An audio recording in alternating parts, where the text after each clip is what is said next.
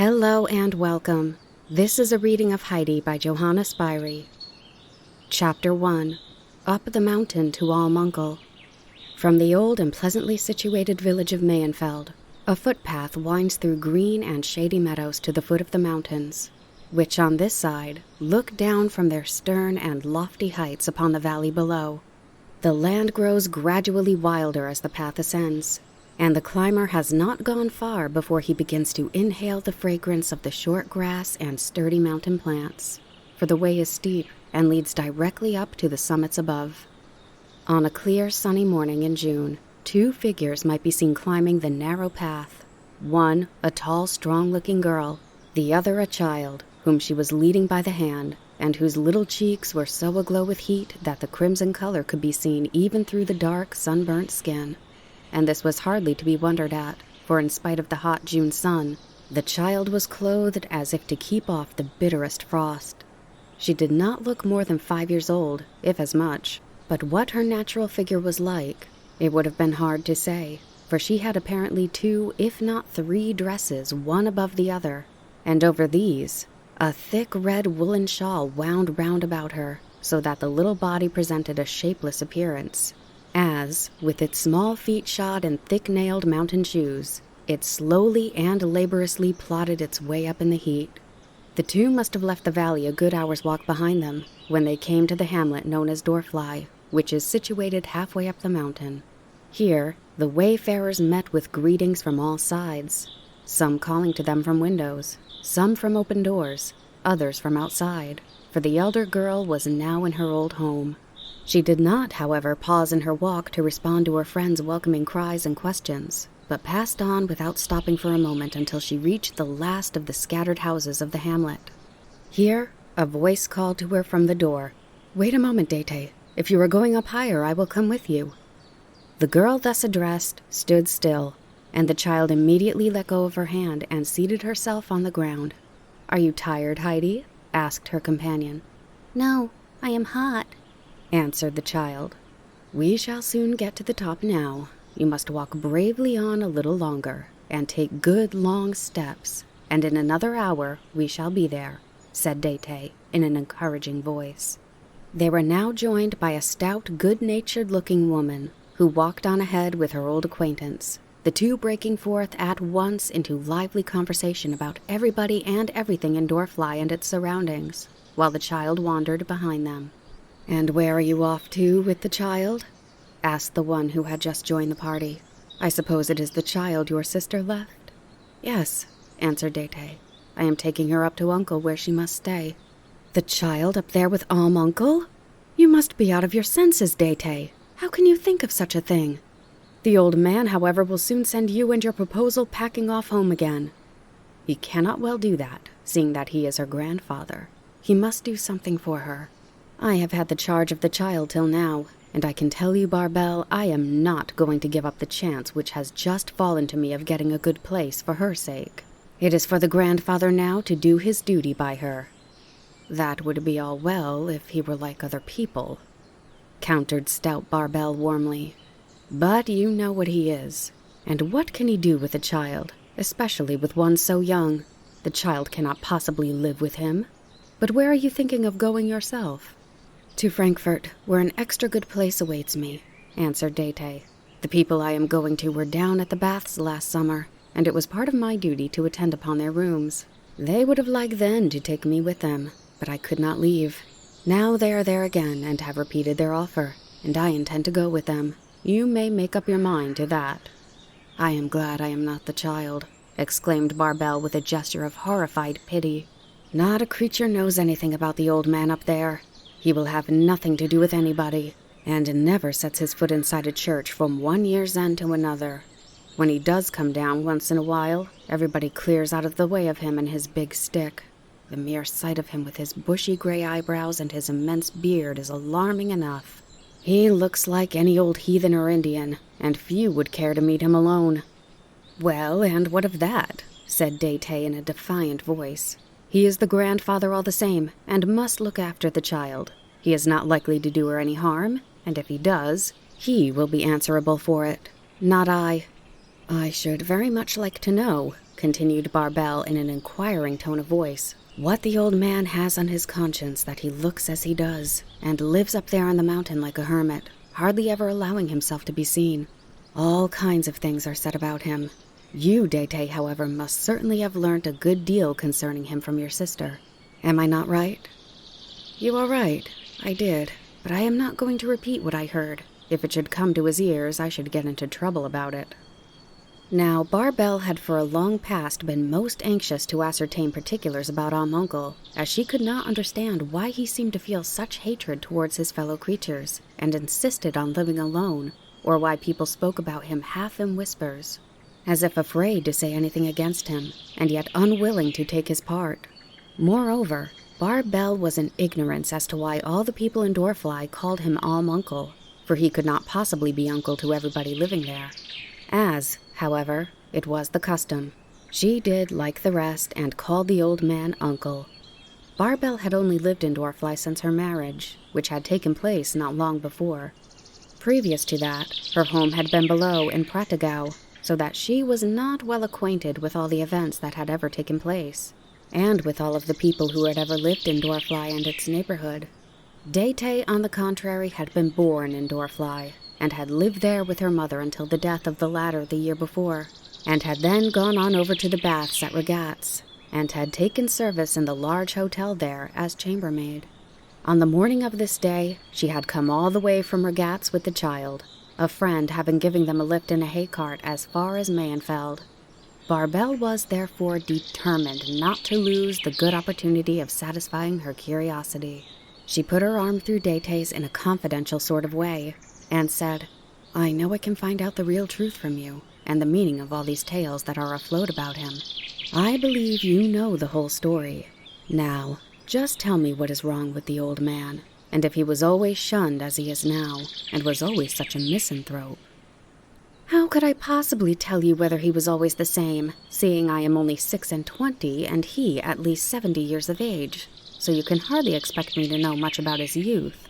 If I was sure, however, that what I tell you would not go the whole round of Prattigau, I could relate all kinds of things about him. My mother came from Domsleg, and so did he. Nonsense, Dete, what do you mean? Replied Barbel, somewhat offended. Gossip has not yet reached such a dreadful pitch in Prattigau as all that, and I am also quite capable of holding my tongue when it is necessary. Very well, then. I will tell you, but just wait a moment, said Dete in a warning voice, and she looked back to make sure the child was not near enough to hear all she was going to relate. But the child was nowhere to be seen, and must have turned aside from following her companions some time before, while these were too eagerly occupied with her conversation to notice. Dete stood still and looked around her in all directions. The footpath wound a little here and there, but could nevertheless be seen along its whole length nearly to Dorfly. No one, however, was visible upon it at this moment. I see where she is, exclaimed Barbel. Look over there. And she pointed to a spot far away from the footpath. She is climbing up the slope yonder with the goatherd and his goats. I wonder why he is so late today bringing them up. It happens well, however, for us that he can now see after the child, and you can better tell me your tale. Oh, as to the looking after, remarked Dete, the boy need not put himself out about that. She is not one by any means stupid for her 5 years, and knows how to use her eyes. She notices all that is going on, as I have often had the occasion to remark, and this will stand her in good stead some day, for the old man has nothing beyond his 2 goats and his hut. Did he ever have more? Asked Barbel. He? I should think so indeed, replied Dete with animation. He was owner once of one of the largest farms in Domsleg. He was the elder of 2 brothers. The younger was a quiet, orderly man, but nothing would please the other but to play with the grand gentleman and go driving about the country and mixing with bad company, strangers that nobody knew. He drank and gambled away the whole of his property, and when this became known to his mother and father, they died, one shortly after the other, of sorrow. The younger brother, who was also reduced to beggary, went off in his anger. No one knew whither, while Uncle himself, having nothing now left to him but his bad name, also disappeared. For some time his whereabouts were unknown. Then someone found out that he had gone to Naples as a soldier. After that, Nothing more was heard of him for 12 or 15 years. At the end of that time, he reappeared in Domschleg, bringing with him a young child, whom he tried to place with some of his kinspeople. Every door, however, was shut in his face, for no one wished to have any more to do with him. Embittered by this treatment, he vowed never to set foot in Domschleg again, and he then came to Dorfly, where he continued to live with his little boy. His wife was probably a native of the Grisons, whom he had met down there, and who died soon after their marriage. He could not have been entirely without money, for he apprenticed his son Tobias to a carpenter. He was a steady lad, and kindly received by everyone in Dorfly. The old man was, however, still looked upon with suspicion, and it was even rumored that he had been forced to make his escape from Naples, or it might have gone badly for him, for he had killed a man, not in a fair fight, you understand, but in some brawl. We, however, did not refuse to acknowledge our relationship with him, my great-grandmother on my mother's side having been sister to his grandmother. So we called him Uncle, and as through my father we are also related to nearly every family in Dorfly, he became known all over the place as Uncle, and since he went to live on the mountainside, he has gone everywhere by the name of Uncle. "And what happened to Tobias?" asked Barbel, who was listening with deep interest. "Wait a moment, I am coming to that, but I cannot tell you everything at once," replied Dete. "Tobias was taught his trade in mills, and when he had served his apprenticeship, he came back to Dorfly and married my sister Adelaide. They had always been fond of one another, and they got on very well together after they were married. But their happiness did not last long. Her husband met his death only 2 years after their marriage, a beam falling upon him while he was working, and killing him on the spot. They carried him home, and when Adelaide saw the poor disfigured body of her husband, she was so overcome with horror and grief that she fell into a fever from which she never recovered. She had always been rather delicate and subject to curious attacks, during which no one knew whether she was awake or sleeping. And so, 2 months after Tobias had been carried to the grave, his wife followed him. Their sad fate was the talk of everybody far and near, and both in private and public, the general opinion was expressed that it was a punishment which Uncle had deserved for the godless life he had led. Some went so far even as to tell him so to his face. Our minister endeavored to awaken his conscience and exhorted him to repentance, but the old man grew only more wrathful and obdurate, and would not speak to a soul, and everyone did their best to keep out of his way. All at once we heard that he had gone to live up the Alm, and did not intend ever to come down again. And since then, he has led his solitary life on the mountainside, at enmity with God and man. Mother and I took Adelaide's little one, then only a year old, into our care. When Mother died last year and I went down to the baths to earn some money, I paid old Ursel, who lives in the village just above, to keep and look after the child. I stayed on at the baths through the winter, for as I could sew and knit, I had no difficulty in finding plenty of work, and early in the spring, the same family I had waited on before returned from Frankfurt, and again asked me to go back with them. And so we leave the day after tomorrow, and I can assure you it's an excellent place for me." "And you are going to give the child over to the old man up there? It surprises me beyond words that you can think of doing such a thing, Dete," said Barbel, in a voice full of reproach. "What do you mean?" retorted Dete. "I have done my duty by the child, and what would you have me do with it now? I cannot certainly take a child of 5 years old with me to Frankfurt. But where are you going to yourself, Barbel? We are now halfway up the Alm." "We have just reached the place I wanted," answered Barbel. "I had something to say to the goatherd's wife who does some spinning for me in the winter. So goodbye, Dete, and good luck to you." Dete shook hands with her friend, and remained standing while Barbel went towards a small dark brown hut, which stood a few steps away from the path in a hollow that afforded it some protection from the mountain wind. The hut was situated halfway up the Alm, reckoning from Dorfly, and it was well that it was provided with some shelter, for it was so broken down and dilapidated that even then it must have been very unsafe as a habitation, for when the stormy south wind comes sweeping over the mountain, everything inside it, doors and windows, shook and rattled, and all the rotten old wood beams creaked and trembled. On such days as this, had the goatherd's dwelling been standing above on the exposed mountainside, it could not have escaped being blown straight down into the valley without a moment's warning. Here lived Peter, the 11-year-old boy, who every morning went down to Dorfly to fetch his goats and drive them up onto the mountain, where they were free to browse till evening on the delicious mountain plants. Then Peter, with his light-footed animals, would go running and leaping down the mountain again till he reached Dorfly, and there he would give a shrill whistle through his fingers, whereupon all the owners of the goats would come out to fetch home the animals that belonged to them. It was generally the small boys and girls who ran in answer to Peter's whistle, for they were none of them afraid of the gentle goats. As this was the only hour of the day through all the summer months that Peter had the opportunity of seeing his young friends, since the rest of his time was spent alone with the goats. He had a mother and a blind grandmother at home, it is true, but he was always obliged to start off very early in the morning, and only got home late in the evening from Dorfly, for he always stayed as long as he could, talking and playing with the other children. And so he had just time enough at home, and that was all, to swallow down his bread and milk in the morning, and again in the evening to get through a similar meal, lie down in bed, and go to sleep.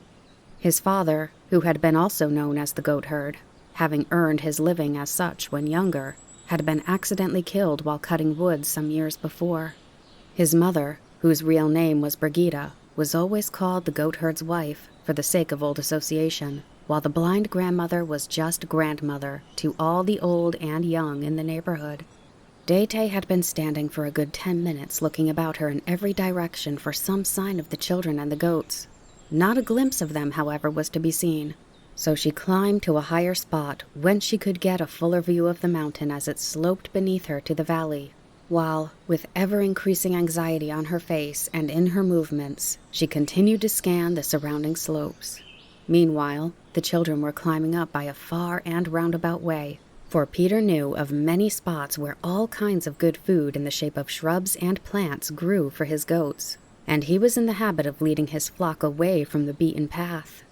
The child, exhausted with the heat and weight of her thick armor of clothes, panted and struggled after him at first with some difficulty.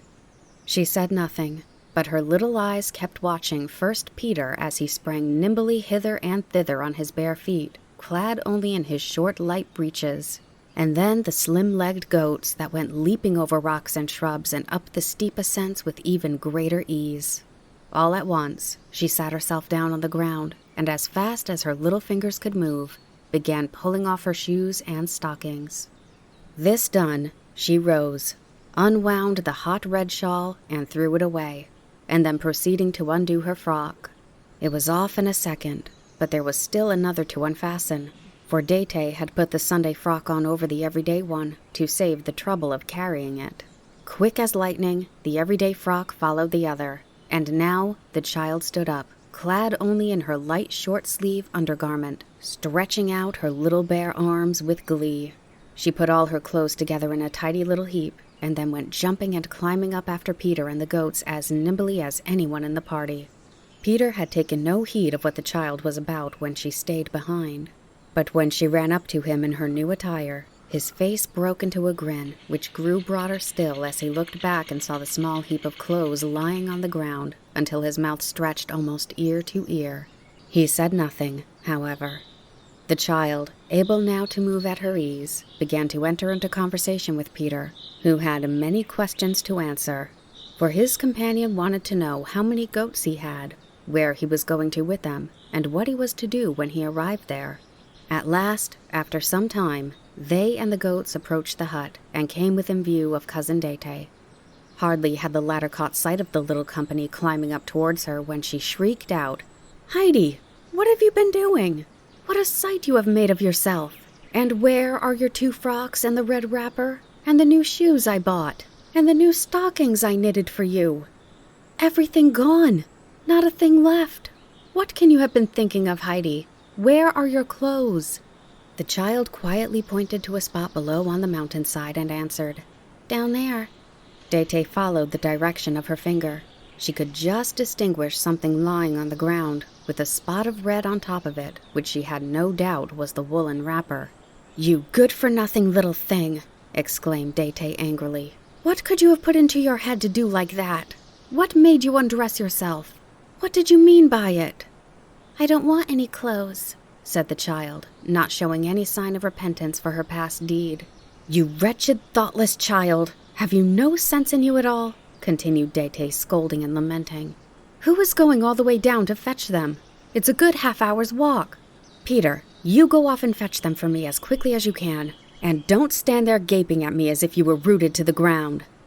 I am already past my time, answered Peter slowly, without moving from the spot where he had been standing with his hands in his pockets, listening to Date's outburst of dismay and anger. Well, you won't get far if you only keep standing there with your eyes staring out of your head, was Date's cross reply. But see, you shall have something nice. And she held out a bright new piece of money to him that sparkled in the sun. Peter was immediately up and off down the steep mountainside, taking the shortest cut, and in an incredibly short space of time had reached the little heap of clothes which he gathered up under his arm, and was back again so quickly that even Dete was obliged to give him a word of praise as she handed him the promised money. Peter promptly thrust it into his pocket, and his face beamed with delight, for it was not often that he was the happy possessor of such riches. You can carry the things up for me as far as Uncle's, as you are going the same way, went on Dete, who was preparing to continue her climb up the mountainside, which rose in a steep ascent immediately behind the goatherd's hut. Peter willingly undertook to do this, and followed after her on his bare feet, with his left arm round the bundle and the right swinging his goatherd stick, while Heidi and the goats went skipping and jumping joyfully beside him. After a climb of more than 3/4 of an hour, they reached the top of the Elm Mountains. Uncle's hut stood on a projection of the rock, exposed indeed to the winds, but where every ray of sun could rest upon it, and a full view could be had of the valley beneath. Behind the hut stood 3 old fir trees, with long, thick, unlopped branches. Beyond these rose a further wall of mountain, the lower heights still overgrown with beautiful grass and plants, above which were stonier slopes, covered only with scrub that led gradually up the steep and bare rocky summits. Against the hut on the side looking towards the valley, Uncle had put up a seat. Here he was sitting, his pipe in his mouth and his hands on his knees, quietly looking out, when the children, the goats, and Cousin Dete suddenly clambered into view. Heidi was at the top first. She went straight up to the old man, put out her hand, and said, "Good evening, Grandfather." So, what is the meaning of this?" he asked gruffly, as he gave the child an abrupt handshake, and gazed long and scrutinizingly at her from under his bushy eyebrows. Heidi stared steadily back at him in return with unflinching gaze, for the grandfather, with his long beard and thick gray eyebrows that grew together over his nose and looked just like a bush, was such a remarkable appearance that Heidi was unable to take her eyes off him. Meanwhile, Dete had come up, with Peter after her, and the latter now stood still a while to watch what was going on. "I wish you a good day, Uncle," said Dete, as she walked towards him. "And I have brought you Tobias and Adelaide's child. You will hardly recognize her, as you have never seen her since she was a year old." "And what has the child to do with me up here?" asked the old man curtly. "You there," he then called out to Peter. "Be off with your goats. You are none too early as it is, and take mine with you." Peter obeyed on the instant, and quickly disappeared, for the old man had given him a look that made him feel that he did not want to stay any longer. "The child is here to remain with you," Dete made answer. "I have, I think, done my duty by her for these 4 years, and now it is time for you to do yours." "That's it, is it?" said the old man, as he looked at her with a flash in his eye. "And when the child begins to fret and whine after you, as is the way with these unreasonable little beings, what am I to do with her then?" "That is your affair," retorted Dete. "I know I had to put up with her without complaint when she was left on my hands as an infant, and with enough to do as it was for my mother and self. Now I have to go and look after my own earnings, and you are the next of kin to the child. If you cannot arrange to keep her, do with her as you like. You will be answerable for the result if harm happens to her, though you have hardly need, I should think, to add to the burden already on your conscience." Now Dete was not quite easy in her own conscience about what she was doing, and consequently was feeling hot and irritable, and said more than she had intended. As she uttered her last words, Uncle rose up from his seat. He looked at her in a way that made her draw back a step or two, then flinging out his arms, he said to her in a commanding voice, "Be off with you this instant, and get back as quickly as you can to the place whence you came, and do not let me see your face again in a hurry." Date did not wait to be told twice. "Goodbye to you then, and to you too, Heidi," she called as she turned quickly away and started to descend the mountain at a running pace, which she did not slacken till she found herself safely again at Dorfly, for some inward agitation drove her forward, as if a steam engine was at work inside her. Again, questions came raining down upon her from all sides, for everyone knew Date, as well as all particulars of the birth and former history of the child, and all wondered what she had done with it. From every door and window came voices calling, "Where is the child? Where have you left the child, Date?" And more reluctantly, Date made answer, "Up there with Uncle. With Uncle. Have I not told you so already?" Then the women began to hurl reproaches at her. First one cried out, "How could you do such a thing?" Then another, "To think of leaving a helpless little thing up there." While again and again came the words, "The poor mite, the poor mite," pursuing her as she went along. Unable at last to bear it any longer, Date ran forward as fast as she could until she was beyond reach of the voices. She was far from happy at the thought of what she had done, for the child had been left in her care by her dying mother.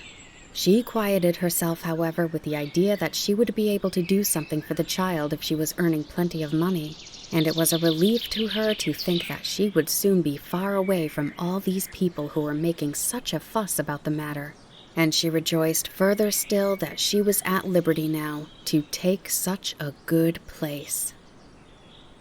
Chapter 2. At Home with Grandfather. As soon as Date had disappeared, the old man went back to his bench, and there he remained seated, staring at the ground without uttering a sound, while thick curls of smoke floated upward from his pipe. Heidi, meanwhile, was enjoying herself in her new surroundings. She looked about till she found a shed, built against the hut, where the goats were kept. She peered in, and saw it was empty. She continued her search, and presently came to the fir trees behind the hut. A strong breeze was blowing through them, and there was a rushing and roaring in their topmost branches. Heidi stood still and listened. The sound growing fainter, she went on again to the farther corner of the hut, and saw so round to where her grandfather was sitting. Seeing that he was in the exact same position as when she left him, she went and placed herself in front of the old man, and putting her hands behind her back, stood and gazed at him. Her grandfather looked up, and she continued standing there without moving. "What is it you want?" he asked. "I want to see what you have inside the house," said Heidi. "Come then," and the grandfather rose and went before her towards the hut. "Bring your bundle of clothes in with you," he bid her as she was following. "I shan't want them any more," was her prompt answer. The old man turned and looked searchingly at the child, whose dark eyes were sparkling in delighted anticipation of what she was going to see inside.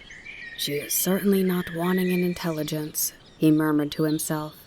"And why shall you not want them any more?" he asked aloud. "Because I want to go about like the goats with their thin, light legs." "Well, you can do so if you like," said her grandfather. "But bring the things in. We must put them in the cupboard." Heidi did as she was told. The old man now opened the door, and Heidi stepped inside after him. She found herself in a good-sized room, which covered the whole ground floor of the hut. A table and a chair were the only furniture. In one corner stood the grandfather's bed. In another was the hearth with a large kettle hanging above it. On the further side was a large door in the wall. This was the cupboard. The grandfather opened it. Inside were his clothes, some hanging up, others, a couple of shirts and some socks and handkerchiefs, lying on a shelf. On a second shelf were some plates and cups and glasses, and on a higher one still, a large loaf, smoked meat and cheese, for everything that Uncle needed for his food and clothing was kept in this cupboard. Heidi, as soon as it was opened, ran quickly forward and thrust in her bundle of clothes as far back behind her grandfather's things as possible, so that they might not easily be found again. She then turned carefully round the room and asked, "Where am I to sleep, Grandfather?" "Wherever you like," he answered. Heidi was delighted. and began at once to examine all the nooks and corners to find out where it would be pleasantest to sleep. In the corner near her grandfather's bed, she saw a short ladder against the wall. Up she climbed and found herself in the hayloft. There lay a large heap of fresh, sweet-smelling hay, while through a round window in the wall, she could see right down the valley. "I shall sleep up here, Grandfather," she called down to him. "It's lovely up here. Come up and see how lovely it is." "Oh, I know all about it," he called up in answer. "I am getting the bed ready now," she called down again as she went busily to and fro at her work. "but I shall want you to bring me up a sheet. You can't have a bed without a sheet. You want it to lie upon." "All right," said the grandfather, and presently he went to the cupboard, and after rummaging about inside for a few minutes, he drew out a long, coarse piece of stuff, which was all he had to do duty for a sheet. He carried it up to the loft, where he found Heidi already made quite a nice bed. She had put an extra heap of hay at one end for a pillow, and had so arranged it that, when in bed, she would be able to see comfortably out through the round window. "That is capital," said her grandfather. "Now we must put on the sheet. But wait a moment first." And he went and fetched another large bundle of hay to make the bed thicker, so that the child should not feel the hard floor under her. "There now, bring it here." Heidi had got hold of the sheet, but it was already too heavy for her to carry. This was a good thing, however, as the close, thick stuff would prevent the sharp stalks from the hay running through and pricking her. The two together now spread the sheet over the bed, and where it was too long or too broad, Heidi quickly tucked it under the hay. It looked now as tidy and comfortable a bed as you could wish for, and Heidi stood gazing thoughtfully at her handiwork. "We have forgotten something now, Grandfather," she said after a short silence. "What's that?" he asked. "A coverlid. When you get into bed, you have to creep in between the sheets and the coverlid." "Oh, that's the way, is it? But suppose I have not got a coverlid," said the old man. "Well, never mind, Grandfather," said Heidi in a consoling tone of voice. "I can take some more of the hay to put over me." And she was turning quickly to fetch another armful from the heap when her grandfather stopped her. "Wait a moment," he said, and he climbed down the ladder again and went towards his bed. He returned to the loft with a large, thick sack made of flax, which he threw down, exclaiming, "There, that is better than hay, is it not?" Heidi began tugging away at the sack with all her little might in her efforts to get it smooth and straight, but her small hands were not fitted for so heavy a job. Her grandfather came to her assistance, and when they had got it tidily spread over the bed, it all looked so nice and warm and comfortable that Heidi stood gazing at it in delight. "That is a splendid coverlid," she said. "and the bed looks lovely altogether. I wish it was night so that I might get inside it at once." "I think we might have something to eat first," said the grandfather. "What do you think?" Heidi, in the excitement of bed-making, had forgotten everything else. But now, when she began to think about food, she felt terribly hungry, for she had had nothing to eat since the piece of bread and little cup of thin coffee that had been her breakfast early that morning, before starting on her long, hot journey. So she answered without hesitation, "Yes, I think so too." "Let us go down then, as we both think alike," said the old man, as he followed the child down the ladder. Then he went up to the hearth, pushed the big kettle aside, and drew forward the little one that was hanging on the chain, and seating himself on the round-topped three-legged stool before the fire, blew it up into a clear, bright flame. The kettle soon began to boil, and meanwhile the old man held a large piece of cheese on a long iron fork over the fire, turning it round and round till it was toasted a nice golden yellow color on each side. Heidi watched all that was going on with eager curiosity. Suddenly a new idea seemed to come to her head, for she had turned and ran to the cupboard, and then began going busily backwards and forwards. Presently the grandfather got up and came to the table with the jug and the cheese, and there he saw it already tidily laid, with the round loaf and 2 plates and 2 knives, each in its right place. For Heidi had taken exact note that morning of all that there was in the cupboard, and she knew which things would be wanted for their meal. "Ah, that's right," said the grandfather. "I am glad to see you have some ideas of your own." And as he spoke, he laid the toasted cheese on a layer of bread. "But there is still something missing." Heidi looked at the jug that was steaming away invitingly, and ran quickly back to the cupboard. At first, she could only see a small bowl left on the shelf, but she was not long in perplexity, for a moment later she caught sight of 2 glasses further back, and without an instant's loss of time, she returned with these and the bowl and put them down on the table. "Good. I see you know how to set things about. But what will you do for a seat?" The grandfather himself was sitting on the only chair in the room. Heidi flew to the hearth, and dragging the 3-legged stool up to the table, she sat herself down upon it. "Well, you have managed to find yourself a seat, I see. Only rather a low one, I am afraid," said the grandfather. "But you would not be tall enough to reach the table even if you sat in my chair. The first thing now, however, is to have something to eat, so come along." With that, he stood up, filled the bowl with milk, and placing it on the chair, pushed it in front of Heidi on her 3-legged stool, so that she now had a table to herself. Then he brought her a large slice of bread and a piece of golden cheese, and told her to eat. After which, he went and sat down on the corner of the table and began his own meal. Heidi lifted the bowl with both hands and drank without pause till it was empty, for the thirst of all her long, hot journey had returned upon her. Then she drew a deep breath. In the eagerness of her thirst, she had not stopped to breathe, and put down the bowl. "Was the milk nice?" asked her grandfather. "I never drank anything so good before," answered Heidi. "Then you must have some more."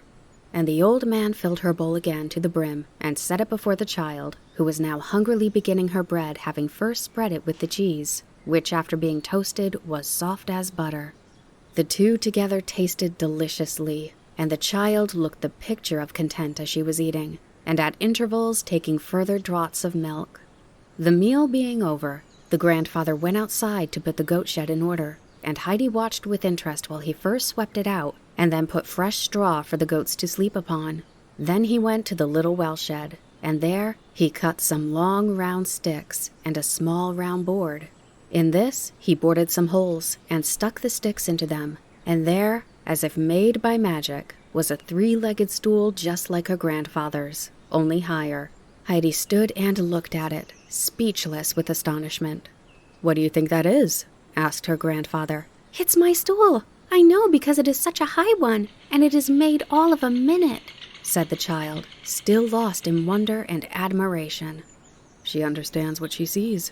Her eyes are in the right place," remarked the grandfather to himself as he continued his way round the hut, knocking in a nail here and there, or making fast some part of the door, and so with hammer and nails and pieces of wood going from spot to spot, mending or clearing away whatever work of the kind was needed. Heidi followed him step by step, her eyes attentively taking in all that he did, and everything that she saw was a fresh source of pleasure for her. And so the time passed happily on till evening. Then the wind began to roar louder than ever through the old fir trees. Heidi listened with delight to the sound, and it filled her heart so full of gladness that she skipped and danced around the old trees, as if some unheard-of joy had come to her. The grandfather stood and watched her from the shed. Suddenly a shrill whistle was heard. Heidi paused in her dancing, and the grandfather came out. Down from the heights above, the goats came springing one after another with Peter in their midst. Heidi sprang forward with a cry of joy and rushed among the flock, greeting first one, then another of her old friends of the morning. As they neared the hut, the goats stood still, and then 2 of their number, 2 beautiful slender animals, one white and one brown, ran forward to where the grandfather was standing and began licking his hands, for he was holding a little salt which he always had ready for his goats on their return home. Peter disappeared with the remainder of his flock. Heidi tenderly stroked the 2 goats in turn, running first to one side of them and then the other, and jumping about in her glee at the pretty little animals. "Are they ours, grandfather? Are they both ours? Are you going to put them in the shed? Will they always stay with us?" Heidi's questions came tumbling out one after the other, so that her grandfather only had time to answer each of them with, "Yes, yes." When the goats had finished licking up the salt, her grandfather told her to go and fetch her bowl and the bread. Heidi obeyed, and was soon back again. The grandfather milked the white goat and filled her basin, and then, breaking off a piece of bread, "Now eat your supper," he said, "and then go to bed. Cousin Dete left a little bundle for you with a nightgown and other small things in it, which you will find at the bottom of the cupboard if you want them. I must go and shut up the goats, so be off and sleep well." "Good night, grandfather. Good night. What are their names, grandfather?" What are their names?" she called out as she ran after his retreating figure and the goats. "The white one is named Little Swan, and the brown one, Little Bear," he answered. "Good night, Little Swan. Good night, Little Bear," she called again at the top of her voice, for they were already inside the shed. Then she sat down on the seat and began to eat and drink, but the wind was so strong that it almost blew her away, so she made haste and finished her supper, and then went indoors and climbed up to her bed, where she was soon lying as sweetly and soundly asleep as any young princess on her couch of silk. Not long after, and while it was still twilight, the grandfather also went to bed, for he was up every morning at sunrise, and the sun came climbing up over the mountain at a very early hour during the summer months. The wind grew so tempestuous during the night, and blew in such gusts against the walls that the hut trembled, and the old beams groaned and creaked. It came howling and wailing down the chimney, like voices of those in pain, and it raged with such a fury against the old fir trees that here and there a branch was snapped and fell. In the middle of the night, the old man got up. "The child will be frightened," he murmured half aloud. He mounted the ladder and went and stood by the child's bed. Outside, the moon was struggling with the dark, fast-moving clouds, which at the moment left it clear and shining, and the next swept over it, and all again was dark. Just now, the moonlight was falling through the round window straight onto Heidi's bed. She lay under the heavy coverlid, her cheeks rosy with sleep, her head peacefully resting on her little round arm, and with a happy expression on her baby face, as if dreaming of something pleasant. The old man stood looking down on the sleeping child until the moon again disappeared behind the clouds and he could see no more. Then he went back to bed. Chapter 3. Out with the Goats. Heidi was awakened early the next morning by a loud whistle. The sun was shining through the round window and falling in golden rays on her bed and on the large heap of hay. And as she opened her eyes, everything in the loft seemed gleaming with gold. She looked around her in astonishment and could not imagine for a while where she was. But her grandfather's deep voice was now heard outside, and then Heidi began to recall all that had happened, how she came away from her former home and was now on the mountain with her grandfather instead of with old Ursula. The latter was nearly stone deaf, and always felt cold, so that she sat all day either by the hearth in the kitchen or by the sitting-room stove, and Heidi had been obliged to stay close to her, for the old woman was so deaf that she could not tell where the child was if out of her sight, and Heidi, shut up within the four walls, had often longed to be outdoors, so she felt very happy this morning as she woke up in her new home and remembered all the many new things that she had seen the day before, and which she would see again that day, and above all, she thought with delight of the 2 dear goats. Heidi jumped quickly out of bed, and a very few minutes sufficed for her to put on the clothes which she had taken off the night before, for there were not many of them. Then she climbed down the ladder and ran outside the hut. There stood Peter all ready with his flock of goats, and the grandfather was just bringing his 2 out of the shed to join the others. Heidi ran forward to wish good morning to him and the goats. "Do you want to go with them onto the mountain?" asked her grandfather. Nothing could have pleased Heidi better, and she jumped for joy in answer. "But you must first wash and make yourself tidy. The sun that shines so brightly overhead will else laugh at you for being dirty. See, I have put everything ready for you." And her grandfather pointed as he spoke to a large tub of water which stood in the sun before the door. Heidi ran to it and began splashing and rubbing till she quite glistened with cleanliness. The grandfather, meanwhile, went inside the hut, calling to Peter to follow him and to bring his wallet. Peter obeyed with astonishment and laid down the little bag which held his meager dinner. "Open it," said the old man, and inside he put a large piece of bread and an equally large piece of cheese, which made Peter open his eyes, for each was twice the size of the 2 portions which he had for his own dinner. "There, now there is only the little bowl to add," continued the grandfather, "for the child cannot drink her milk as you do from the goat. She is not accustomed to that. You must milk 2 bowlfuls for her when she has her dinner, for she is going with you, and will remain with you till you return this evening. But take care she does not fall over any of the rocks. Do you hear?" Heidi now came running in. "Will the sun laugh at me now, grandfather?" she asked anxiously. Her grandfather had left a coarse towel hanging up for her near the tub, and with this she had so thoroughly scrubbed her face, arms, and neck for fear of the sun, that as she stood there, she was red all over as a lobster. He gave a little laugh.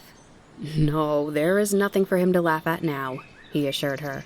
"But I tell you what, when you come home this evening, you will have to get right into the tub, like a fish, for if you run about like the goats, you will get your feet dirty. Now you can be off." She started joyfully for the mountain. During the night, the wind had blown away all the clouds. The dark blue sky was spreading overhead, and in the midst was the bright sun shining down on the green slopes of the mountain, where the flowers opened their little blue and yellow cups, and looked up to him smiling. Heidi went running hither and thither, and shouting with delight, for here there were whole patches of delicate red primroses, and there the blue gleam of the lovely gentian, while above them all laughed and nodded the tender-leaved golden cetus. Enchanted with all this waving field of brightly colored flowers, Heidi forgot even Peter and the goats. She ran on in front, and then off to the side, tempted first one way and then the other, as she caught sight of some bright spot of glowing red or yellow. And all the while she was plucking whole handfuls of flowers which she would put into her little apron, for she wanted to take them all home and stick them in the hay, so that they might make her bedroom look just like the meadows outside. Peter had therefore to be on alert, and his round eyes, which did not move very quickly, had more work than they could well manage, for the goats were as lively as Heidi.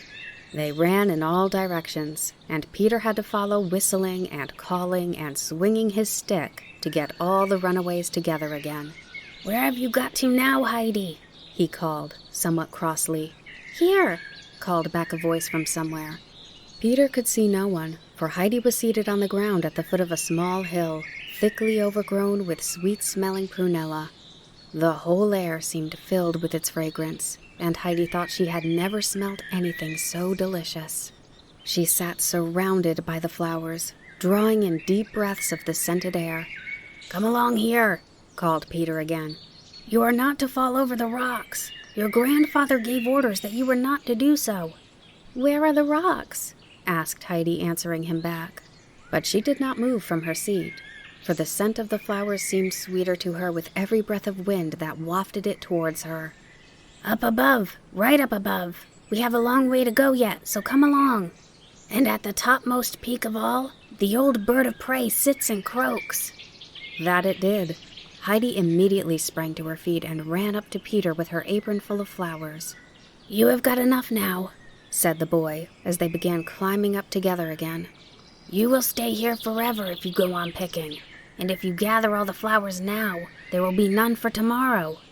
The last argument seemed a convincing one to Heidi, and moreover, her apron was already so full that there was hardly room for another flower, and it would never do to leave nothing to pick for another day. So she now kept with Peter, and the goats also became more orderly in their behavior, for they were beginning to smell the plants they loved that grew on the higher slopes, and clambered up now without pause in their anxiety to reach them. The spot where Peter generally halted his goats to pasture, and where he took up his quarters for the day, lay at the foot of the high rocks, which were covered for some distance up by bushes and fir trees, beyond which rose their bare and rugged summits. On one side of the mountain, the rock was split into deep clefts, and the grandfather had reason to warn Peter of danger. Having climbed as far as the halting place, Peter unslung his wallet and put it carefully into a little hollow of the ground, for he knew what the wind was like up there, and did not want to see his precious belongings sent rolling down the mountain by a sudden gust. Then he threw himself at full length on the warm ground, for he was tired after all his exertions. Heidi, meanwhile, had unfastened her apron, and rolling it carefully round the flowers, laid it beside Peter's wallet inside the hollow. She then sat down next to his outstretched figure, and looked about her. The valley lay far below, bathed in the morning light. In front of her rose a broad snowfield, high against the dark blue sky, while to the left lay a huge pile of rocks, on either side of which a bare, lofty peak that seemed to pierce the blue, looking frowningly down upon her. The child sat without moving, her eyes taking in the whole scene. and all around was a great stillness, only broken by soft, light puffs of wind that swayed the light bells of the blue flowers and the shining gold heads of the cistus, and set them nodding merrily on their slender stems. Peter had fallen asleep after his fatigue, and the goats were climbing about among the bushes overhead. Heidi had never felt so happy in her life before. She drank in the golden sunlight, the fresh air, the sweet smell of the flowers, and wished for nothing better than to remain there forever. So the time went on, while to Heidi, who had so often looked up from the valley at the mountains above, these seemed now to have faces, and to be looking down at her like old friends. Suddenly, she heard a loud, harsh cry overhead, and lifting her eyes, she saw a bird, larger than any she had ever seen before, with great spreading wings wheeling round and round in wide circles, and uttering a piercing, croaking kind of sound above her. "Peter! Peter, wake up!" called out Heidi. "See, the great bird is there! Look, look!" Peter got up on hearing her call, and together they sat and watched the bird, which rose higher and higher in the blue air, till it disappeared behind the gray mountain tops. "Where has it gone to?" asked Heidi, who had followed the bird's movements with intense interest. "Home to its nest," said Peter. "Is his home right up there? Oh, how nice to be up so high. Why does he make that noise?" "Because he can't help it," explained Peter. "Let us climb up there and see where his nest is," proposed Heidi. Oh, exclaimed Peter, his disapproval of Heidi's suggestion becoming more marked with each ejaculation. "Why, even the goats cannot climb as high as that. Besides, didn't Uncle say that you were not to fall over the rocks?" Peter now began suddenly whistling and calling in such a loud manner that Heidi could not think what was happening. But the goats evidently understood his voice, for one after the other, they came springing down the rocks until they were all assembled on the green plateau, some continuing to nibble at the juicy stems, others skipping round here and there, or pushing each other with their horns for pastime. Heidi jumped up and ran in and out among them, for it was new to her to see the goats playing together like this, and her delight was beyond words as she joined in their frolics. She made personal acquaintance with them all in turn, for they were like separate individuals to her, each single goat having a particular way of behavior of its own. Meanwhile, Peter had taken the wallet out of the hollow and placed the pieces of bread and cheese on the ground in the shape of a square, the larger two on Heidi's side and the smaller on his own, for he knew exactly which were hers and which was his. Then he took the little bowl and milked some delicious fresh milk into it from the white goat, and afterwards set the bowl in the middle of the square. Now he called Heidi to come, but she wanted more calling than the goats, for the child was so excited and amused at the capers and lively games of her new playfellows that she saw and heard nothing else. But Peter knew how to make himself heard, for he shouted till the very rocks above echoed his voice, and at last Heidi appeared, and when she saw the inviting repast spread out upon the ground, she went skipping round it for joy. "Leave off jumping about. It's time for dinner," said Peter. "Sit down now and begin." Heidi sat down. "Is the milk for me?" she asked, giving another look of delight at the beautifully arranged square with the bowl as a chief ornament in the center. "Yes," replied Peter, "and the 2 larger pieces of bread and cheese are yours also. And when you have drunk up that milk, you are to have another bowlful from the white goat, and then it will be my turn." "And which do you get your milk from?" inquired Heidi. "From my own goat, the piebald one. But go on now with your dinner," said Peter, again reminding her it was time to eat. Heidi now took up the bowl and drank her milk, and as soon as she had it down empty, Peter rose and filled it again for her. Then she broke off a piece of her bread and held out the remainder, which was still larger than Peter's own piece, together with the whole big slice of cheese to her companion, saying, "You can have that. I have plenty." Peter looked at Heidi, unable to speak for astonishment, for never in all his life could he have said and done like that with anything he had. He hesitated a moment, for he could not believe that Heidi was in earnest, but the latter kept on holding out the bread and cheese, and as Peter still did not take it, she laid it down on his knees. He saw then that she really meant it. He seized the food, nodded his thanks and acceptance of her present, and then made a more splendid meal than he had known ever since he was a goatherd. Heidi the while still continued to watch the goats. "Tell me all their names," she said. Peter knew these by heart, for having very little else to carry in his head, he had no difficulty in remembering them. So he began, telling Heidi the name of each goat in turn as he pointed it out to her. Heidi listened with great attention, and it was not long before she herself could distinguish the goats from one another, and could call each by name. For every goat had its own peculiarities, which could not easily be mistaken. One only had to watch them closely, and this Heidi did. There was the great Turk with the big horns, who was always wanting to butt the others, so that most of them ran away when they saw him coming, and would have nothing to do with their rough companion. Only Greenfinch, the slender, nimble little goat, was brave enough to face him, and would make a rush at him, 3 or 4 times in succession, with such agility and dexterity that the great Turk often stood quite astonished, not venturing to attack her again. For Greenfinch was fronting him, prepared for more warlike action, and her horns were sharp.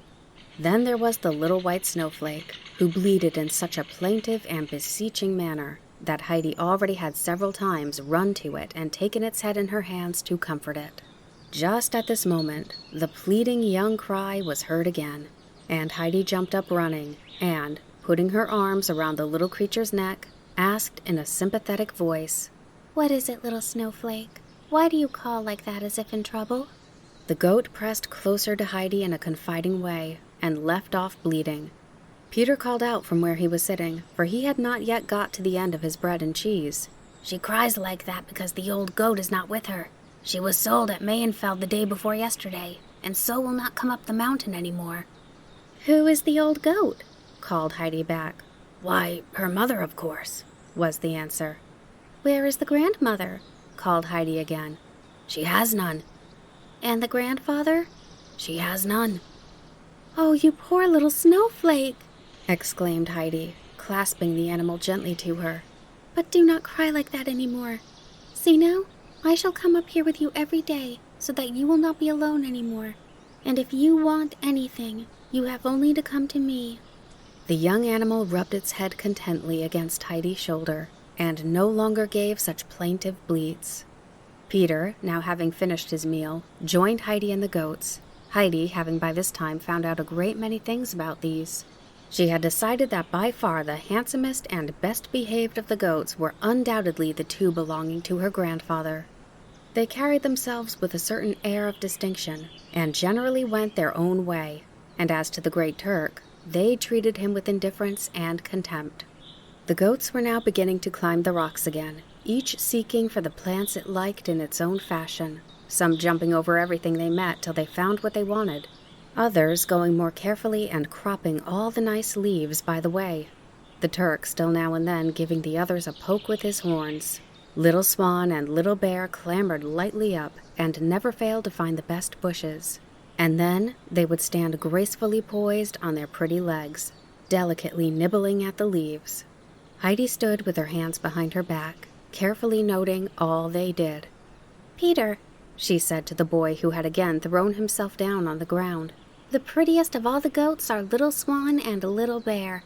"Yes, I know they are," was the answer. "Uncle brushes them down and washes them and gives them salt, and he has the nicest shed for them." All of a sudden, Peter leaped to his feet and ran hastily after the goats. Heidi followed him as fast as she could, for she was too eager to know what had happened to stay behind. Peter dashed through the middle of the flock towards that side of the mountain where the rocks fell perpendicularly to a great depth below, and where any thoughtless goat, if it went too near, might fall over and break its legs. He had caught sight of the inquisitive Greenfinch taking leaps in that direction, and he was only just in time, for the animal had already sprung to the edge of the abyss. All Peter could do was to throw himself down and seize one of her hind legs.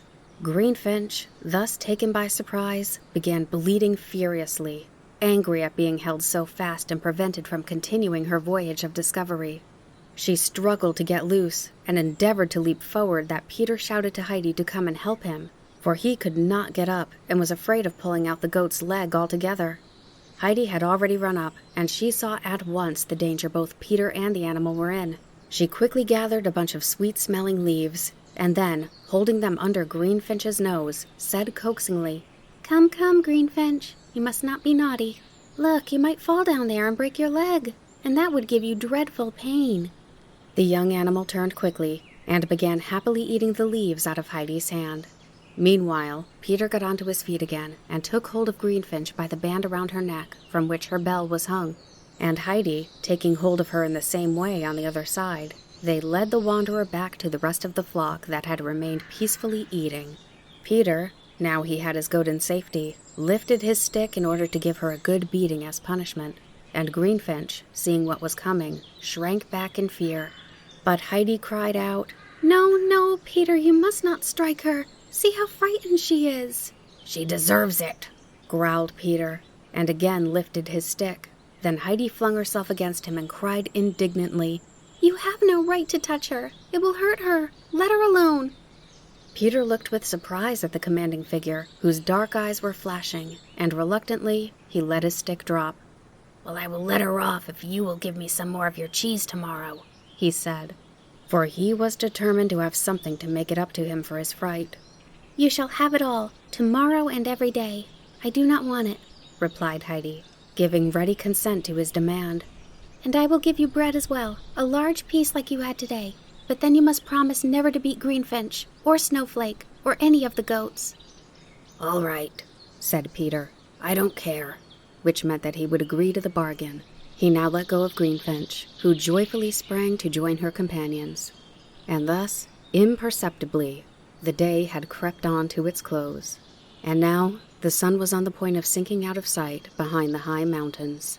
Heidi was again sitting on the ground, silently gazing at the blue-shaped flowers as they glistened in the evening sun, for a golden light lay on the grass and flowers, and the rocks above were beginning to shine and glow. All at once, she sprang to her feet. Peter, Peter, everything is on fire. Oh, the rocks are burning, and the great snow mountain and the sky. Oh, look, look, the high rock up there is red with flame. Oh, the beautiful fiery snow. Stand up, Peter. See, the fire has reached the great bird's nest. Look at the rocks. Look at the fir trees. Everything is on fire." "It is always like that," said Peter composedly, continuing to peel his stick. "But it is not really fire." "What is it then?"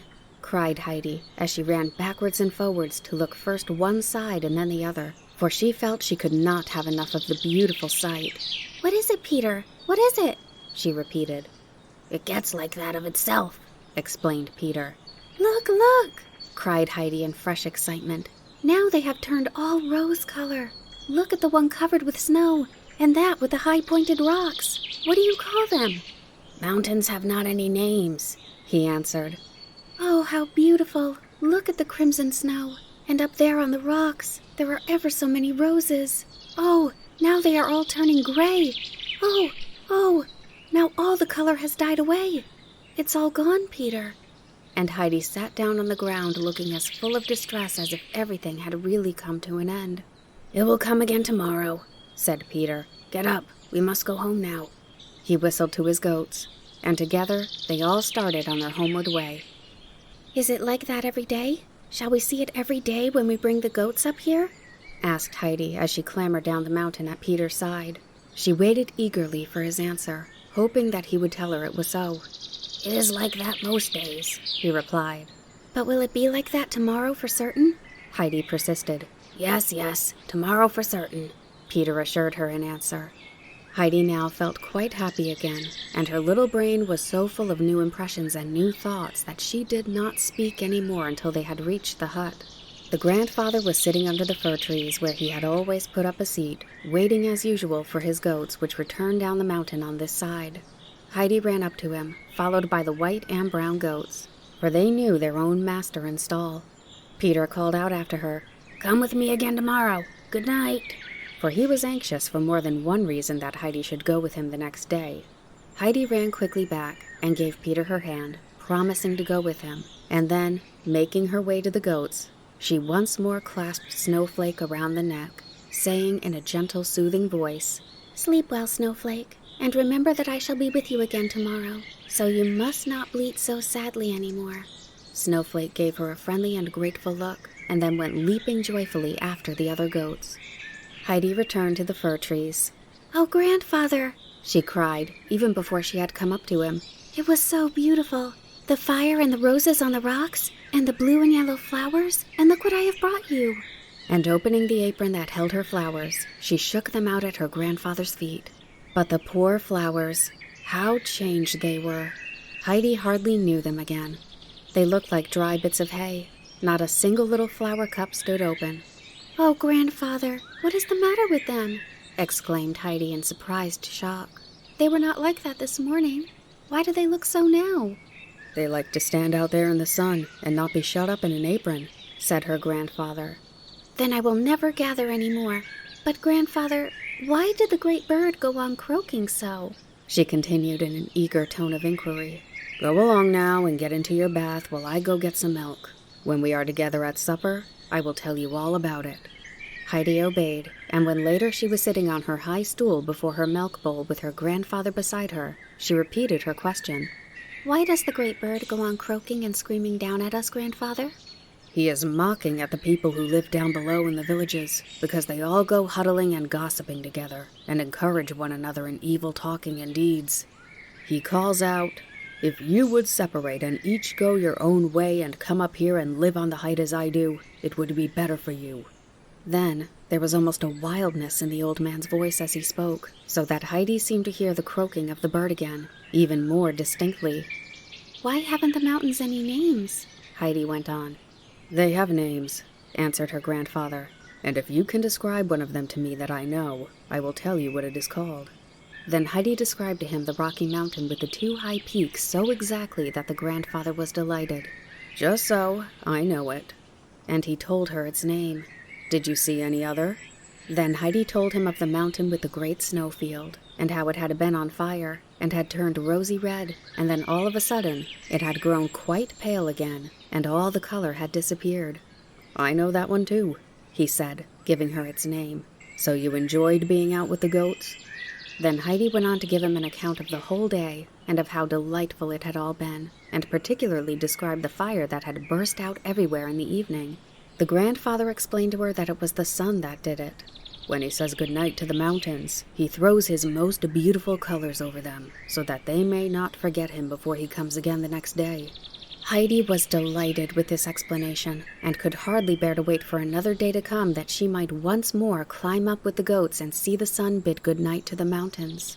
But she had to go to bed first, and all night she slept soundly on her bed of hay, dreaming of nothing but shining mountains with red roses all over them, among which happy little Snowflake went leaping in and out. Chapter 4. The Visit to Grandmother. The next morning, the sun came out early as bright as ever, and then Peter appeared with the goats, and again the two children climbed up together to the high meadows. And so it went on day after day, till Heidi, passing her life thus among the grass and flowers, was burnt brown with the sun, and grew so strong and healthy that nothing ever ailed her. She was happy, too, and lived from day to day as free and light-hearted as the little birds that make their home among the green forest trees. Then the autumn came, and the wind blew louder and stronger, and the grandfather would say sometimes, "Today you must stay at home, Heidi. A sudden gust of wind would blow a little thing like you over the rocks into the valley below in a moment." When Peter heard that he must go alone, he looked very unhappy, for he saw nothing but mishaps of all kinds ahead, and did not know how he should bear the long day without Heidi. Then, too, there was the good meal he would miss, and besides that, the goats on these days were so naughty and stubborn that he had twice the usual trouble with them, for they had grown so accustomed to Heidi's presence that they would run in every direction and refuse to go on unless she was with them. Heidi was never unhappy, for wherever she was, she found something to interest or amuse her. She liked best, it's true, to go out with Peter up to the flowers and the great bird, where there was so much to be seen and so many experiences to go through among the goats with their different characters. But she also found her grandfather's hammering and sawing and carpeting very entertaining, and if it should chance be the day when the large round goat's milk cheese was made, she enjoyed beyond measure looking on at this wonderful performance, and watching her grandfather, as with sleeves rolled back, he stirred the great cauldron with his bare arms. The thing which attracted her most, however, was the waving and roaring of the 3 old fir trees on these windy days. She would run away repeatedly from whatever she might be doing to listen to them, for nothing seemed so strange and wonderful to her as the deep, mysterious sounds in the tops of the trees. She would stand underneath them and look up, unable to tear herself away, looking and listening while they bowed and swayed and roared as the mighty wind rushed through them. There was no longer now the warm, bright sun that had shone all through the summer, so Heidi went to the cupboard and got out her shoes and stockings and dress, for it was growing colder every day. And when Heidi stood under the fir trees, the wind blew through her as if she were a thin little leaf, but she felt she could not stay indoors when she heard the branches waving outside. Then it grew very cold, and Peter would come up early in the morning blowing on his fingers to keep them warm. But he soon left off coming, for one night there was a heavy fall of snow, and the next morning the whole mountain was covered with it, and not a single little green leaf was to be seen anywhere upon it. There was no Peter that day, and Heidi stood at the little window looking out in wonderment, for the snow was beginning again, and the thick flakes kept falling till the snow was high up to the window, and still they continued to fall, and the snow grew higher, so that at last the window could not be opened, and she and her grandfather were shut up fast within the hut. Heidi thought this was great fun, and ran from one window to the other to see what would happen next, and whether the snow was going to cover up the whole hut, so that they would have to light a lamp although it was broad daylight. But things did not get as bad as that, and the next day, the snow having ceased, the grandfather went out and shoveled away the snow round the house, and threw it into such great heaps that they looked like mountains standing at intervals on either side of the hut. And now the windows and door could be opened, and it was well it was so, for as Heidi and her grandfather were sitting one afternoon on their 3-legged stools before the fire, there came a great thump at the door, followed by several others, and then the door opened. It was Peter, who had made all that noise knocking the snow off his shoes. He was still white all over with it, for he had had to fight his way through deep snowdrifts, and large lumps of snow that had frozen upon him still clung to his clothes. He had been determined, however, not to be beaten, and to climb up to the hut, for it was a week now since he had seen Heidi. "Good evening," he said as he came in. Then he went and placed himself as near the fire as he could without saying another word, but his whole face was beaming with pleasure at finding himself there. Heidi looked on in astonishment, for Peter was beginning to thaw all over with the warmth, so that he had the appearance of a trickling waterfall. "Well, General, and how goes it with you?" said the grandfather, "now that you have lost your army and will have to turn to your pen and pencil." Why must he turn to his pen and pencil? asked Heidi immediately, full of curiosity. "During the winter, you must go to school," explained her grandfather, "and learn how to read and write. It's a bit hard, although useful sometimes afterwards. Am I not right, General?" Yes, indeed, assented Peter. Heidi's interest was now fully awakened, and she had so many questions to put to Peter about all that was to be done and seen and heard at school, and the conversation took so long that Peter had time to get thoroughly dry. Peter had always great difficulty in putting his thoughts into words, and he found his share of the talk doubly difficult today, for by the time he had an answer ready to one of Heidi's questions, she had already put 2 or 3 more to him, and generally such as required a whole long sentence in reply. The grandfather sat without speaking during this conversation. Only now and then a twitch of amusement at the corner of his mouth showed that he was listening. "Well now, General, you have been under fire for some time and must want some refreshment. Come and join us," he said at last, and as he spoke, he rose and went to fetch the supper out of the cupboard, and Heidi pushed the stools to the table. There was also now a bench fastened against the wall, for as he was no longer alone, the grandfather had put up seats of various kinds here and there, long enough to hold 2 persons. For Heidi had a way of always keeping close to her grandfather whenever he was walking, sitting, or standing, so there was comfortable place for them all 3, and Peter opened his round eyes very wide when he saw what a large piece of meat Uncle gave him on his thick slice of bread. It was a long time since Peter had had anything so nice to eat. As soon as the pleasant meal was over, Peter began to get ready for his return home, for it was already growing dark. He had said his good night and his thanks, and he was just going out when he turned again and said, "I shall come by next Sunday, this day week, And Grandmother sent word that she would like you to come and see her one day. It was quite a new idea to Heidi that she should go and pay anybody a visit, and she could not get it out of her head. So the first thing she said to the grandfather the next day was, "I must go down to see the grandmother today. She will be expecting me." "The snow is too deep," answered the grandfather, trying to put her off. But Heidi had made up her mind to go, since the grandmother had sent her that message. She stuck to her intention, and not a day passed in the course of it when she said 5 or 6 times to her grandfather, "I must certainly go today. The grandmother will be waiting for me." On the 4th day, when with every step one took, the ground crackled with frost and the whole vast field of snow was as hard as ice, Heidi was sitting on her high stool at dinner, with the bright sun shining in upon her through the window, and again repeated her little speech. "I must certainly go down to see the grandmother today, or else I shall keep her waiting too long." The grandfather rose from the table, climbed up to the hayloft, and brought down the thick sack that was Heidi's coverlid, and said, "Come along, then." The child skipped out gleefully after him into the glittering world of snow. The old fir trees were standing now quite silent, their branches covered with the white snow, and they looked so lovely as they glittered and sparkled in the sunlight that Heidi jumped for joy at the sight, and kept on calling out, come here, grandfather. The fir trees are all silver and gold." The grandfather had gone into the shed, and he now came out dragging a large hand sleigh along with him. Inside it was a low seat, and the sleigh could be pushed forward and guided by the feet of the one who sat upon it, with the help of a pole that was fastened to the side. After he had been taken round the fir trees by Heidi that he might see the beauty from all sides, he got into the sleigh and lifted the child onto his lap. Then he wrapped her up in the sack that she might keep nice and warm, and put his left hand closely round her, for it was necessary to hold her tight during the coming journey. Now he grasped the pole with his right hand, and gave the sleigh a push forward with his 2 feet. The sleigh shot down the mountainside with such rapidity that Heidi thought they were flying through the air like a bird, and shouted aloud with delight. Suddenly they came to a standstill, and there they were at Peter's hut. The grandfather lifted her out and unwrapped her. "There you are. Now go in, and when it begins to grow dark, you must start your way home again."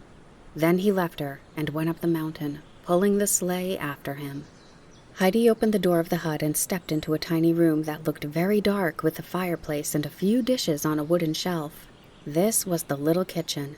She opened another door and found herself in another small room, for the place was not a herdsman's hut like her grandfather's, with one large room on the ground floor and a hayloft above, but a very old cottage, where everything was narrow and poor and shabby.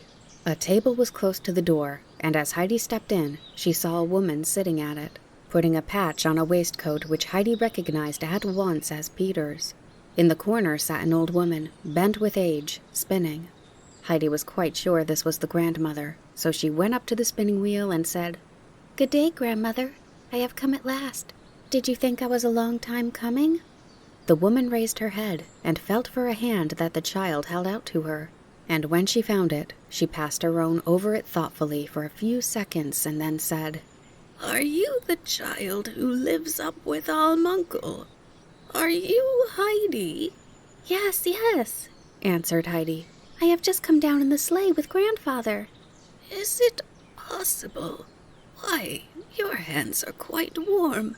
Brigitta, did Uncle come himself with the child?"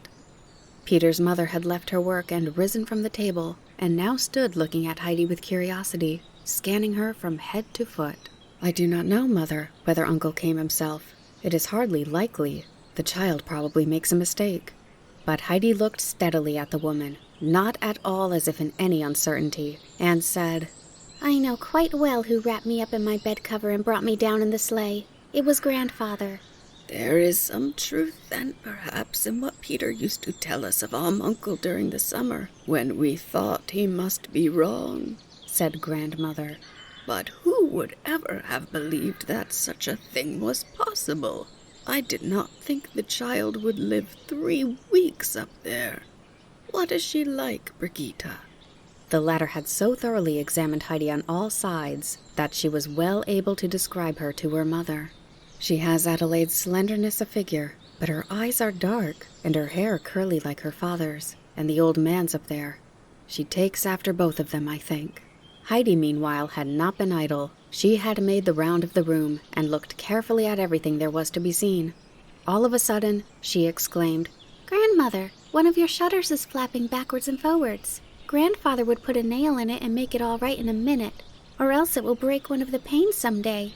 Look how it keeps banging." "Ah, dear child," said the old woman, "I am not able to see it, but I can hear that, and many other things besides the shutter. Everything about the place rattles and creaks when the wind is blowing, and it gets inside through all the cracks and holes. The house is going to pieces, and in the night when the 2 others are asleep, I often lie awake in fear and trembling, thinking that the whole place will give way and fall and kill us. And there is not a creature to mend anything for us, for Peter does not understand such work." "But why cannot you see, Grandmother, that the shutter is loose? Look, there it goes again. See? That one there." And Heidi pointed to the particular shutter. "Alas, child, it is not only that I cannot see, I can see nothing, said the grandmother in a voice of lamentation. "But if I were to go outside and put the shutter so that you had more light, then you could see, Grandmother?" No, not even then. No one can make it light for me again."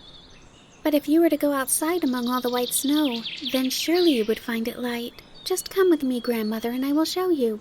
Heidi took hold of the old woman's hand to lead her along, for she was beginning to feel quite distressed at the thought of her being without light. "Let me be, dear child. It is always dark for me now. Whether in snow or sun, no light can penetrate my eyes." "But surely it does in the summer, Grandmother," said Heidi, more and more anxious to find some way out of the trouble. "When the hot sun is shining down, and he says good night to the mountains, and they all turn on fire, and the yellow flowers shine like gold, then you will see. It will be bright and beautiful for you again." "Ah, child, I shall see the mountains on fire or the yellow flowers no more. It will never be light for me again on earth. Never." At these words, Heidi broke into loud crying. In her distress, she kept sobbing out, "Who can make it light for you again? Can no one do it? Isn't there anyone who can do it?" The grandmother now tried to comfort the child, but it was not easy to quiet her. Heidi did not often weep, but when she did, she could not get over her trouble for a long while. The grandmother had tried all means in her power to allay the child's grief, for it went to her heart to hear her sobbing so bitterly. At last she said, "Come here, dear Heidi. Come and let me tell you something. You cannot think how glad one is to hear a kind word when one can no longer see. And it is such a pleasure to me to listen to you while you talk. So come and sit beside me and tell me something. Tell me what you do up there and how Grandfather occupies himself. I knew him very well in old days, but for many years now I have heard nothing of him except through Peter, who never says much." This was a new and happy idea for Heidi, so she quickly dried her tears and said in a comforting voice, "Wait, Grandmother, till I have told Grandfather everything. He will make it light for you again, I am sure, and will do something so that the house will not fall. He will put everything right for you." The grandmother was silent, and Heidi now began to give her a lively description of her life with the grandfather and the days she spent on the mountain with the goats, and then went on to tell her of what she did now during the winter, and how her grandfather was able to make all sorts of things, seats and stools, and mangers where the hay was put for Little Swan and Little Bear, besides a new large water tub for her to bathe in when the summer came, and a new milk bowl and spoon. And Heidi grew more and more animated as she enumerated all the beautiful things which were made so magically out of pieces of wood. She then told the grandmother how she stood by him and watched all he did, and how she hoped someday to be able to make the same herself. The grandmother listened with the greatest attention, only from time to time addressing her daughter. "Did you hear that, Brigitte? Do you hear what she is saying about Uncle?" The conversation was all at once interrupted by a heavy thump on the door, and in marched Peter, who stood stock still. opening his eyes with astonishment when he caught sight of Heidi. Then his face beamed with smiles as she called out, "Good evening, Peter." "What, is the boy back from school already?" exclaimed the grandmother in surprise. "I have not known an afternoon pass so quickly as this one for years. How is the reading getting on, Peter?" "Just the same," was Peter's answer. The old woman gave a little sigh. "Ah, well," she said. "I hope you would have something different to tell me by this time, as you are going to be 12 years old this February." "What was it you hoped he would have to tell you?" asked Heidi, interested in all the grandmother said. "I mean, he ought to have learnt to read a bit by now," continued the grandmother. "Up there on the shelf is an old prayer book with beautiful songs in it which I have not heard for a long time, and cannot now remember to repeat to myself. And I hoped that Peter would soon learn enough to be able to read one of them to me sometimes. But he finds it too difficult." "I must get a light. It is getting too dark to see," said Peter's mother, who was still busy mending his waistcoat. "I feel, too, as if the afternoon had gone I hardly know how." Heidi now jumped up from her low chair, and holding out her hand hastily to the grandmother, said, "Good night, grandmother. If it is getting dark, I must go home at once." And bidding goodbye to Peter and his mother, she went towards the door. But the grandmother called out in an anxious voice, Wait, Heidi. You must not go alone like that. Peter must go with you. And take care of the child, Peter, that she does not fall. And don't let her stand still for fear she should get frozen. Do you hear? Has she got anything warm to put around her throat?" "I have not anything to put on," called back Heidi. "but I am sure I shall not be cold." And with that she ran outside and went off at such a pace that Peter had difficulty in overtaking her. The grandmother, still in distress, called out to her daughter, "Run after her, Brigitte. The child will be frozen to death on such a night as this. Take my shawl. Run quickly." Brigitte ran out, but the children had taken but a few steps before they saw the grandfather coming down to meet them, and in another minute his long strides had brought him to their side. "That's right, Heidi. You have kept your word," said the grandfather, and then wrapping the sack firmly round her, he lifted her in his arms and strode off with her up the mountain. Brigitte was just in time to see him do all this, and on her return to the hut with Peter, expressed her astonishment to the grandmother. The latter was equally surprised and kept on saying, "God be thanked that he is good to the child. God be thanked. Will he let her come to me again, I wonder? The child has done me such good. What a loving little heart it is, and how merrily she tells her tale." And she continued to dwell with delight on the thought of the child until she went to bed, still saying now and again, "If only she will come again. Now I really have something left in the world to take pleasure in." And Brigitte agreed with all her mother said, and Peter nodded his head in approval each time his grandmother spoke, saying with a broad smile of satisfaction, "I told you so." Meanwhile, Heidi was chattering away to her grandfather from inside her sack.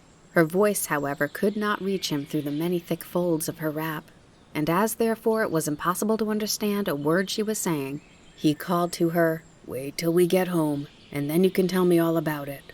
They had no sooner got inside the hut than Heidi, having been released from her covering, at once began what she had to say. "Grandfather, tomorrow we must take the hammer and long nails and fasten grandmother's shutter, and drive in a lot more nails in other places, for her house shakes and rattles all over." "We must we? Who told you that?" asked her grandfather. "Nobody told me, but I know it for all that," replied Heidi. "For everything is giving way, and when grandmother cannot sleep, she lies trembling for fear at the noise, for she thinks that every minute the house will fall down on their heads. And everything is now dark for grandmother, and she does not think anyone can make it light for her again. But you will be able to, I am sure, grandfather. Think how dreadful it is for her to be always in the dark, and then to be frightened at what may happen, and nobody can help her but you. Tomorrow we must go and help her. We will, won't we, grandfather?" The child was clinging to the old man and looked up at him in trustful confidence. The grandfather looked down at Heidi for a while without speaking, and then said, "Yes, Heidi, We will do something to stop the rattling. At least we can do that. We will go down about it tomorrow." The child went skipping round the house for joy, crying out, "We shall go tomorrow! We shall go tomorrow!" The grandfather kept his promise. On the following afternoon, he brought out the sleigh again, and as on the previous day, he set Heidi down at the door of the grandmother's hut and said, "Go in now, and when it grows dark, come out." Then he put the sack in the sleigh and went round the house. Heidi had hardly opened the door and sprung into the room when the grandmother called out from the corner, "It's the child again. Here she comes." And in her delight, she let the thread drop from her fingers, and the wheel stood still as she stretched out both her hands in welcome. Heidi ran to her, and then quickly drew the little stool close up to the old woman, and seating herself upon it, began to tell her all kinds of things. All at once came the sound of heavy blows against the wall of the hut, and the grandmother gave such a start of alarm that she nearly upset the spinning wheel, and crying in a trembling voice, "Ah, my God, now it is coming. The house is going to fall upon us." But Heidi caught her by the arm and said soothingly, "No, no, grandmother, do not be frightened. It is only grandfather with his hammer. He is mending up everything, so that you shan't have such fear and trouble." "Is it possible? Is it really possible? So the dear God has not forgotten us," exclaimed the grandmother. "Did you hear, Brigitte, what that noise is? Did you hear what the child says? Now as I listen, I can tell it is a hammer. Go outside, Brigitte, and if it is Uncle, tell him he must come inside a moment that I may thank him." Brigitte went outside and found Uncle in the act of fastening some heavy pieces of new wood along the wall. She stepped up to him and said, "Good evening, Uncle. Mother and I have to thank you for doing us such a kind service, and she would like to tell you herself how grateful she is. I do not know who else would have done it for us. We shan't forget your kindness, I am sure." "That will do," said the old man, interrupting her. "I know what you think of Uncle without your telling me. Go indoors again. I can find out for myself where the mending is wanted." Brigitte obeyed on the spot, for Uncle had a way of him that made few people care to oppose his will. He went on knocking with his hammer all round the house, and then mounted the narrow steps to the roof, and hammered away there until he had used up all the nails he had brought with him. Meanwhile, it had been growing dark, and he had hardly come down from the roof and dragged his sleigh out from behind the goat shed when Heidi appeared outside. The grandfather wrapped her up and took her in his arms as he had done the day before, for although he had to drag the sleigh up the mountain after him, he feared that if the child sat in it alone, her wrappings would fall off, and that she would be nearly, if not quite, frozen. So he carried her warm and safe in his arms. So the winter went by. After many years of joyless life, the blind grandmother had at last found something to make her happy. Her days were no longer passed in weariness and darkness, one like the other without pleasure or change. For now, she always had something to which she could look forward. She listened for the little tripping footsteps as soon as the day had come, and when she heard the door open and knew the child was really there, she would call out, "God be thanked she has come again." And Heidi would sit by her and talk and tell her everything she knew in so lively a manner that the grandmother never noticed how the time went by, and never now as formally asked Brigitte, "Isn't the day done yet?" But as the child shut the door behind her on leaving, would exclaim, "How short the afternoon has seemed. Don't you think so, Brigitte?" And this one would answer, "I do indeed. It seems as if I had only just cleared away the midday meal." And the grandmother would continue, "Pray God the child is not taken from me, and that Uncle continues to let her come. Does she look well and strong, Brigitte?" And the latter would answer, "She looks as bright and rosy as an apple." And Heidi had also grown very fond of the old grandmother, and when at last she knew for certain that no one could make it light for her again, she was overcome with sorrow. But the grandmother told her again that she felt the darkness much less when Heidi was with her, and so every fine winter's day the child came traveling down in her sleigh. The grandfather always took her, never raising any objection. Indeed, he always carried the hammer and sundry other things down the sleigh with him, and many an afternoon was spent by him in making the goatherd's cottage sound and tight. It no longer groaned and rattled the whole night through, and the grandmother, who for many winters had not been able to sleep in peace as she did now, said she should never forget what the uncle had done for her. Chapter 5. 2 Visits, and What Came of Them. Quickly the winter passed, and still more quickly the bright, glad summer, and now another winter was drawing to its close. Heidi was still as light-hearted and happy as the birds, and looked forward with more delight each day to the coming spring, when the warm south wind would roar through the fir trees and blow away the snow, and the warm sun would entice the blue and yellow flowers to show their heads, and the long days out on the mountains would come again, which seemed to Heidi the greatest joy that the earth could give. Heidi was now in her 8th year. She had learned all kinds of useful things from her grandfather. She knew how to look after the goats as well as anyone, and Little Swan and Bear would follow her like 2 faithful dogs, and give a loud bleat of pleasure when they heard her voice. Twice during the course of this last winter, Peter had brought up a message from the schoolmaster at Dorfly, who sent word to Alm Uncle that he ought to send Heidi to school, for she was well over the usual age, and ought indeed to have gone the winter before. Uncle had sent word back each time that the schoolmaster would find him at home if he had anything he wished to say to him, but that he did not intend to send Heidi to school, and Peter had faithfully delivered his message.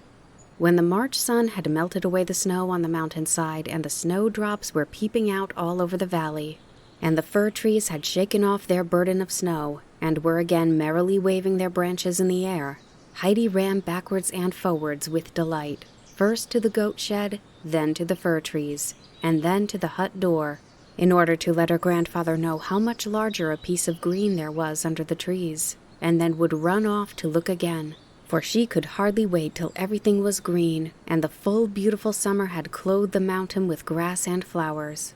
As Heidi was thus running about one sunny March morning, and had just jumped over the water trough for the 10th time at least, she nearly fell backwards into it with fright.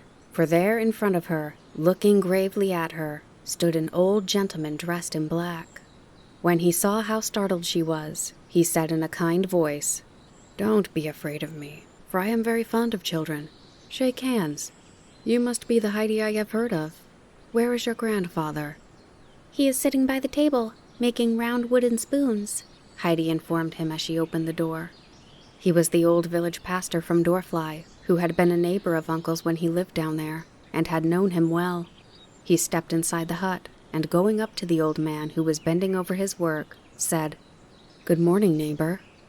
The grandfather looked up in surprise, then rising said, "Good morning," in return. He pushed his chair towards the visitor as he continued, "If you do not mind a wooden seat, there is one for you." The pastor sat down. "It is a long time since I have seen you, neighbor," he said. "Or I you," was the answer. "I have come today to talk over something with you," continued the pastor. "I think you already know what it is that has brought me here." And as he spoke, he looked towards the child who was standing at the door, gazing with interest and surprise at the stranger. "Heidi, go off with the goats," said her grandfather. "You take them a little salt and stay with them till I come." Heidi vanished on the spot. "The child ought to have been at school a year ago, and most certainly this last winter," said the pastor. "The schoolmaster sent you word about it, but you gave him no answer. What are you thinking of doing with the child, neighbor?" "I am thinking of not sending her to school," was the answer. The visitor, surprised, looked across at the old man, who was sitting on his bench with his arms crossed and a determined expression about his whole person. "How are you going to let her grow up, then?" he asked. "I am going to let her grow up and to be happy among the goats and birds. With them she is safe and will learn nothing evil." "But the child is not a goat or a bird. She is a human being. If she learns no evil from these comrades of hers, she will at the same time learn nothing. But she ought not to grow up in ignorance, and it is time she began her lessons. I have come now that you may have leisure to think it over, and to arrange about it during the summer. This is the last winter that she must be allowed to run wild. Next winter, she must come regularly to school every day." "She will do no such thing," said the old man with calm determination. "Do you mean that by no persuasion you can be brought to see reason?" and that you intend to stick obstinately to your decision," said the pastor, growing somewhat angry. "You have been about the world and must have seen and learnt much, and I should have given you credit for more sense, neighbor." "Indeed," replied the old man, and there was a tone in his voice that betrayed a growing irritation on his part, too. "And does the worthy pastor really mean that he would wish me next winter to send a young child like that some miles down the mountain, on ice-cold mornings through storm and snow, and let her return at night when the wind is raging, when even one, like ourselves, would run a risk of being blown down by it and buried in the snow? And perhaps he may not have forgotten the child's mother, Adelaide. She was a sleepwalker and had fits. Might not the child be attacked in the same way if obliged to overexert herself? And someone thinks they can come and force me to send her? I will go before all the courts of justice in this country, and then we shall see who will force me to do it." "You are quite right, neighbor," said the pastor in a friendly tone of voice. "I see it would have been impossible to send the child to school from here, but I perceive that the child is dear to you. For her sake, do what you ought to have done long ago. Come down to Dorfly and live again among your fellow men. What sort of life is this you lead alone and with bitter thoughts towards God and man? If anything were to happen to you up here, who would be there to help you? I cannot think but what you must be half frozen to death in this hut in the winter, and I do not know how the child lives through it." "The child has young blood in her veins and a good roof over her head. And let me further tell the pastor that I know where wood is to be found, and when it is proper time to fetch it. The pastor can go and look inside my wood shed. The fire is never out in my hut the whole winter through. As to going to live below, that is far from my thoughts. The people despise me and I them. It is therefore best for all of us that we live apart." No, it is not best for you. I know what it is you lack," said the pastor in an earnest voice. "As to the people down there looking on you with dislike, it is not as bad as you think. Believe me, neighbor, seek to make your peace with God, pray for forgiveness where you need it, and then come and see how differently people will look upon you, and how happy you may yet be." The pastor had risen and stood holding out his hand to the old man as he added with renewed earnestness, "I will wager, neighbor, that next winter you will be down among us again, and we shall be good neighbors as of old. I should be very grieved if any pressure has been put upon you. Give me your hand, and promise me that you will come to live with us again, and become reconciled to God and man." Almuncle gave the pastor his hand, and answered him calmly and firmly, "You mean well by me, I know. But as to that which you wish me to do, I say now what I shall continue to say, that I will not send the child to school, nor come and live among you." "Then God help you," said the pastor, as he turned sadly away and left the hut and went down the mountain. Almuncle was out of humor. When Heidi said as usual that afternoon, "Can we go down to grandmother now?" he answered, "Not today." He did not speak again the whole of that day, and the following morning, when Heidi asked the same question, he replied, "We will see." But before the dinner bowls were to be cleared away, another visitor arrived. This time, it was Cousin Dete. She had a fine feathered hat on her head, and a long trailing skirt to her dress which swept the floor, and on the floor of a goatherd's hut there are all sorts of things that do not belong to a dress. The grandfather looked her up and down without uttering a word, but Dete was prepared with an exceedingly amiable speech, and began at once to praise the looks of the child. She was looking so well she should hardly have known her again, and it was evident that she had been happy and well cared for by her grandfather. But she had never lost sight of the idea of taking the child back again, for she well understood that the little one must be much in his way, but she had not been able to do it at first. Day and night, however, she had thought over the means of placing the child somewhere, and that was why she had come today, for she had just heard of something that would be a lucky chance for Heidi beyond her most ambitious hopes. Some immensely wealthy relatives of the people she was serving, who had the most splendid house almost in Frankfurt, had an only daughter, young and an invalid, who was always obliged to go about in a wheeled chair. She was therefore much alone, and had no one to share her lessons, and so the little girl felt dull. Her father had often spoken to Dete's mistress about finding a companion for her, and her mistress was anxious to help in the matter. as she felt so sympathetic about it. The lady housekeeper had described the sort of child they wanted, simple-minded and unspoiled, and not like most of the children that one saw nowadays. Dete had thought at once of Heidi, and had gone off without delay to see the lady housekeeper, and after Dete had given her a description of Heidi, she had immediately agreed to take her. And no one could tell what good fortune there might be in store for Heidi, for if she was once with these people and they took a fancy to her, and anything happened to their own daughter, one could never tell. The child was so weakly, and they did not feel they could live without a child. Why then, the most unheard of luck. "Have you nearly finished what you had to say?" broke in Uncle, who had allowed her to talk uninterruptedly so far.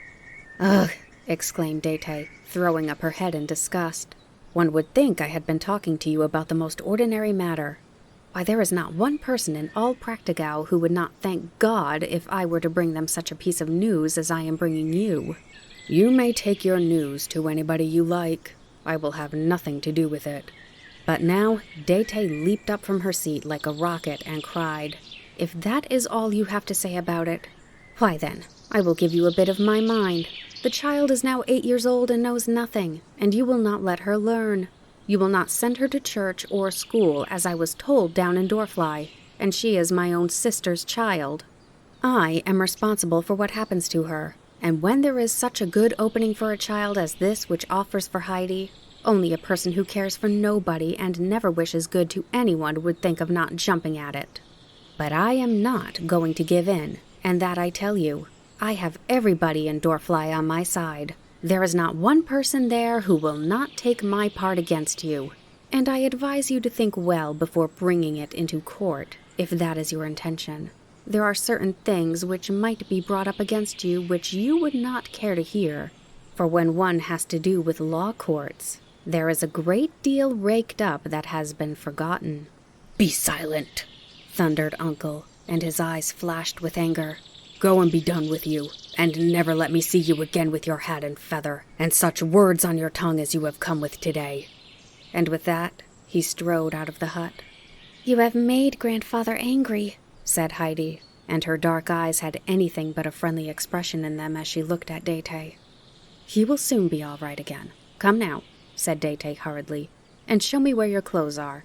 "I am not coming," said Heidi. "Nonsense," continued Dete, then altering her tone to one half coaxing, half cross. "Come, come, you do not understand any better than your grandfather. You will have all sorts of good things that you never dreamed of." Then she went to the cupboard, and taking Heidi's things, rolled them up in a bundle. "Come along now, there's your hat.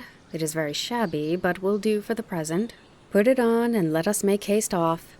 "I am not coming," repeated Heidi. "Don't be so stupid and obstinate like a goat.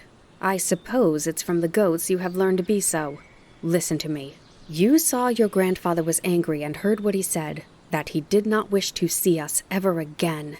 He wants you now to go away with me, and you must not make him angrier still. You can't think how nice it is in Frankfurt, and what a lot of things you will see. And if you do not like it, you can come back again. Your grandfather will be in a good temper again by that time." "Can I return at once and be back home again here this evening?" asked Heidi. "What are you talking about? Come along now. I tell you that you can come back here when you like. Today we shall go as far as Mayenfeld, and early tomorrow we shall start in the train, and that will bring you home again in no time when you wish, for it goes as fast as the wind." Dete had now got the bundle under her arm and the child by the hand, and so they went down the mountain together. As it was still too early in the year to take the goats out, Peter continued to go to school at Dorfly, but now and again he stole a holiday, for he could see no use in learning to read, while to wander about a bit and look for stout sticks which might be wanted some day, he thought a far better employment. As Dete and Heidi neared the grandmother's hut, they met Peter coming round the corner. He had evidently been well rewarded that day for his labors, for he was carrying an immense bundle of long, thick hazel sticks on his shoulder. He stood still and stared at the two approaching figures. As they came up to him, he exclaimed, "Where are you going, Heidi?" "I am only just going over to Frankfurt for a little visit with Dete," she replied. "But I must first run into grandmother. She will be expecting me." "No, no, you must not stop to talk. It is already too late," said Dete, holding Heidi, who was struggling to get away fast by the hand. "You can go in when you come back. You must come along now." And she pulled the child on with her, fearing that if she let her go in, Heidi might take it into her head again that she did not wish to come, and that the grandmother might stand by her. Peter ran into the hut and banged against the table with his bundle of sticks with such violence that everything in the room shook, and his grandmother leaped up with a cry of alarm from her spinning wheel. Peter felt that he must give vent to his feelings somehow. "What is the matter? What is the matter?" cried the frightened old woman, while his mother, who was also started up from her seat at the shock, said in her usual patient manner, "What is it, Peter? Why do you behave so roughly?" "Because she is taking Heidi away," explained Peter. Who? Where to, Peter? Where to?" asked the grandmother, growing still more agitated. But even as she spoke, she guessed what had happened, for Brigida had told her shortly before that she had seen Dete going up to Uncle. The old woman rose hastily, and with trembling hands, opened the window and called out beseechingly, Dete, do not take the child away from us. Do not take her away." The two who were hastening down the mountain heard her voice, and Dete evidently caught the words, for she grasped Heidi's hand more firmly. Heidi struggled to get free, crying, "Grandmother is calling. I must go to her." But Dete had no intention of letting the child go, and quieted her as best she could. They must make haste now, she said, or they would be too late and not able to go the next day to Frankfurt. And there the child would see how delightful it was, and Dete was sure would not wish to go back once she was there. But if Heidi wanted to return home, she could do so at once, and then she could take something she liked back to grandmother. This was a new idea to Heidi, and it pleased her so much that Dete had no longer any difficulty in getting her along. After a few minutes' silence, Heidi asked, "What could I take back to her?" "We must think of something nice," answered Dete. "A soft roll of white bread. She would enjoy that, for now she is old and can hardly eat the hard black bread." "No, she always gives it back to Peter, telling him it is too hard, for I have seen her do it myself," affirmed Heidi. "Do let us make haste, for then perhaps we can get back soon from Frankfurt, and I shall be able to give her the white bread today." And Heidi started off running so fast that Dete, with her bundle under her arm, could scarcely keep up with her. But she was glad, nevertheless, to get along so quickly, for they were nearing Dorfly, where her friends would probably talk and question in a way that might put other ideas into Heidi's head. So she went on straight ahead through the village, holding Heidi tightly by the hand so that they all might see that it was on the child's account she was hurrying along at such a rate. To all their questions and remarks, she made answer as she passed, "I can't stop now, as you see. I must make haste with the child, as we have yet some way to go." "Are you taking her away? Is she running away from Uncle? It is a wonder she is still alive. But what rosy cheeks she has." Such were the words which rang out on all sides, and Dete was thankful that she had not to stop and give any distinct answers to them, while Heidi hurried eagerly forward without saying a word. From that day forward, Uncle looked fiercer and more forbidding than ever when he came down and passed through Dorfly. He spoke to no one, and looked such an ogre as he came along with his pack of cheeses on his back, his immense stick in his hand, and his thick, frowning eyebrows that the women would call to their little sons, "Take care, get out of Uncle's way or he may hurt you." The old man took no notice of anybody as he strode through the village on his way to the valley below, where he sold his cheeses and bought what bread and meat he wanted for himself. After he passed, the villagers all crowded together looking after him, and each had something to say about him, how much wilder he looked than usual, how now he would not even respond to anybody's greeting, while they all agreed that it was a great mercy the child had gotten away from him. And had they not all noticed how the child had hurried along as if afraid that her grandfather might be following to take her back? Only the blind grandmother would have nothing to say against him, and told those who came to her to bring her work, or take away what she had spun, how kind and thoughtful he had been with the child, how good to her and her daughter, and how many afternoons he had spent mending the house, which, but for his help, would certainly by this time had fallen down over their heads. And all this was repeated down in Dorfly, but most of the people who heard it said that the grandmother was too old to understand, and very likely had not heard rightly what was said, as she was blind and was probably also deaf. Uncle went no more now to the grandmother's house, and it was well that he had made it safe, for it was not touched again for a long time. The days were sad again now for the old blind woman, and not one passed when she would murmur complainingly, "Alas, all our happiness and pleasure have gone with the child, and now the days are so long and dreary. Pray God I see Heidi again once more before I die." Chapter 6. A new chapter about new things. In her home in Frankfurt, Clara, the little daughter of Herr Sesemann, was lying on the invalid couch on which she spent her whole day, being wheeled in it from room to room. Just now, she was in what was known as the study, where, to judge by the various things standing and lying about, which added to the cozy appearance of the room, the family was fond of sitting. A handsome bookcase with glass doors explained why it was called the study, and here evidently the little girl was accustomed to have her lessons. Clara's little face was thin and pale, and at this moment her two soft blue eyes were fixed on the clock, which seemed to her to go very slowly this day, and with a slight accent of impatience which was very rare with her, she said, "Isn't it time yet, Fräulein Rottenmeier?" The lady was sitting very upright at the small work table, busy with her embroidery. She had a mysterious-looking loose garment, a large collar, or shoulder cape, that gave a certain sublimity to her appearance, which was enhanced by a very lofty dome-shaped headdress. For many years past since the mistress of the house had died, the housekeeping and the superintendence of the servants had been entrusted by Herr Sesemann to Fräulein Rottenmeier. He himself was often away from home, and he left her in sole charge, with the condition only that his little daughter should have a voice in all matters, and that nothing should be done against her wish. As Clara was putting her impatient question for the second time, Dete and Heidi arrived at the front door, and the former inquired of the coachman, who had just got down from his box, if it was too late to see Fräulein Rottenmeier. "That's not my business," grumbled the coachman. "Ring the bell in the hall for Sebastian." Dete did so, and Sebastian came downstairs. He looked astonished when he saw her, opening his eyes till they were nearly as big as the large round buttons on his coat. "Is it too late to see Fräulein Rottenmeier?" Dete asked again. "That's none of my business," answered the man. "Ring that other bell for the maid Tinette." And without troubling himself any further, Sebastian disappeared. Dete rang again. This time Tinette appeared with a spotless white cap perched on the top of her head and a mocking expression on her face. "What is it?" she called from the top of the stairs. Dete repeated her question.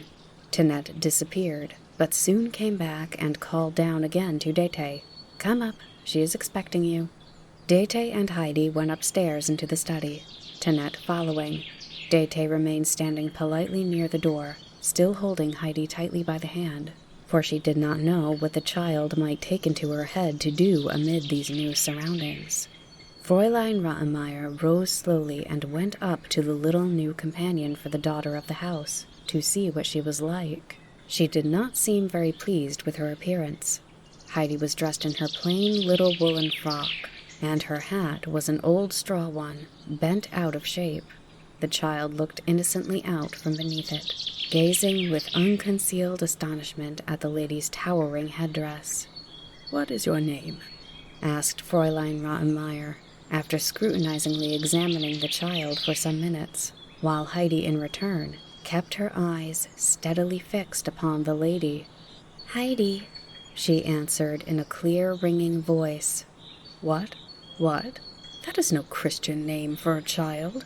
You were not christened that. What name did they give you when you were baptized?" continued Fräulein Rottenmeier. "I do not remember," replied Heidi. "What a way to answer," said the lady, shaking her head. "Dete, is the child a simpleton or only saucy?" "If the lady will allow me, I will speak for the child, for she is very unaccustomed to strangers," said Dete, who was given Heidi a silent poke for making such an unsuitable answer. "She is certainly not stupid, nor yet saucy. She does not know what it means even. She speaks exactly as she thinks. Today she is for the first time in a gentleman's house, and she does not know good manners. But she is docile and very willing to learn, if the lady will kindly make excuses for her. She was christened Adelaide after her mother, my sister, who is now dead.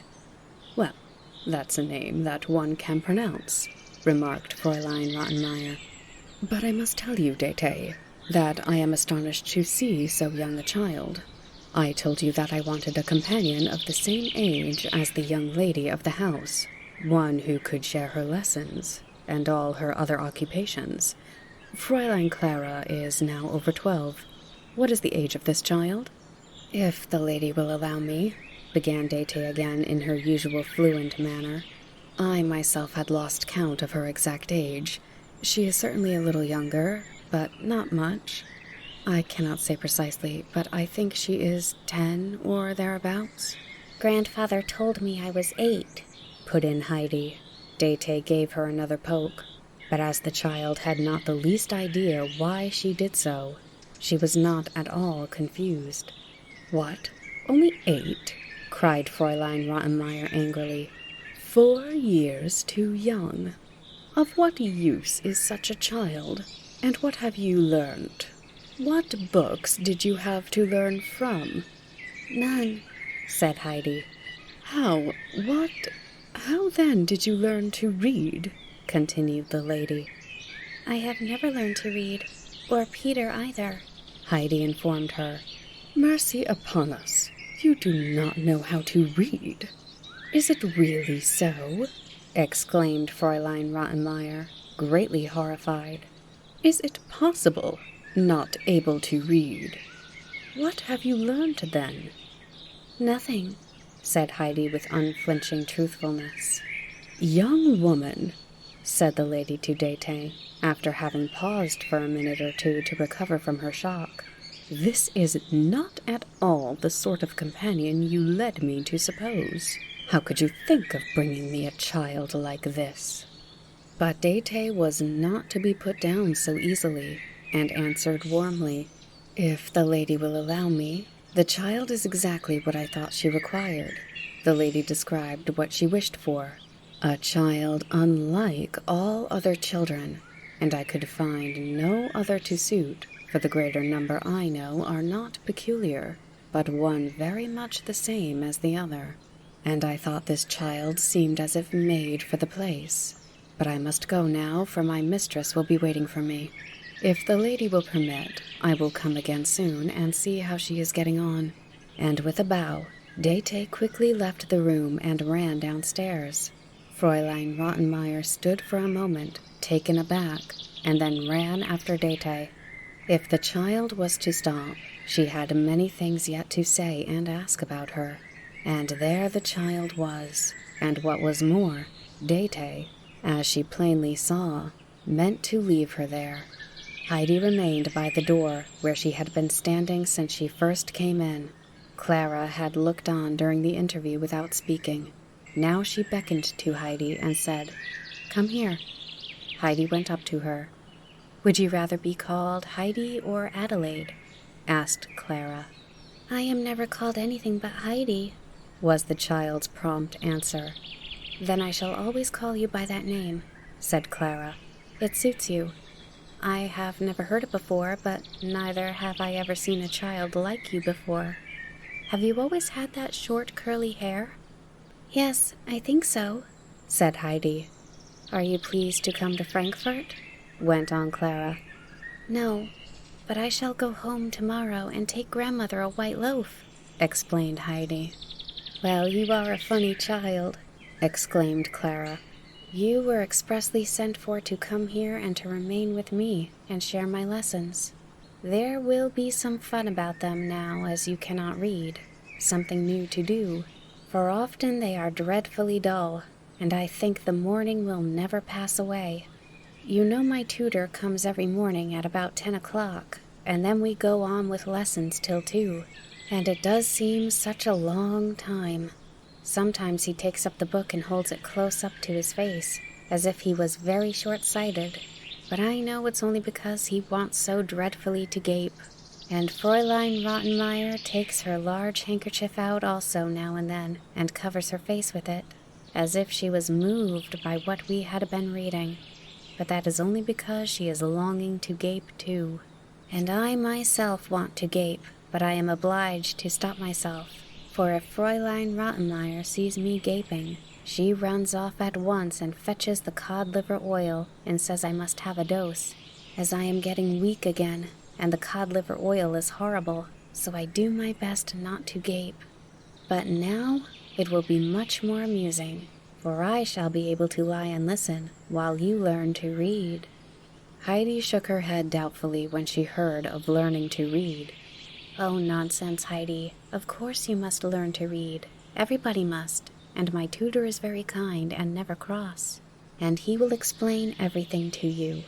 But mind, when he explains anything to you, you won't be able to understand. But don't ask any questions, or else he will go on explaining, and you will understand less than ever. Later, when you have learned more and know about things yourself, then you will begin to understand what he meant. Fräulein Rottenmeier now came back into the room.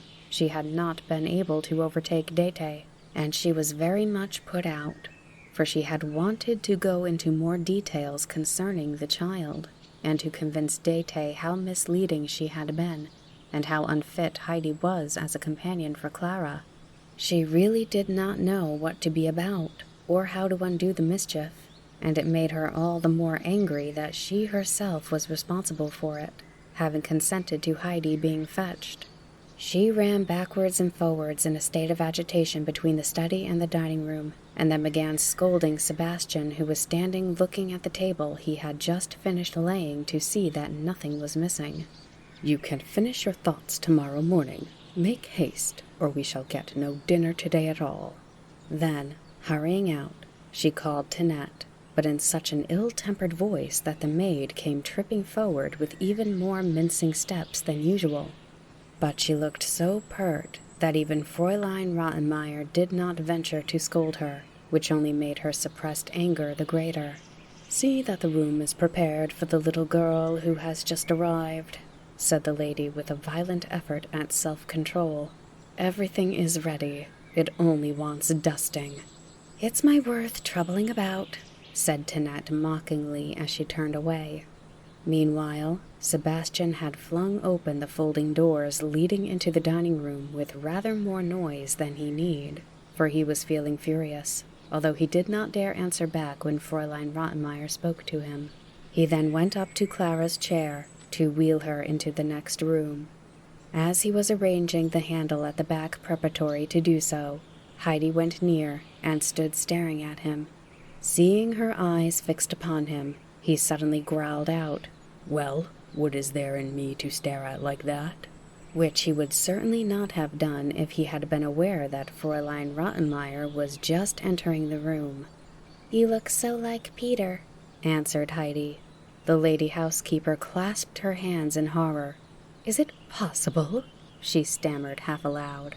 "She is now addressing the servant as if he were a friend. I never could have imagined such a child." Sebastian wheeled the couch into the dining room and helped Clara onto her chair. Fräulein Rottenmeier took the seat beside her, and made a sign to Heidi to take the one opposite. They were the only three at the table, and as they sat far apart, there was plenty of room for Sebastian to hand his dishes. Beside Heidi's plate lay a nice white roll, and her eyes lightened up with pleasure as she saw it.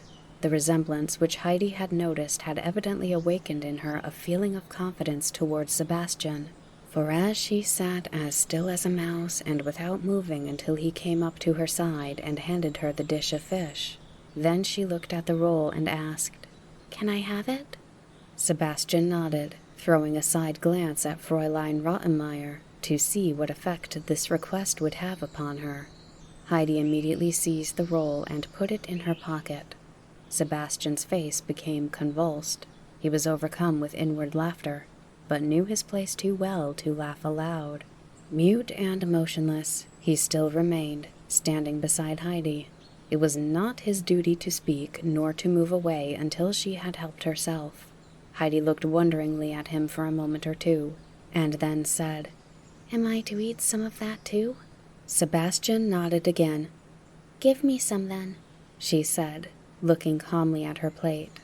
At this, Sebastian's command of his countenance became doubtful, and the dish began to tremble suspiciously in his hands. "You can put the dish on the table and come back presently," said Fräulein Rottenmeier, with a severe expression of face. Sebastian disappeared on the spot. "As for you, Adelaide, I see I shall have to teach you the first rules of behavior," continued the lady housekeeper with a sigh. "I will begin by explaining to you how you are to conduct yourself at the table." And she went on to give Heidi minute instructions as to all she was to do. "And now," she continued, "I must make you particularly understand that you are not to speak to Sebastian at table, or at any other time, unless you have an order to give him, or a necessary question to put to him. And then you are not to address him as if he was someone belonging to you. Never let me hear you speak to him in that way again. It is the same with Tinette, and for myself, you are to address me as you hear others doing. Clara must herself decide what you are to call her." "Why, Clara, of course," put the latter.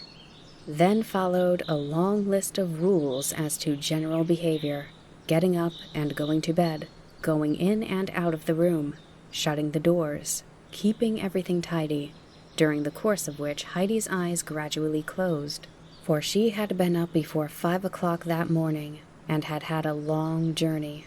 She leaned back in her chair and fell fast asleep.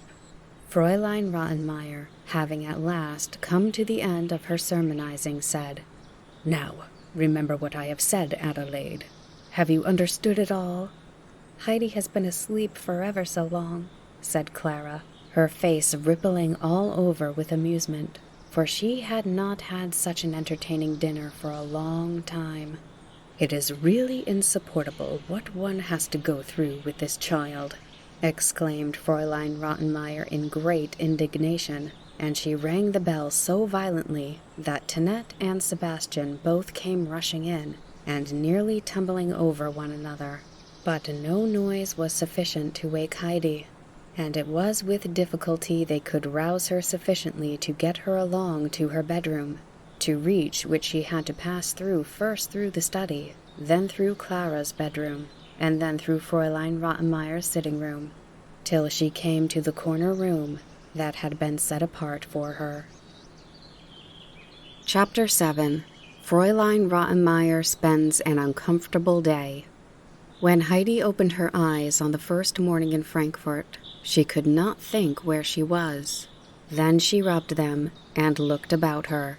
She was sitting up in a high white bed on one side of a large wide room, into which the light was falling through very, very long white curtains.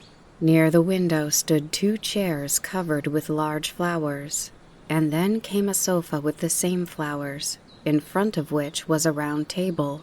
In the corner was a washstand, with things upon it that Heidi had never seen in her life before. But now, all at once, she remembered that she was in Frankfurt. Everything that had happened the day before came back to her, and finally she recalled clearly the instructions that had been given to her by the lady housekeeper, as far as she had heard them. Heidi jumped out of bed and dressed herself. Then she ran first to one window and then another. She wanted to see the sky and country outside. She felt like a bird in a cage behind those great curtains. But they were too heavy for her to put aside, so she crept underneath them to get to the window. But these again were so high that she could only just get her head above the sill to peer out. Even then, she could not see what she longed for. In vain, she went first to one and then the other of the windows. She could see nothing but walls and windows, and again walls and windows. Heidi felt quite frightened. It was still early, for Heidi was accustomed to get up early and run out at once to see how everything was looking, if the sky was blue, and if the sun was already above the mountains.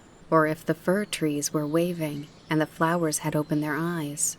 As a bird, when it first finds itself in a bright new cage, darts hither and thither, trying the bars in turn to see if it cannot get through them and fly again into the open, so Heidi continued to run backwards and forwards, trying to open first one and then the other windows, for she felt she could not bear to see nothing but walls and windows. And somewhere outside there must be the green grass and the last unmelted snows on the mountain slopes, which Heidi so longed to see. But the windows remained immovable, try what Heidi would to open them, even endeavoring to push her little fingers under them to lift them up. But it was all no use. When after a while Heidi saw that her efforts were fruitless, she gave up trying, and began to think whether she would not go out and round the house till she came to the grass. But then she remembered that the night before she had only seen stones in front of the house. At that moment, a knock came to the door, and immediately, after Tinette put her head inside and said, "Breakfast is ready," Heidi had no idea what an invitation so worded meant, and Tinette's face did not encourage any questioning on Heidi's part, but rather the reverse. Heidi was sharp enough to read its expression, and acted accordingly. So she drew the little stool out from under the table, put it in the corner, and sat down upon it, and there silently awaited what would happen next. Shortly after, with a good deal of rustling and bustling, Fräulein Rottenmeier appeared, who again seemed very much put out, and called to Heidi, "What is the matter with you, Adelaide? Do you not understand what breakfast is? Come along at once." Heidi had no difficulty in understanding now, and followed at once. Clara had been some time at the breakfast table, and she gave Heidi a kindly greeting, her face looking considerably more cheerful than usual, for she looked forward to all kinds of new things happening again that day. Breakfast passed off quietly. Heidi ate her bread and butter in a perfectly correct manner, and when the meal was over, and Clara wheeled back into the study, Fräulein Rottenmeier told her to follow and remain with Clara until the tutor should arrive and lessons begin. As soon as the children were alone again, Heidi asked, "How can one see out from here and look right down onto the ground?" "You must open the window and look out," replied Clara, amused. "But the windows won't open," responded Heidi sadly. "Yes, they will," Clara assured her. "You cannot open them, nor I either, but when you see Sebastian, you can ask him to open one." It was a great relief to Heidi to know that the windows could be opened, and that one could look out, for she still felt as if she was shut up in prison. Clara now began to ask her questions about her home, and Heidi was delighted to tell her all about the mountain and the goats and the flowery meadows which were so dear to her. Meanwhile, her tutor had arrived. Fräulein Rottenmeier, however, did not bring him straight into the study, but drew him first aside into the dining room, where she poured forth her troubles, and explained to him the awkward position in which she was placed, and how it had all come about. It appeared that she had written some time back to Herr Sesemann to tell him that his daughter very much wished to have a companion, and had added how desirable she thought it herself, as it would be a spur to Clara at her lessons and an amusement for her in her playtime. Fräulein Rottenmeier had privately wished for this arrangement on her own behalf, as it would relieve her from having always to entertain the sick girl herself, which she felt at times was too much for her. The father had answered that he was quite willing to let his daughter have a companion, provided she was treated in every way like his own child, as he would not have any child tormented or put upon, which was a very unnecessary remark, put in Fräulein Rottenmeier, for who wants to torment children? But now she went on to explain how dreadfully she had been taken in about the child, and related all the unimaginable things of which she had already been guilty, so that not only would he have to begin with teaching her the ABC, but would have to start with the most rudimentary instruction as regarded everything to do with daily life. She could see only one way out of this disastrous state of affairs, and that was for the tutor to declare that it was impossible for the two to learn together without detriment to Clara, who was so far ahead of the other. That would be a valid excuse for getting rid of the child, and Herr Sesemann would be sure to agree to the child being sent home again. But she dared not do this without his order, since he was aware that by this time the companion had arrived. But the tutor was a cautious man, and not inclined to take a partial view of matters. He tried to calm Fräulein Rottenmeier, and gave it as his opinion that if the little girl was backward in some things, she was probably advanced in others, and a little regular teaching would soon set the balance right. When Fräulein Rottenmeier saw that he was not ready to support her, and evidently quite ready to undertake teaching the alphabet, she opened the study door, which she quickly shut again as soon as he had gone through, remaining on the other side herself, for she had a perfect horror of the ABC. She walked up and down the dining room, thinking over in her own mind how the servants were to be told to address Adelaide. The father had written that she was to be treated exactly like his own daughter, and this would especially refer, she imagined, to the servants.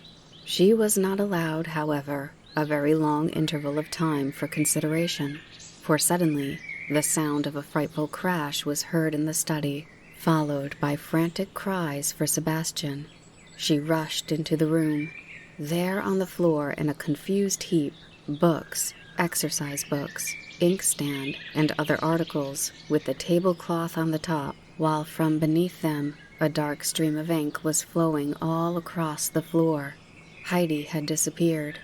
"Here's a state of things," exclaimed Fräulein Rottenmeier, wringing her hands. "Tablecloth, books, work basket, everything lying in the ink. It was that unfortunate child, I suppose." The tutor was standing looking down at the havoc in distress. There was certainly only one view to be taken of such a matter as this and that, an unfavorable one. Clara, meanwhile, appeared to find pleasure in such an unusual event, and in watching the results. "Yes, Heidi did it," she explained, "but quite by accident. She must on no account be punished. She jumped up in such a violent haste to get away that she dragged the tablecloth along with her, and so everything went over. There were a number of vehicles passing. That is why she rushed off like that. Perhaps she has never seen a carriage. Is it not as I said? She has not the smallest notion about anything, not the slightest idea that she ought to sit still and listen while her lessons are going on. But where is the child who has caused all this trouble? Surely she has not run away. What would Herr Sesemann say to me?" She ran out of the room and down the stairs. There at the bottom, standing in the open doorway, was Heidi, looking in amazement up and down the street. "What are you doing? What are you thinking of to run away like that?" called Fräulein Rottenmeier. "I heard the sound of the fir trees, but I cannot see where they are, and now I cannot hear them any more," answered Heidi, looking disappointedly in the direction whence the noise of the passing carriages had reached her, and which, to Heidi, had seemed like the blowing of the south wind in the trees, so that in great joy of heart she had rushed out to look at them. "Fir trees? Do you suppose we are in a wood? What ridiculous ideas are these? Come upstairs and see the mischief you have done." Heidi turned and followed Fräulein Rottenmeier upstairs. She was quite astonished to see the disaster she had caused, for in her joy and haste to get to the fir trees, she had been unaware of having dragged everything after her. "I excuse you doing this, as it is the first time, but do not let me know you are doing it a second time," said Fräulein Rottenmeier, pointing to the floor. "During your lesson time, you are to sit still and attend. If you cannot do this, I shall have to tie you to your chair. Do you understand?" "Yes," replied Heidi, "but I will certainly not move again." For now she understood that it was a rule to sit still while she was being taught. Sebastian and Tinette were now sent for to clean up the broken articles and put things in order again. The tutor said, "Good morning," and left, as it was impossible to do any more lessons that day. There had been certainly no time for gaping this morning. Clara had to rest for a certain time during the afternoon, and during this time interval, as Fräulein Rottenmeier informed Heidi, the latter might amuse herself as she liked.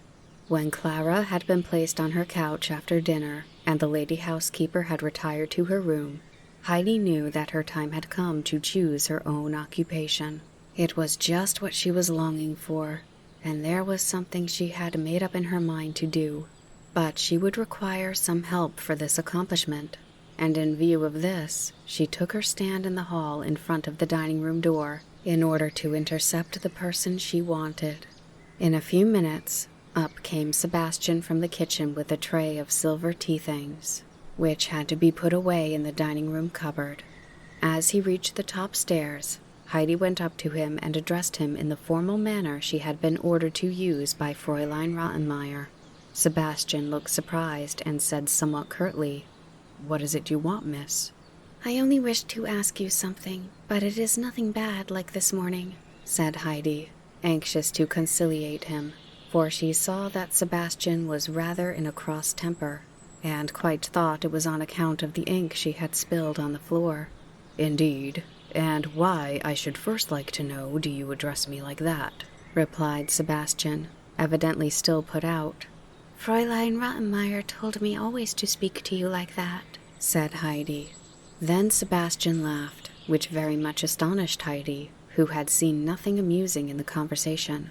But Sebastian, now he understood that the child was only obeying orders, added in a friendly voice, "What is it then that miss wants?" It was now Heidi's turn to be a little put out, and she said, "My name is not Miss. It is Heidi." "Quite so, but the same lady has ordered me to call you miss," explained Sebastian. "Has she? Oh, then I must be called so," said Heidi submissively, for she had already noticed that whatever Fräulein Rottenmeier said was law. "Then, now I have 3 names," she added with a sigh. "What is it little miss wished to ask?" said Sebastian, as he went on into the dining room to put away the silver. "How can a window be opened?" "Why, like that," and Sebastian flung up one of the large windows. Heidi ran to it, but she was not tall enough to see out, for her head only reached the sill. "There, now miss can look out and see what is going on below," said Sebastian, as he brought her a high wooden stool to stand on. Heidi climbed up, and at last, as she thought, was going to see what she had been longing for. But she drew back her head, with a look of great disappointment on her face. "Why, there is nothing outside but the stony streets," she said mournfully. "But if I went right round the other side of the house, what should I see there, Sebastian?" "Nothing but what you see here," he told her. "Then where can I go to see right away over the whole valley?" "You would have to climb to the top of a high tower, a church tower, like that one over there with the gold ball above it. From there you can see right away ever so far." Heidi climbed down quickly from her stool, ran to the door, down the steps, and out into the street. Things were not, however, quite so easy as she thought. Looking from the window, the tower had appeared so close that she imagined she had only to run over to the road to reach it. But now, although she ran along the whole length of the street, she still did not get any nearer to it, and indeed soon lost sight of it altogether. She turned down another street, and went on, but still no tower. She passed a great many people, but they all seemed in such a hurry that Heidi thought they had not time to tell her which way to go. Then suddenly, at one of the street corners, she saw a boy standing, carrying a hand organ on his back and a funny-looking animal on his arm. Heidi ran up to him and said, "Where is the tower with the gold ball on the top?" "I don't know," was the answer. "Who can I ask to show me?" she asked again. "I don't know." "Do you know any other church with a high tower?" "Yes, I know one." "Come then and show it to me."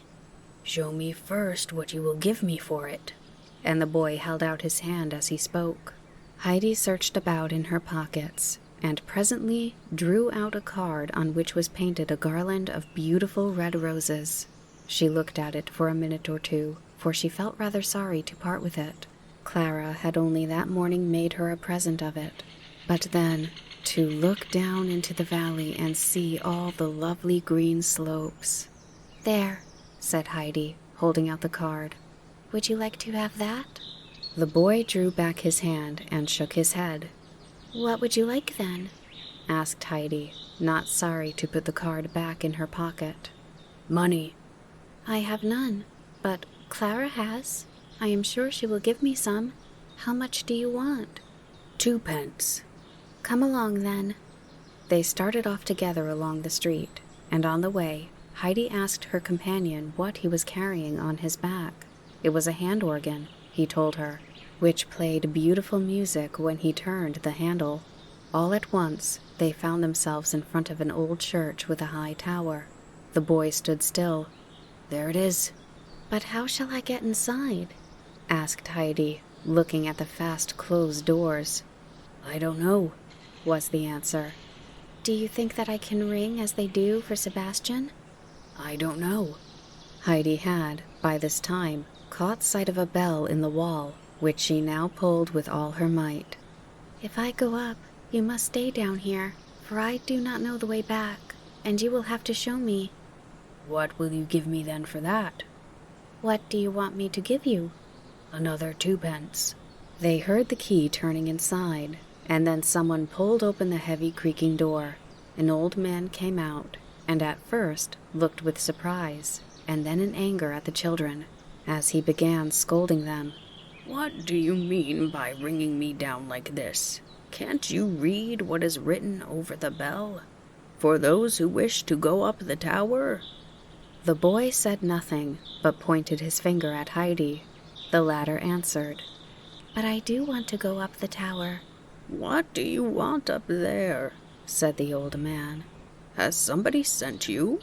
No, replied Heidi. I only want to go up that I might look down.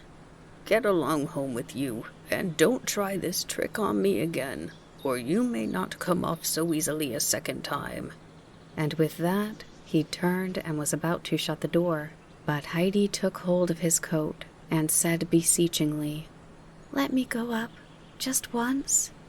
He looked around, and his mood changed as he saw her pleading eyes. He took hold of her hand and said kindly, Well, if you really wish it so much, I will take you. The boy sat down on the church steps to show that he was content to wait where he was. Hand in hand with the old man, Heidi went up the many steps of the tower. They became smaller and smaller as they neared the top, and at last came one very narrow one, and there they were at the end of their climb. The old man lifted Heidi up that she might look out of the open window. There, now you can look down, he said. Heidi saw beneath her a sea of roofs, towers, and chimney pots. She quickly drew back her head and said in a sad, disappointed voice, It is not at all what I thought. You see now, a child like you does not understand anything about a view. Come along down, and don't go ringing at my bell again. He lifted her down and went on before her down the narrow stairway. To the left of the turn, where it grew wider, stood the door of the tower keeper's room, and the landing ran out beside it to the edge of the steep slanting roof. At the far end of this was a large basket, in front of which sat a big gray cat that snarled as it saw them, for she wished to warn the passers-by that they were not to meddle with her family. Heidi stood still and looked at her in astonishment, for she had never seen such a monster cat before. There were whole armies of mice, however, in the old tower, so the cat had no difficulty in catching 6 for her dinner every day. The old man, seeing Heidi so struck with admiration, said, She will not hurt you while I am near. Come, you can have a peep at the kittens. Heidi went up to the basket and broke out into expressions of delight. Oh, the sweet little things, the darling kittens. she kept on saying, as she jumped from side to side of the basket, so as not to lose any of the droll gambols of the 7 or 8 little kittens that were scrambling and rolling and falling over one another. "Would you like to have one?" said the old man, who enjoyed watching the child's pleasure. For myself to keep? said Heidi excitedly, who could hardly believe such happiness was to be hers. "Yes, of course. More than one if you like. In short, you can take away the whole lot if you have room for them." For the old man was only too glad to think he could get rid of his kittens without more trouble. Heidi could hardly contain herself for joy. There would be plenty of room for them in the large house, and then how astonished and delighted Clara would be when she saw the sweet little kittens. "But how can I take them with me?" asked Heidi, and she was going quickly to see how many she could carry away with her hands, when the old cat sprang at her so fiercely that she shrank back in fear. "I will take them for you if you tell me where," said the old man, stroking the cat to quiet her, for she was an old friend of his that had lived with him in the tower for many years. "To Air Sesamens, the big house, where there's a gold dog's head on the door with a ring in its mouth," explained Heidi. Such full directions as these were not really needed by the old man, who had had charge of the tower for many a long year and knew every house far and near, and moreover, Sebastian was an acquaintance of his. "I know that house," he said. "But when shall I bring them, and who shall I ask for? You are not one of the family, I am sure."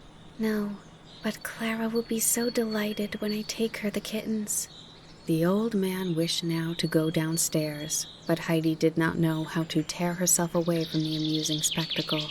"If I could just take 1 or 2 away with me, 1 for myself and 1 for Clara, may I?" "Well, wait a moment," said the man, and he drew the cat cautiously away into his room, and leaving her by a bowl of food, came out again and shut the door. "Now take 2 of them." Heidi's eyes shone with delight. She picked up a white kitten and another striped white and yellow, and put one in the right and the other in the left pocket.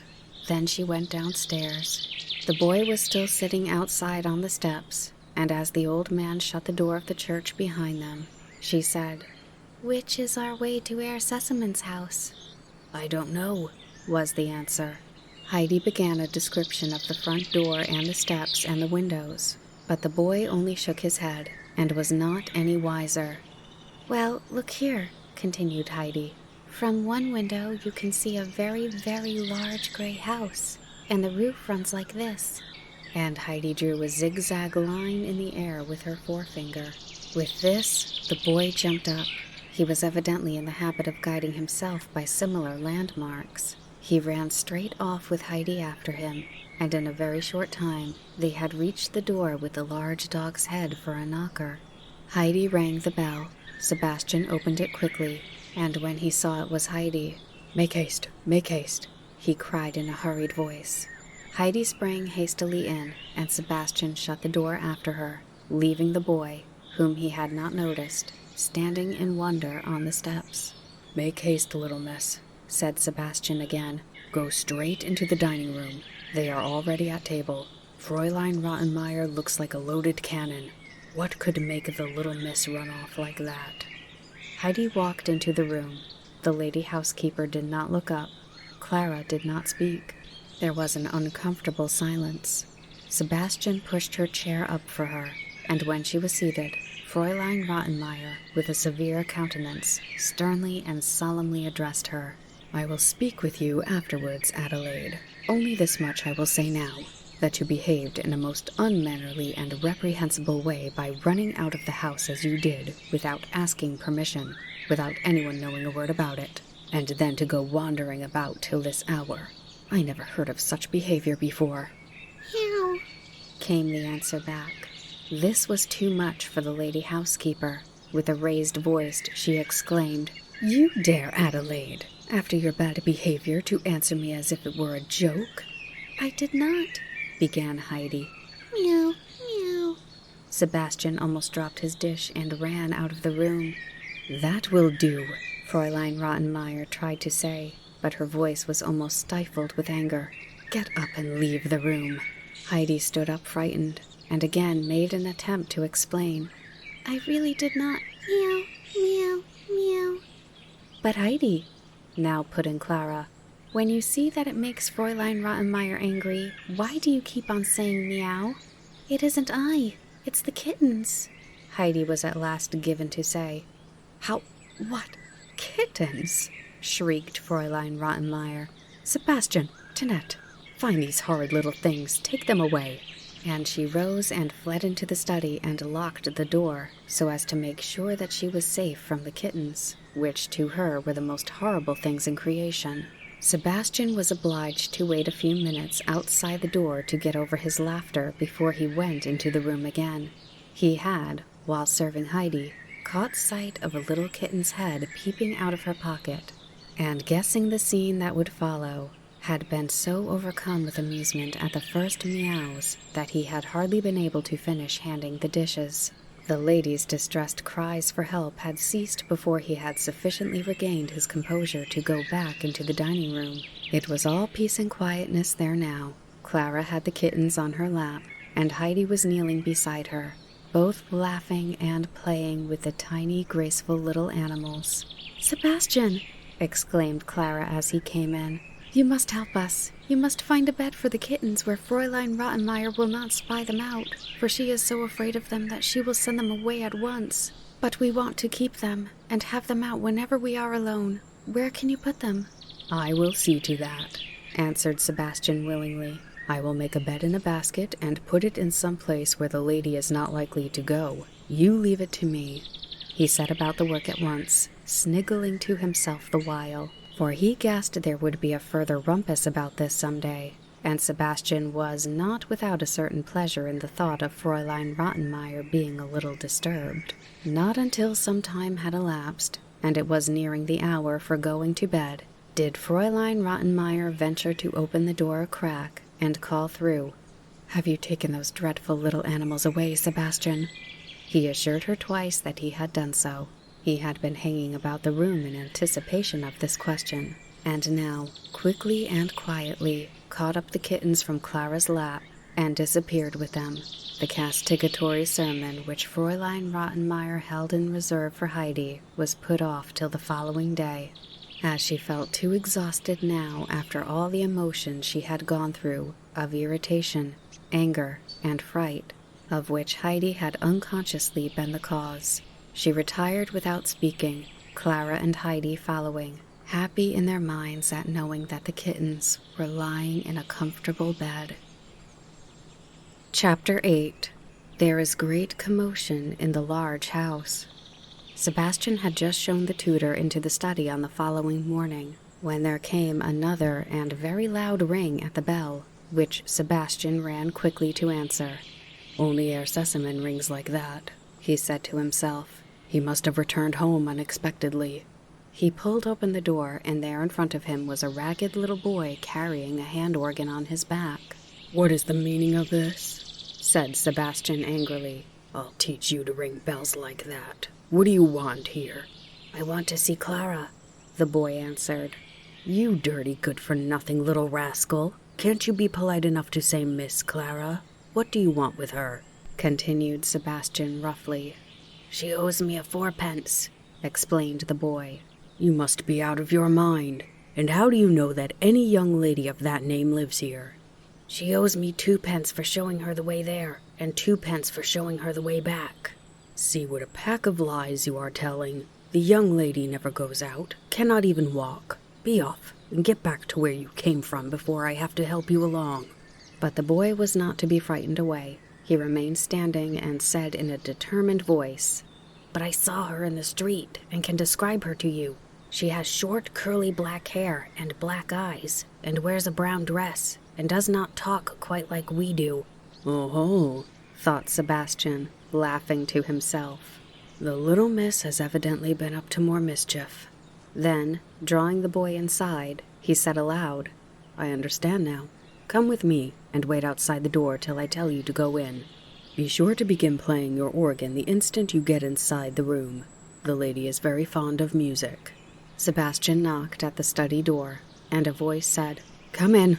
"There's a boy outside who says he must speak to Miss Clara herself," Sebastian announced. Clara was delighted at such an extraordinary and unexpected message. "Let him in at once," replied Clara. "He must come in, must he not?" she added, turning to her tutor. "If he wishes so particularly to see me?" The boy was already inside the room, and according to Sebastian's directions, immediately began to play his organ. Fräulein Rottenmeier, wishing to escape the ABC, had retired with her work to the dining room. All at once, she stopped and listened. Did those sounds come up from the street? And yet they seemed so near. But how could there be an organ playing in the study? And yet it surely was so. She rushed to the other end of the long dining room and tore open the door. She could hardly believe her eyes. There, in the middle of the study, stood a ragged boy, turning away at his organ in the most energetic manner. The tutor appeared to be making efforts to speak, but his voice could not be heard. Both children were listening delightedly to the music.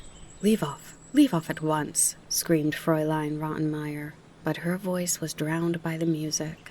She was making a dash for the boy when she saw something on the ground crawling towards her feet, a dreadful dark object, a tortoise. At the sight, she jumped higher than she had for many long years before, shrieking with all her might, "Sebastian! Sebastian!" The organ player suddenly stopped, for this time her voice had risen louder than the music. Sebastian was standing outside, bent double with laughter, for he had been peeping to see what was going on. By the time he entered the room, Fräulein Rottenmeier had sunk into a chair. "Take them all out, boy and animal. Get them away at once," she commanded him. Sebastian pulled the boy away, the latter having quickly caught up the tortoise, and when he had got him outside, he put something into his hand. "There is the 4 pence from Miss Clara and another 4 pence for the music. You did it all quite right." And with that, he shut the front door upon him. Quietness reigned again in the study, and lessons began once more. Fräulein Rottenmeier took up her station in the study, in order by her presence to prevent any further dreadful goings-on. But soon another knock came to the door, and Sebastian again stepped in, this time to say that someone had brought a large basket with orders that it was to be given at once to Miss Clara. "For me?" said Clara in astonishment, her curiosity very much excited. "Bring it in at once that I may see what it is like." Sebastian carried in a large covered basket and retired. "I think the lessons had better be finished first before the basket is unpacked," said Fräulein Rottenmeier. Clara could not conceive what was in it, and cast longing glances towards it. In the middle of one of her declamations, she suddenly broke off and said to the tutor, "Mayn't I just give one peep inside to see what's in it before I go on?" "On some considerations I am for it, on others against it," he began in answer. "For it, on the ground that if your whole attention is directed to the basket—" But the speech remained unfinished.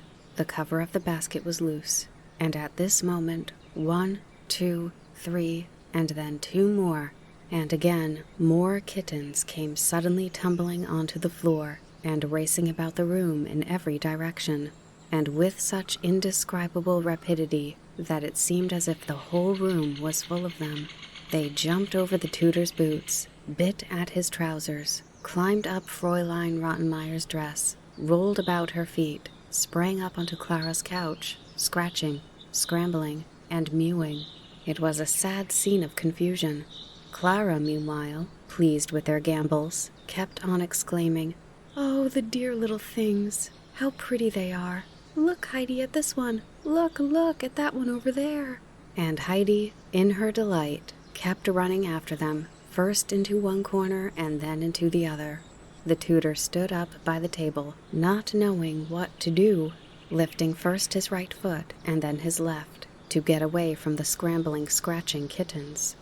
Fräulein Rottenmeier was unable at first to speak at all, so overcome was she with horror, and she did not dare rise from her chair for fear that all the dreadful little animals should jump upon her at once.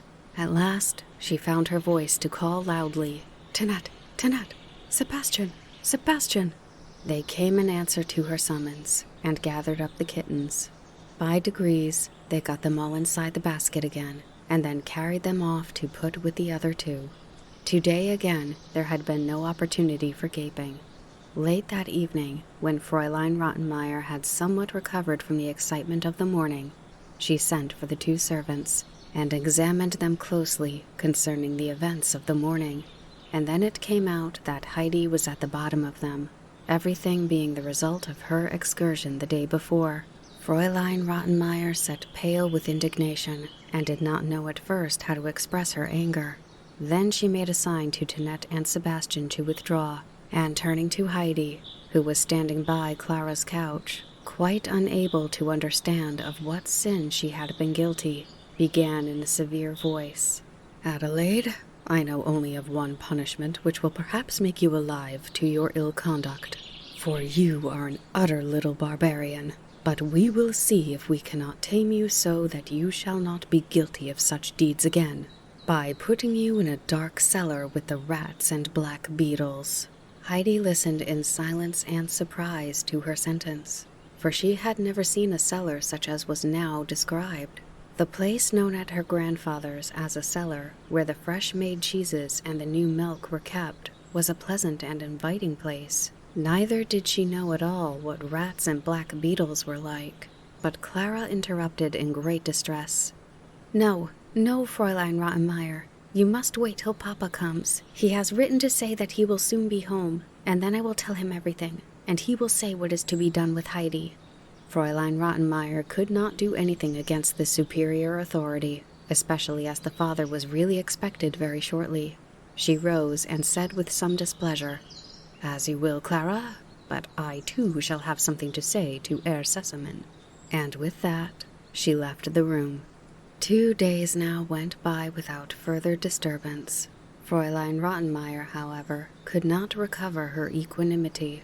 She was perpetually reminded by Heidi's presence of the deception that had been played upon her, and it seemed to her that ever since the child had come into the house, everything had been topsy-turvy, and she could not bring things into proper order again.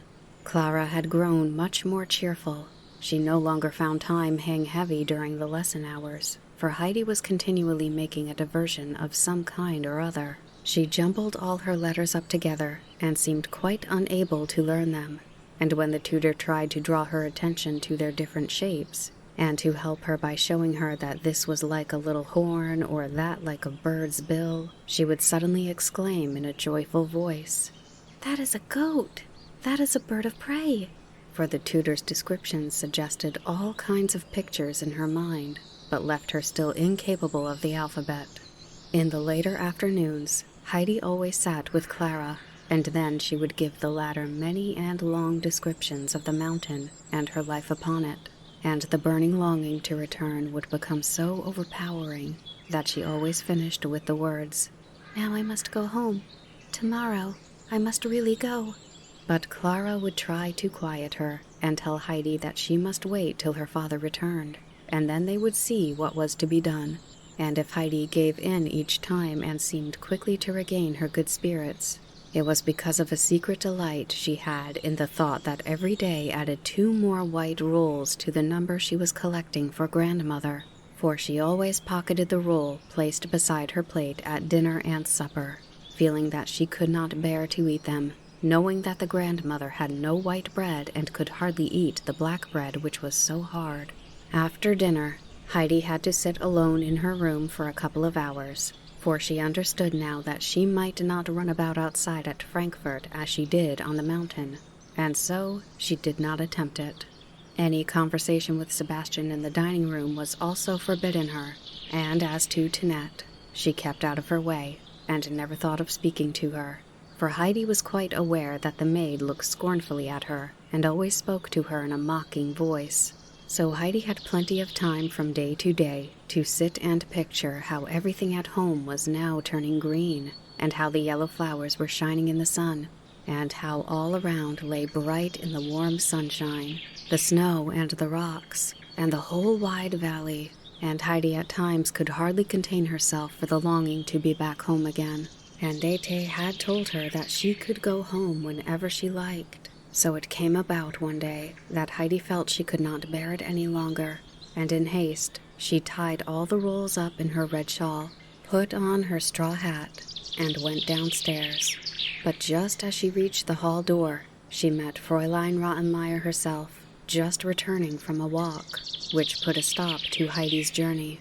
Fräulein Rottenmeier stood still a moment, looking at her from top to toe in blank astonishment, her eye resting particularly on the red bundle. Then she broke out. "What have you dressed yourself like that for? What do you mean by this? Have I not strictly forbidden you to go running about in the streets? And here you are ready to start off again, and going out looking like a beggar." "I was not going to run about. I was going home," said Heidi, frightened. "What are you talking about? Going home? You want to go home?" exclaimed Fräulein Rottenmeier, her anger rising. "To run away like that? What would Herr Sesemann say if he knew? Take care that he never hears of this. And what is the matter with this house, I should like to know? Have you not been better treated than you deserved? Have you wanted for a thing? Have you ever in your life before had such a house to live in, such a table, or so many to wait upon you? Have you?" "No," replied Heidi. "I should think not, indeed," continued the exasperated lady. "You have everything you can possibly want here, and you are an ungrateful little thing. It's because you are too well off and comfortable that you have nothing to do but think what naughty thing you can do next." Then Heidi's feelings got the better of her, and she poured forth her trouble. "Indeed, I only want to go home, for if I stay so long away, Snowflake will begin crying again, and Grandmother is waiting for me, and Greenfinch will get beaten because I'm not there to give Peter any cheese, and I can never see how the sun says goodnight to the mountains. And if the great bird were to fly over Frankfurt, he would croak louder than ever about people huddling all together and teaching each other bad things, and not going to live up on the rocks where it is so much better." "Heaven have mercy upon us! The child is out of her mind," cried Fräulein Rottenmeier, and she turned in terror and went quickly up the steps, running violently into Sebastian in her hurry. "Go and bring that unhappy little creature in at once," she ordered him, putting her hand to her forehead, which she had bumped against his. Sebastian did as he was told, rubbing his own head as he went, for he had received a still harder blow. Heidi had not moved. She stood with her eyes aflame and trembling all over with inward agitation. "What, got into trouble again?" said Sebastian in a cheerful voice. But when he looked more closely at Heidi and saw that she did not move, he put his hand kindly on her shoulder and said, trying to comfort her, There, don't take it to heart so much. Keep up your spirits. That is a great thing. She has nearly made a hole in my head, but don't you let her bully you." Then, seeing that Heidi still did not stir, "We must go. She ordered me to take you in." Heidi now began mounting the stairs, but with a slow, crawling step, very unlike her usual manner. Sebastian felt quite sad as he watched her, and as he followed her up, kept trying to encourage her. "Don't you give in. Don't you let her make you unhappy. You keep your courage. Why, we've got such a sensible little miss that she has never cried once since she was here.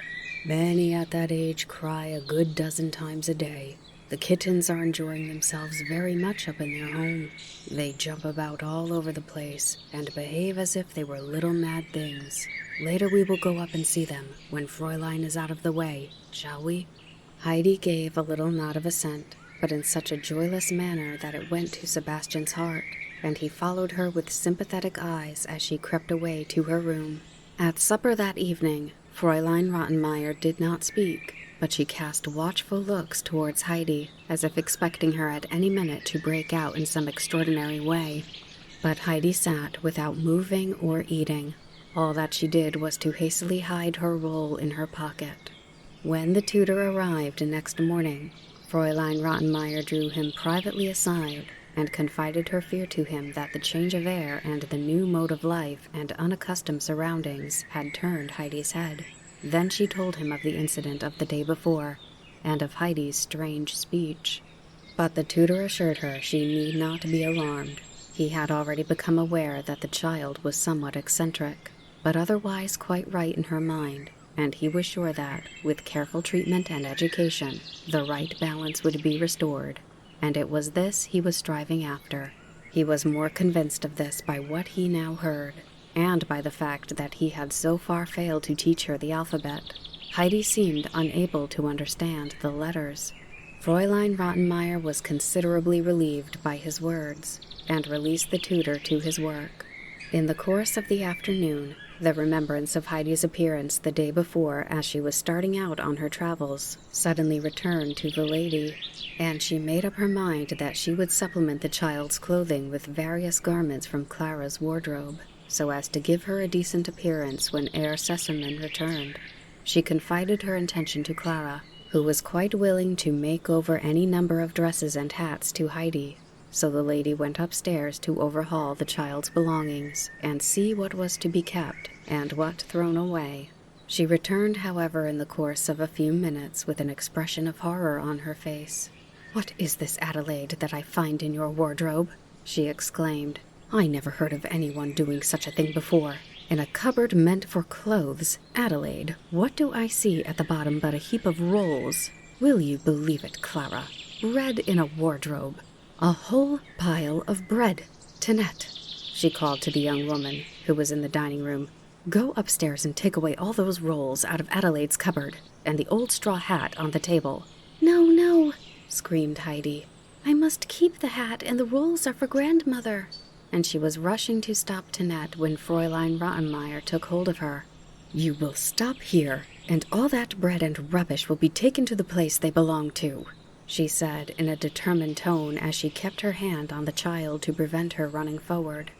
Then Heidi, in despair, flung herself down on Clara's couch and broke into a wild fit of weeping, her crying becoming louder and more full of distress every minute, while she kept on sobbing out at intervals. "Now grandmother's bread is all gone. They were all for grandmother. Now they are taken away, and grandmother won't have one." And she wept as if her heart would break. Fräulein Rottenmeier ran out of the room. Clara was distressed and alarmed at the child's crying. "Heidi, Heidi," she said imploringly, "pray do not cry so. Listen to me. Don't be so unhappy. Look now, I promise you that you shall have just as many rolls, or more, all fresh and new to take to grandmother when you go home. Yours would have been hard and stale by then. Come, Heidi, do not cry any more." Heidi could not get over her sobs for a long time. She would never have been able to leave off crying at all if it had not been for Clara's promise, which comforted her. But to make sure that she could depend upon it, she kept on saying to Clara, her voice broken with her gradual subsiding sobs, "Will you give me as many, quite as many, as I had for grandmother?" And Clara assured her each time that she would give her as many, "Or more," she added. "Only be happy again." Heidi appeared at supper with her eyes red with weeping, and when she saw her roll, she could not suppress a sob, but she made an effort to control herself, for she knew she must sit quietly at table. Whenever Sebastian could catch her eye this evening, he made all sorts of strange signs, pointing to his own head, and then to hers, and giving little nods as much as to say, "Don't you be unhappy. I have got it all safe for you." When Heidi was going to get into bed that night, she found her old straw hat lying under the counterpane. She snatched it up with delight, made it more out of shape still in her joy, and then, after wrapping a handkerchief round it, she stuck it in a corner of the cupboard as far back as she could.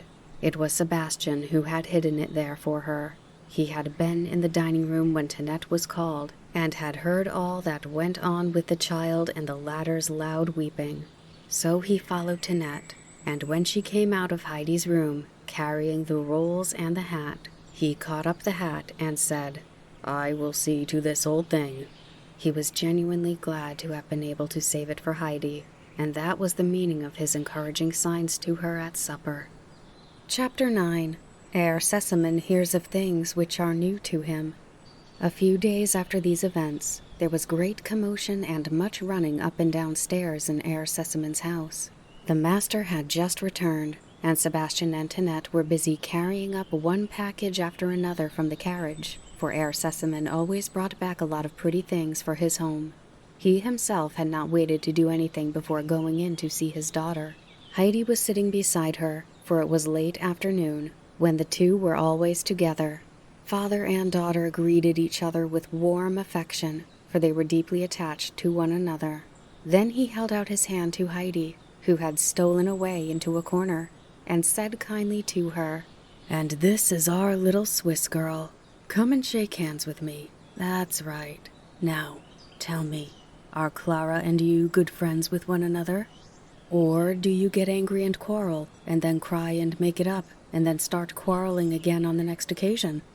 "No, Clara is always kind to me," answered Heidi. "And Heidi," put in Clara quickly, "has not once tried to quarrel." "That's all right. I am glad to hear it," said her father, as he rose from his chair. "But you must excuse me, Clara, for I want my dinner. I have had nothing to eat all day. Afterwards I shall show you all the things I have brought home with me." He found Fräulein Rottenmeier in the dining room superintending the preparation for his meal, and when he had taken his place, she sat down opposite to him, looking the very embodiment of bad news, so that he turned to her and said, "What am I to expect, Fräulein Rottenmeier?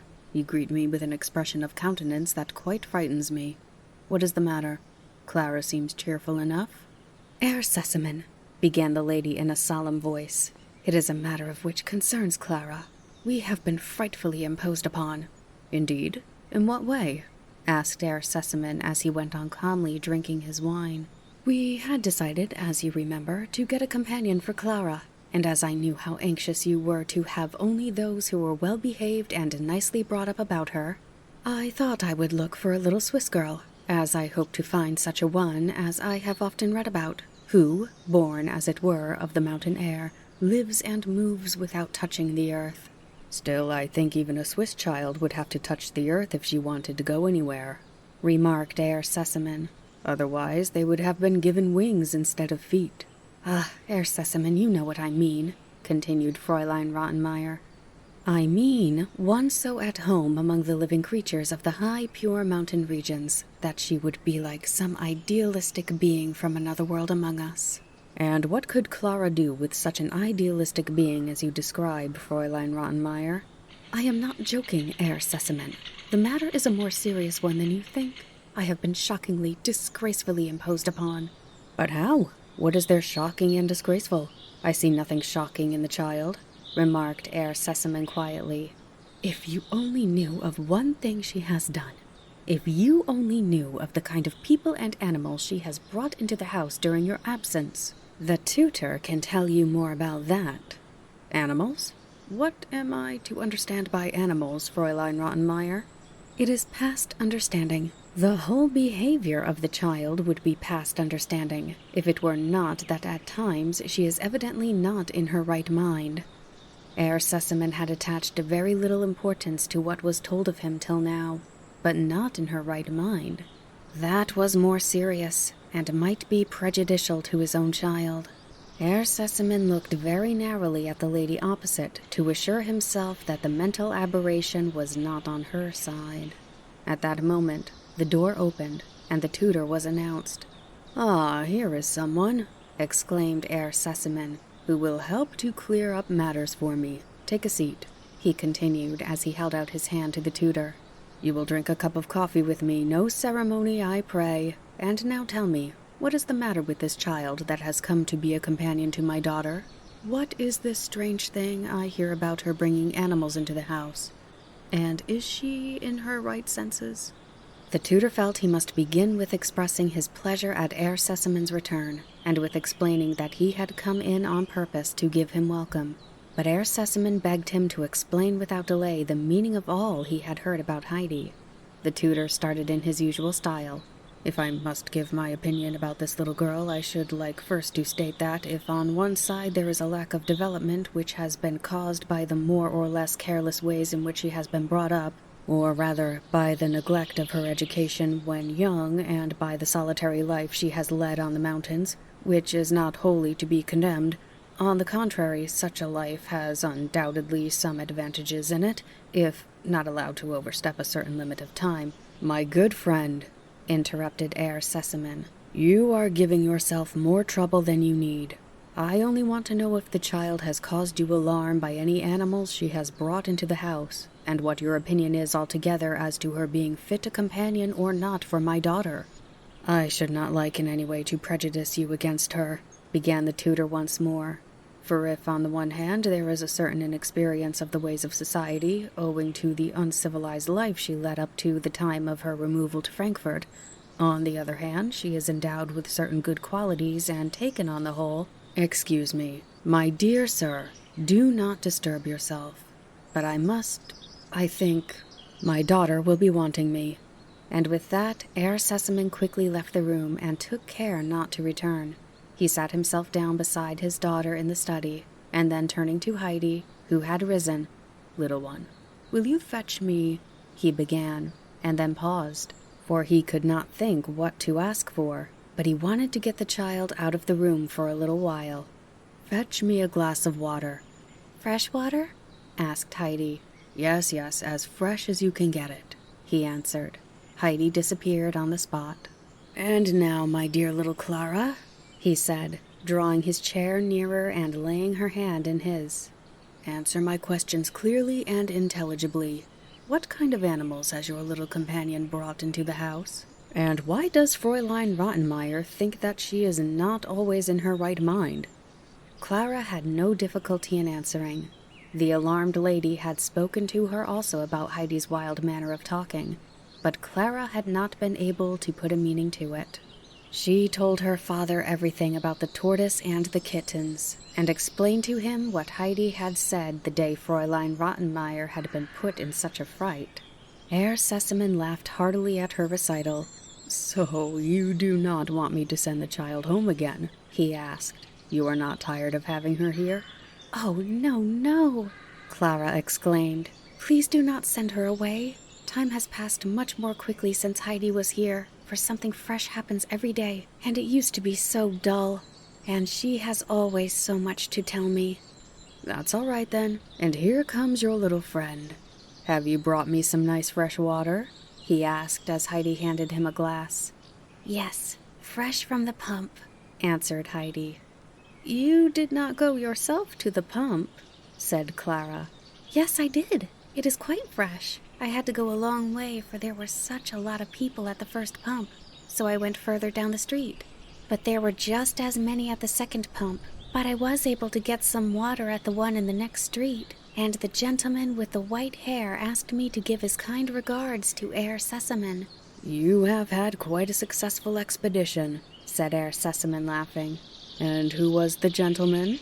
"He was passing, and when he saw me he stood still and said, 'As you have a glass, will you give me a drink? To whom are you taking the water?' And when I said, 'To Herr Sesemann,' he laughed very much, and then he gave me that message for you, and also said he hoped you would enjoy the water." "Oh, and who was it, I wonder, who sent me such good wishes? Tell me, what was he like?" said Herr Sesemann. "He was kind and laughed, and he had a thick gold chain and a gold thing hanging from it with a large red stone, and a horse's head at the top of his stick." "It's the doctor, my old friend the doctor," exclaimed Clara and her father at the same moment, and Herr Sesemann smiled to himself at the thought of what his friend's opinion must have been on this new way of satisfying his thirst for water.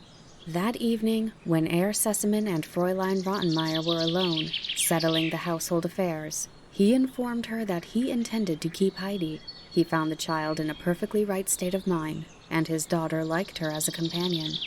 "I desire, therefore," he continued, laying stress upon his words, "that the child shall be in every way kindly treated, and that her peculiarities shall not be looked upon as crimes.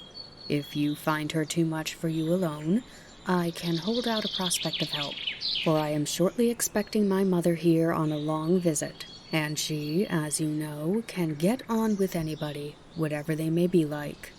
"Oh, yes, I know," replied Fräulein Rottenmeier. but there was no tone of relief in her voice as she thought of the coming help. Herr Sesemann was only home for a short time. He left for Paris again before the fortnight was over, comforting Clara, who could not bear that he should go from her again so soon, with the prospect of her grandmother's arrival, which was to take place in a few days' time.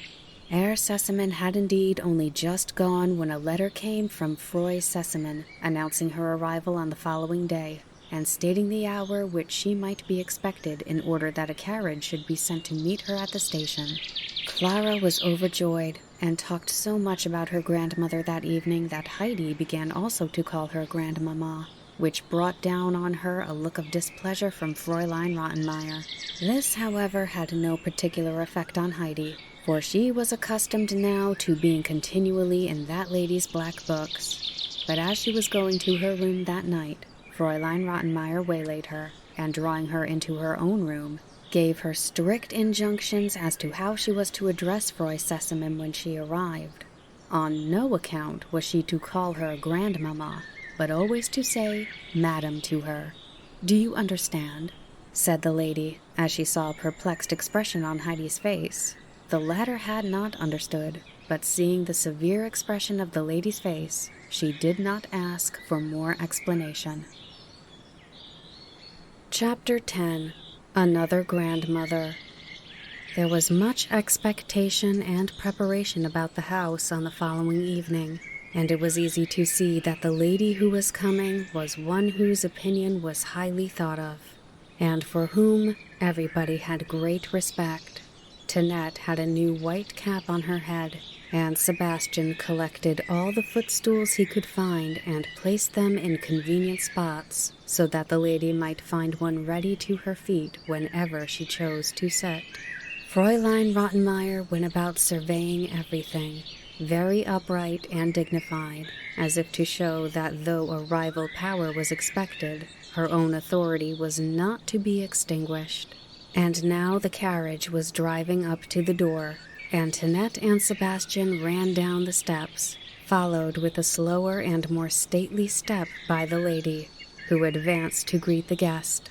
Heidi had been sent up to her room, and ordered to remain there until called down, as the grandmother would certainly like to see Clara alone first. Heidi sat herself down in a corner, and repeated her instructions over to herself. She had not to wait long before Tinette put her head in and said abruptly, "Go downstairs into the study." Heidi had not dared to ask Fräulein Rottenmeier again how she was to address the grandmother. She thought the lady had perhaps made a mistake, for she had never heard any one called by other than their right name.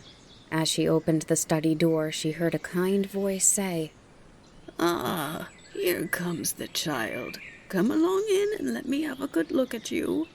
Heidi walked up to her and said very distinctly in her clear voice, "Good evening," and then, wishing to follow her instructions, called her what would be in English, Mrs. Madam. "Well," said the grandmother, laughing, "is that how they address people in your home on the mountain?" "No," replied Heidi gravely. "I never knew anyone with that name before." "Nor I either," laughed the grandmother again, as she patted Heidi's cheek. "Never mind.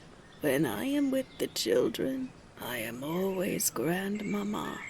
You won't forget that name, will you?" "No, no," Heidi assured her.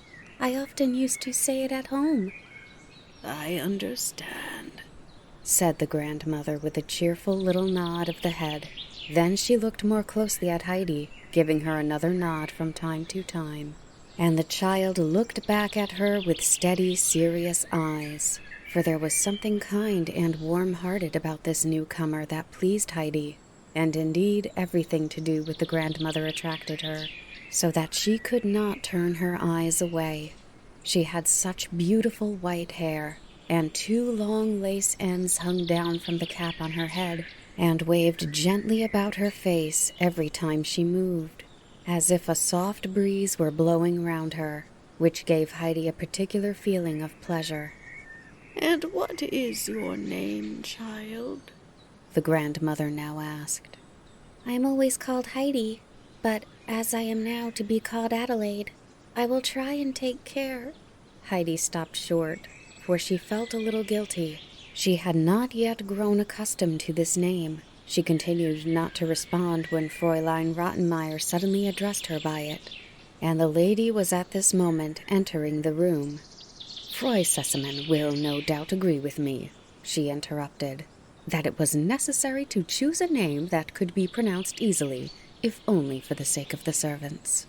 My worthy Rottenmeier, replied Fräulein Sesemann, if a person is called Heidi and has grown accustomed to that name, I call her by the same, and so let it be. Fräulein Rottenmeier was always very much annoyed that the old lady continually addressed her by her surname only, but it was no use minding, for the grandmother always went on her way, and so there was no help for it. Moreover, the grandmother was a keen old lady, and had all her 5 wits about her, and she knew what was going on in the house as soon as she entered it. When on the following day, Clara lay down as usual on her couch after dinner, the grandmother sat down beside her for a few minutes and closed her eyes. Then she got up again as lively as ever and trotted off into the dining room. No one was there. She is asleep, I suppose, she said to herself, and then going up to Fräulein Rottenmeier's room, she gave a loud knock at the door.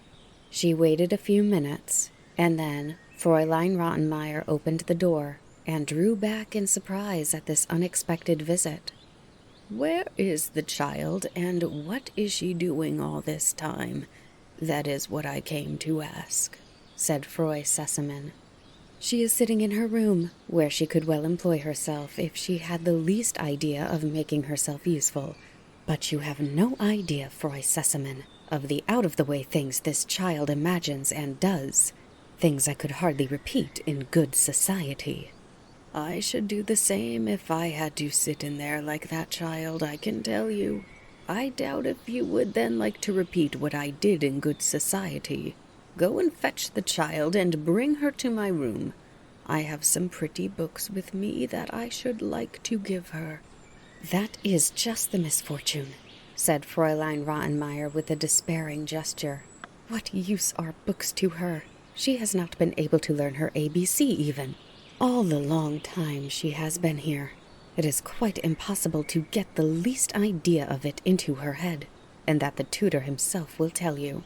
If he had not the patience of an angel, he would have given up teaching her long ago. That is very strange, said Fräulein Sesemann.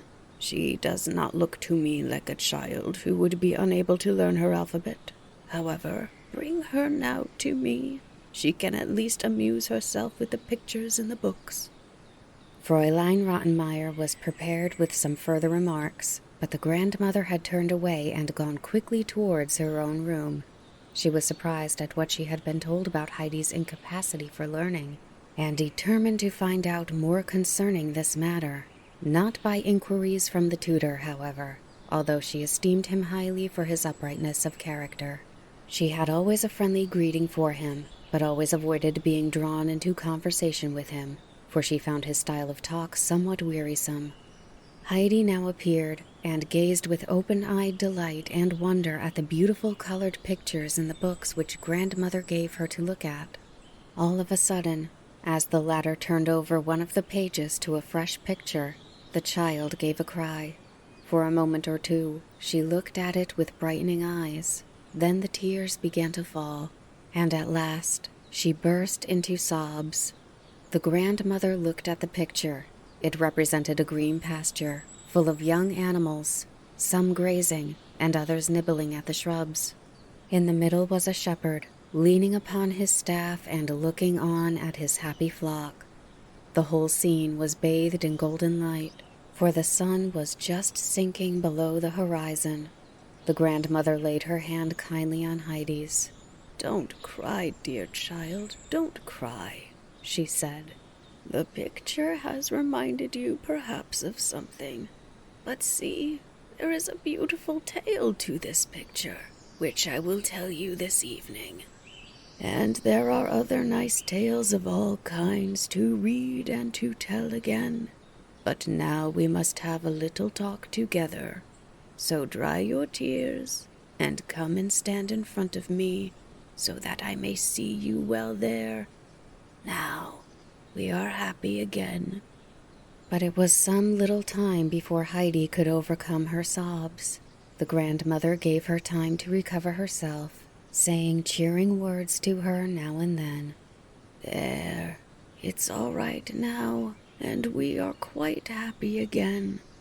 When at last she saw that Heidi was growing calmer, she said, "Now I want you to tell me something. How are you getting on in your school time? Do you like your lessons? And have you learnt a great deal?" "Oh, no," replied Heidi, sighing. "but I knew beforehand that it was not possible to learn." "What is it you think impossible to learn?" "Why, to read. It is too difficult." "You don't say so. And who told you that?" "Peter told me, and he knew all about it, for he had tried and could not learn it." "Peter must be a very odd boy then. But listen, Heidi, we must not always go by what Peter says. We must try for ourselves. I am certain that you did not give all your attention to the tutor when he was trying to teach you your letters." "It's of no use," said Heidi, in the tone of one who was ready to endure what could not be cured. "Listen to what I have to say," continued the grandmother. "You have not been able to learn your alphabet because you believe what Peter says. But now you must believe what I tell you. And I tell you that you can learn to read in a very little while, as many other children do, who are made like you and not like Peter. And now hear what comes after. You see that picture with the shepherd and the animals? Well, as soon as you are able to read, you shall have that book for your own, and then you will know all about the sheep and the goats, and what the shepherd did, and the wonderful things that happened to him, just as if someone were telling you the whole tale. You will like to hear all about that, won't you?" Heidi had listened with eager attention to the grandmother's words, and now with a sigh exclaimed, "Oh, if only I could read now." "It won't take you long now to learn, that I can see. And now we must go down to Clara. Bring the books with you." And hand in hand, the two returned to the study. Since the day when Heidi had so longed to go home, and Fräulein Rottenmeier had met her and scolded her on the steps, and told her how wicked and ungrateful she was to try and run away, and what a good thing it was that Herr Sesemann knew nothing about it, a change had come over the child. She had at last understood that day that she could not go home when she wished, as Dete had told her, but that she would have to stay on in Frankfurt for a long, long time, perhaps forever. She had also understood that Herr Sesemann would think it ungrateful of her if she wished to leave, and she believed that the grandmother and Clara would think the same. So there was nobody to whom she dared confide her longing to go home, for she would not, for the world, have given the grandmother who was so kind to her any reason for being as angry with her as Fräulein Rottenmeier had been. But the weight of trouble on the little heart grew heavier and heavier. She could no longer eat her food, and every day she grew a little paler. She lay awake for long hours at night, for as soon as she was alone and everything was still around her, the picture of the mountain with its sunshine and flowers rose vividly before her eyes. And when at last she fell asleep, it was to dream of the rocks and the snowfield turning crimson in the evening light, and waking in the morning, she would think herself back at the hut, and prepare to run joyfully out into the sun, and then there was her large bed, and here she was in Frankfurt, far, far away from home. And Heidi would often lay her face down on the pillow and weep long and quietly, so that no one might hear her. Heidi's unhappiness did not escape the grandmother's notice. She let some days go by to see if the child grew brighter and lost her downcast appearance. But as matters did not mend, and she saw that many mornings Heidi had evidently been crying before she came downstairs, she took her again into her room one day, and drawing the child to her, said, "Now, tell me, Heidi, what is the matter? Are you in trouble?" But Heidi, afraid if she told the truth that the grandmother would think her ungrateful, and would then leave off being so kind to her, answered, "Can't tell you." "Well, could you tell Clara about it?" "Oh, no, I cannot tell anyone," said Heidi in so positive a tone and with a look of such trouble on her face that the grandmother felt full of pity for the child. "Then, dear child, let me tell you what to do. You know that when we are in great trouble and cannot speak about it to anybody, we must turn to God and pray Him to help, for He can deliver us from every care that oppresses us. You understand that, do you not? You say your prayers every evening to the dear God in heaven and thank Him for all He has done for you, and pray to keep you from all evil, do you not?" "No, I never say any prayers," answered Heidi. "Have you never been taught to pray, Heidi? Do you not know even what it means?" "I used to say prayers with the first grandmother, but that is a long time ago, and I have forgotten them." "That is the reason, Heidi, that you are so unhappy, because you know no one who can help you. Think what a comfort it is when the heart is heavy with grief to be able at any moment to go and tell everything to God and pray Him for the help that no one else can give us. And He can help us and give us everything that will make us happy again." A sudden gleam of joy came into Heidi's eyes. "May I tell him everything? Everything?" "Yes, everything, Heidi, everything." Heidi drew her hand away, which the grandmother was holding affectionately between her own, and said quickly, "May I go?" "Yes, of course," was the answer. And Heidi ran out of the room into her own, and sitting herself on a stool, folded her hands together and told God about everything that was making her so sad and unhappy, and begged Him earnestly to help her, and to let her go home to her grandfather. It was about a week after this that the tutor asked Froy Sesam's permission for an interview with her, as he wished to inform her of a remarkable thing that had come to pass. So she invited him to her room, and as he entered, she held out her hand in greeting, and pushing a chair toward him, "I am pleased to see you," she said. "Pray, sit down, and tell me what brings you here. Nothing bad? No complaints, I hope?" "Quite the reverse," began the tutor. "Something has happened that I have given up hoping for, and which no one, knowing what has gone before, could have guessed.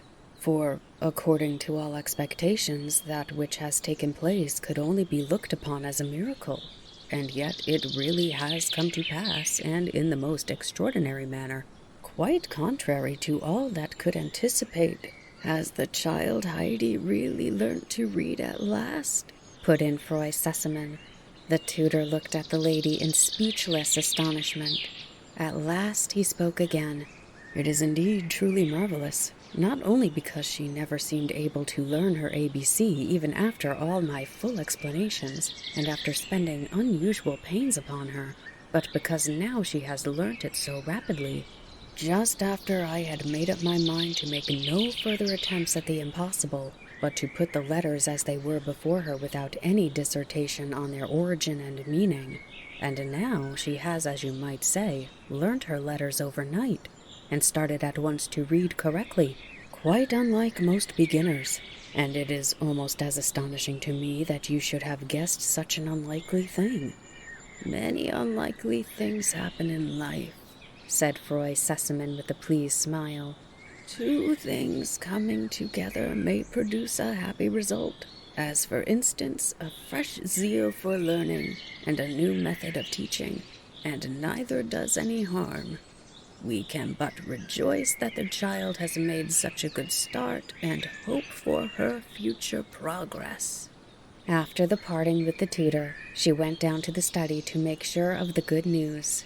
There, sure enough, was Heidi, sitting beside Clara and reading aloud to her, evidently herself very much surprised, and growing more and more delighted with the new world that was now open to her, as the black letters grew alive and turned into men and things and exciting stories.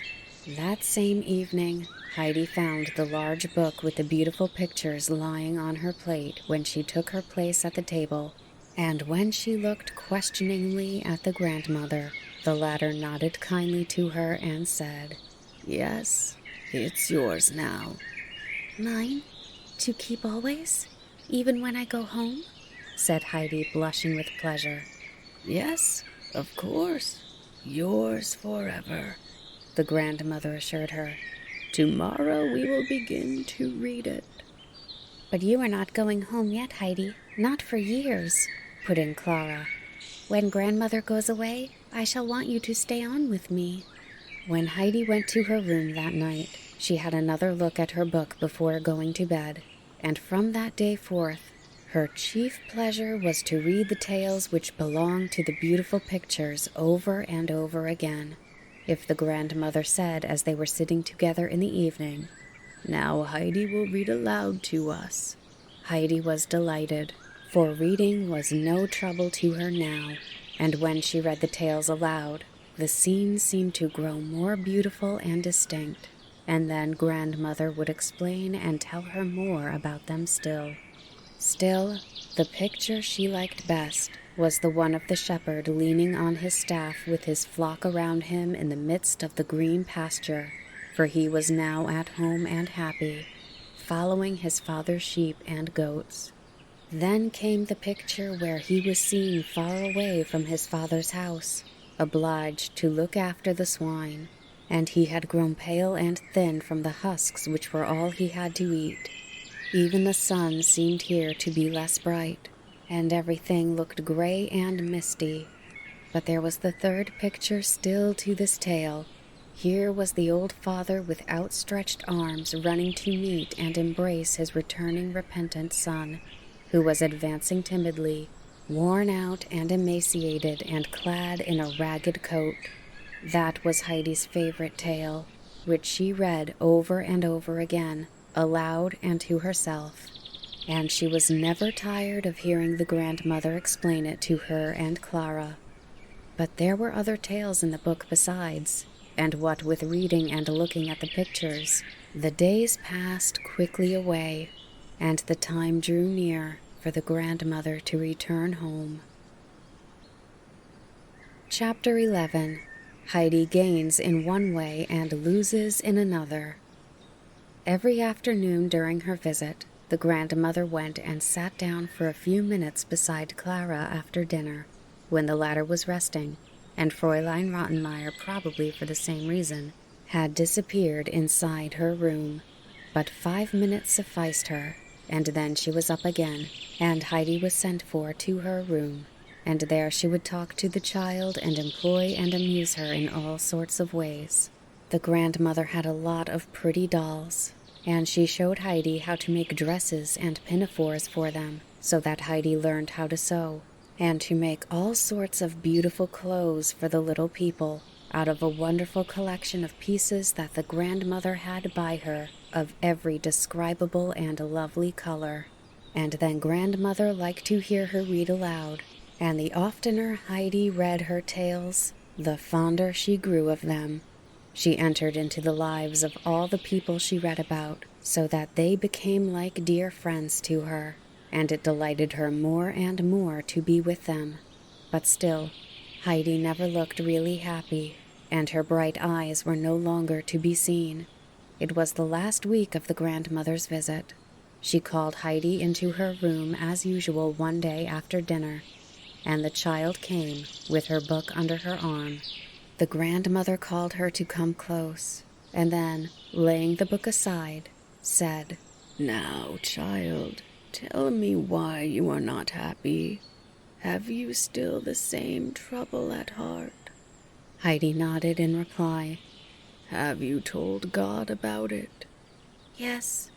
And do you pray every day that He will make things right and that you may be happy again?" No, I have left off praying. "Do not tell me that, Heidi. Why have you left off praying?" It is of no use. God does not listen. Heidi went on in an agitated voice. And I can understand that when there are so many, many people in Frankfurt praying to him every evening that he cannot attend to them all, and he certainly has not heard what I said to him. "And why are you so sure of that, Heidi?" Because I have prayed for the same thing every day for weeks, and yet God has not done what I asked. "You are wrong, Heidi. You must not think of him like that. God is a good father to us all, and knows better than we do what is good for us. He does not give it, but something better still if only we continue to pray earnestly and do not run away and lose our trust in him. God did not think what you have been praying for was good for you just now, but be sure he heard you. For he can hear and see everyone at the same time, because he is a god, and not a human being like you and me, and because he thought it was better for you not to have at once what you wanted. He said to himself, 'Yes, Heidi shall have what she asks for, but not until the right time comes, so that she may be quite happy. If I do what she wants now, and then one day she sees that it would have been better for her not to have had her own way, she will cry and say, "If only God had not given me what I asked for. It is not so good as I expected." And while God is watching over you and looking to see if you will trust him and go on praying to him every day, and turn to him for everything you want, you run away and leave off saying your prayers, and forget all about him. And when God no longer hears the voice of one he knew among those who prayed to him, he lets that person go his own way, that he may learn how foolish he is. And then this one gets into trouble and cries, "Save me, God, for there is none other to help me." And God says, "Why did you go from me? I could not help you when you ran away." And you would not like to grieve God, would you, Heidi, when he only wants to be kind to you? So will you not go and ask him to forgive you, and continue to pray and to trust him? For you may be sure that he will make everything right and happy for you, and then you will be glad and light-hearted again. Heidi had perfect confidence in the grandmother, and every word she said sunk into her heart. I will go at once and ask God to forgive me, and will never forget him again, she replied repentantly. That is right, dear child. And anxious to cheer her, added, Don't be unhappy, for he will do everything you wish in good time. And Heidi ran away and prayed that she might always remember God and that he would go on thinking about her. The day for the grandmother's departure, a sad one for Clara and Heidi, but the grandmother was determined to make it as much more like a holiday as possible and not let them mope, and she kept them so lively and amused that they had no time to think about the sorrow at her going until she really drove away. Then the house seemed so silent and empty that Heidi and Clara did not know what to do with themselves. and sat during the remainder of the day like two lost children. The next day, when the hour came for Clara and Heidi to be together, the latter walked in with her book and proposed that she should go on reading aloud every afternoon to Clara, if the latter liked it. Clara agreed, and thought anyhow it would be nice for that day, so Heidi began with her usual enthusiasm. But the reading did not last long, for Heidi had hardly begun a tale about a dying grandmother before she cried out, "Oh, then grandmother is dead," and burst into tears, for everything she read was so real to her that she quite thought it was the grandmother at home who had died, and she kept on exclaiming as her sobs increased, "She is dead, and I shall never see her again, and she never had one of the white rolls." Clara did all she could to explain to Heidi that the story was about quite a different grandmother, but even when at last she had been able to convince Heidi of this, the latter continued to weep inconsolably, for now she had awakened to the thought that perhaps the grandmother, and even the grandfather also, might die while she was so far away, and that if she did not go home for a long time, she would find everything there all silent and dead, and there she would be all alone, and would never be able to see the dear ones she loved any more. Fräulein Rottenmeier had meanwhile come into the room, and Clara explained to her what had happened. As Heidi continued her weeping, the lady, who was evidently getting impatient with her, went up to Heidi and said with decision, "Now, Adelaide, that is quite enough of all this causeless lamentation. I will tell you once for all, if there are any more scenes like this while you are reading, I shall take the book away from you and shall not let you have it again." Her words had an immediate effect on Heidi, who turned pale with fear. The book was her one great treasure.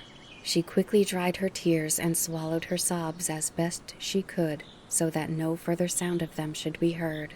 The threat did its work, for Heidi never cried aloud again, whatever she might be reading, but she had often to struggle hard to keep back her tears, so that Clara would look at her and say, "What faces you are making, Heidi! I never saw anything like it." But the faces made no noise, and did not offend Fräulein Rottenmeier, and Heidi, having overcome her fit of despairing misery, would go quietly on for a while, and no one perceived her sorrow. But she lost all her appetite, and looked so pale and thin that Sebastian was quite unhappy when he looked at her, and could not bear to see her refusing all the nice dishes he handed to her. He would whisper to her sometimes, in quite a kind fatherly manner, "Take a little, you don't know how nice it is. There, a good spoonful, now another." But it was of no use. Heidi hardly ate anything at all, and as soon as she laid her head down at night, the picture of home would rise before her eyes, and she would weep, burying her face in the pillow, that her crying might not be heard. And so many weeks passed away. Heidi did not know if it was winter or summer, for the walls and windows she looked out upon showed no change, and she never went beyond the house, except on rare occasions when Clara was well enough to drive out, and they only went a very little way, as Clara could not bear the movement for long, so that on these occasions they generally only saw more fine streets and large houses and crowds of people. They seldom got anywhere beyond them, and grasses and flowers, fir trees and mountains were still far away. Heidi's longing for the old familiar and beautiful things grew daily stronger, so that now only to read a word that recalled them to her remembrance brought her to the verge of tears, which, with difficulty, she suppressed. So the autumn and winter passed, and again the sun came shining down on the white walls of the opposite houses, and Heidi would think to herself that now the time had come for Peter to go out again with the goats, to where the golden flowers of the cistus were glowing in the sunlight, and all the rocks around turned to fire at sunset. Heidi would go and sit in a corner of her lonely room, and put her hands up to her eyes that she might not see the sun shining on the opposite wall, and then she would remain without moving, battling silently with her terrible homesickness, until Clara sent for her again. Chapter 12. A Ghost in the House. For some days past, Fräulein Rottenmeier had gone about rather silently, and as if lost in thought. As twilight fell, and she passed from room to room, or along the long corridors, she was seen to look cautiously behind her, and into the dark corners, as if she thought someone was coming up silently behind her, and might unexpectedly give her dress a pull. Nor would she now go alone into some parts of the house. If she visited the upper floor where the grand guest chambers were, or had to go down into the large mysterious council chamber, where every footstep echoed, and the old senators with their big white collars looked down so solemnly and immovably from their frames, she regularly called Tunette to accompany her, in case, as she said, there might be something to carry up or down. Tunette, on her side, did exactly the same. If she had business upstairs or down, she called Sebastian to accompany her, and there was always something he must help her with, which she could not carry alone. More curious still, Sebastian, also, if sent into one of the more distant rooms, always called John to go with him, in case he should want his assistance in bringing what was required. And John readily obeyed, although there was never anything to carry, and either might well have gone alone. But he did not know how soon he might want to ask Sebastian to do the same service for him. And while these things were going on upstairs, the cook, who had been in the house for years, would stand shaking her head over her pots and kettles, and sighing, "That ever I should live to know such a thing." For something very strange and mysterious was going on in Herr Seseman's house. Every morning, when the servants went downstairs, they found the front door wide open, although nobody could be seen far or near to account for it. During the first few days that this happened, every room and corner was searched in great alarm to see if anything had been stolen, for the general idea was that a thief had been hiding in the house and had gone off in the night with the stolen goods. But not a thing in the house had been touched. Everything was safe in its place. The door was doubly locked at night, and for further security, the wooden bar was fastened across it. But it was no good. Next morning, the door again stood open. The servants, in their fear and excitement, got up extra early, but not so early but what the door had been opened before they got downstairs, although everything and everybody around were still wrapped in slumber, and the doors and windows of the adjoining houses all fast shut. At last, after a great deal of persuasion from Fräulein Rottenmeier, Sebastian and John plucked up courage and agreed to sit up one night in the room next to the large council chamber, and to watch and see what would happen.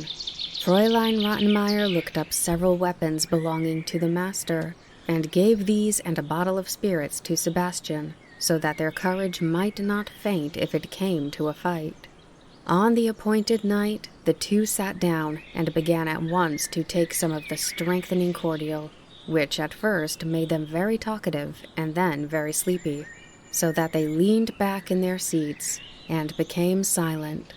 As midnight struck, Sebastian roused himself and called to his companion, who, however, was not easy to wake, and kept rolling his head first to one side and then the other, and continuing to sleep. Sebastian began to listen more attentively, for he was wide awake now. Everything was still as a mouse. All sound had died away from the street even. He did not feel inclined to go to sleep again, for the stillness was ghostly to him, and he was afraid now to raise his voice to rouse John. So he shook him gently to make him stir. At last, as one struck, John woke up and came back to the consciousness of why he was sitting in a chair instead of lying in his bed. He now got up with a great show of courage and said, "Come, Sebastian, we must go outside and see what is going on. You need not be afraid, just follow me." Whereupon he opened the door wide and stepped into the hall. Just as he did so, a sudden gust of air blew through the open front door and put out the light which John held in his hand. He started back, almost overturning Sebastian, whom he clutched and pulled back into the room, and then, shutting the door quickly, he turned the key as far as he could make it go. Then he pulled out his matches and lighted his candle again. Sebastian, in the suddenness of the affair, did not know exactly what had happened, for he had not seen the open door or felt the breeze behind John's broad figure. But now, as he saw the latter in the light, he gave a cry of alarm, for John was trembling all over and as white as a ghost. "What's the matter? What did you see outside?" asked Sebastian sympathetically. "The door partly opened," gasped John, "and a white figure standing at the top of the steps. There it stood, and then, all in a minute, it disappeared." Sebastian felt his blood run cold. The two sat down close to one another and did not dare move again till the morning broke and the streets began to be alive again. Then they left the room together, shut the front door, and went upstairs to tell Fräulein Rottenmeier of their experience. She was quite ready to receive them, for she had not been able to sleep at all in the anxiety of waiting to hear their report. They had no sooner given her details of the night's experience than she sat down and wrote straight off to Herr Sesemann, who had never received such a letter before in his life. She could hardly write, she told him, for her fingers were stiff with fear, and Herr Sesemann must please arrange to come back at once, for dreadful and unaccountable things were taking place at his home. Then she entered into particulars of all that had happened, of how the door was found standing open every morning, and how nobody in the house now felt sure of their life in this unprotected state of things, and how it was impossible to tell what terrible results might follow on these mysterious doings. Herr Sesemann answered that it was quite impossible for him to arrange to leave his business and return home at once. He was very much astonished at this ghost tale, but hoped by this time the ghost had disappeared. If, however, it still continued to disturb the household, would Fräulein Rottenmeier write to the grandmother and ask her if she could come and do something. She, he was sure, would soon find out a way to deal with the ghost, so that it would not venture again to haunt his house. Fräulein Rottenmeier was not pleased with the tone of this letter. She did not think the matter was treated seriously enough. She rode off without delay to Frau Sesemann, but got no more satisfactory reply from that quarter, and some remarks in the letter she considered were quite offensive. Frau Sesemann wrote that she did not feel inclined to take the journey again from Holstein to Frankfurt because Rottenmeier fancied she saw ghosts. There had never been a ghost in the house since she had known it, and if there was one now, it must be a live one, with which Rottenmeier ought to be able to deal. If not, she had better send for the watchman to help her. Fräulein Rottenmeier, however, was determined not to pass any more days in a state of fear, and she knew the right course to pursue. She had as yet said nothing to the children of the ghostly apparitions, for she knew if she did, that the children would not remain alone for a single moment, and that might entail discomfort for herself. But now she walked straight off into the study, and there, in a low, mysterious voice, told the two children everything that had taken place. Clara immediately screamed out that she could not remain another minute alone. Her father must come home, and Fräulein Rottenmeier must sleep in her room at night, and Heidi, too, must not be left by herself, for the ghost might do something to her. She insisted that they should all sleep together in a room, and keep a light burning all night, and Tinette had better be in the next room, and Sebastian and John come upstairs and spend the night in the hall, so that they might call out and frighten the ghost the instant they saw it appear on the steps. Clara, in short, grew very excited, and Fräulein Rottenmeier had great difficulty in quieting her. She promised to write at once to her father, and to have her bed put in her room and not to be left alone for a moment. They could not all sleep in the same room, but if Heidi was frightened, why, Tinette must go into her room. But Heidi was far more frightened of Tinette than of ghosts, of which the child had never before heard, so she assured the others she did not mind the ghost and would rather be alone at night. Fräulein Rottenmeier now sat down to write another letter to Herr Sesemann, stating that these unaccountable things that were going on in the house had so affected his daughter's delicate constitution that the worst consequences might be expected. Epileptic fits and St. Vitus's dance often came on suddenly in cases like this, and Clara was liable to be attacked by either if the cause of the general alarm was not removed. The letter was successful, and 2 days later, Herr Sesemann stood at his front door and rang the bell in such a manner that everybody came rushing from all parts of the house, and stood looking affrighted at everybody else, convinced that the ghost was impudently beginning its evil tricks in daylight. Sebastian peeped cautiously through a half-closed shutter. As he did so, there came another violent ring at the bell, which it was impossible to mistake for anything but a very hard pull from a non-ghostly hand, and Sebastian recognized whose hand it was, and, rushing pell-mell out of the room, fell heels over head downstairs, but picked himself up at the bottom and flung open the street door. Herr Sesemann greeted him abruptly and went up without a moment's delay into his daughter's room. Clara greeted him with a cry of joy, and seeing her so lively and apparently as well as ever, his face cleared, and the frown of anxiety passed gradually away from it, as he heard from his daughter's own lips that she had nothing the matter with her, and, moreover, was so delighted to see him that she was glad about the ghost, as it was the cause of bringing him home again. "And how is the ghost getting on?" he asked, turning to Fräulein Rottenmeier with a twinkle of amusement in his eye. "It is no joke, I assure you," replied that lady. "You will not laugh yourself tomorrow morning, Herr Sesemann.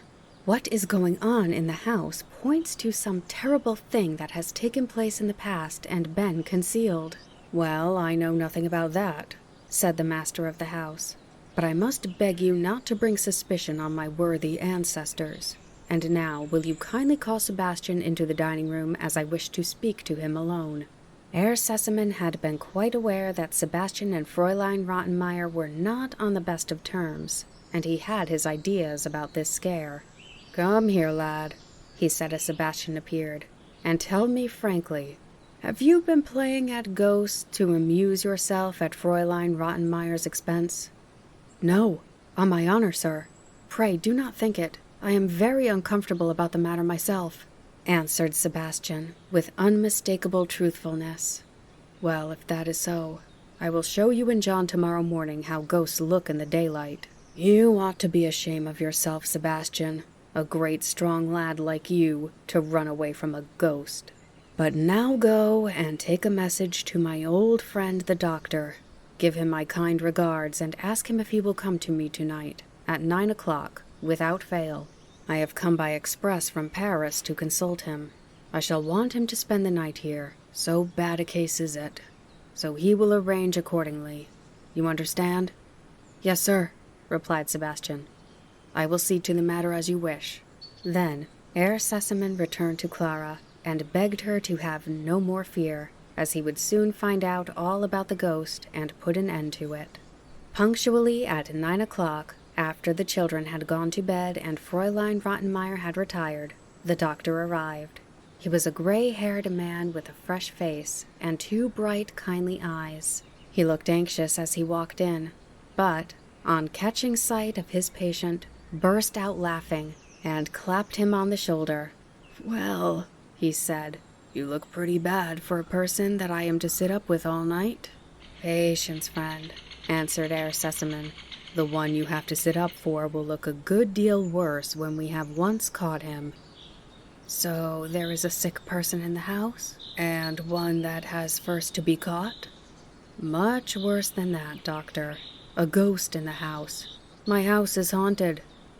The doctor laughed aloud. "That's a nice way of showing sympathy, doctor," continued Herr Sesemann. "It's a pity my friend Rottenmeier cannot hear you. She is firmly convinced that some old member of the family is wandering about the house doing penance for some awful crime he committed." "How did she become acquainted with him?" asked the doctor, still very much amused. So Herr Sesemann recounted to him how the front door was slightly opened by somebody, according to the testimony of the combined household, and he had therefore provided 2 loaded revolvers, so as to be prepared for anything that happened. For either the whole thing was a joke got up by some friend of the servants, just to alarm the household while he was away, and in that case, a pistol fired into the air would procure him a wholesome fright, or else it was a thief, who, by leading everybody at first to think there was a ghost, made it safe for himself when he came later to steal, as no one would venture to run out if they heard him, and in that case, 2 a good weapon would not be amiss. The 2 took up their quarters for the night in the same room in which Sebastian and John had kept watch. A bottle of wine was placed on the table, for a little refreshment would be welcome from time to time if the night was to be passed sitting up. Beside it lay the 2 revolvers, and 2 good-sized candles had also been lighted, for Herr Sesemann was determined not to wait for ghosts in any half-light.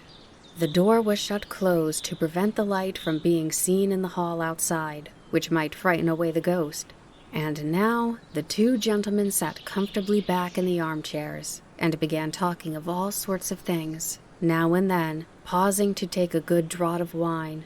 And so 12 o'clock struck before they were aware. "The ghost has got scent of us, and is keeping away tonight," said the doctor. "Wait a bit. It does not generally appear before 1 o'clock," answered his friend. They started talking again. 1 o'clock struck. There was not a sound about in the house, nor in the street outside. Suddenly, the doctor lifted his finger. "Hush, Sesemann. Don't you hear something?" They both listened, and they distinctly heard the bar softly pushed aside, and then the key turned in the lock, and the door opened. Herr Sesemann put out his hand for his revolver. "You are not afraid, are you?" said the doctor as he stood up. "It is better to take precautions," whispered Herr Sesemann, and seizing one of the lights in his other hand, he followed the doctor, who, armed in like manner with a light and a revolver, went softly on in front. They stepped into the hall. The moonlight was shining in through the open door, and fell on a white figure standing motionless in the doorway. "Who is there?" thundered the doctor in a voice that echoed through the hall, as the 2 men advanced with lights and weapons towards the figure. It turned and gave a low cry. There, in her little white nightgown, stood Heidi, with bare feet, staring with wild eyes at the light and the revolvers, and trembling from head to foot like a leaf in the wind. The 2 men looked at one another in surprise. "Why, I can't believe it is your little water carrier, Sesemann," said the doctor. "Child, what does this mean?" said Herr Sesemann. "What did you want? Why did you come down here?" White with terror and hardly able to make her voice heard, Heidi answered, "I don't know." But now the doctor stepped forward. "This is a matter for me to see to, Sesemann. Go back to your chair. I must take the child upstairs to her bed." And with that, he put down his revolver, and gently taking the child by the hand, led her upstairs. "Don't be frightened," he said as they went up side by side. "It's nothing to be frightened about. It's all right. Only just go quietly." On reaching Heidi's room, the doctor put the candle down on the table, and taking Heidi up in his arms, laid her on the bed and carefully covered her over. Then he sat down beside her and waited until Heidi had grown quieter and no longer trembled so violently. He took her hand and said in a kind, soothing voice, "There, now you feel better. And now tell me where you were wanting to go to." "I did not want to go anywhere," said Heidi. "I did not know I went downstairs, but all at once I was there." "I see. And had you been dreaming so that you seemed to see and hear something very distinctly?" "Yes, I dream every night, and always about the same things. I think I am back with the grandfather, and I hear the sound in the fir trees outside, and I see the stars shining so brightly, and then I open the door quickly and run out, and it is all so beautiful. But when I wake, I am still in Frankfurt." And Heidi struggled as she spoke to keep back the sobs which seemed to choke her. And have you no pain anywhere? No pain in your head or back? No, only a feeling as if there were a great stone weighing on me here. As if you had eaten something that would not go down? No, not like that. Something heavy as if I wanted to cry very much. I see. And then do you have a good cry? Oh no, I mustn't. Fräulein Rottenmeier forbade me to cry. So you swallow it all down, I suppose? Are you happy here in Frankfurt? Yes, was the low answer, but it sounded more like, no. And where did you live with your grandfather? Up on the mountain. That wasn't very amusing. Rather dull at times, eh? No, it was beautiful, beautiful. Heidi could go no further. The remembrance of the past, the excitement she had just gone through, the long-suppressed weeping were too much for the child's strength. The tears began to fall fast, and she broke into violent weeping. The doctor stood up and laid her head kindly down on the pillow. There. Go on crying. It will do you good. And then go to sleep. It will be all right tomorrow. Then he left the room and went downstairs to Herr Sesemann. When he was once more sitting in the armchair opposite his friend, Sesemann, he said, "Let me first tell you that your little charge is a sleepwalker. She is the ghost who has nightly opened the front door and put your household into this fever of alarm. Secondly, the child is consumed with homesickness, to such an extent that she is nearly a skeleton already, and soon will be quite one. Something must be done at once. For the first trouble, due to her overexcited nerves, there is but one remedy, to send her back to her native mountain air. And for the second trouble, there is also but one cure, and that is the same. So tomorrow, the child must start for home. There, you have my prescription." Herr Sesemann had arisen, and now paced up and down the room in the greatest state of concern. "What?" he exclaimed. "The child a sleepwalker and ill, homesick and grown emaciated in my house? All this has taken place in my house, and no one's seen or known anything about it? And you mean, doctor, that the child who came here happy and healthy, I am to send back to her grandfather a miserable little skeleton? I can't do it. You cannot dream of me doing such a thing. Take the child in hand, do with her what you will, and make her whole and sound, and then she shall go home. But you must do something first." "Sesemann," replied the doctor, "consider what you are doing. This illness of the child's is not one to be cured with pills and powders. The child has a tough constitution, but if you send her back at once, she may recover in the mountain air. If not, would you rather she went back ill than not at all?" Herr Sesemann stood still. The doctor's words were a shock to him. "If you put it so, doctor, there is assuredly only one way, and the thing must be seen to at once."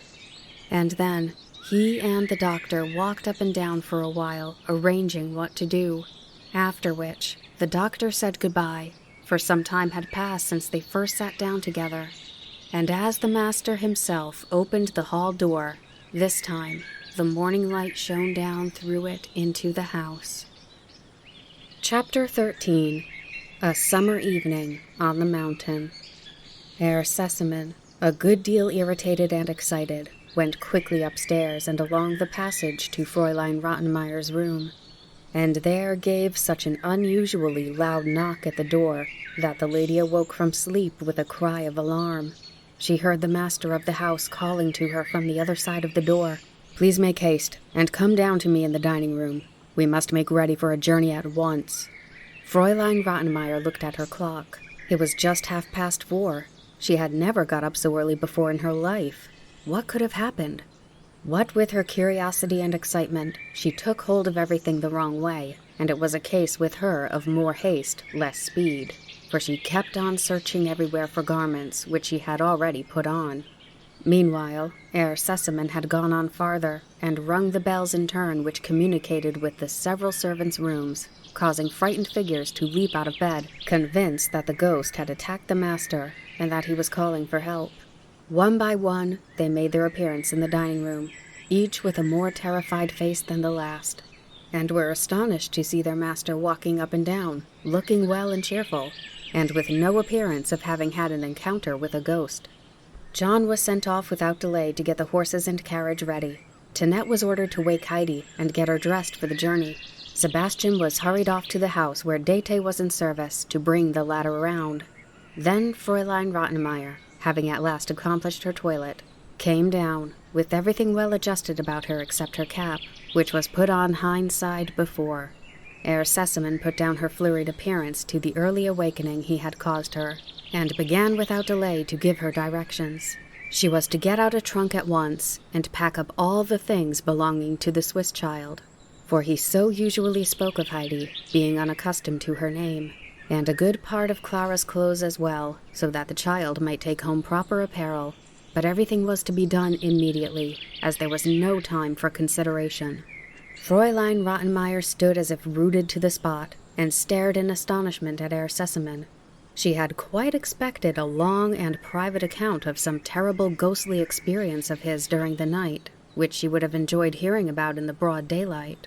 Instead of this, there were these prosaic and troublesome directions, which were so unexpected that she took some time to get over her surprise and disappointment, and continued standing, awaiting further explanation. But Herr Sesemann had no thought or time for explanations, and left her standing there while he went to speak to Clara. As he anticipated, the unusual commotion in the house had disturbed her, and she was lying and listening, and wondering what had happened. So he sat down and told her everything that had occurred during the past night, and explained that the doctor had given his verdict, and pronounced Heidi to be in a very highly strung state, so that her nightly wanderings might lead her farther and farther, perhaps even onto the roof, which of course would be very dangerous for her.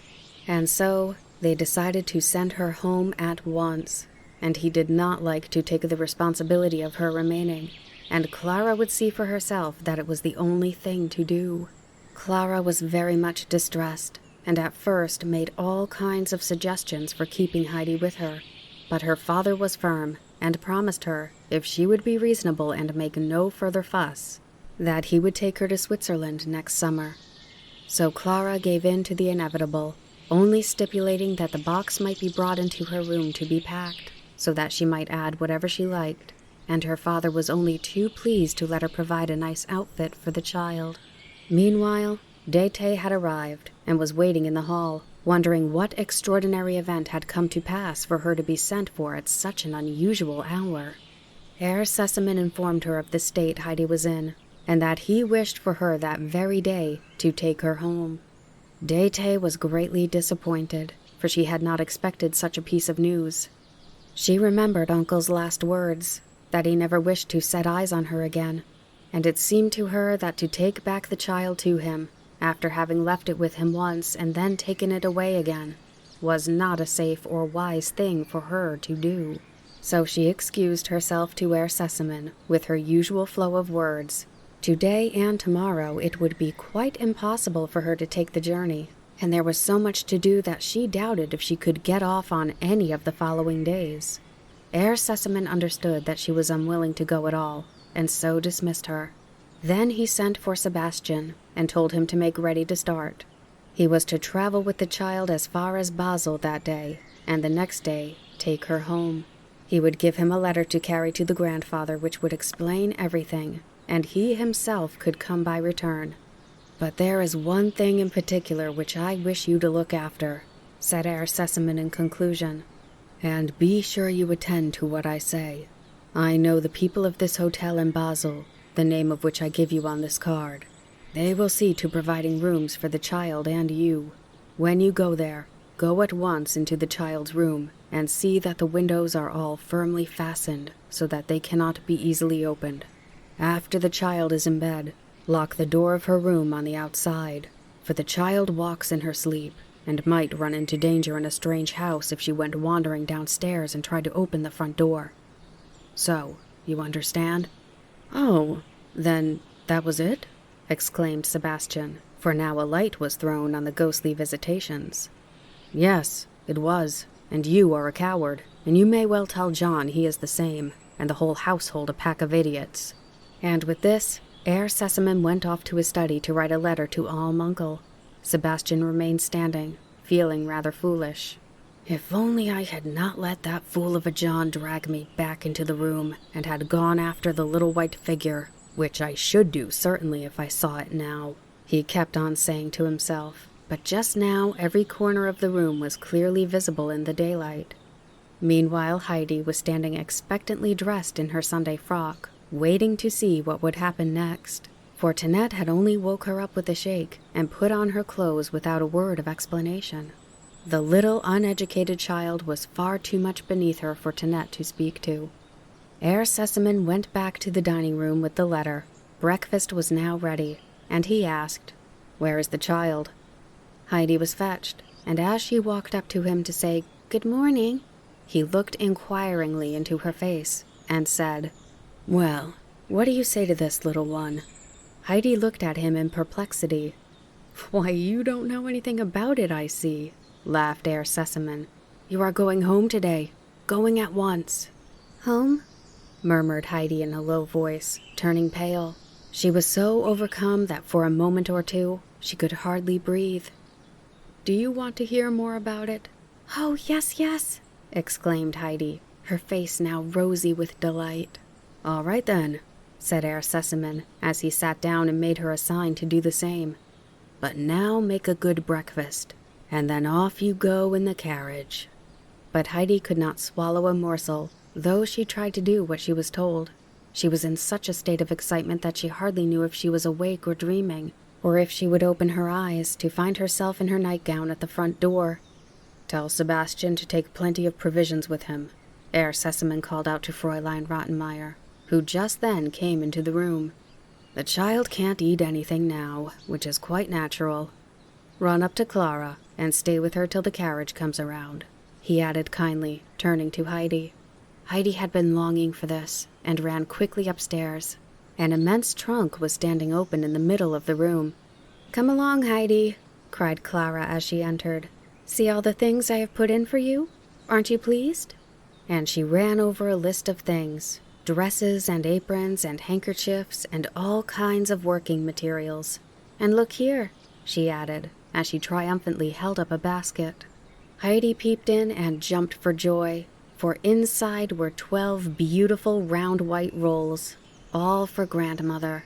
In their delight, the children forgot that the time had come for them to separate, and when someone called out, "The carriage is here," there was no time for grieving. Heidi ran to her room to fetch her darling book. She knew no one could have packed that, as it lay under her pillow, for Heidi had kept it by her night and day. This was put in the basket with the rolls. Then she opened her wardrobe to look for another treasure, which perhaps no one would have thought of packing. And she was right. The old red shawl had been left behind, Fräulein Rottenmeier not considering it worth putting in with the other things. Heidi wrapped it round something else which she laid on top of the basket, so that the red package was quite conspicuous. Then she put on her pretty hat and left the room.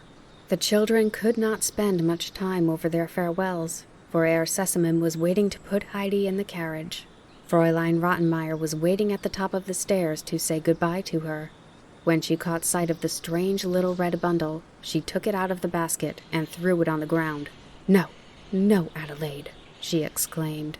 "You cannot leave the house with that thing. What can you possibly want with it?" And then she said goodbye to the child. Heidi did not dare take up her little bundle, but she gave the master of the house an imploring look, as if her greatest treasure had been taken from her. "No, no," said Herr Sesamem in a very decided voice. "The child shall take home whatever she likes, kittens and tortoises if it pleases her. We need not put ourselves out about it, Fräulein Rottenmeier."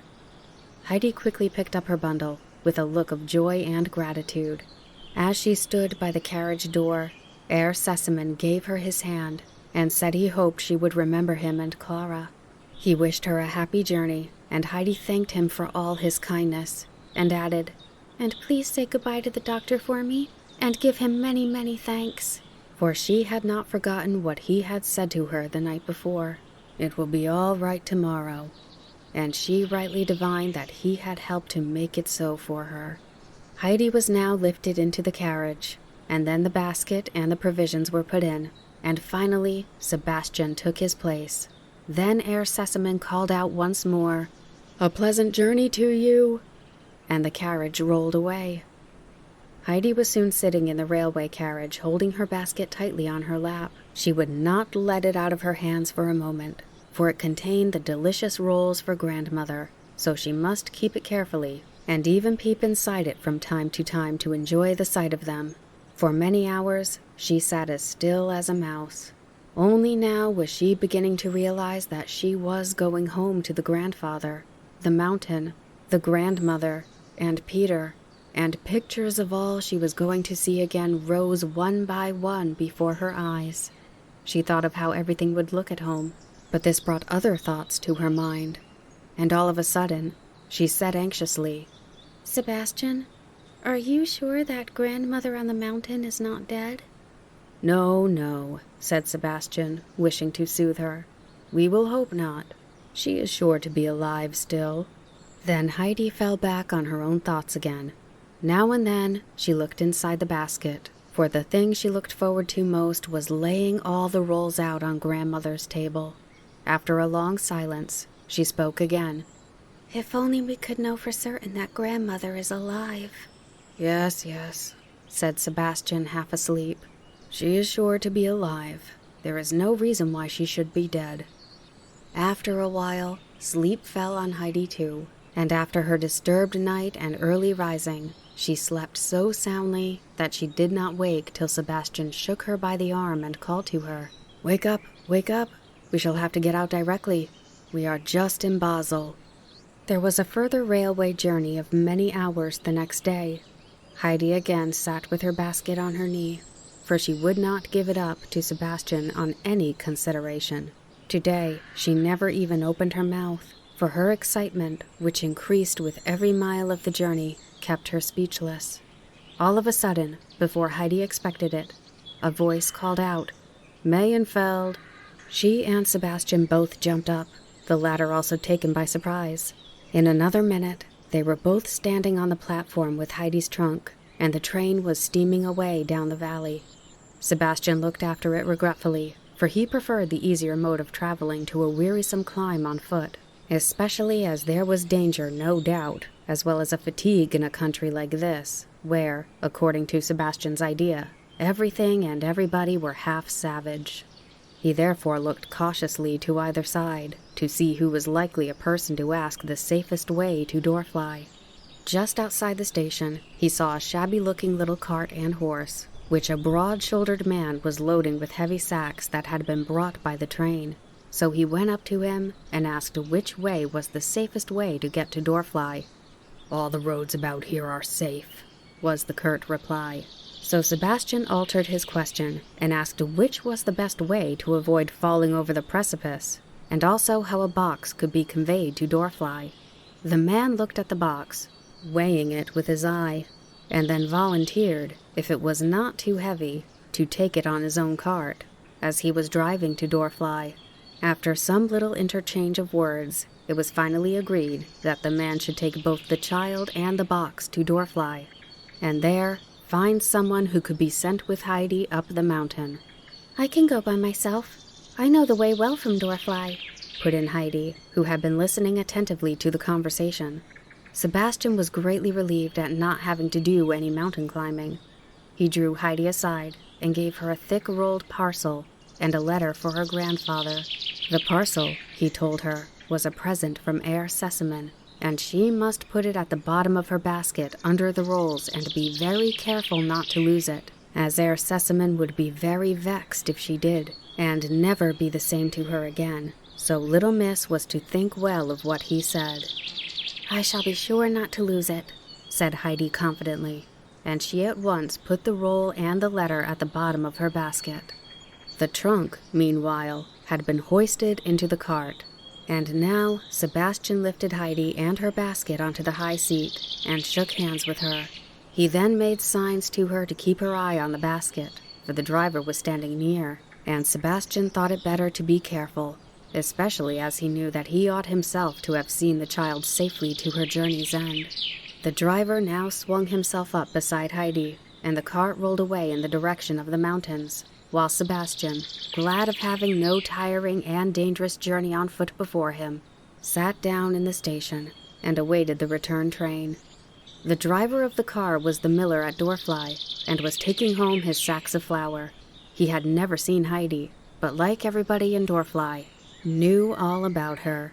He had known her parents, and felt sure at once that this was the child of whom he had heard so much. He began to wonder why she had come back, and as they drove along, he entered into conversation with her. "You are the child who lived with your grandfather, Almuncle, are you not?" Yes. "Didn't they treat you well down there, that you have come back so soon?" Yes, it was not that. Everything in Frankfurt is nice as it could be. "Then why are you running home again?" Only because Herr Sesemann gave me leave, or else I should not have come. "If they were willing to let you stay, why did you not remain where you were, better off than at home?" Because I would 1,000 times rather be with grandfather on the mountain than anywhere else in the world. "You will think differently, perhaps, when you get back there," grumbled the miller, and then to himself, "It's strange of her, for she must know what it's like." He began whistling and said no more, while Heidi looked around her and began to tremble with excitement, for she knew every tree along the way, and there, overhead, were the jagged peaks of the mountain, looking down on her like old friends. And Heidi nodded back to them, and grew every moment more wild with her joy and longing, feeling as if she must jump down from the cart and run with all her might till she reached the top. But she sat quite still and did not move, although inwardly in such agitation. The clock was striking 5 as they drove into Dorfly. A crowd of women and children immediately surrounded the cart, for the box and the child arriving with the miller had excited the curiosity of everybody in the neighborhood, inquisitive to know whence they came and whither they were going, and to whom they belonged. As the miller lifted Heidi down, she said hastily, "Thank you. Grandfather will send for the trunk," and was just going off to run, when first one and then another of the bystanders caught hold of her, each one having a different question to put to her. But Heidi pushed her way through them with such an expression of distress on her face that they were forced to let her go. "You see," they said to one another, "how frightened she is, and no wonder." And then they went on to talk of Almuncle, and how much worse he had grown that last year, never speaking a word, and looking as if he would like to kill everybody he met. And if the child had anywhere else to go to, she certainly would not run back to the old dragon's den. But here the miller interrupted them, saying he knew more about it than they did, and began telling them how a kind gentleman had brought her to Mayenfeld and seen her off, and had given him his fare without any bargaining, and extra money for himself. What was more, the child had assured him that she had had everything she wanted where she had been, and that it was her own wish to return to her grandfather. This information caused great surprise, and was soon repeated all over Dorfly. And that evening, there was not a house in the place in which the astounding news was not discussed, of how Heidi had, of her own accord, given up a luxurious home to return to her grandfather. Heidi climbed up the steep path from Dorfly as quickly as she could. She was obliged, however, to pause now and again to take a breath, for the basket she carried was rather heavy, and the way got steeper as she drew nearer to the top. One thought alone filled Heidi's mind. Would she find the grandmother sitting in her usual corner by the spinning wheel? Was she still alive? At last, Heidi caught sight of the grandmother's house in the hollow of the mountain, and her heart began to beat. She ran faster and faster, and her heart beat louder and louder, and now she had reached the house. But she trembled so she could hardly open the door, and then she was standing inside, unable in her breathlessness to utter a sound. "Ah, my God!" cried a voice from the corner. "That was how Heidi used to run in. If only I could have her with me once again. Who is there?" "It's I, grandmother. cried Heidi as she ran and flung herself on her knees beside the old woman and, seizing her hands, clung to her, unable to speak for joy. And the grandmother herself could not say a word for some time, so unexpected was this happiness. But at last she put out her hand and stroked Heidi's curly hair and said, Yes, that is her hair, and her voice. Thank God that he has granted my prayer. And tears of joy fell from the blind eyes onto Heidi's hand. Is it really you, Heidi? Have you really come back to me? Yes, grandmother, I am really here, answered Heidi in a reassuring voice. Do not cry, for I have really come back, and I am never going away again, and I shall come every day to see you, and you won't have any more hard bread to eat for days. For look! And Heidi took the rolls from the basket and piled the whole 12 up on grandmother's lap.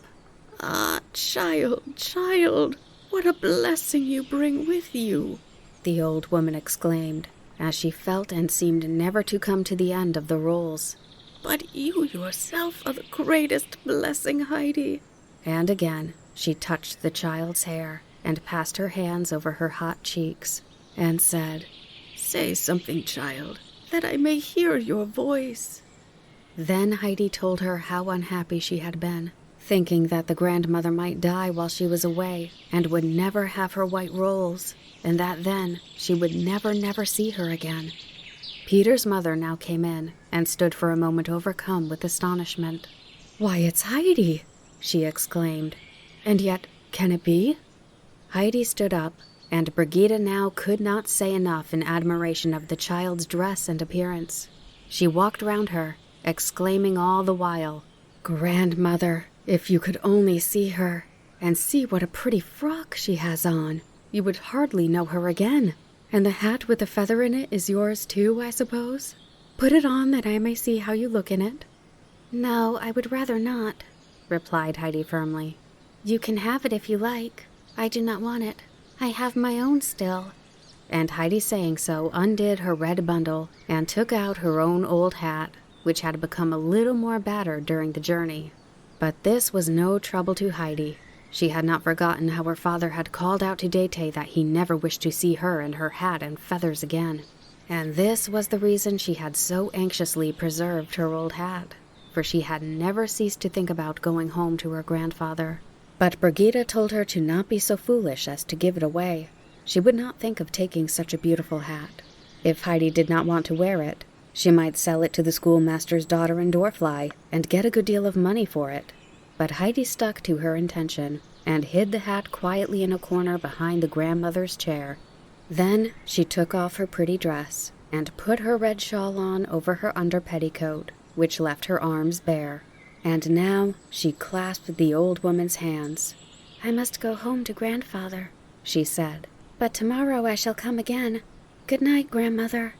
Yes, come again. Be sure you come again tomorrow, begged the grandmother, as she pressed Heidi's hands in hers, unwilling to let her go. Why have you taken off that pretty dress? Asked Brigida. Because I would rather go home to grandfather as I am, or else perhaps he would not know me. You hardly did at first. Brigida went with her to the door, and there said in a rather mysterious voice, You might have kept on your dress. He would have known you all right. But you must be careful, for Peter tells me that Uncle is always now in a bad temper, and never speaks. Heidi bid her good night, and continued her way up the mountain, her basket on her arm. All around her, the steep green slope shone bright in the evening sun, and soon the great gleaming snowfield up above came in sight. Heidi was obliged to keep on pausing to look behind her, for the higher peaks were behind her as she climbed. Suddenly, a warm red glow fell on the grass at her feet. She looked back again. She had not remembered how splendid it was, nor seen anything to compare it to in her dreams. For there, the two high mountain peaks rose into the air like two great flames. The whole snowfield had turned crimson, and the rosy-colored clouds floated in the sky above. The grass upon the mountainsides had turned to gold, the rocks were all aglow, and the whole valley was bathed in golden mist. And as Heidi stood gazing around her at all the splendor, the tears ran down her cheeks for very delight and happiness. And impulsively she put her hands together, and lifting her eyes to heaven, thanked God aloud for having brought her home, thanked him that everything was as beautiful as ever, more beautiful even than she had thought, and that it was all hers again, once more. And she was so overflowing with joy and thankfulness that she could not find words to thank him enough. Not until the glory began to fade could she tear herself away. Then she ran on so quickly that in a very little while she caught sight of the tops of the fir trees above the hut roof, then the roof itself, and at last the whole hut. And there was Grandfather, sitting as in old days smoking his pipe, and she could see the fir trees waving in the wind. Quicker and quicker went her little feet, and before Uncle had time to see who was coming, Heidi had rushed up to him, thrown down her blanket, and flung her arms around his neck, unable in the excitement of seeing him again to say more than, "Grandfather, Grandfather, Grandfather," over and over again. And the old man himself said nothing. For the first time for many years, his eyes were wet, and he had to pass his hand across them. Then he unloosened Heidi's arms, put her on his knee, and after looking at her for a moment, "So you have come back to me, Heidi," he said. "How is that? You don't look much of a grand lady. Did they send you away?" "Oh, no, Grandfather," said Heidi eagerly. "You must not think that. They were all so kind, Clara and Grandmamma and Herr Sesemann. But you see, Grandfather, I did not know how to bear myself till I got home again to you. I used to think I should die, for I felt as if I could not breathe. But I never said anything because it would have been ungrateful. And then suddenly, one morning, quite early, Herr Sesemann said to me, but I think it was partly the doctor's doing, but perhaps it's all in the letter." And Heidi jumped down and fetched the roll and the letter and handed them both to her grandfather. "That belongs to you," said the latter, laying the roll down on the bench beside him. Then he opened the letter, read it through, and without a word, put it in his pocket. "Do you think you can still drink milk with me, Heidi?" he asked, taking the child by the hand to go into the hut. "But bring your money with you. You can buy a bed and dresses for a couple of years with it." "I am sure I do not want it," replied Heidi. "I have got a bed already, and Clara has put such a lot of clothes in my box that I shall never want any more." "Take it and put it in the cupboard. You will want it some day, I have no doubt." Heidi obeyed and skipped happily after her grandfather into the house. She ran into all the corners, delighted to see everything again, and then went up the ladder, but there she came to a pause and called down in a tone of surprise and distress, "Oh, Grandfather, my bed's gone." "We can soon make it up again," he answered from below. "I did not know you were coming back. Come along now and have your milk." Heidi came down, sat herself on her high stool in the old place, and then, taking up her bowl, drank her milk eagerly, as if she had never come across anything so delicious. And as she put down her bowl, she exclaimed, "Our milk tastes nicer than anything else in the world, Grandfather." A shrill whistle was heard outside. Heidi darted out like a flash of lightning. There were the goats, leaping and springing among the rocks, with Peter in their midst. When he caught sight of Heidi, he stood still with astonishment and gazed speechlessly at her. Heidi called out, "Good evening, Peter," and then ran in among the goats. "Little Swan, Little Bear, do you know me again?" And the animals evidently recognized her voice at once, for they began rubbing their heads against her and bleating loudly, as if for joy. And as she called the other goats by name one after the other, they all came scampering towards her helter-skelter and crowding round her. The impatient greenfinch sprang into the air and over 2 of her companions in order to get nearer, and even the shy little snowflake butted the great Turk out of her way in quite a determined manner, which left him standing taken aback by her boldness, and lifting his beard in the air as if to say, "You see who I am." Heidi was out of her mind with delight at being among her old friends again. She flung her arms around the pretty little snowflake, stroked the obstreperous greenfinch, while she herself was thrust at from all sides by the affectionate and confiding goats. And so at last she got near to where Peter was still standing, not having yet got over his surprise. "Come down, Peter," cried Heidi, "and say good evening to me." "So you're back again?" he found words to say at last, and now ran down and took Heidi's hand, which he was holding out in greeting, and immediately put the same question to her which he had been in the habit of doing in the old days when they returned home in the evening. "Will you come out again with me tomorrow?" "Not tomorrow, but the day after perhaps, for tomorrow I must go down to grandmother." "I'm glad you're back," said Peter, while his whole face beamed with pleasure, and then he prepared to go on with his goats. But he never had had so much trouble with them before, for when at last, by coaxing and threats, he had gotten them all together, and Heidi had gone off with an arm over either head of her grandfather's too, the whole flock suddenly turned and ran after her. Heidi had to go inside the stall with her too, and shut the door, or Peter would never have got home that night. When Heidi went indoors after this, she found her bed already made up for her. The hay had been piled high for it, and smelled deliciously, for it had only just been got in, and the grandfather had carefully spread and tucked in the clean sheets. It was with a happy heart that Heidi lay down in it that night, and her sleep was sounder than it had been for a whole year past. The grandfather got up at least 10 times during the night and mounted the ladder to see if Heidi was all right and showing no signs of restlessness, and to feel that the hay he had stuffed into the round window was keeping the moon from shining too brightly upon her. But Heidi did not stir. She had no need now to wander about, for the great burning longing of her heart was satisfied. She had seen the high mountains and rocks alight in the evening glow. She had heard the wind in the fir trees. She was at home again, on the mountain. Chapter 14. Sunday Bells. Heidi was standing under the waving fir trees waiting for her grandfather, who was going down to her grandmother's, and then on to Dorfly to fetch her box. She was longing to know how grandmother had enjoyed her white bread, and impatient to see and hear her again, but no time seemed weary to her now, for she could not listen long enough to the familiar voice of the trees, or drink in too much of the fragrance wafted to her from the green pastures where the golden-headed flowers were glowing in the sun, a very feast to her eyes. The grandfather came out, gave a look around, and then called her in a cheerful voice, "Well now, we can be off." It was Saturday, a day when Almuncle made everything clean and tidy inside and outside the house.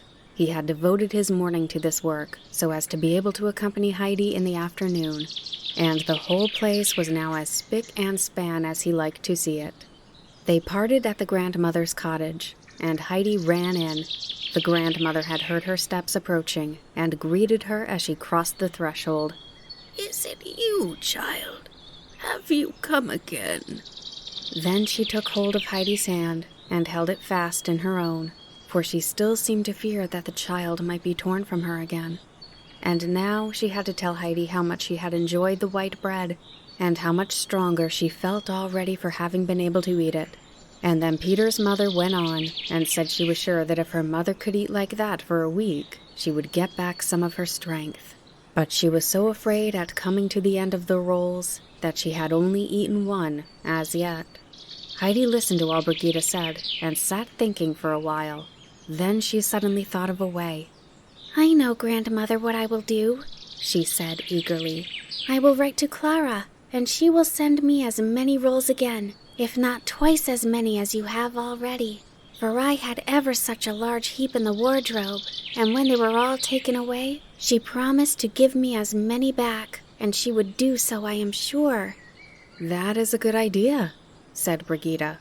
"But then they would get hard and stale. The baker in Dorfly makes the white rolls, and if we could get some of those he has over now and then. But I can only just manage to pay for the black bread." A further bright thought came to Heidi, and with a look of joy, "Oh, I have lots of money, grandmother," she cried gleefully, skipping about the room in her delight. "And I know now what I will do with it. You must have a fresh white roll every day, and 2 on Sunday, and Peter can bring them up from Doorfly." "No, no, child," answered the grandmother. "I cannot let you do that. The money was not given to you for that purpose. You must give it to your grandfather, and he will tell you how you are to spend it." But Heidi was not to be hindered in her kind intentions, and she continued to jump about, saying over and over again in a tone of exultation, "Now grandmother can have a roll every day, and will grow quite strong again, and, oh, grandmother," she suddenly exclaimed with an increase of jubilation in her voice, "if you get strong enough, everything will grow light again for you. Perhaps it is only because you are weak that it is dark." The grandmother said nothing. She did not wish to spoil the child's pleasure. As she was jumping about, Heidi suddenly caught sight of the grandmother's songbook, and another happy idea struck her. "Grandmother, I can also read now. Would you like me to read you one of your hymns from your old book?" "Oh, yes," said the grandmother, surprised and delighted. "But can you really read, child? Really?" Heidi had climbed onto a chair and had already lifted down the book, bringing a cloud of dust with it, for it had lain untouched on the shelf for a long time. Heidi wiped it, sat herself down on a stool beside the old woman, and asked her which hymn she should read. "What you like, child, what you like." And the grandmother pushed her spinning wheel aside and sat in eager expectation, waiting for Heidi to begin. Heidi turned over the leaves and read a line out softly to herself here and there. At last she said, "Here is one about the sun, grandmother. I will read you that." And Heidi began reading with more and more warmth of expression as she went on.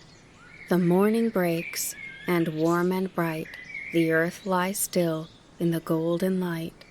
For dawn has scattered the clouds of night. God's handiwork is seen around. Things great and small to his praise abound. Where are the signs of his love not found? All things must pass, but God shall still, with steadfast power, his will fulfill. Sure and unshaken is his will. His saving grace will not fail. Through grief and fear, the heart assail. O'er life's wild seas he will prevail. Joy shall be ours. In that garden blessed, where after storm we find our rest. I wait in peace. God's time is best." The grandmother sat with folded hands and a look of indescribable joy on her face, such as Heidi had never seen there before, although at the same time the tears were running down her cheeks. As Heidi finished, she implored her, saying, "Read it once again, child. Just once again." And the child began again, with as much pleasure in the verses as the grandmother.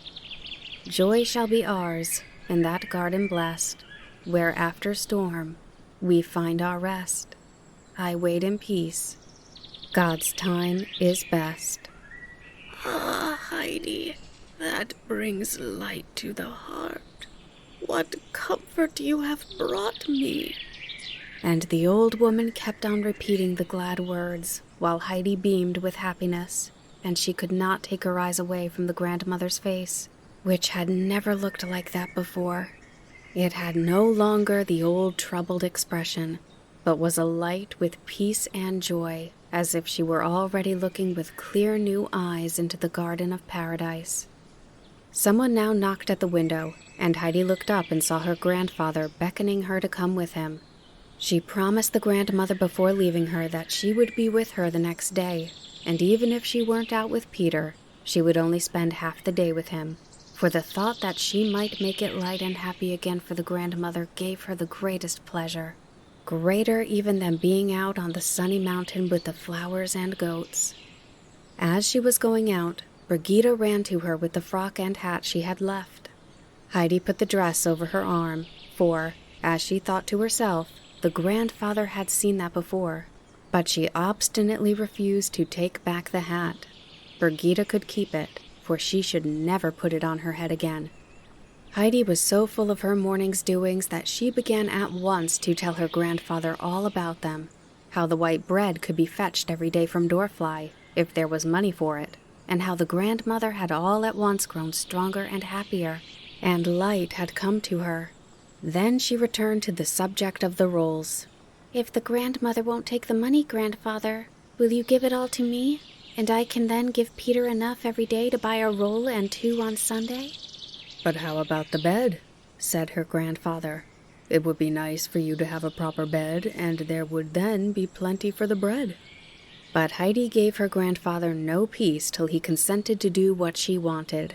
She slept a great deal better, she said, on her bed of hay than on her fine pillowed bed in Frankfurt.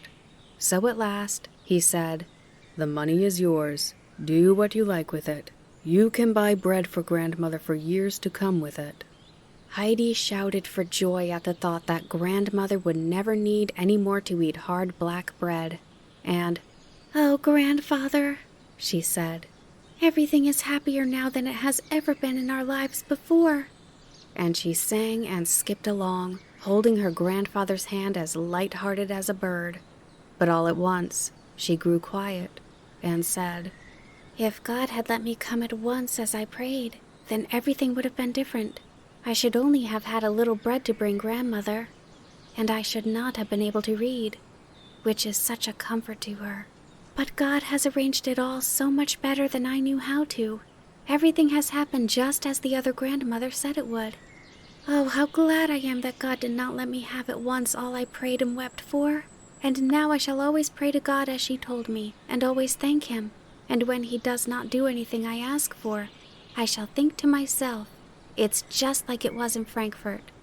God, I am sure, is going to do something better still. So we will pray every day, won't we, grandfather? And never forget him again, or else he may forget us." "And supposing one does forget him?" said the grandfather in a low voice. "Then everything goes wrong, for God lets us then go where we like. And when we get poor and miserable and begin to cry about it, no one pities us, but they say, 'You ran away from God.' And so God, who could have helped you, left you to yourself." "That is true, Heidi. Where did you learn that?" "From Grandmama. She explained it all to me." The grandfather walked on for a little while without speaking.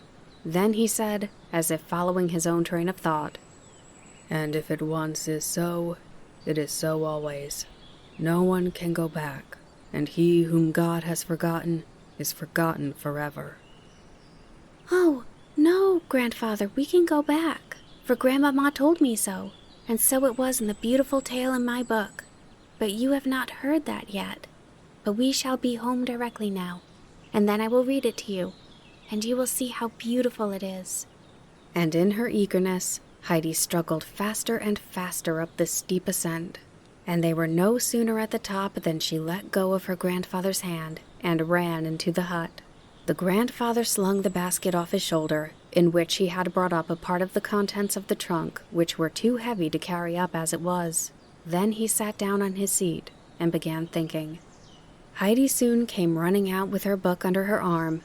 "That's right, grandfather," she exclaimed as she saw he had already taken his seat, and in a second she was beside him and had her book open at the particular tale, for she had read it so often that the leaves fell open at it of their own accord. And now, in a sympathetic voice, Heidi began to read of the son when he was happily at home and went out into the fields with his father's flock, and was dressed in a fine cloak, and stood leaning on his shepherd's staff, watching as the sun went down, just as he was to be seen in the picture. But then all at once he wanted to have his own goods and money and to be his own master, and so he asked his father to give him his portion. And he left his home and went and wasted all his substance. And when he had nothing left, he hired himself out to a master who had no flocks and fields, like his father, but only swine to keep. And so he was obliged to watch these, and he only had rags to wear and a few husks to eat, such as the swine fed upon. And then he thought of his old happy life at home, and how kindly his father had treated him, and how ungrateful he had been. And he wept for sorrow and longing. And he thought to himself, I will arise and go to my father, and will say to him, 'Father, I am not worthy to be called thy son. Make me as one of thy hired servants.' And when he was yet a great way off, his father saw him." Here Heidi paused in her reading. "What do you think happens now, grandfather?" she said. "Do you think the father is still angry and will say to him, 'I told you so'? Well, listen now to what comes next." His father saw him and had compassion, and ran and fell on his neck and kissed him. And the son said to him, "Father, I have sinned against heaven and in thy sight, and am no more worthy to be called thy son." But the father said to his servants, "Bring forth the best robe and put it on him, and put a ring on his hand and shoes on his feet. And bring hither the fatted cow and kill it, and let us eat and be merry. For this my son was dead and is alive again. He was lost and is found." And they began to be merry. "Isn't that a beautiful tale, grandfather?" said Heidi, as the latter continued to sit without speaking, for she had expected him to express pleasure and astonishment. "You are right, Heidi. It is a beautiful tale," he replied.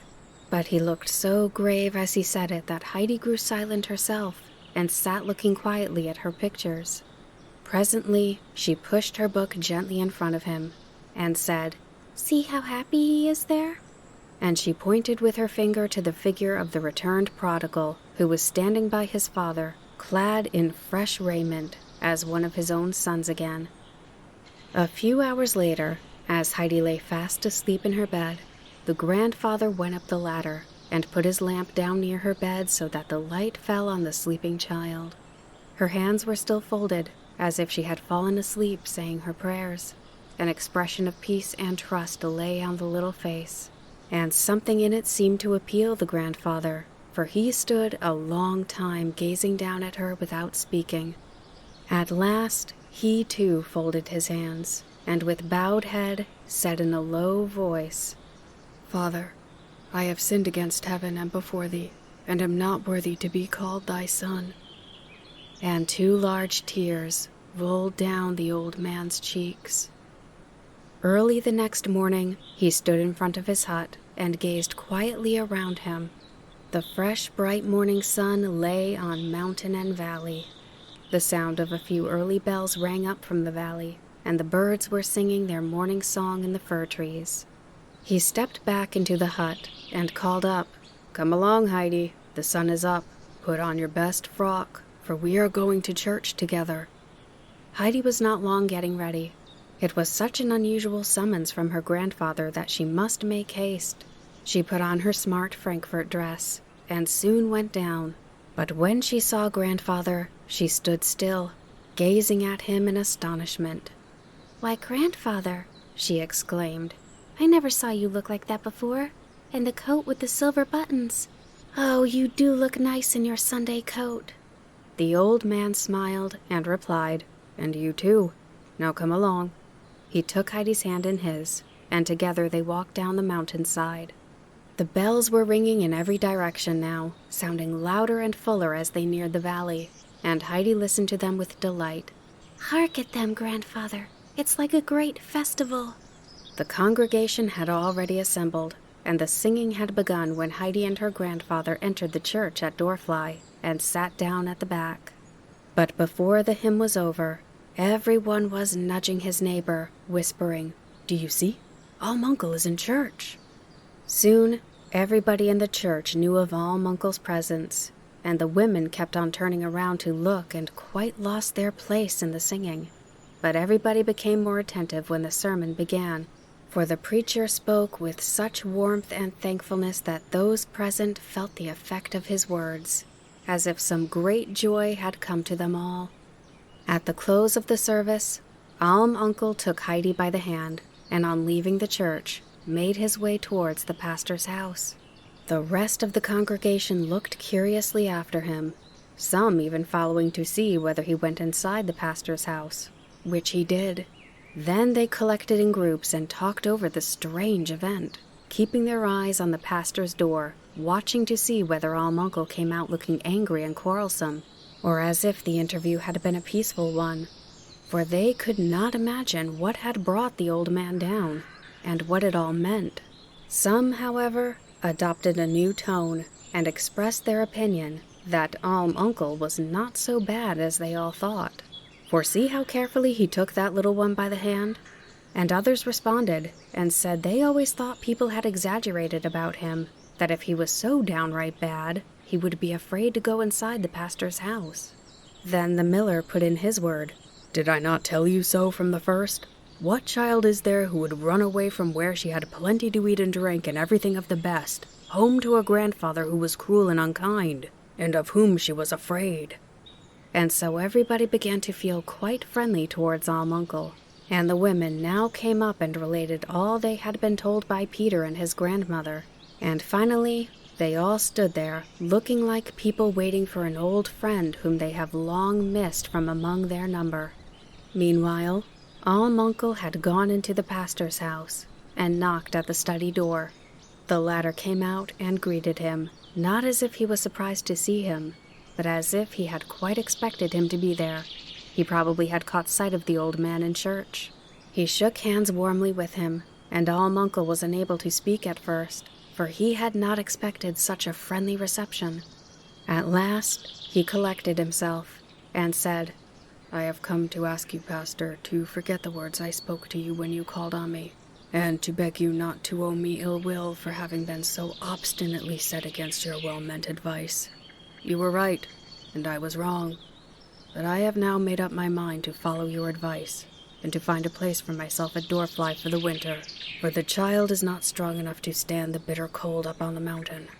And if the people down here look askance at me, as at a person not to be trusted, I know it is my own fault, and you will, I am sure, not do so." The pastor's kindly eyes shone with pleasure. He pressed the old man's hand in his, and said with emotion, "Neighbor, you went into the right church before you came to mine. I am greatly rejoiced. You will not repent coming to live with us again. As for myself, you will always be welcome as a dear friend and neighbor, and I look forward to our spending many a pleasant winter evening together, for I shall prize your companionship, and we will find some nice friends too for the little one." And the pastor laid his hand kindly on the child's curly head and took her by the hand as he walked to the door with the old man. He did not say goodbye to him until they were standing outside, so that all the people standing about saw him shake hands as if parting reluctantly from his best friend. The door was hardly shut behind him before the whole congregation now came forward to greet Uncle, everyone striving to be the first to shake hands with him, and so many were held out that Uncle did not know with which to begin. And some said, "We are so pleased to see you among us again," and another, "I have long been wishing we could have a talk together again," and greetings of all kinds echoed from every side. And when Uncle told them he was thinking of returning to his old quarters in Dorfly for the winter, there was such a general chorus of pleasure that anyone would have thought he was the most beloved person in all Dorfly, and that they had hardly known how to live without him. Most of his friends accompanied him and Heidi some way up the mountain, and each, as they bid him goodbye, made him promise that when he next came down, he would without fail come and call. As the old man at last stood alone with the child, watching their retreating figures, there was a light upon his face, as if reflected from some inner sunshine of heart. Heidi, looking up at him with her clear, steady eyes, said, "Grandfather, you look nicer and nicer today. I never saw you quite like that before." "Do you think so?" he answered with a smile. "Well, yes, Heidi. I am happier today than I deserve. Happier than I thought possible. It is good to be at peace with God and man. God was good to me when he sent you to my hut." When they reached Peter's home, the grandfather opened the door and walked straight in. "Good morning, grandmother," he said. "I think we shall have to do some more patching up before the winter winds come." "Dear God, if it is not Uncle!" cried the grandmother in pleased surprise. "That I should live to see such a thing, and now I can thank you for all you've done for me. May God reward you, may God reward you." She stretched out a trembling hand to him, and when the grandfather shook it warmly, she went on, still holding his. "And I have something on my heart I want to say, a prayer to make to you. If I have injured you in any way, do not punish me by sending the child away again before I lie under the grass. Oh, you do not know what this child is to me." And she clasped the child to her, for Heidi had already taken her usual stand close to the grandmother. "Have no fear, grandmother," said Uncle in a reassuring voice. "I shall not punish either you or myself by doing so. We are together now, and pray God we may continue so for long." Brigida now drew the uncle aside towards a corner of the room and showed him the hat with the feathers, explaining to him how it came there, and adding that of course she should not take such a thing from a child. But the grandfather looked towards Heidi without any displeasure of countenance, and said, "The hat is hers, and if she does not wish to wear it any more, she has the right to say so and give it to you. So take it, pray." Brigida was highly delighted at this. "It is well worth more than 10 shillings, she said, as she held it up for further admiration. "And what a blessing Heidi has brought home with her from Frankfurt. I have thought sometimes that it might be good to send Peter there for a little while. What do you think, Uncle?" A merry look came into the grandfather's eye. He thought it would do Peter no harm, but he had better wait for a good opportunity before starting.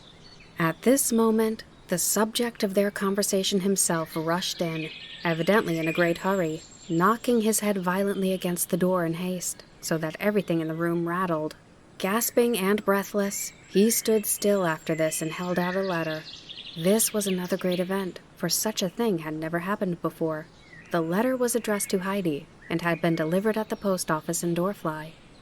They all sat down round the table to hear what was in it, for Heidi opened it at once, and read it without hesitation.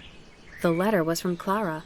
The latter wrote that the house had been so dull since Heidi left that she did not know how to bear herself, and she had at last persuaded her father to take her to the baths at Regat's in the coming autumn. Grandmamma had arranged to join them there, and they both were looking forward to paying her and her grandfather a visit. And Grandmamma sent a further message to Heidi, which was that the latter had done quite right to take the rolls to the grandmother, and so that she might not have to eat them dry, she was sending some coffee, which was already on its way, and Grandmamma hoped when she came to the Alm in the autumn that Heidi would take her to see her old friend. There were exclamations of pleasure and astonishment on hearing all this news, and so much to talk and ask about, and even the grandfather did not notice how the time was passing. There was general delight at the thought of the coming days, and even more on the meeting which had taken place on this one, and the grandmother spoke and said, "The happiest of things is when an old friend comes and greets us as in former times. The heart is comforted with the assurance that someday everything that we have loved will be given back to us. You will come again, Uncle, and you, child, tomorrow." The old man and Heidi promised her faithfully to do so. Then it was time to break up the party, and these two went back up the mountain. As they had been greeted with bells when they made their journey down in the morning, so now they were accompanied by the peaceful evening chimes as they climbed to the hut, which had quite a Sunday-like appearance, as it stood bathed in the light of the low evening sun. But when Grandmamma came next autumn, there will be many fresh joys and surprises both for Heidi and for Grandmother. Without a doubt, a proper bed will be put in the hayloft, for whenever Grandmamma steps in, there everything is soon in right order, outside and in. Chapter 15. Preparations for a Journey. The kind doctor, who had given the order that Heidi was to be sent home, was walking along one of the broad streets towards Herr Seseman's house. It was a sunny September morning, so full of light and sweetness that it seemed as if everybody must rejoice. But the doctor walked with his eyes fastened to the ground, and did not once lift them up to the blue sky above him. There was an expression of sadness on his face, formerly so cheerful, and his hair had grown grayer since the spring. The doctor had an only daughter, who, after his wife's death, had been his sole and constant companion, but only a few months previously, death had deprived him of his dear child, and he had never been the same bright and cheery man since. Sebastian opened the door to him, greeting him with every mark of respectful civility, for the doctor was not the only most cherished friend of the master's and his daughter, but had by his kindness won the hearts of the whole household. "Everything as usual, Sebastian?" asked the doctor in his pleasant voice, as he preceded Sebastian up the stairs. "I am glad you've come, doctor," exclaimed Herr Sesemann, as the latter entered. "We must really have another talk over the Swiss journey. Do you still adhere to your decision, even though Clara is decidedly improving in health?" "My dear Sesemann, I never knew such a man as you," said the doctor, as he sat down beside his friend. "I really wish your mother was here. Everything would be clear and straightforward then, and she would soon put things in right train. You sent for me 3 times yesterday only to ask me the same question, though you know what I think." "Yes, I know it's enough to make you out of patience with me, but you must understand, dear friend," and Herr Sesemann laid his hand imploringly on the doctor's shoulder, "that I feel I have not the courage to refuse the child what I have been promising her all along. And for months now she's been living on the thought of it day and night. She bore this last bad attack so patiently because she was buoyed up with the hope that she would soon start off on her Swiss journey and see her friend Heidi again. And now I must tell the poor child who has to give up so many pleasures that this visit she has so long looked forward to must also be cancelled. I really have not the courage to do it." "You must make your mind to it, Sesemann," said the doctor with authority, and as his friend continued silent and dejected, he went on after a pause. "Consider yourself how the matter stands. Clara has not had such a bad summer as the last one for years. Only the worst results would follow from the fatigue of such a journey, and it is out of the question for her. And then we are already in September, and although it may still be warm and fine up there, it may just as likely be already very cold. The days, too, are growing short, and as Clara cannot spend the night up there, she would only have a 2-hour visit at the outside. The journey from her Gatz would take hours, for she would have to be carried up the mountain in a chair. In short, Sesemann, it is impossible. But I will go in with you and talk to Clara. She is a reasonable child, and I will tell her what my plans are. Next May she shall be taken to the baths and stay there for the cure until it is quite hot weather. Then she can be carried up the mountain from time to time, and when she is stronger, she will enjoy these excursions far more than she would now. Understand, Sesemann, that if we want to give this child a chance of recovery, we must use the utmost care and watchfulness." Herr Sesemann, who had listened to the doctor in sad and submissive silence, now suddenly jumped up. "Doctor," he said, "tell me truly, have you really any hope of her final recovery?" The doctor shrugged his shoulders. "Very little," he replied quietly. "But friend, think of my trouble. You still have a beloved child to look for you and greet you on your return home. You do not come back to an empty house and sit down to a solitary meal, and the child is happy and comfortable at home too. If there is much that she has to give up, she has, on the other hand, many advantages. No, Sesemann, you are not so greatly to be pitied. You have still the happiness of being together. Think of my lonely house." Herr Sesemann was now striding up and down the room, as was his habit when deeply engaged in thought. Suddenly he came to a pause beside his friend, and laid his hand on his shoulder. "Doctor, I have an idea. I cannot bear to see you look as you do. You are no longer the same man. You must be taken out of yourself for a while. And what do you think I propose? That you shall take the journey and go pay Heidi a visit in our name." The doctor was taken aback at this sudden proposal and wanted to make objections, but his friend gave him no time to say anything. He was so delighted with his idea that he seized the doctor by the arms and drew him into Clara's room. The kind doctor was always a welcome visitor to Clara, for he generally had something amusing to tell her. Lately, it is true, he had been graver, but Clara knew the reason why, and would have given much to see his old friend lively again. She held out her hand to him as he came up to her. He took a seat beside her, and her father also drew up his chair, and taking Clara's hand in his, began to talk to her of the Swiss journey and how he himself had looked forward to it. He passed as quickly as he could over the main point that it was now impossible for her to undertake, for he dreaded the tears that would follow. But he went on without pause to tell her of his new plan, and dwelt on the great benefit it would be to his friend if he could be persuaded to take this holiday. The tears were indeed swimming in the blue eyes, although Clara struggled to keep them down for her father's sake, but it was a bitter disappointment to give up the journey, the thought of which had been her only joy and solace during the lonely hours of her long illness. She knew, however, that her father would never refuse her a thing unless he was certain that it would be harmful for her, so she swallowed her tears as well as she could and turned her thoughts to the only hope still left her. Taking the doctor's hand and stroking it, she said pleadingly, "Dear doctor, you will go and see Heidi, won't you? And then you can tell me all about it, what it's like up there, and what Heidi and the grandfather and Peter and the goats do all day. I know them all so well. And then you can take what I want to send to Heidi, for I have thought about it all, and also something for the grandmother. Do pray go, dear doctor, and I will take as much cod liver oil as you like." Whether this promise finally decided the doctor, it is impossible to say, but it is certain that he smiled and said, "Then I must certainly go, Clara, for you will then get as plump and strong as your father and I wish to see you. And have you decided when I am to start?" "Tomorrow morning, early if possible," replied Clara. "Yes, she is right," put in Herr Sesemann. "The sun is shining and the sky is blue and there is no time to be lost. It is a pity to miss a single one of these days on the mountain." The doctor could not help laughing.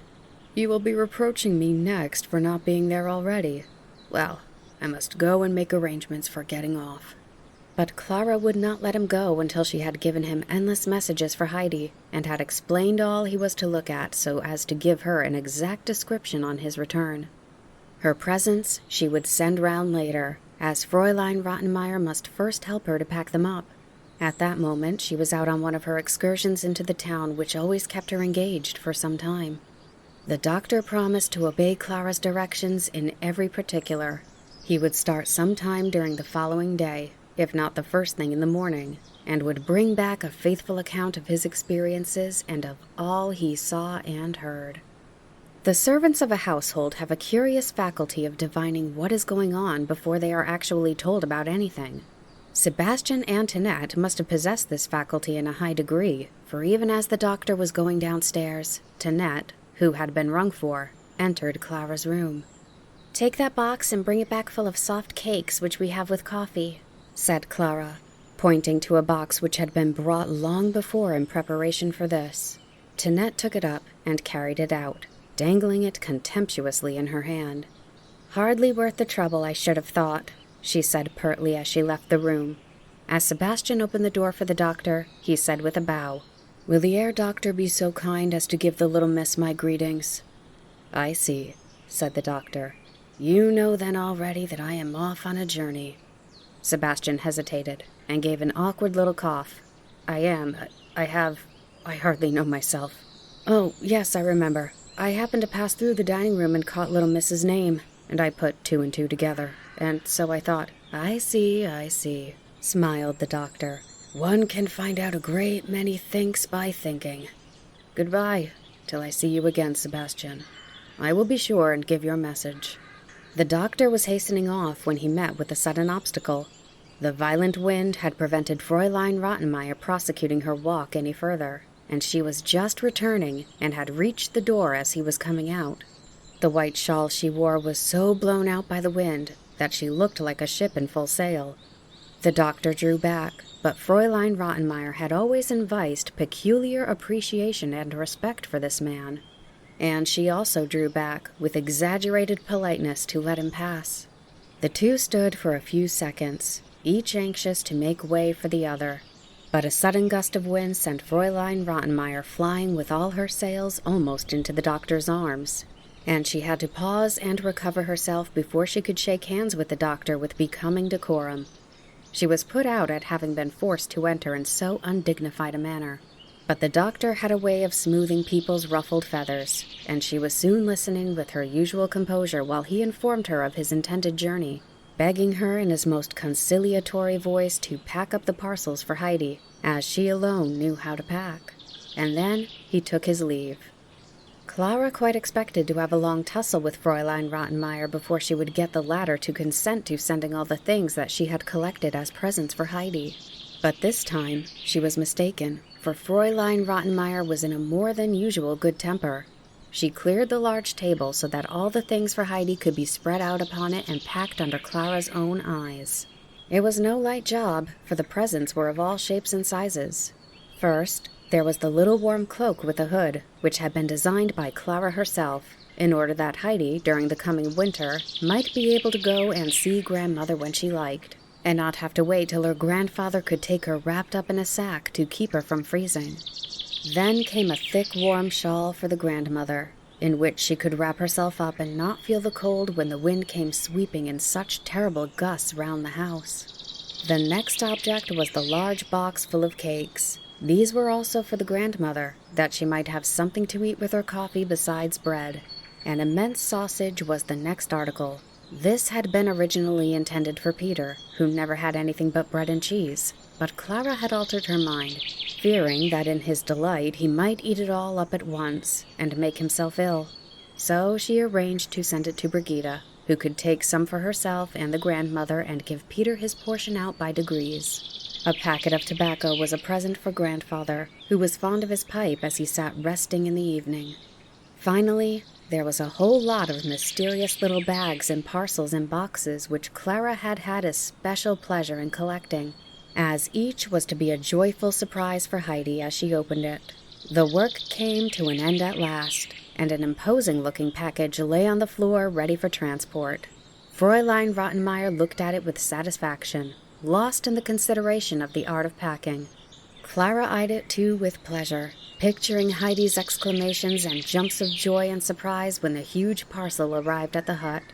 And now Sebastian came in, and lifting the package on his shoulder, carried it off to be forwarded at once to the doctor's house. Chapter 16. A Visitor. The early light of morning lay rosy red upon the mountains, and a fresh breeze rustled through the fir trees, and set their ancient branches waving to and fro. The sound awoke Heidi, and she opened her eyes. The roaring in the trees always stirred a strong emotion within her, and seemed to draw her irresistibly to them. So she jumped out of bed and dressed herself as quickly as she could, but it took her some time even then, for she was careful now to always be clean and tidy. When she went down her ladder, she found her grandfather had already left the hut.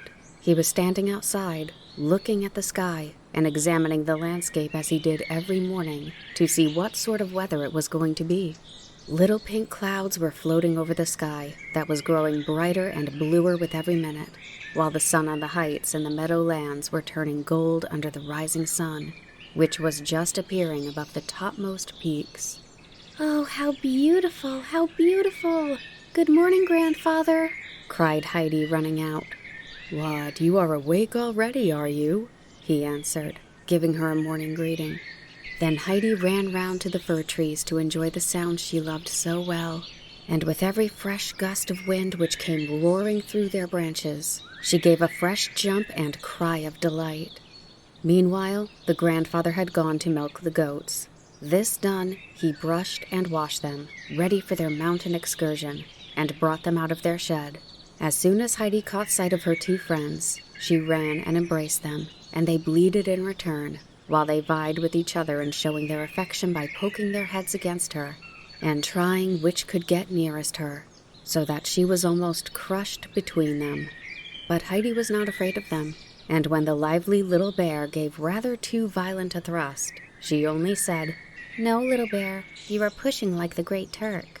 And Little Bear immediately drew back his head and left off his rough attentions, while Little Swan lifted her head and put on an expression as much as to say, "No one shall ever accuse me of behaving like the Great Turk," for White Swan was a rather more distinguished person than Brown Bear. And now Peter's whistle was heard, and all the goats came along, leaping and springing. and Heidi soon found herself surrounded by the whole flock, pushed this way and that by their enthusiastic greetings. But at last she managed to get through them to where Snowflake was standing, for the young goat had in vain striven to reach her. Peter now gave a tremendous whistle in order to startle the goats and drive them off, for he wanted to get near himself to say something to Heidi. The goat sprang aside, and he came up to her. "Can you come out with me today?" he asked, evidently unwilling to hear her refuse. "I am afraid I cannot, Peter," she answered. "I am expecting them every minute from Frankfurt, and I must be at home when they come." "You have said the same thing for days now," grumbled Peter. "I must continue to say it till they come," replied Heidi. "How can you think, Peter, that I would want to be away when they came? As if I could do such a thing." "They would find Uncle at home," he answered with a snarling voice. But at this moment, the grandfather's stentorian voice was heard. "Why is the army not marching forward? Is it the field marshal who is missing, or some of the troops?" Whereupon Peter turned and went off, swinging his stick round so that it whistled through the air. And the goats, who understood the signal, started at full trot for their mountain pasture, Peter following in their wake. Since Heidi had been back with her grandfather, things came now and then into her mind of which she had never thought in former days. So now, with great exertion, she put her bed in order every morning, patting and stroking it till she had got it perfectly smooth and flat. Then she went about the room downstairs, put each chair back in its place, and if she found anything lying about, she put it in the cupboard. After that, she fetched a duster, climbed on a chair, and rubbed the table till it shone again. When the grandfather came in later, he would look round, well pleased, and say to himself, "We look like Sunday every day now. Heidi did not go abroad for nothing." After Peter had departed, and she and her grandfather had breakfast, Heidi began her daily work as usual, but she did not get on with it very fast. It was so lovely out of doors today, and every minute something happened to interrupt her work. Now it was a bright beam of sun shining cheerfully through the open window, and seeming to say, "Come out, Heidi, come out." Heidi felt she could not stay indoors, and she ran out in answer to the call. The sunlight lay sparkling on everything around the hut, and on all the mountains, and far away along the valley, and the grass slope looked so golden and inviting that she was obliged to sit down for a few minutes and look about her.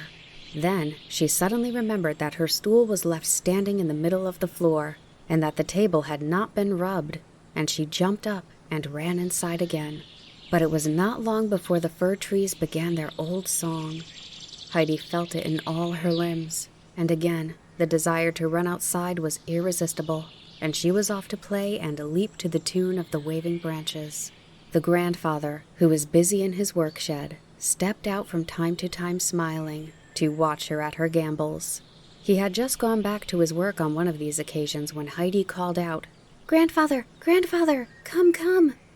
He stepped quickly out, almost afraid something had happened to the child. But he saw her running towards where the mountain path descended, crying, they are coming, and the doctor is in front of them." Heidi rushed forward to welcome her old friend, who held out his hands in greeting to her. When she came up to him, she clung to his outstretched arm, and exclaimed in the joy of her heart, "Good morning, doctor, and thank you ever so many times."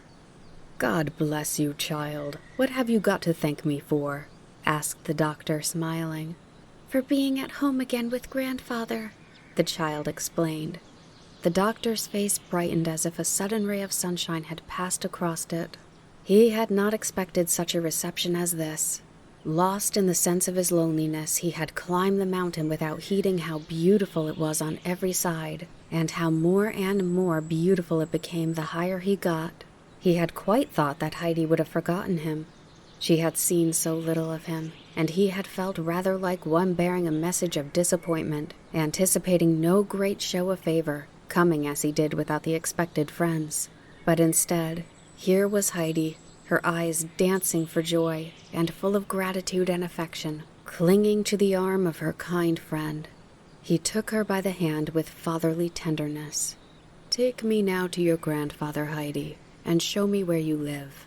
But Heidi still remained standing, looking down the path with a questioning gaze. "Where are Clara and grandmother?" she asked. Now I have to tell you something which you will be as sorry about as I am," answered the doctor. "You see, Heidi, I have come alone. Clara was very ill and could not travel, and so the grandmother stayed behind too. But next spring, when the days grow warm and long again, they are coming here for certain." Heidi was greatly concerned. She could not at first bring herself to believe that what she had for so long been picturing to herself was not going to happen at all. She stood motionless for a second or two, overcome by the unexpected disappointment. The doctor said nothing further. All around lay silence. Only the sighing of the fir trees could be heard from where they stood. Then Heidi suddenly remembered why she had run down there, and that the doctor had really come. She lifted her eyes and saw the sad expression in his as he looked down at her. She had never seen him with that look on his face when she was in Frankfurt. It went to Heidi's heart. She could not bear to see anybody unhappy, especially her dear doctor. No doubt it was because Clara and grandmother could not come, and so she began to think how best she might console him. "Oh, it won't be a very long wait for spring, and then they will be sure to come," she said in a reassuring voice. "Time passes very quickly with us, and then they will be able to stay longer when they are here, and Clara will be pleased at that. Now let us go and find grandfather." Hand in hand with her friend, she climbed up to the hut. She was so anxious to make the doctor happy again that she began once more assuring him that the winter passed by so quickly on the mountain that it was hardly to be taken account of, and that summer would be back again before they knew it. And she became so convinced of the truth of her own words that she called out quite cheerfully to her grandfather as they approached. "They have not come today, but they will be here in a very short time." The doctor was no stranger to the grandfather, for the child had talked to him so much about her friend. The old man held out his hand to his guest in a friendly greeting. The two men sat down in front of the hut, and Heidi had her little place too, for the doctor beckoned her to come and sit beside him. The doctor told Uncle how Herr Sesemann had insisted on his taking this journey, and he felt himself it would do him good. Then he whispered to Heidi that there was something special being brought up the mountain, which had traveled with him from Frankfurt, and which would give her even more pleasure than seeing the old doctor. Heidi got into a great state of excitement on hearing this, wondering what it could be. The old man urged the doctor to spend as many of the beautiful autumn days on the mountain as he could, and at least to come up whenever it was fine. He could not offer him a lodging, as he had no place to put him. He advised the doctor, however, not to go back to Ragatz, but to stay at Dorfly, where there was a clean, tidy little inn. Then the doctor could come up every morning, which would do him no end of good, and if he liked, he, the grandfather, would act as his guide to any part of the mountains he would like to see. The doctor was delighted with this proposal, and it was settled that it should be as the grandfather suggested. Meanwhile, the sun had been climbing up the sky, and it was now noon. The wind had sunk, and the fir trees stood motionless. The air was still wonderfully warm and mild for the height, while a delicious freshness was mingled with the warmth of the sun. Uncle now rose and went indoors, returning in a few minutes with a table which he placed in front of the seat. "There, Heidi, now run in and bring us what we want for the table," he said. "The doctor must take us as he finds us. If the food is plain, he will acknowledge that the dining room is pleasant." "I should think so indeed," replied the doctor as he looked down over the sunlit valley. "And I accept the kind invitation. Everything must taste good up here." Heidi ran backwards and forwards, as busy as a bee, and brought out everything she could find in the cupboard, for she did not know how to be pleased enough that she could help entertain the doctor. The grandfather, meanwhile, had been preparing the meal, and now appeared with a steaming jug of milk and golden-brown toasted cheese. Then he cut some thin slices from the meat he had cured himself in the pure air, and the doctor enjoyed his dinner better than he had for a whole year past. "Our Clara must certainly come up here," he said. "It would make her quite a different person, and if she ate for any length of time as I have today, she would grow plumper than anyone has ever known her before." As he spoke, a man was seen coming up the path, carrying a large package on his back. When he reached the hut, he threw it to the ground and drew in 2 or 3 good breaths of the mountain air. "Ah, here's what traveled with me from Frankfurt," said the doctor, rising, and he went up to the package and began undoing it, Heidi looking on in great expectation. After he had released it from its heavy outer covering, "There, child," he said. "Now you can go on unpacking your treasures yourself." Heidi undid her presents one by one until they were all displayed. She could not speak the while for wonder and delight. Not till the doctor went up to her again and opened the large box to show Heidi the cakes that were for the grandmother to eat with her coffee did she at last give a cry of joy, exclaiming, "Now grandmother will have nice things to eat." And she wanted to pack everything up again and start at once to give them to her. But the grandfather said he should walk down with the doctor that evening, and she could go with them and take the things. Heidi now found the packet of tobacco, which she ran and gave to her grandfather. He was so pleased with it that he immediately filled his pipe with some, and the 2 men sat down together again, the smoke curling up from their pipes as they talked of all kinds of things, while Heidi continued to examine first one and then another of her presents. Suddenly, she ran up to them, and standing in front of the doctor, waited till there was a pause in the conversation, and then said, "No, the other thing has not given me more pleasure than seeing you, doctor." The 2 men could not help laughing, and the doctor answered that he should never have thought that. As the sun began to sink behind the mountains, the doctor rose, thinking it was time to return to Dorfly and seek for quarters. The grandfather carried the cakes and the shawl and the large sausage, and the doctor took Heidi's hand. So they all 3 started down the mountain. Arriving at Peter's home, Heidi bid the others goodbye. She was to wait at grandmother's till her grandfather, who was going on to Dorfly with his guest, returned to fetch her. As the doctor shook hands with her, she asked, "Would you like to come out with the goats tomorrow morning?" For she could think of no greater treat to offer him. "Agreed," answered the doctor. "We will go together." Heidi now ran in to the grandmother. She first, with some effort, managed to carry in the box of cakes. Then she ran out again and brought in the sausage, for her grandfather had put the presents down close by the door, and then a 3rd time for the shawl. She placed them as close as she could to the grandmother, so that the latter might be able to feel them and understand what was there. The shawl she laid over the old woman's knees. "They are all from Frankfurt, from Clara and Grandmama," she explained to the astonished grandmother and Brigitte, the latter having watched her drag in all the heavy things, unable to imagine what was happening. "And you are very pleased with the cakes, aren't you, grandmother? Taste how soft they are," said Heidi over and over again, to which the grandmother continued to answer, Yes, yes, Heidi, I think so. What kind of people they must be." And then she would pass her hand over the thick warm shawl and added, "This will be beautiful for the cold winter. I never thought I should ever have such a splendid thing as this to put on." Heidi could not help feeling some surprise at the grandmother seeming to take more pleasure in the shawl than the cakes. Meanwhile, Brigitte stood gazing at the sausage with almost an expression of awe. She had hardly in her life seen such a monster sausage, much less owned one, and she could scarcely believe her eyes. She shook her head and said doubtfully, "I must ask Uncle what it is meant for." But Heidi answered without hesitation, "It is meant for eating, not for anything else." Peter came tumbling in at this minute. "Uncle is just behind me. He is coming," he began, then stopped short, for his eye had caught sight of the sausage, and he was too much taken aback to say more.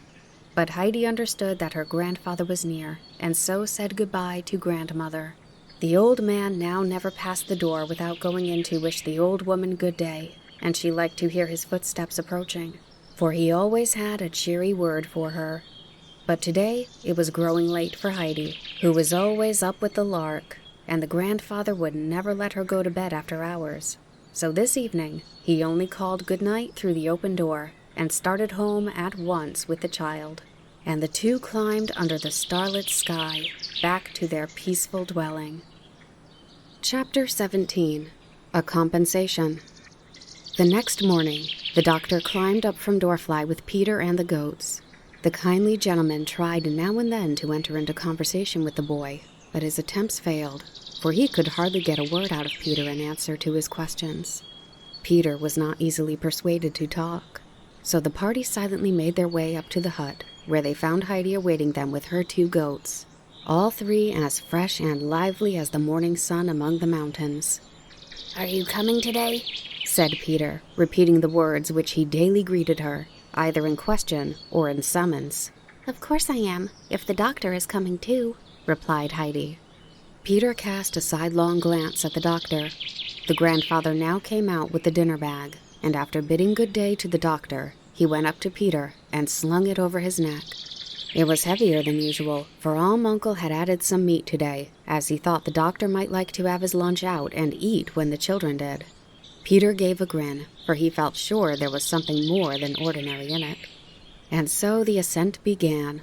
The goats, as usual, came thronging around Heidi, each trying to be nearest her, until at last she stood still and said, "Now you must go on in front, and behave properly, and not keep on turning back and pushing and poking me, for I want to talk to the doctor." And she gave Snowflake a little pat on the back, and told her to be good and obedient. By degrees, she managed to make her way out from among them, and join the doctor, who took her by the hand. He had no difficulty now in conversing with his companion, for Heidi had a great deal to say about the goats and their peculiarities, and about the flowers, and the rocks, and the birds, and so they clambered on and reached their resting place before they were aware. Peter had sent a good many unfriendly glances toward the doctor on the way up, which might have quite alarmed the latter if he had happened to notice them, which, fortunately, he did not. Heidi now led her friend to her favorite spot where she was accustomed to sit and enjoy the beauty around her. The doctor followed her example and took his seat beside her on the warm grass. Over the heights and over the far green valley hung the golden glory of the autumn day. The great snow fields sparkled in the bright sunlight, and the 2 rocky gray peaks rose in their ancient majesty against the dark blue sky. A soft, light morning breeze blew deliciously across the mountain, gently stirring the bluebells that still remained of the summer wealth of flowers, their slender heads nodding cheerfully in the sunshine. Overhead, the great bird was flying round and round in wide circles, but today he made no sound. Poised on his large wings, he floated contentedly into the blue ether. Heidi looked about her at first at one thing and then another. The waving flowers, the blue sky, the bright sunshine, the happy bird. Everything was so beautiful, so beautiful. Her eyes were alight with joy, and now she turned to her friend to see if he too were enjoying the beauty. The doctor had been sitting thoughtfully gazing around him. As he met her glad, bright eyes, "Yes, Heidi," he responded. "I see how lovely it all is. But tell me, if one brings a sad heart up here, how may it be healed so that it can rejoice in all this beauty?" "Oh, but," exclaimed Heidi, "no one is sad up here, only in Frankfurt." The doctor smiled, and then, growing serious again, he continued, "But supposing one is not able to leave all the sadness behind at Frankfurt, can you tell me anything that will help then?" "When you do not know what more to do, you must go and tell everything to God," answered Heidi with decision. "Ah, that is a good thought of yours, Heidi," said the doctor. "But if it is God himself who has sent the trouble, what can we say to him then?" Heidi sat pondering for a while. She was sure in her heart that God could help out every trouble. She thought over her own experiences, and then found her answer. "Then you must wait," she said, "and keep on saying to yourself, God certainly knows of some happiness for us which he is going to bring out of the trouble. Only we must have patience and not run away. And then, all at once, something happens, and we can see clearly ourselves that God has had some good thought in his mind all along. But because we cannot see things beforehand, and only know how dreadfully miserable we are, we think it is always going to be so." "That is a very beautiful faith, child, and be sure you hold fast to it," replied the doctor. Then he sat a while in silence, looking at the great overshadowing mountain and the green sunlit valley below before he spoke again. "Can you understand, Heidi? that a man may sit here with such a shadow over his eyes that he cannot feel and enjoy the beauty around him, while the heart grows doubly sad knowing how beautiful it could be? Can you understand that? A pain shot through the child's happy young heart. The shadow over the eyes brought to her remembrance of the grandmother, who would never again be able to see the sunlight and the beauty up here. This was Heidi's great sorrow, which reawoke each time she thought about the darkness. She did not speak for a few minutes, for her happiness was interrupted by the sudden pang. Then, in a grave voice, she said, Yes, I can understand it. And I know this, that then one must say one of grandmother's hymns, which brings the light back a little, and often makes it so bright for her that she is quite happy again. Grandmother herself told me this. "Which hymns are they, Heidi?"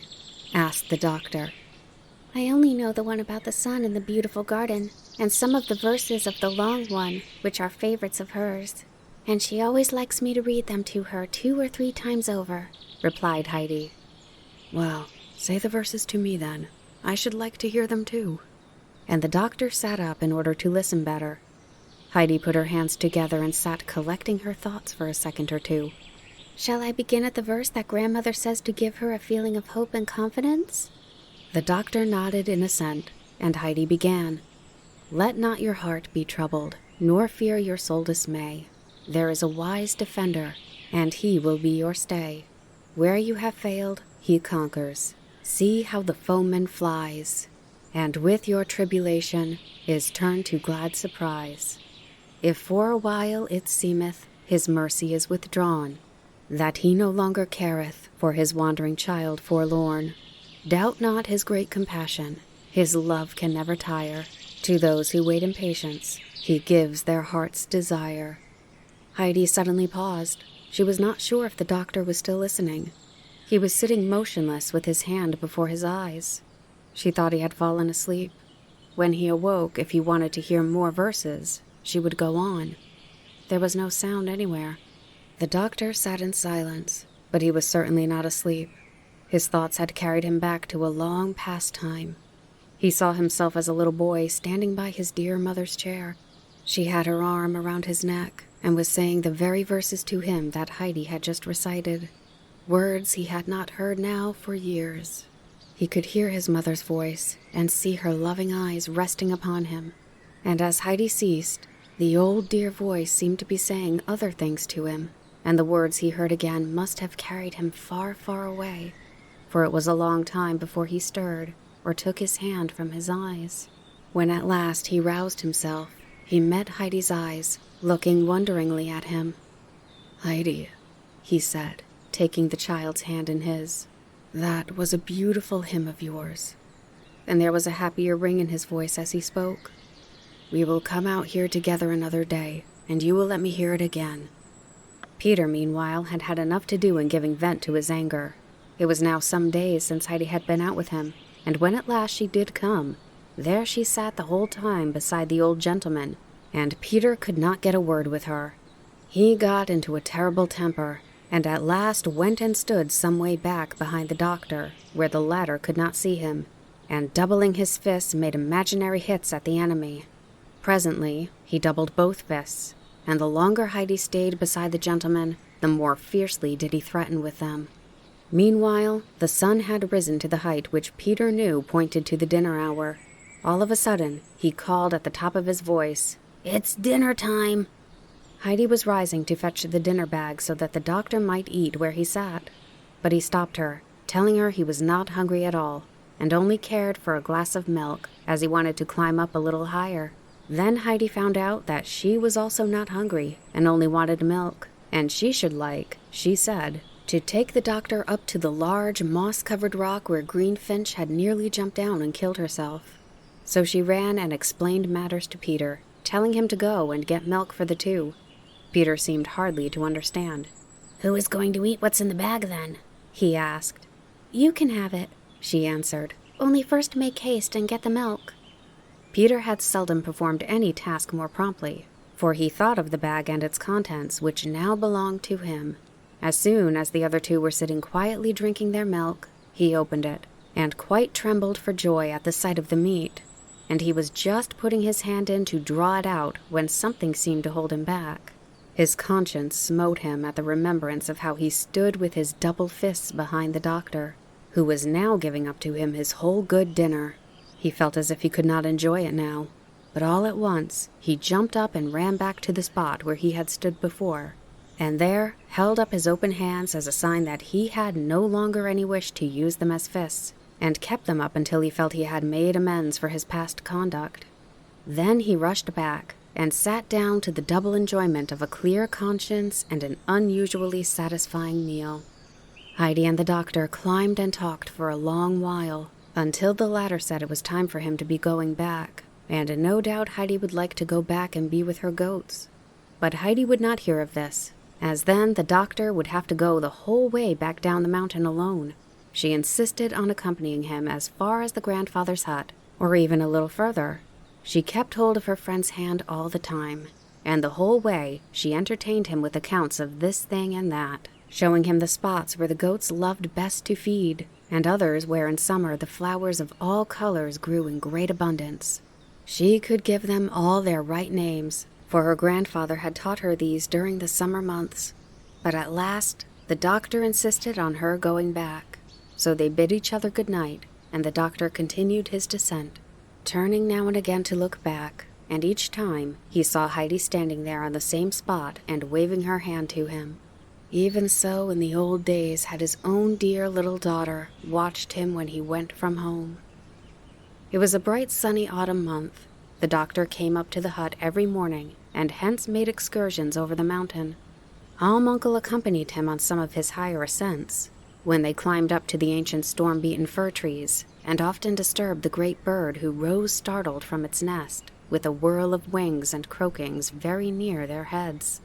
The doctor found great pleasure in his companion's conversation, and was astonished at his knowledge of the plants that grew on the mountain. He knew the uses of them all, from the aromatic fir trees and the dark pines with their scented needles, to the curly moss that sprang up everywhere about the roots of the trees, and the smallest plant and the tiniest flower. He was as well versed also in the ways of the animals, great and small, and had many amusing anecdotes to tell of these dwellers in caves and holes and in the tops of the fir trees. And so the time passed pleasantly and quickly for the doctor, who seldom said goodbye to the old man at the end of the day without adding, "I never leave you, friend, without having learnt something new from you." On some of the very finest days, however, the doctor would wander out again with Heidi, and then the two would sit together as on the first day, and the child would repeat her hymns and tell the doctor things which she alone knew. Peter sat at a little distance from them, but he was now quite reconciled in spirit, and gave vent to no anger pantomime. September had drawn to its close, and now, one morning, the doctor appeared looking less cheerful than usual. It was his last day, he said, as he must return to Frankfurt, but was grieved at having to say goodbye to the mountain, which had begun to feel quite like home. Uncle on his side greatly regretted the departure of his guest, and Heidi had been now accustomed for so long to see her good friend every day that she could hardly believe the time had suddenly come to separate. She looked up at him in doubt, taken by surprise, but there was no help. He must go.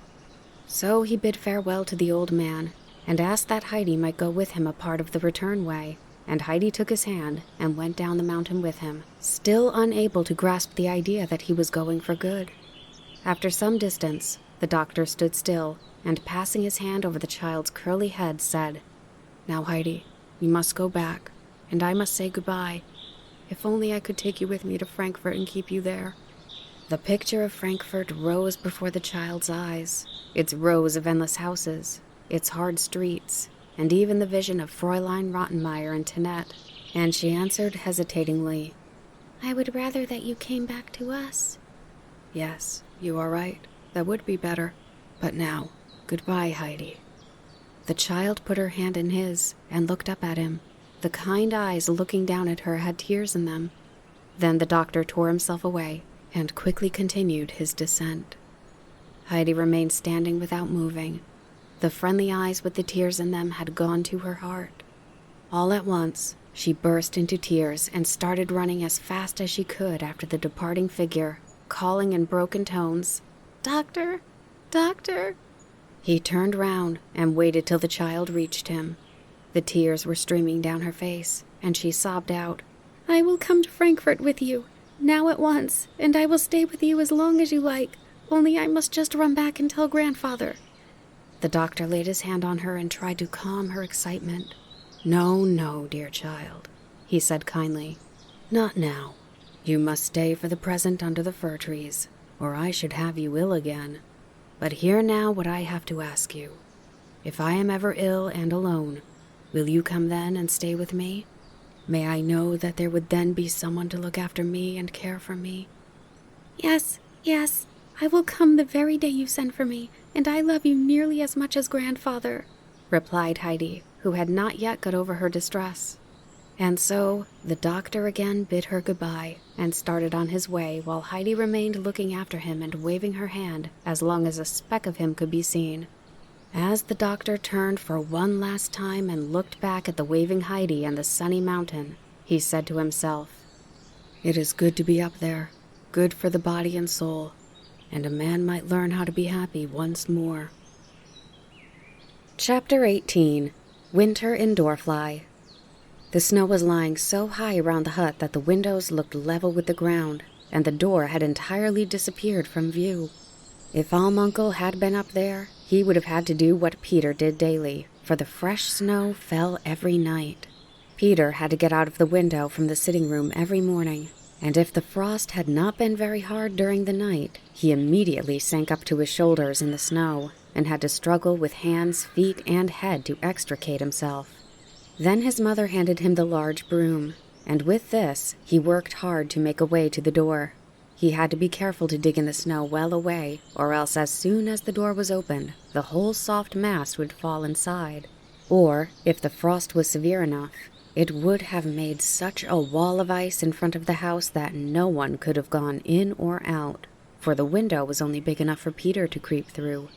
The fresh snow froze like this in the night sometimes, and this was an enjoyable time for Peter, for he would get out through the window on the hard, smooth, frozen ground, and his mother would hand him out the little sleigh, and then he could make his descent to Dorfly along any route he chose, for the whole mountain was nothing but one wide, unbroken sleigh road. Almunkel had kept his word, and was not staying the winter in his old home. As soon as the first snow began to fall, he had shut up the hut and the outside buildings and gone down to Dorfly with Heidi and the goats. Near the church was a straggling, half-ruined building, which had once been the house of a person of consequence. A distinguished soldier had lived there at one time. He had taken service in Spain, and had there performed many brave deeds and gathered much treasure. When he returned home to Dorfly, he spent part of his booty in building a fine house, with the intention of living in it. But he had been too long accustomed to the noise and bustle of arms and the world to care for a quiet country life, and he soon went off again, and this time did not return. When after many long years it seemed that he was dead, a distant relative took possession of the house, but it had already fallen into disrepair, and he had no wish to rebuild it. So it was let to the poor people who paid but a small rent, and when any part of the building fell, it was allowed to remain. This had now gone on for many years. As long ago as when his son Tobias was a child, Almunkel had rented the tumble-down old place. Since then, it had stood empty, for no one could stay in it who had not some idea of how to stop up the holes and gaps and make it habitable. Otherwise, the wind and rain and snow blew into the rooms, so that it was impossible even to get a candle alight, and the indwellers would have been frozen to death during the long, cold winters. Almunkel, however, knew how to mend matters. As soon as he made up his mind to spend the winter in Dorfly, he rented the old place and worked during the autumn to get it sound and tight. In the middle of October, he and Heidi took up their residence there. On approaching the house from the back, one came first to an open space with a wall on either side, of which one was half in ruins. Above this, the arch of an old window thickly overgrown with ivy, which spread over the remains of the domed roof that had evidently been part of the chapel. A large hall came next, which lay open, without doors, to the square inside. Here also, walls and roof only partially remained, and indeed what was left of the roof looked as if it might fall at any minute, had it not been for the 2 stout pillars that supported it. Uncle here put up a wooden partition, and covered the floor with straw, for this was to be the goat's house. Endless passages led from this, through the rent of which the sky as well as the fields and the road outside could be seen at intervals. But at last one came to a stout oak door that led into a room that still stood intact. Here the walls and the dark wainscoting remained as good as ever, and in the corner was an immense stove reaching nearly to the ceiling, on the white tiles of which were painted large pictures in blue. These represented old castles surrounded with trees, and huntsmen riding out with their hounds, or else a quiet lake scene with broad oak trees and a man fishing. A seat ran all round the stove, so that one could sit at one's ease and study the pictures. These attracted Heidi's attention at once, and she had no sooner arrived with her grandfather than she ran and seated herself and began to examine them. But when she had gradually worked herself round to the back, something else diverted her attention. In the large space between the stove and the wall, 4 planks had been put together as if to make a large receptacle for apples. There were no apples, however, inside, but something Heidi had no difficulty in recognizing, for it was her very own bed, with its hay mattress and sheets, and sack for a coverlid, just as she had up at the hut. Heidi clapped her hands for joy and exclaimed, "Oh, Grandfather, this is my room! How nice! But where are you going to sleep?" "Your room must be near the stove, or you will freeze," he replied. "But you can come and see mine too." Heidi got down and skipped across the large room after her grandfather, who opened a door at the farther end leading into a smaller one which was to be his bedroom. Then came another door. Heidi pushed it open and stood amazed, for here was an immense room, like a kitchen, larger than anything of the kind that Heidi had seen before. There was still plenty of work for the grandfather before this room could be finished, for there were holes and cracks in the walls through which the wind whistled. And yet he had already nailed up so many new planks that it looked as if a lot of small cupboards had been set around the room. He had, however, made the large old door safe with many screws and nails as a protection against the outside air, and this was very necessary, for just beyond was a mass of ruined buildings overgrown with tall weeds, which made a dwelling place for endless beetles and lizards. Heidi was delighted with her new home, and by the morning after their arrival, she knew every nook and corner so thoroughly that she could take Peter over it and show him all that was to be seen. Indeed, she would not let him go till he had examined every single wonderful thing contained in it. Heidi slept soundly in her corner by the stove, but every morning when she first woke, she still thought she was on the mountain, and that she must run outside at once to see if the fir trees were so quiet because their branches were weighed down with the thick snow. She had to look about her for some minutes before she felt quite sure where she was, and a certain sensation of trouble and oppression would come over her as she grew aware that she was not at home in the hut. But then she would hear her grandfather's voice outside, attending to the goats, and these would give 1 or 2 loud bleats as if calling to her to make haste and go to them. And then Heidi was happy again, for she knew she was still at home, and she would jump gladly out of bed and run out to the animals as quickly as she could. On the 4th morning, as soon as she saw her grandfather, she said, "I must go see Grandmother today. She ought not to be alone so long." But the grandfather would not agree to this. "Neither today nor tomorrow can you go," he said. "The mountain is covered fathom deep in snow, and the snow is still falling. The sturdy Peter can hardly get along. A little creature like you would soon be smothered by it, and we should not be able to find you again. Wait a bit till it freezes. Then you will be able to walk over the hard snow." Heidi did not like the idea of having to wait, but the days were so busy that she hardly knew how they went by. Heidi now went to school in Dorfly every morning and afternoon, and eagerly set to work to learn all that was taught her. She hardly ever saw Peter there, for as a rule, he was absent. The teacher was an easy-going man who merely remarked now and then, "Peter is not turning up today again, it seems, but there is a lot of snow up on the mountain, and I dare say he cannot get along." Peter, however, always seemed able to make his way through the snow in the evening when school was over, and he then generally paid Heidi a visit. At last, after some days, the sun again appeared and shone brightly over the white ground, but he went to bed again behind the mountains at a very early hour, as if he did not find such pleasure in looking down on the earth as when everything was green and flowery. But then the moon came out clear and large, and lit up the great white snowfield all through the night, and the next morning the whole mountain glistened and sparkled like a huge crystal. When Peter got out of his window as usual, he was taken by surprise, for instead of sinking into the soft snow, he fell on the hard ground and went sliding some way down the mountainside like a sleigh before he could stop himself. He picked himself up and tested the hardness of the ground by stamping on it and trying with all his might to dig his heels into it, but even then he could not break off a single little splinter of ice. The Alm was frozen hard as iron. This was just what Peter had been hoping for, as he knew now that Heidi would be able to come up to them.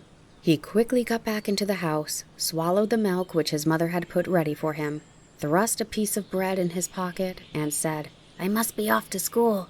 "That's right. Go and learn all you can," said the grandmother encouragingly.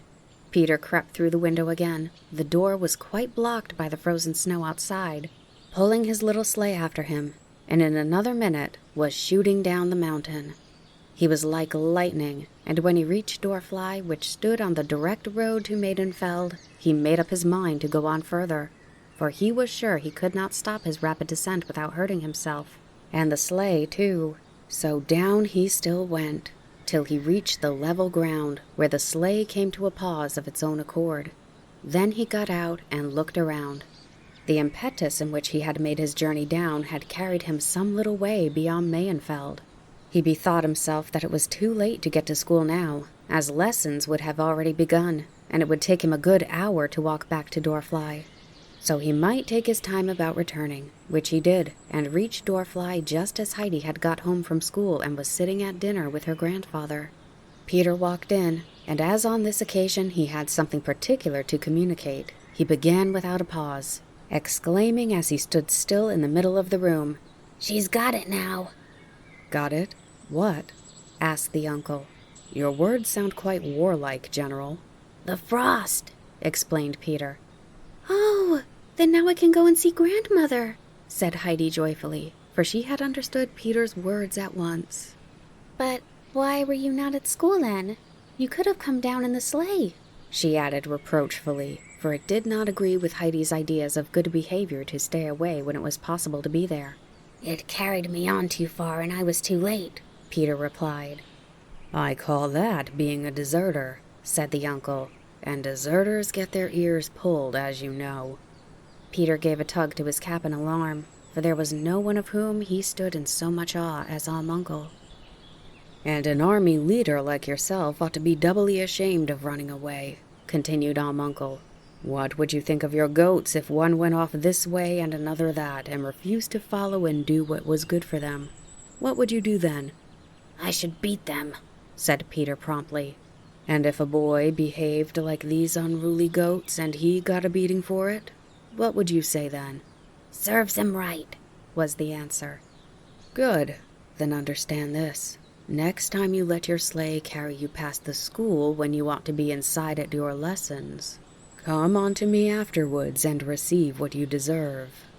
Peter now understood the drift of the old man's questions, and that he was the boy who behaved like the unruly goats, and he looked somewhat fearfully towards the corner to see if anything happened to be there such as he used himself on such occasions for the punishment of his animals. But now the grandfather suddenly said in a cheerful voice, "Come and sit down and have something, and afterwards Heidi shall go with you. Bring her back this evening, and you will find supper waiting for you here." This unexpected turn of conversation set Peter grinning all over with delight. He obeyed without hesitation and took his seat beside Heidi. But the child could not eat any more in her excitement at the thought of going to see Grandmother. She pushed the potatoes and toasted cheese which still stood on her plate towards him while Uncle was filling his plate from the other side, so that he had quite a pile of food in front of him. But he attacked it without any lack of courage. Heidi ran to the cupboard and brought out the warm cloak Clara had sent her. With this on and the hood drawn over her head, she was all ready for her journey. She stood waiting beside Peter, and as soon as his last mouthful had disappeared, she said, "Come along now." As the two walked together, Heidi had much to tell Peter of her 2 goats that had been so unhappy the first day in their new stall that they would not eat anything, but stood hanging their heads, not even rousing themselves to bleat. And when she asked her grandfather the reason of this, he told her it was with them as with her in Frankfurt, for it was the first time in their lives they had come down from the mountain. "And you don't know what that is, Peter, unless you have felt it yourself," added Heidi. The children had nearly reached their destination before Peter opened his mouth. He appeared to be so sunk in thought that he had hardly heard what was said to him. As they neared home, however, he stood still and said in a somewhat sullen voice, "I had rather go to school even than get what Uncle threatened." Heidi was in the same mind and encouraged him in his good intention. They found Brigida sitting alone knitting, for the grandmother was not very well and had to stay the day in bed on account of the cold. Heidi had never before missed the old figure in her place in the corner, and she ran quickly into the next room. There lay grandmother on her little poorly covered bed, wrapped up in her warm gray shawl. "Thank God," she exclaimed as Heidi came running in. The poor old woman had had a secret fear at heart all through the autumn, especially if Heidi was absent for any length of time, for Peter had told her of a strange gentleman who had come from Frankfurt, and who had gone out with them and always talked to Heidi, and she had felt sure he had come to take her away. Even when she had heard she had gone off alone, she still had an idea that a messenger would be sent over from Frankfurt to fetch the child. Heidi went up to the side of the bed and said, "Are you very ill, grandmother?" "No, no, child," answered the old woman reassuringly, passing her hand lovingly over the child's head. "It's only the frost that has got into my bones a bit." "Shall you be quite well then directly it turns warm again?" "Yes, God willing, or even before that, for I want to get back to my spinning. I thought perhaps I should do a little today, but tomorrow I am sure to be all right again." The old woman had detected that Heidi was frightened and was anxious to set her mind at ease. Her words comforted Heidi, who had in truth been greatly distressed, for she had never before seen the grandmother ill in bed. She now looked at the old woman seriously for a minute or two, and then said, "In Frankfurt, everybody puts on a shawl to go out walking. Did you think it was to be worn in bed, grandmother?" "I put it on, dear child, to keep myself from freezing, and I am so pleased with it, for my bedclothes are not very thick," she answered. "But grandmother," continued Heidi, "your bed is not right because it goes downhill at your head instead of uphill." "I know it, child. I can feel it." And the grandmother put her head to the thin flat pillow, which was little more than a board under her head, to make herself more comfortable. "The pillow was never very thick, and I have lain on it now for so many years that it has grown quite flat." "Oh, if only I had asked Clara to let me take away my Frankfurt bed," said Heidi. "I had 3 large pillows, one above the other, so that I could hardly sleep, and I used to slip down to try to find a flat place, and then I had to pull myself up again, because it was proper to sleep there like that. Can you sleep like that, grandmother?" "Oh, yes. The pillows keep one warm, and it is easier to breathe when the head is high," answered the grandmother, wearily raising her head as she spoke as if trying to find a higher resting place. "But we will not talk about that, for I have so much that other old sick people are without, for which I thank God. There is the nice bread I get every day, and this warm wrap, and your visits, Heidi. Will you read me something today?" Heidi ran into the next room to fetch the hymn book. Then she picked out the favorite hymns one after another, for she knew them all by heart now, as pleased as the grandmother to hear them again after so many days. The grandmother lay with folded hands while a smile of peace stole over the worn, troubled face, like one to whom good news has been brought. Suddenly, Heidi paused. "Grandmother, are you feeling quite well again already?" "Yes, child. I have grown better while listening to you. Read it to the end." The child read on, and when she came to the last words, "As the eyes grow dim and darkness closes round, the soul grows clearer, sees the goal to which it travels, gladly feels its home is nearer." The grandmother repeated them once or twice to herself, with a look of happy expectation on her face, and Heidi took equal pleasure in them. For the picture of the beautiful sunny day of her return home rose before her eyes, and she exclaimed joyfully, "Grandmother, I know exactly what it is like to go home." The old woman did not answer, but she had heard Heidi's words, and the expression that had made the child think she was better remained on her face. A little later, Heidi said, "It is growing dark and I must go home. I am glad to think that you are quite well again." The grandmother took the child's hand in hers and held it closely. "Yes," she said, "I feel quite happy again. Even if I have to go on lying here, I am content. No one knows what it is to lie here alone day after day in silence and darkness, without hearing a voice or seeing a ray of light. Sad thoughts come over me, and I do not feel sometimes as if I could bear it any longer, or as if it could ever be light again. But when you come and read those words to me, then I am comforted, and my heart rejoices once more." Then she let the child go, and Heidi ran into the next room and bid Peter come quickly, for it had now grown quite dark.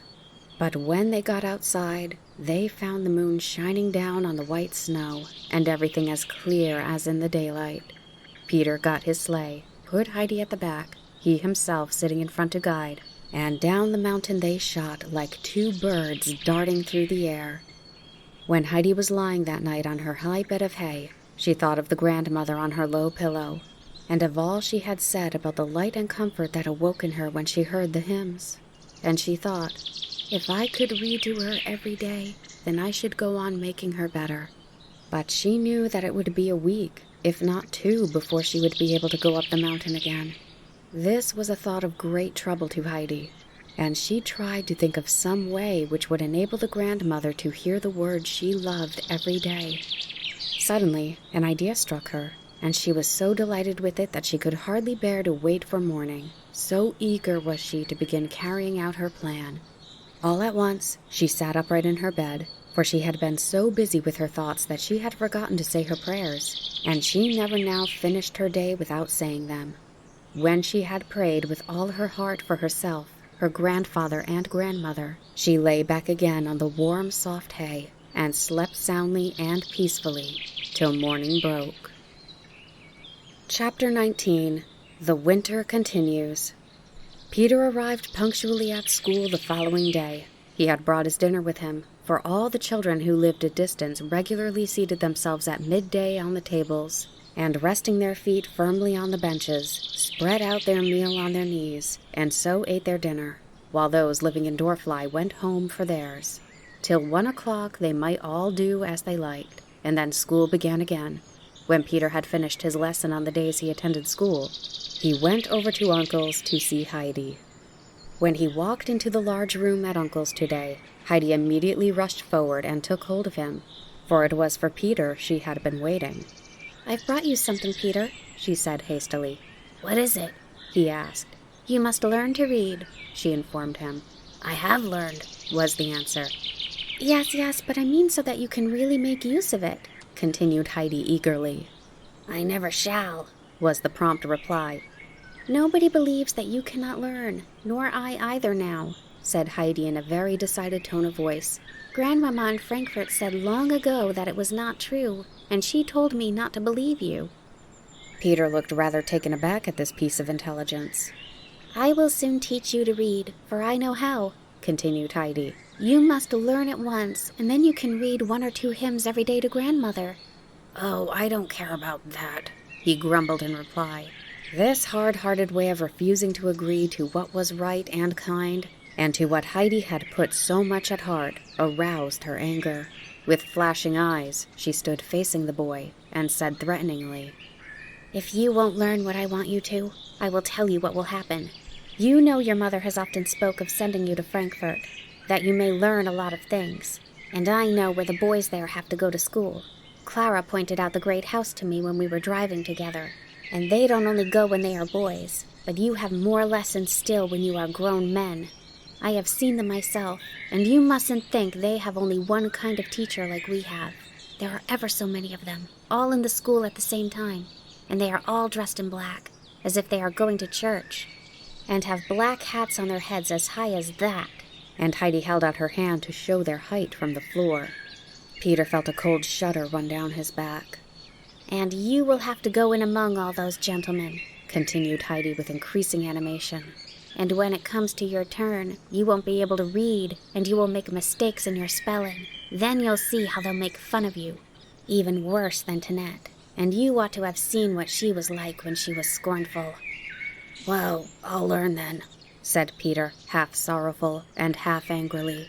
Heidi was instantly mollified. "That's right. Then we'll begin at once," she said cheerfully, and went busily to work on the spot, dragging Peter to the table and fetching her books. Among other presents, Clara had sent Heidi a book which the latter had decided, in bed the night before, would serve capitally for teaching Peter, for it was an ABC book with rhyming lines. And now the two sat together at the table with their heads bent over the book, for the lesson had begun. Peter was made to spell out the first sentence 2 or 3 times over, for Heidi wished him to get it correct and fluent. At last she said, "You don't seem able to get it right, but I will read it aloud to you once. When you know what it ought to be, you will find it easier." And she read aloud, "ABC must be learned today, or the judge will call you up to pay." "I shan't go," said Peter obstinately. "Go where?" asked Heidi. "Before the judge," he answered. "Well then, make haste and learn these 3 letters. Then you won't have to go."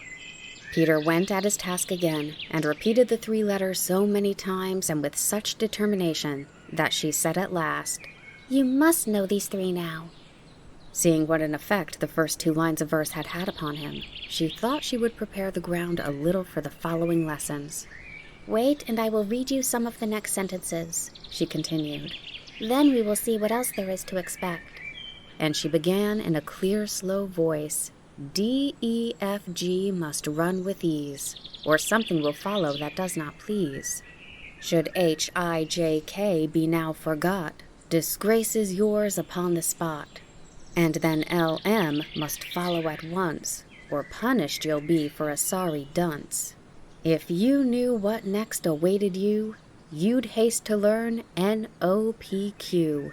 Now, R-S-T, be quick about, or worse will follow, there's little doubt." Heidi paused, for Peter was so quiet that she looked to see what he was doing. These many secret threats and hints of dreadful punishments had so affected him that he sat as if petrified, and stared at Heidi with horror-stricken eyes. Her kind heart was moved at once, and she said, wishing to reassure him, "You need not be afraid, Peter. Come here to me every evening, and if you learn as you have today, you will at last know all your letters, and the other things won't come. But you must come regularly, not now and then as you do in school. Even if it snows, it won't hurt you." Peter promised, for the trepidation he had been in had made him quite tame and docile. Lessons being finished for this day, he now went home. Peter obeyed Heidi's instructions punctually, and every evening went diligently to work to learn the following letters, taking the sentences thoroughly to heart. The grandfather was frequently in the room smoking his pipe comfortably while the lesson was going on, and his face twitched occasionally as if he was overtaken with a sudden fit of merriment. Peter was often invited to stay to supper after the great exertion he had gone through, which richly compensated him for the anguish of mind he had suffered with the sentence for the day. So the winter went by, and Peter really made progress with his letters, but he went through a terrible fight each day with the sentences. He had got at last to U. Heidi read out, "And if you put the U for V, you'll go where you would not like to be." Peter growled, "Yes, but I shan't go." But he was very diligent that day, as if under the impression that someone would seize him suddenly by the collar and drag him where he would rather not go. The next evening, Heidi read, "If you falter at W worst of all, look at the stick against the wall." Peter looked at the wall and said scornfully, "There isn't one." "Yes, but do you know what Grandfather has in his box?" asked Heidi. "A stick as thick almost as your arm, and if he took that out, you might well say, 'Look at that stick on the wall.'" Peter knew that hazel stick and immediately bent his head over the W and struggled to master it. Another day, the lines ran, "Then comes X for you to say, or be sure you'll get no food today." Peter looked towards the cupboard where the bread and cheese were kept and said crossly, "I never said that I should forget the X." "That's all right. If you don't forget it, we can go on and learn the next, and then you will have only one more," replied Heidi, anxious to encourage him. Peter did not quite understand, but when Heidi went on and read, "And should you make a stop at Y, they'll point at you and cry, 'Fie, fie!' All the gentlemen in Frankfurt with their tall black hats on their heads and scorn and mockery in their faces rose up before his mind's eye, and he threw himself with energy on the Y, till at last he knew it so thoroughly that he could see what it was like even when he shut his eyes. He arrived on the following day in a somewhat lofty frame of mind, for there was now only one letter to struggle over, and when Heidi began the lesson with reading aloud, "Make haste with Z if you're too slow, off to the Hottentots you'll go," Peter remarked scornfully, "I dare say when no one knows even where such people live." "I assure you, Peter," replied Heidi, "Grandfather knows all about them. Wait a second and I will run and ask him, for he is only over the way with the pastor." And she rose and ran to the door to put her words into action. But Peter cried out in a voice of agony, "Stop!" for he already saw himself being carried off by Uncle and the pastor and sent straight away to the Hottentots, since as yet he did not know his last letter. His cry of fear brought Heidi back. "What is the matter?" she asked in astonishment. "Nothing. Come back. I'm going to learn my letter," he said, stammering with fear. Heidi, however, herself wished to know where the Hottentots lived, and persisted that she should ask her grandfather, but she gave in at last to Peter's despairing entreaties. She insisted on his doing something in return, and so not only had he to repeat his Z until it was so fixed in his memory that he could never forget it again, but she began teaching him to spell, and Peter really made a good start that evening. So it went on from day to day. The frost had gone, and the snow was soft again, and moreover, fresh snow continually fell, so that it was quite 3 weeks before Heidi could go to the grandmother again. So much the more eagerly did she pursue her teaching so that Peter might compensate for her absence by reading hymns to the old woman. One evening, he walked in home after leaving Heidi, and as he entered, he said, "I can do it now." "Do what, Peter?" asked his mother. "Read," he answered. "Do you really mean it? Did you hear that, grandmother?" she called out. The grandmother had heard, and was already wondering how such a thing could have come to pass. "I must read one of the hymns now. Heidi told me to," he went on to inform them. His mother hastily fetched the book, and the grandmother lay in joyful expectation, for it was so long since she heard the good words. Peter sat down at the table and began to read.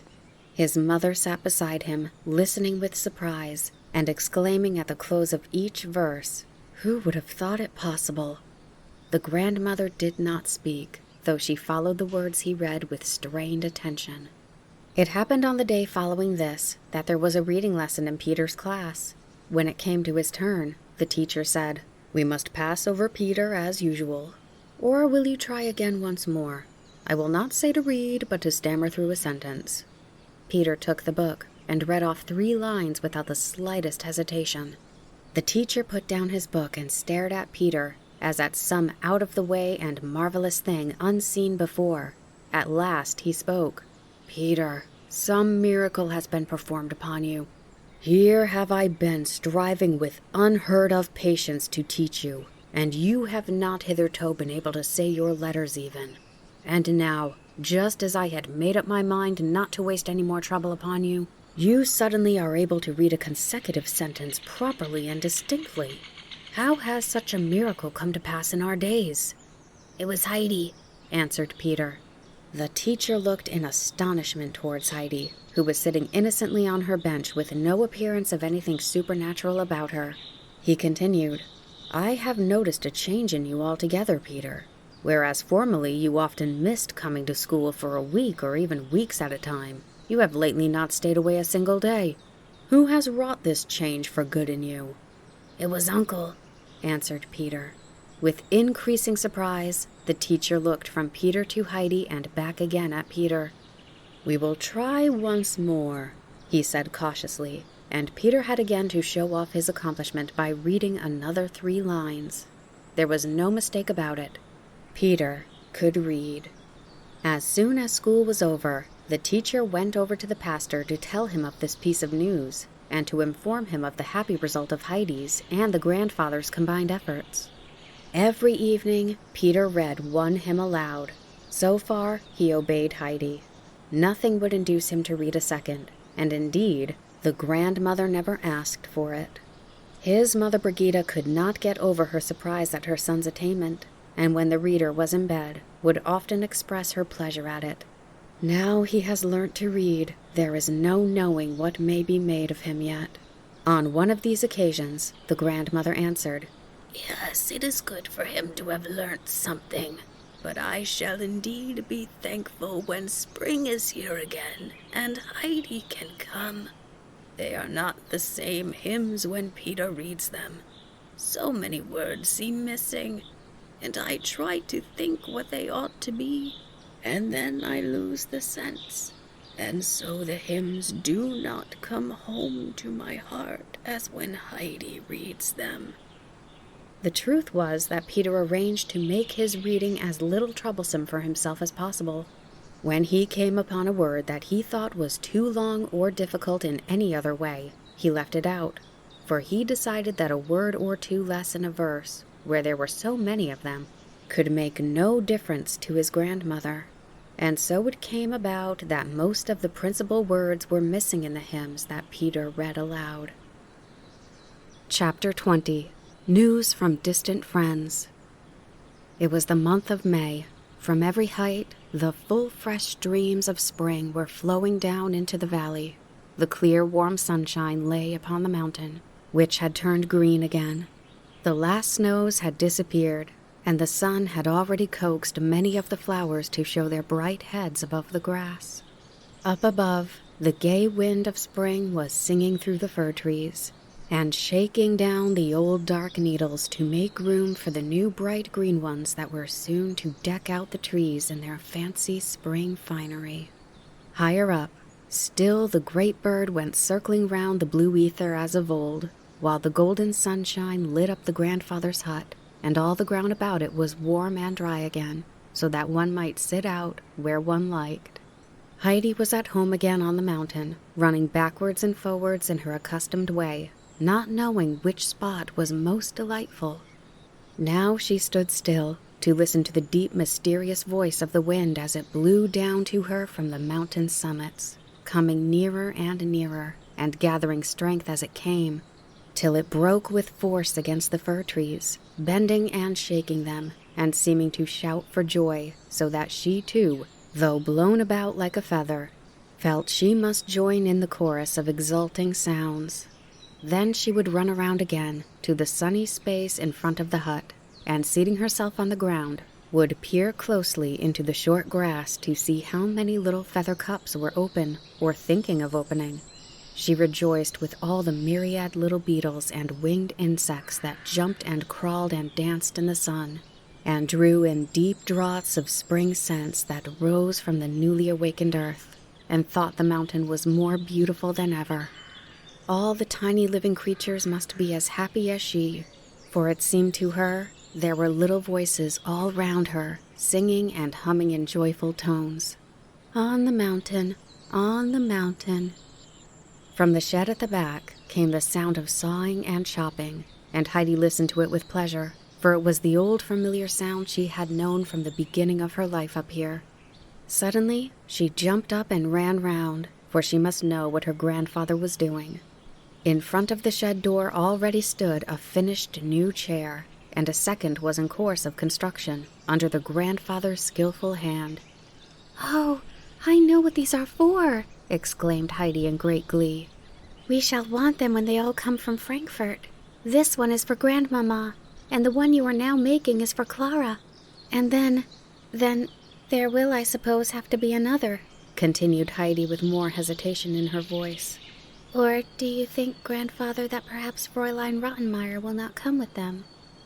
"Well, I cannot say just yet," replied her grandfather, "but it will be safer to make one so that we can offer her a seat if she does." Heidi looked thoughtfully at the plain wooden chair without arms, as if trying to imagine how Fräulein Rottenmeier and a chair of this sort would suit one another. After a few minutes' contemplation, "Grandfather," she said, shaking her head doubtfully, "I don't think she would be able to sit on that." "Then we will invite her on the couch with the beautiful green turf feather bed," was her grandfather's quiet rejoinder. While Heidi was pausing to consider what this might be, there approached from above a whistling, calling, and other sounds which Heidi immediately recognized. She ran out and found herself surrounded by her four-footed friends. They were apparently as pleased as she was to be among the heights again, for they leaped about and bleated for joy, pushing Heidi this way and that, each anxious to express his delight with some sign of affection. But Peter sent them flying right and left, for he had something to give Heidi. When at last he got up to her, he handed her a letter. "There," he exclaimed, leaving the further explanation for the matter to Heidi herself. "Did someone give you this while you were out with the goats?" she asked in her surprise. "No," was the answer. "Where did you get it from then?" "I found it in the dinner bag." Which was true to a certain extent. The letter to Heidi had been given to him the evening before by the postman at Dorfly, and Peter had put it into his empty bag. That morning, he had stuffed his bread and cheese on top of it, and had forgotten about it when he fetched Uncle's 2 goats. Only when he had finished his bread and cheese at midday and was searching in the bag for any last crumbs, did he remember the letter which lay at the bottom. Heidi read the address carefully. Then she ran back to the shed, holding out her letter to her grandfather in high glee. "From Frankfurt! From Clara! Would you like to hear it?" The grandfather was ready and pleased to do so, as also Peter, who had followed Heidi into the shed. He leaned his back against the doorpost, as he felt he could follow Heidi's reading better if firmly supported from behind, and so stood prepared to listen.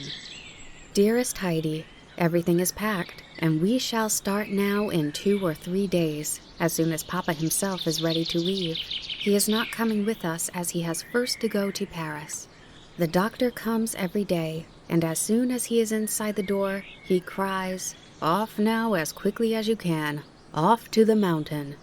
He is most impatient about our going. You cannot think how much he enjoyed himself when he was with you. He has called nearly every day this winter, and each time he has come into my room and said he must tell me about everything again. And then he sits down and describes all he did with you and the grandfather, and talks of the mountains and the flowers and of the great silence up there far above towns and the villages, and of the fresh, delicious air, and often adds, 'No one can help getting well up there.' He himself is quite a different man since his visit, and looks quite young again and happy, which he had not been for a long time before. Oh, how I am looking forward to seeing everything, and to being with you on the mountain, and to making the acquaintance of Peter and the goats. I shall have first to go through the 6 weeks' cure at Regatz. This is the doctor's ordered, and then we shall move up to Dorfly, and every fine day I shall be carried up the mountain in my chair and spend the day with you. Grandmama is traveling with me, and will remain with me. She is delighted at the thought of paying you a visit. But just imagine, Fräulein Rottenmeier refuses to come with us. Almost every day Grandmama says to her, 'Well, now about this Swiss journey, my worthy Rottenmeier. Pray, say if you really would like to come with us.' But she always thanks Grandmama very politely and says she has quite made up her mind. I think I know what has done it. Sebastian gave such a frightful description of the mountain, of how the rocks were so overhanging and dangerous that at any minute you might fall into a crevice, and how it was such steep climbing that you feared at every step to go slipping to the bottom, and that goats alone could make their way up without fear of being killed. She shuddered when she heard him tell of all this, and since then, she has not been so enthusiastic about Switzerland as she was before. Fear has also taken possession of Tinette, and she also refuses to come, so Grandmama and I will be alone. Sebastian will go with us as far as Regatz and then return here. I can hardly bear waiting till I see you again. Goodbye, dearest Heidi. Grandmama sends you her best love and all good wishes. Your affectionate friend, Clara. Peter, as soon as the conclusion of the letter had been reached, left his reclining position and rushed out, twirling his stick in the air in such a reckless fashion that the frightened goats fled down the mountain before him with higher and wider leaps than usual. Peter followed at full speed, his stick still raised in the air in a menacing manner, as if he was longing to vent his fury on some invisible foe. This foe was indeed the prospect of the arrival of the Frankfurt visitors, the thought of whom filled him with exasperation. Heidi was so full of joyful anticipation that she determined to seize the first possible moment next day to go down and tell Grandmother who was coming, and also particularly who was not coming.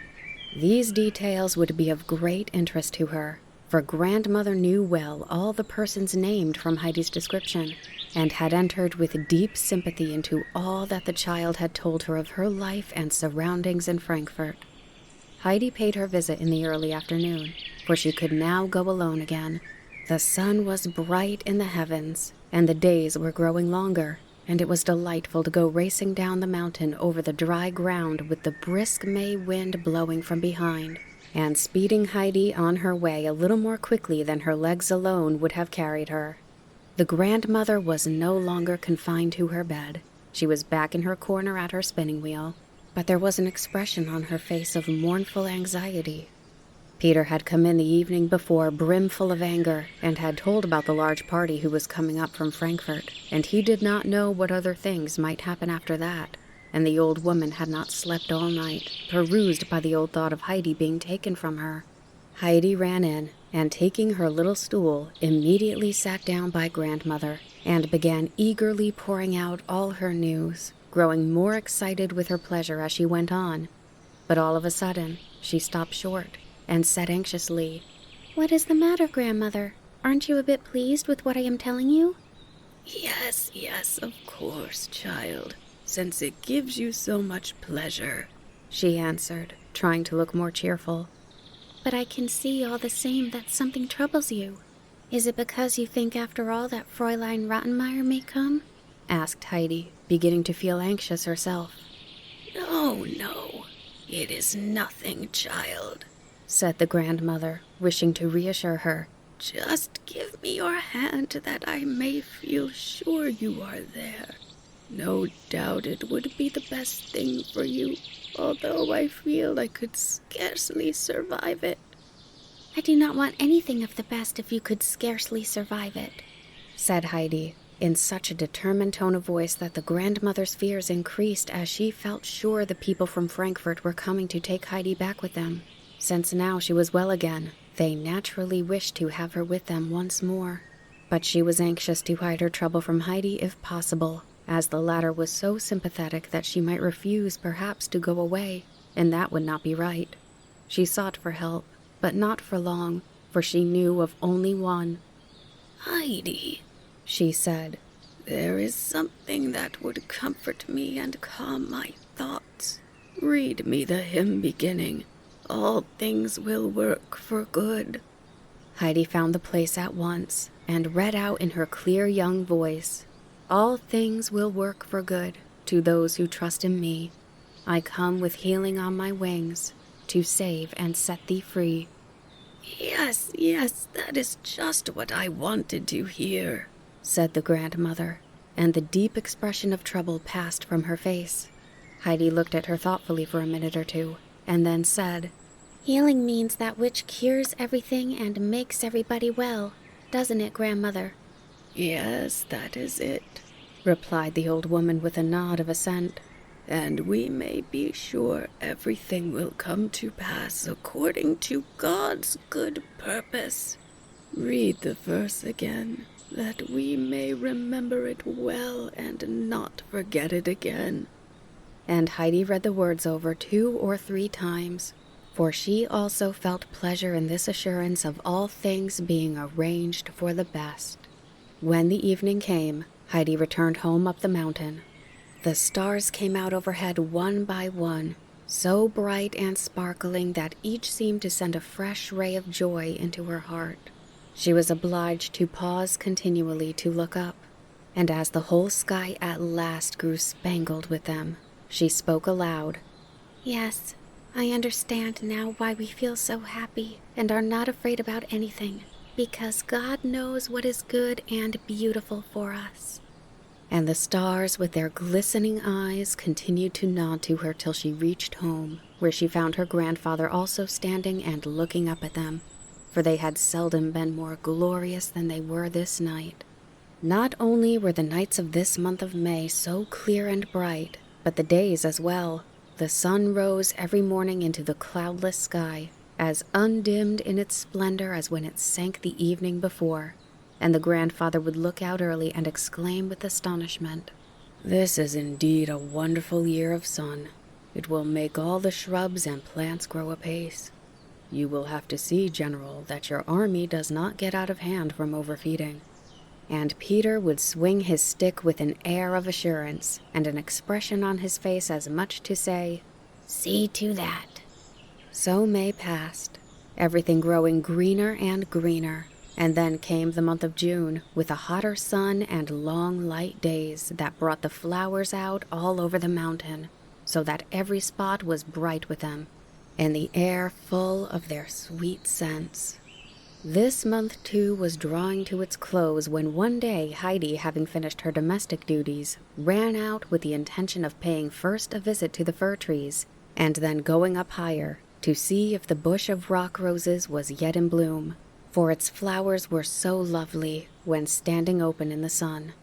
But just as she was turning the corner of the hut, she gave such a loud cry that her grandfather came running out of the shed to see what had happened. "Grandfather! Grandfather!" she cried beside herself with excitement. "Come here! Look, look!"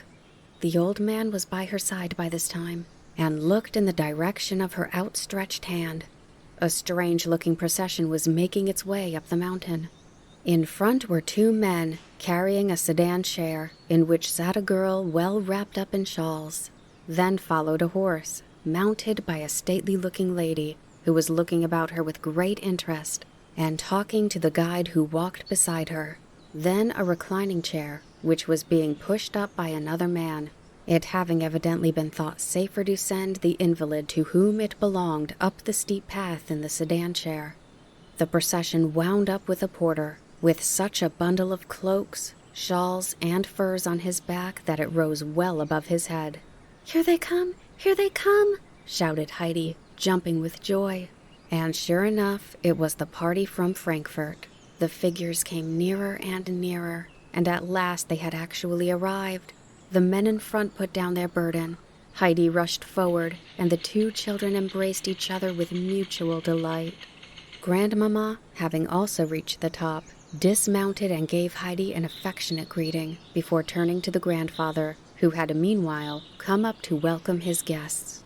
There was no constraint about the meeting, for they both knew each other perfectly well from hearsay, and felt like old acquaintances. After the first words of greeting had been exchanged, Grandmamma broke out into lively expressions of admiration. "What a magnificent residence you have, Uncle! I could hardly have believed it was so beautiful. A king might well envy you. And how well my little Heidi looks, like a wild rose," she continued, drawing the child towards her and stroking her fresh pink cheeks. "I don't know which way to look first. It is all so lovely. What do you say to it, Clara? What do you say?" Clara was gazing round, entranced. She had never imagined, much less seen, anything so beautiful. She gave vent to her delight in cries of joy. "Oh, Grandmamma," she said, "I should like to remain here forever." Meanwhile, the grandfather had drawn up the invalid chair and spread some of the wraps over it. He now went up to Clara. "Supposing we carry the little daughter now to her accustomed chair. I think she will be more comfortable. The traveling sedan is rather hard," he said, and without waiting for anyone to help him, he lifted the child in his strong arms and laid her gently down on her couch. Then he covered her over carefully and arranged her feet on the soft cushion, as if he had never done anything all in his life but attend on cripples. The grandmamma looked on with surprise. "My dear uncle," she exclaimed, "if I knew where you had learned to nurse, I would at once send all the nurses I know to the same place that they might handle their patients in like manner. How do you come to know so much?" Uncle smiled. "I know more from experience than training," he answered. But as he spoke, the smile died away, and a look of sadness passed over his face.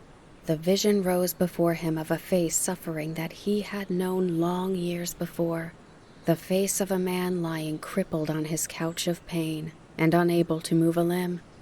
The man had been his captain during the fierce fighting in Sicily. He had found him lying wounded and had carried him away, and after that, the captain would suffer no one else near him, and Uncle had stayed and nursed him till his sufferings ended in death. It all came back to Uncle now, and it seemed natural to him to attend on the sick Clara, and to show her all those kindly attentions with which he had been once so familiar. The sky spread blue and cloudless over the hut and the fir trees as far above over the high rocks, the gray summits of which glistened in the sun. Clara could not feast her eyes enough on all the beauty around her. "Oh, Heidi, if only I could walk about with you," she said longingly. "If I could but go and look at the fir trees and at everything I know so well from your description, although I have never been here before." Heidi, in response, put out all her strength, and after a slight effort, managed to wheel Clara's chair quite easily round the hut and to the fir trees. There they paused.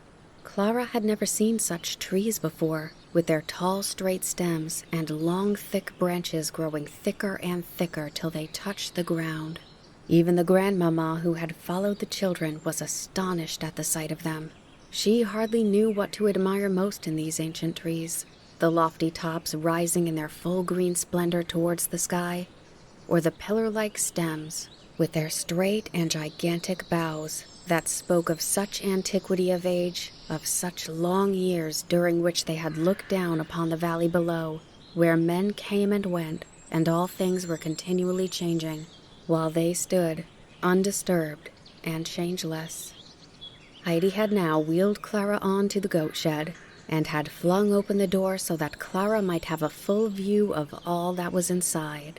There was not much to see just now, as the indwellers were absent. Clara lamented to her grandmother that they would have to leave early before the goats came home. "I should so like to have seen Peter and his whole flock." "Dear child, let us enjoy all the beautiful things that we can see, and not think about those that we cannot," Grandmamma replied, as she followed the chair which Heidi was pushing further on. "Oh, the flowers!" exclaimed Clara. "Look at the bushes of red flowers and all the nodding blue bells. Oh, if I could but get up and pick some." Heidi ran off at once and picked her a large bouquet of them. "But these are nothing, Clara," she said, laying the flowers on her lap. "If you could come up higher to where the goats are feeding, then you would indeed see something.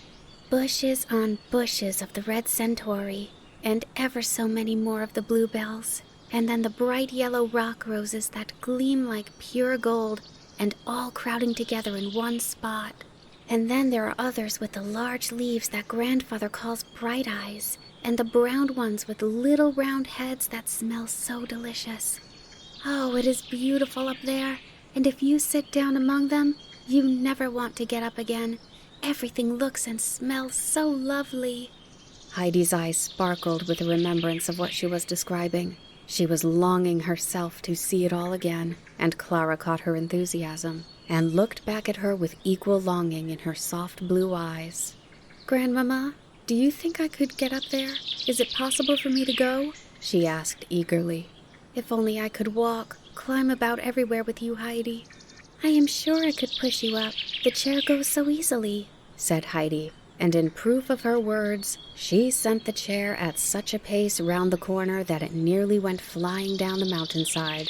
Grandmama, being at hand, however, stopped it in time. The grandfather, meantime, had not been idle. He had by this time put the table and extra chairs in front of the seat, so that they might all sit out here and eat the dinner that was preparing inside. The milk and the cheese were soon ready, and then the company sat down in high spirits to their midday meal. Grandmama was enchanted, as the doctor had been, with their dining room, whence one could see far along the valley and far over the mountains to the farthest stretch of blue sky. A light wind blew refreshingly over them as they sat at the table, and the rustling of the fir trees made a festive accompaniment to the meal.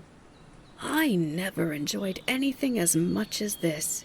It is really superb," cried Grandmama 2 or 3 times over, and then suddenly in a tone of surprise, "Do I really see you taking a second piece of toasted cheese, Clara?" There, sure enough, was a second golden-colored slice of cheese on Clara's plate. "Oh, it does taste so nice, Grandmama. Better than all the dishes we have at Regat's," replied Clara, as she continued eating with appetite. "That's right. Eat what you can," exclaimed Uncle. "It's the mountain air which makes up for the deficiencies of the kitchen." And so the meal went on. Grandmama and Uncle got on very well together, and their conversation became more and more lively. They were so thoroughly agreed in their opinions of men and things and the world in general that they might have taken for old cronies. The time passed merrily, and then Grandmama looked towards the west and said, "We must soon get ready to go, Clara. The sun is a good way down. The men will be here directly with the horse and sedan." Clara's face fell, and she said beseechingly, "Oh, just another hour, Grandmama, or 2 hours. We haven't seen inside the hut yet, or Heidi's bed, or any of the other things. If only the day was 10 hours long." "Well, that is not possible," said Grandmama, but she herself was anxious to see inside the hut, so they all rose from the table, and Uncle wheeled Clara's chair to the door. But there they came to a standstill, for the chair was much too broad to pass through the door. Uncle, however, soon settled the difficulty by lifting Clara in his strong arms and carrying her inside. Grandmama went all around and examined the household arrangements, and was very much amused and pleased at their orderliness and the cozy appearance of everything. "And this is your bedroom up here, Heidi, is it not?" she asked, as without trepidation she mounted the ladder to the hayloft. "Oh, it does smell sweet. What a healthy place to sleep in." She went up to the round window and looked out, and Grandfather followed up with Clara in his arms, Heidi springing up after them.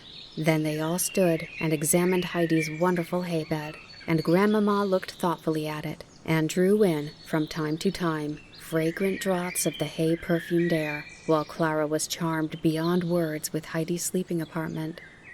"It is delightful for you up here, Heidi. You can look from your bed straight into the sky, and then such a delicious smell all around you, and outside the fir trees waving and rustling. I have never seen such a pleasant, cheerful bedroom before." Uncle looked across at the Grandmama. "I have been thinking," he said to her, "that if you are willing to agree to it, your little granddaughter might remain up here, and I am sure she would grow stronger. You have brought up all kinds of shawls and covers with you, and we could make up a soft bed out of them. And as to the general looking after the child, you need have no fear, for I will see to that." Clara and Heidi were as overjoyed at these words as if they were 2 birds let out of their cages, and Grandmama's face beamed with satisfaction. "You are indeed kind, my dear uncle," she exclaimed. "You give words to the thought that was in my own mind. I was only asking myself whether a stay up here might not be the very thing she wanted. But then the trouble, the inconvenience to yourself, and you speak of nursing and looking after her as if it were a mere nothing. I thank you sincerely. I thank you from my whole heart, Uncle." And she took his hand and gave it a long, grateful shake, which he returned with a pleased expression of countenance.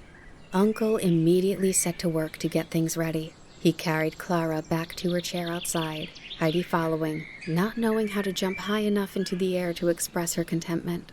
Then he gathered up a whole pile of shawls and furs and said, smiling, "It is a good thing that Grandmama came up well provided for a winter's campaign. We shall be able to make good use of these." "Foresight is a virtue," responded the lady, amused, "and prevents many misfortunes. If we have made the journey over your mountain without meeting with storms, winds, and cloudbursts, we can only be thankful, which we are, and my provision against these disasters now comes in usefully, as you say." The two had, meanwhile, ascended to the hayloft and begun to prepare a bed. There were so many articles piled one over the other that when finished, it looked like a regular little fortress. Grandmama passed her hand carefully over it to make sure there were no bits of hay sticking out. "If there's a bit that can come through, it will," she said. The soft mattress, however, was so smooth and thick that nothing could penetrate it. Then they went down again, well satisfied, and found the children laughing and talking together, and arranging all they were going to do from morning till evening, as long as Clara stayed. The next question was how long she was to remain, and first Grandmama was asked, but she referred them to the grandfather, who gave it as his opinion that she ought to make the trial of the mountain air for at least a month. The children clapped their hands for joy, for they had not expected to be together for so long a time. The bearers and the horse and guide were now seen approaching. The former were sent back at once, and Grandmama prepared to mount for her return journey.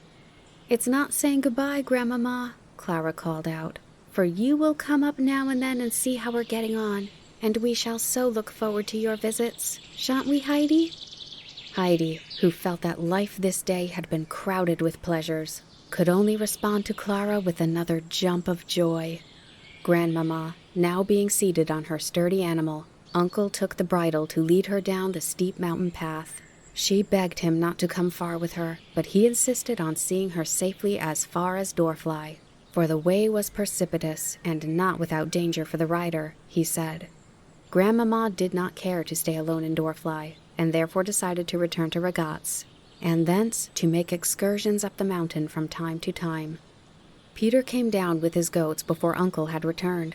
As soon as the animals caught sight of Heidi, they all came flocking towards her, and she, as well as Clara on her couch, were soon surrounded by the goats, pushing and poking their heads one over the other, while Heidi introduced each in turn by its name to her friend Clara. It was not long before the latter had made the long-wished-for acquaintance of Little Snowflake, the lively greenfinch, and the well-behaved goats belonging to the grandfather, as well as the many others, including the Grand Turk. Peter, meanwhile, stood apart looking on and casting somewhat unfriendly glances towards Clara. When the two children called out, "Good evening, Peter," he made no answer, but swung up his stick angrily, as if wanting to cut the air in two, and then he ran off, with his goats after him. The climax to all the beautiful things that Clara had already seen upon the mountain came at the close of the day.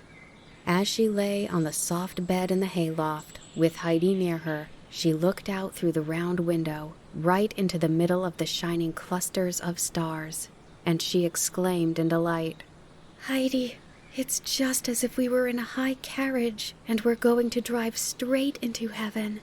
"Yes, and do you know why the stars are so happy and look down and nod at us like that?" asked Heidi. "No, why is it?" Clara asked in return. "Because they live up in heaven and know how well God arranges everything for us, so that we need have no more fear or trouble, and may be quite sure that all things will come right in the end. That's why they are so happy, and they nod to us because they want us to be happy too. But then we must never forget to pray and to ask God to remember us when He is arranging things, so that we too may feel safe and have no anxiety about what is going to happen." The two children now sat up and said their prayers, and then Heidi put her head down on her little arm and fell off to sleep at once. But Clara lay awake some time, for she could not get over the wonder of this new experience of being in bed up here among the stars. She had indeed seldom seen a star, for she never went outside the house at night, and the curtains at home were always drawn before the stars came out. Each time she closed her eyes, she felt she must open them again to see if the two very large stars were still looking in and nodding to her as Heidi said they did. There they were, always in the same place, and Clara felt she could not look long enough into their bright, sparkling faces, until at last her eyes closed of their own accord, and it was only in her dreams that she still saw the two large, friendly stars shining down upon her. Chapter 21. How Life Went On at Grandfather's. The sun had just risen above the mountain and was shedding its first golden rays over the hut and the valley below. Almunkel, as was his custom, had been standing in a quiet and devout attitude for some little while, watching the light mists gradually lifting, and the heights and valley emerging from their twilight shadows and awakening to another day. The light morning clouds overhead grew brighter and brighter, till at last the sun shone out in its full glory, and rock and wood and hill lay bathed in golden light. Uncle now stepped back into the hut and went softly up the ladder. Clara had just opened her eyes and was looking with wonder at the bright sunlight that shone through the round window and danced and sparkled about her bed. She could not at first think what she was looking at, or where she was. Then she caught sight of Heidi sleeping beside her, and now she heard the grandfather's cheery voice asking her if she had slept well and was feeling rested. She assured him she was not tired, and that when she had once fallen asleep, she had not opened her eyes again all night. The grandfather was satisfied at this and immediately began to attend upon her, with so much gentleness and understanding that it seemed as if his chief calling had been to look after sick children. Heidi now awoke and was surprised to see Clara dressed and already in her grandfather's arms ready to be carried down. She must be up too, and she went through her toilet with lightning speed. She ran down the ladder and out of the hut, and there, further astonishment awaited her, for Grandfather had been busy the night before after they were in bed. Seeing that it was impossible to get Clara's chair through the hut door, he had taken down 2 of the boards at the side of the shed and made an opening large enough to admit the chair. These he left loose, so that they could be taken away and put up at pleasure. He was at this moment wheeling Clara out into the sun. He left her in front of the hut while he went to look after the goats, and Heidi ran up to her friend. The fresh morning breeze blew round the children's faces, and every fresh puff brought a waft of fragrance from the fir trees. Clara drew it in with delight, and lay back in her chair with an unaccustomed feeling of health and comfort. It was the first time in her life that she had been out in the open country at this early hour and felt the fresh morning breeze, and the pure mountain air was so cool and refreshing that every breath she drew was a pleasure. And then the bright, sweet sun, which was not hot and sultry up here, but lay soft and warm on her hands and on the grass at her feet. Clara had not imagined that it would be like this on the mountain.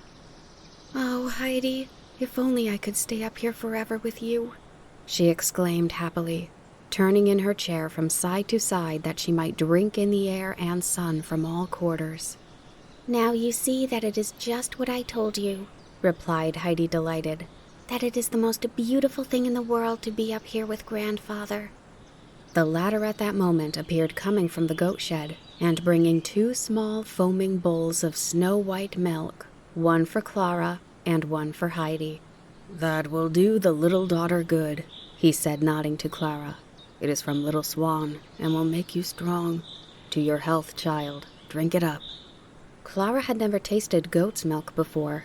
She hesitated and smelt it before putting it to her lips, but seeing how Heidi drank hers up without hesitation, and how much she seemed to like it, Clara did the same and drank till there was not a drop left, for she found it delicious, tasting just as if sugar and cinnamon had been mixed with it. "Tomorrow we will drink 2, said the grandfather, who had looked on with satisfaction at seeing her follow Heidi's example. Peter now arrived with the goats, and while Heidi was receiving her usual crowded morning greetings, Uncle drew Peter aside to speak to him. For the goats bleated so loudly and continuously in their wish to express their joy and affection that no one could be heard near them. "Attend to what I have said," he said. "From today, be sure you let little Swan go where she likes. She has an instinct where to find the best food for herself, and so if she wants to climb higher, you follow her, and it will do the others no harm if they go too. On no account bring her back. A little more climbing won't hurt you, and in this matter, she probably knows better than you what is good for her. I want her to give as fine milk as possible. Why are you looking over there as if you want to eat somebody? Nobody will interfere with you. So now be off and remember what I say." Peter was accustomed to give immediate obedience to Uncle, and he marched off with his goats, but with a turn of the head and a roll of the eye that showed he had some thought in reserve. The goats carried Heidi along with them a little way, which was what Peter wanted. "You will have to come with them," he called to her, "for I shall be obliged to follow little Swan." "I cannot," Heidi called back from the midst of her friends, "and I shall not be able to come for a long, long time. Not as long as Clara is with me. Grandfather, however, has promised to go up the mountain with both of us one day." Heidi had now extricated herself from the goats, and she ran back to Clara.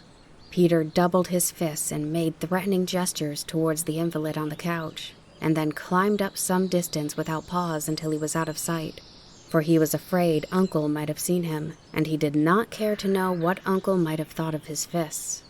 Clara and Heidi had made so many plans for themselves that they hardly knew where to begin. Heidi suggested that they should first write to Grandmama, to whom they had promised to send word every day, for Grandmama had not felt sure whether it would suit Clara's health in the long run to remain up the mountain, or if she would continue to enjoy herself there. With daily news of her granddaughter, she could stay on without anxiety at regattes, and be ready to go to Clara at a moment's notice. "Must we go indoors to write?"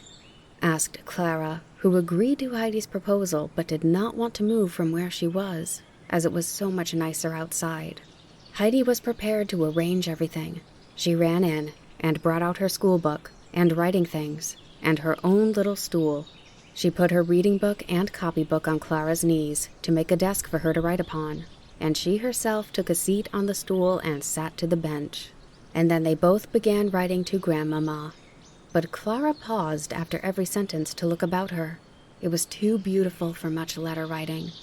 The breeze had sunk a little, and now only gently fanned her face and whispered lightly through the fir trees. Little winged creatures hummed and danced around her in the clean air, and a great stillness lay over the far, wide, sunny pasture lands. Lofty and silent rose the high mountain peaks above her, and below lay the broad valley, full of quiet peace. Only now and again the call of some shepherd boy rang out through the air, and echo answered softly from the rocks. The morning passed. The children hardly knew how, and now Grandfather came with the midday bowls of steaming milk. For the little daughter, he said, was to remain out as long as there was a gleam of sun in the sky. The midday meal was set out and eaten as yesterday in the open air. Then Heidi pushed Clara's chair under the fir trees, for they had agreed to spend the afternoon under their shade, and there tell each other all that had happened since Heidi left Frankfurt. If everything had gone on there as usual in a general way, there were still all kinds of particular things to tell Heidi about the various people who composed the Sesamon household, and who were all so well known to Heidi. And so they sat and chatted under the trees, and the more lively grew their conversation, the more loudly sang the birds overhead, as if wishing to take part in the children's gossip, which evidently pleased them. So the hours flew by, and all at once, as it seemed, the evening had come with the returning Peter, who still scowled and looked angry. "Good night, Peter," called out Heidi, as she saw he had no intention of stopping to speak. "Good night, Peter," called out Clara in a friendly voice. Peter took no notice and went surlily on with his goats. As Clara saw the grandfather leading away little Swan to milk her, She was suddenly taken with a longing for another bowlful of the fragrant milk, and waited impatiently for it. "It is curious, Heidi," she said, astonished at herself. "As long as I can remember, I have only eaten because I was obliged to, and everything used to seem to taste of cod liver oil. And I was always wishing there was no need to eat or drink. And now I am longing for grandfather to bring me the milk." "Yes, I know what it feels like," replied Heidi, who remembered the many days in Frankfurt when all her food used to seem to stick in her throat. Clara, however, could not understand it. The fact was that she had never in her life before spent a whole day in the open air, much less in such a high, life-giving mountain air. When grandfather at last brought her the evening milk, she drank it up so quickly that she had emptied her bowl before Heidi, and then she asked for a little more. The grandfather went inside with both the children's bowls, and when he brought them out again full, he had something else to add to their supper. He had walked over that afternoon to a herdsman's house, where the sweetly tasting butter was made, and had brought home a large pat, some of which he had now spread thickly on 2 good slices of bread. He stood and watched with pleasure while Clara and Heidi ate their appetizing meal with childish hunger and enjoyment. That night, when Clara lay down in her bed and prepared to watch the stars, her eyes would not keep open, and she fell asleep as soon as Heidi, and slept soundly all night, a thing she never remembered having done before. The following day and the day after passed in the same pleasant fashion, and when the 3rd day came, there was a surprise for the children. 2 stout porters came up the mountain, each carrying a bed on his shoulders with bedding of all kinds, and 2 beautiful new white coverlids. The men also had a letter with them from Grandmama, in which she said that these were for Clara and Heidi, and that Heidi in the future was always to sleep in a proper bed, and when she went down to Dorfly in the winter, she was to take one with her and leave the other at the hut, so that Clara might always know there was a bed ready for her when she paid a visit to the mountain. She went on to thank the children for their long letters and encouraged them to continue writing daily so that she might be able to picture all they were doing. So the grandfather went up and threw back the hay from Heidi's bed onto the great heap, and then, with his help, the beds were transported to the loft. He put them close to one another so that the children might still be able to see out the window, for he knew what pleasure they had in the light from the sun and stars. Meanwhile, Grandmama down at Regat's was rejoicing at the excellent news of her granddaughter, which reached her daily from the mountain. Clara found the life more charming each day, and could not say enough of the kindness and care which the grandfather lavished upon her, nor of Heidi's lively and amusing companionship, for the latter was more entertaining even than when in Frankfurt with her, and Clara's first thought when she woke each morning was, "Oh, how glad I am to be here still." Having such fresh assurances each day that all was going well with Clara, Grandmama thought she might put off her visit to the children a little longer, for the steep ride up and down was somewhat of a fatigue to her.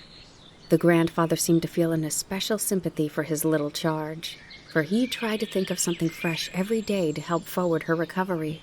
He climbed up the mountain every afternoon, higher and higher each day, and came home in the evening with a large bunch of leaves, which scented the air with a mingled fragrance, as if of carnations and thyme, even from afar.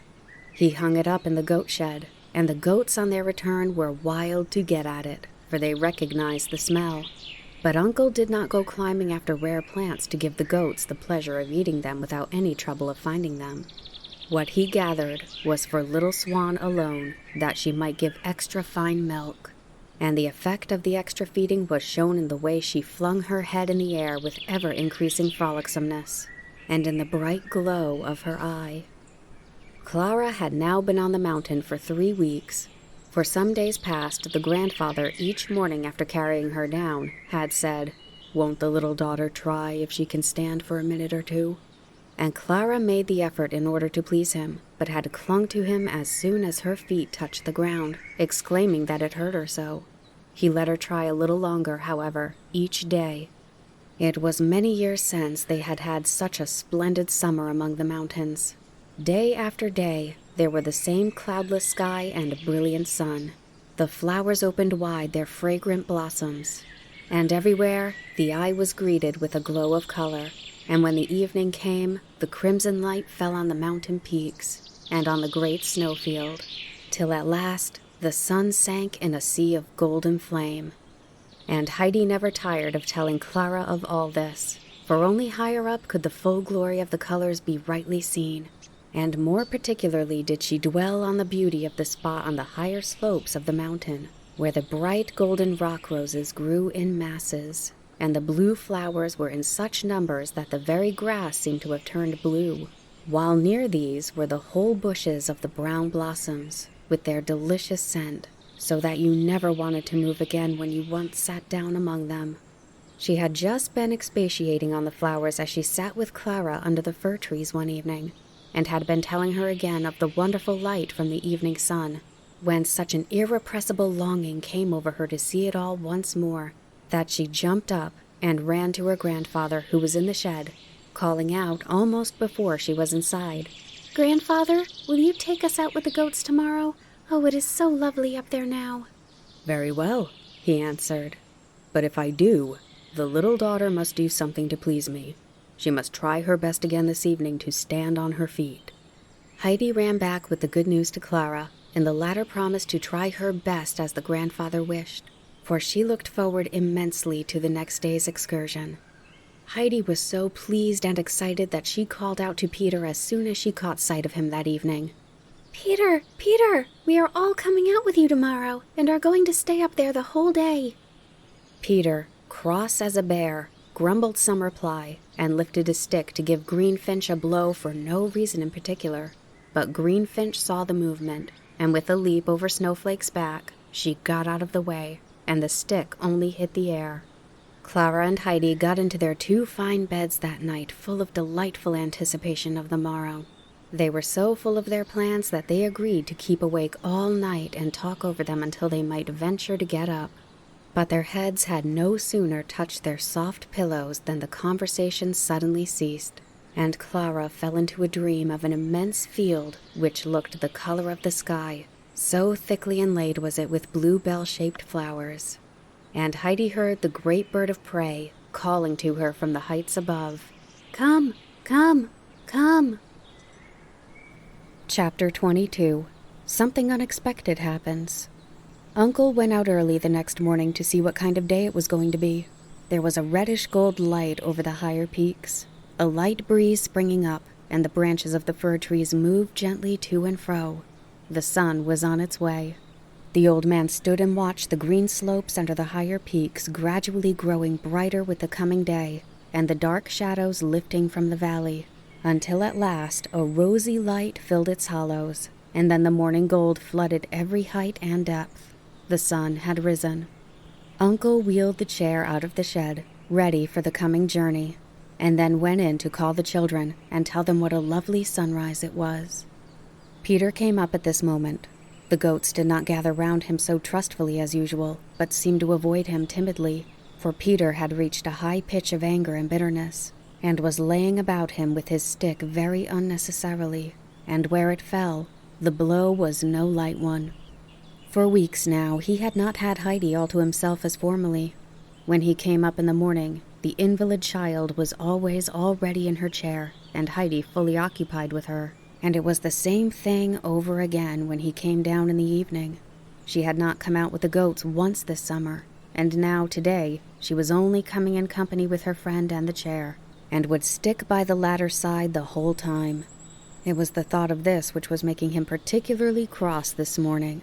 There stood the chair on its high wheels. Peter seemed to see something proud and disdainful about it, and he glared at it as if it was an enemy that had done him harm and was likely to do him more still today. He glanced round. There was no sound anywhere, no one to see him.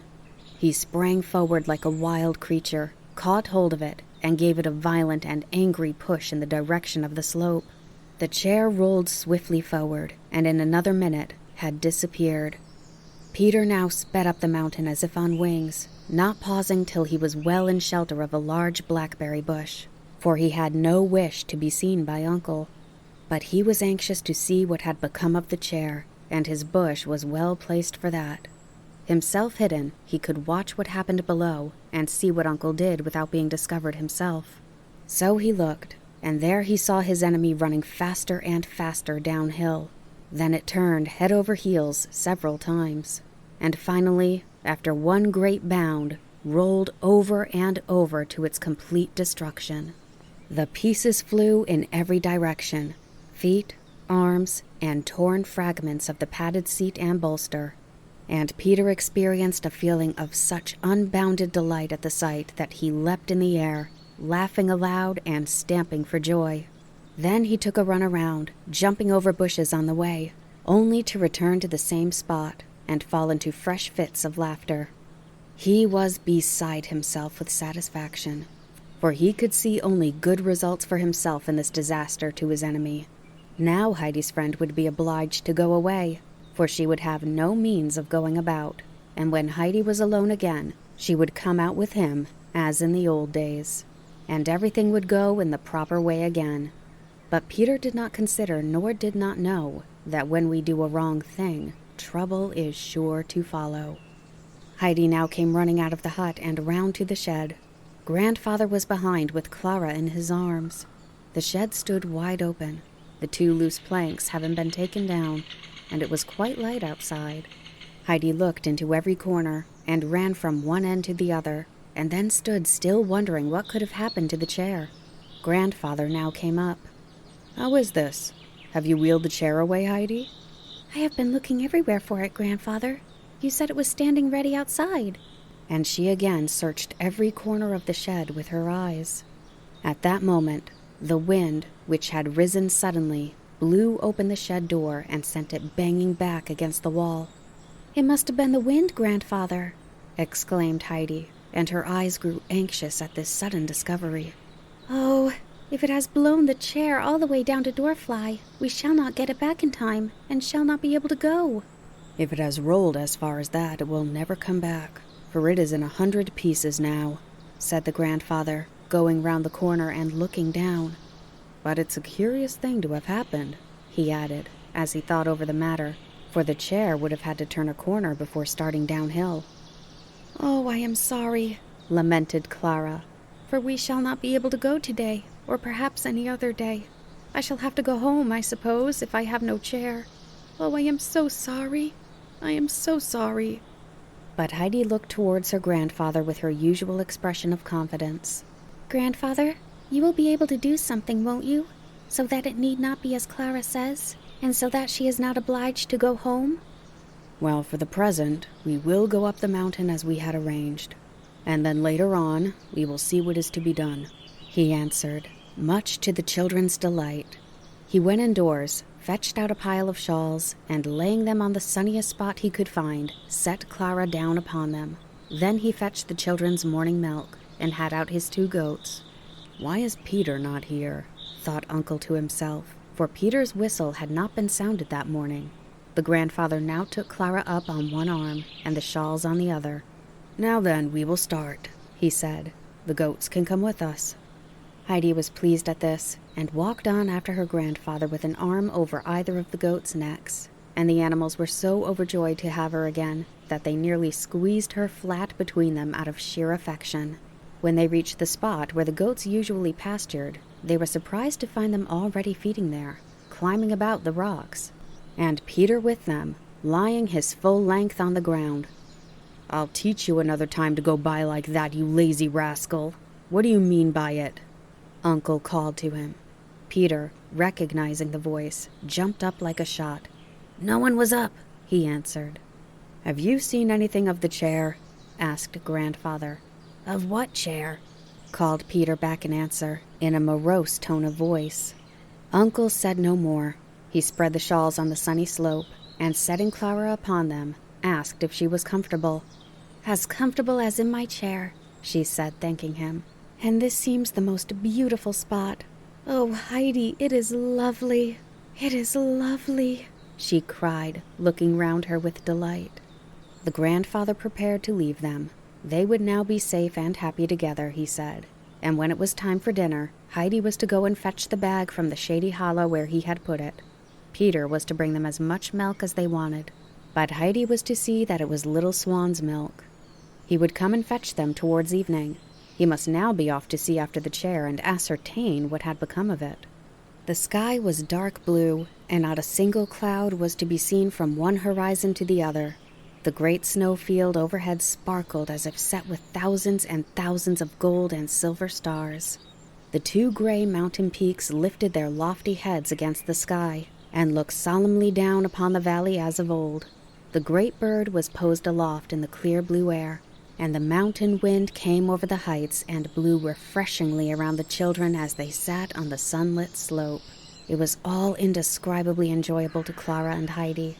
Now and again, a young goat came and lay down beside them. Snowflake came oftenest, putting her little head down near Heidi, and only moving because another goat came and drove her away. Clara had learned to know them all so well that she never mistook one for another now, for each had an expression and ways of its own, and the goats had also grown familiar with Clara and would rub their heads against her shoulder, which was always a sign of acquaintanceship and goodwill. Some hours went by, and Heidi began to think that she might just go over to the spot where all the flowers grew to see if they were fully in bloom and looking as lovely as the year before. Clara could not go until Grandfather came back that evening, when the flowers would probably be already closed. The longing to go became stronger and stronger till she felt she could not resist it. "Would you think me unkind, Clara?" she said rather hesitatingly, "if I left you for a few minutes? I should run there and back very quickly. I want to see how the flowers are looking. But wait!" For an idea had come into Heidi's head. She ran and picked a bunch or 2 of green leaves, and then took hold of Snowflake and led her up to Clara. "There, now you will not be alone," said Heidi, giving the goat a little push to show her she was to lie down next to Clara, which the animal quite understood. Heidi threw the leaves into Clara's lap, and the latter told her friend to go at once to look at the flowers, as she was quite happy to be left with the goat. She liked this new experience. Heidi ran off, and Clara began to hold out the leaves one by one to Snowflake, who snoozled up to her new friend in a confiding manner and slowly ate the leaves from her hand. It was easy to see that Snowflake enjoyed this peaceful and sheltered way of feeding, for when with the other goats, she had much persecution to endure from the larger and stronger ones of the flock. And Clara found a new strange pleasure in sitting all alone like this on the mountainside.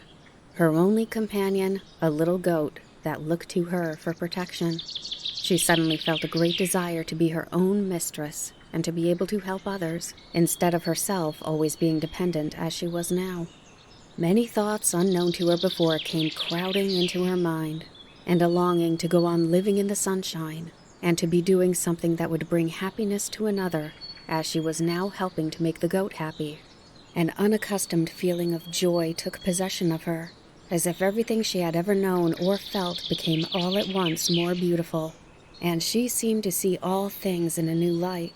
And so strong was the sense of this new beauty and happiness that she threw her arms around the little goat's neck and exclaimed, "Oh, Snowflake, how delightful it is up here! If only I could stay on forever with you beside me." Heidi had meanwhile reached her field of flowers, and as she caught sight of it, she uttered a cry of joy. The whole ground in front of her was a mass of shimmering gold, where the cetus flowers spread their yellow blossoms. Above them waved whole bushes of deep blue bellflowers, while the fragrance that arose from the whole sunlit expanse was as if the rarest balsams had flung over it. The scent, however, came from the small brown flowers, the little round heads of which rose modestly here and there among the yellow blossoms. Heidi stood and gazed and drew in the delicious air. Suddenly she turned round and reached Clara's side, out of breath with running and excitement. "Oh, you must come," she called out as soon as she came in sight. "It is more beautiful than you can imagine, and perhaps this evening it may not be so lovely. I believe I could carry you. Don't you think I could?" Clara looked at her and shook her head. "Why, Heidi, what can you be thinking of? You are smaller than I am. Oh, if only I could walk." Heidi looked round as if in search of something. Some new idea had evidently come into her head. Peter was sitting above, looking down on the 2 children. He He had been sitting and staring before him in the same way for hours, as if he could not make out what he saw. He had destroyed the chair so that the friend might not be able to move anywhere, and that her visit might come to an end. And then, a little while after, she had appeared right up here in front of his very nose with Heidi beside her. He thought his eyes must deceive him, and yet there she was, and no mistake about it. Heidi now looked up to where he was sitting, and called out, "Peter, come down here." "I don't wish to come," he called in reply. "But you are to. You must. I cannot do it alone, and you must come here and help me. Make haste and come down," she called again in an urgent voice. "I shall do nothing of the kind," was the answer. Heidi ran some way up the slope towards him, and then pausing, called again, her eyes ablaze with anger. "If you don't come at once, Peter, I will do something to you that you won't like. I mean what I say." Peter felt an inward throe at these words, and a great fear seized him. He had done something wicked, which he wanted no one to know about, and so far he had thought himself safe. But now Heidi spoke exactly as if she knew everything, and whatever she did know, she would tell her grandfather, and there was no one he feared so much as this latter person. Supposing he were to suspect what had happened to the chair? Peter's anguish of mind grew more acute. He stood up and went down to where Heidi was awaiting him. "I am coming, and you won't do what you said." Peter now appeared so submissive with fear that Heidi felt quite sorry for him, and answered assuringly, No, of course not. Come along with me. There is nothing to be afraid of in what I want you to do." As soon as they got to Clara, Heidi gave her orders. Peter was to take hold of her under the arms on one side, and she on the other, and together they were to lift her up. This first movement was successfully carried through. But then came the difficulty. As Clara could not stand, how were they to support her and get her along? Heidi was too small for her arm to serve Clara to lean upon. "You must put one arm well around my neck so, and put the other through Peter's, and lean firmly upon it. Then we shall be able to carry you." Peter, however, had never given his arm to anyone in his life. Clara put hers in his, but he kept his own hanging down straight beside him like a stick. "That's not the way, Peter," said Heidi in an authoritative voice. "You must put your arm out in the shape of a ring, and Clara must put hers through it and lean her weight upon you. And whatever you do, don't let your arm give way. Like that. I am sure we'll be able to manage." Peter did as he was told, but still they did not get on very well. Clara was not such a lightweight, and the team did not match very well in size. It was up one side and down another, so that the supports were rather wobbly. Clara tried to use her own feet a little, but each time drew them quickly back. "Put your foot down firmly once," suggested Heidi. "I am sure it will hurt you less after that." "Do you think so?"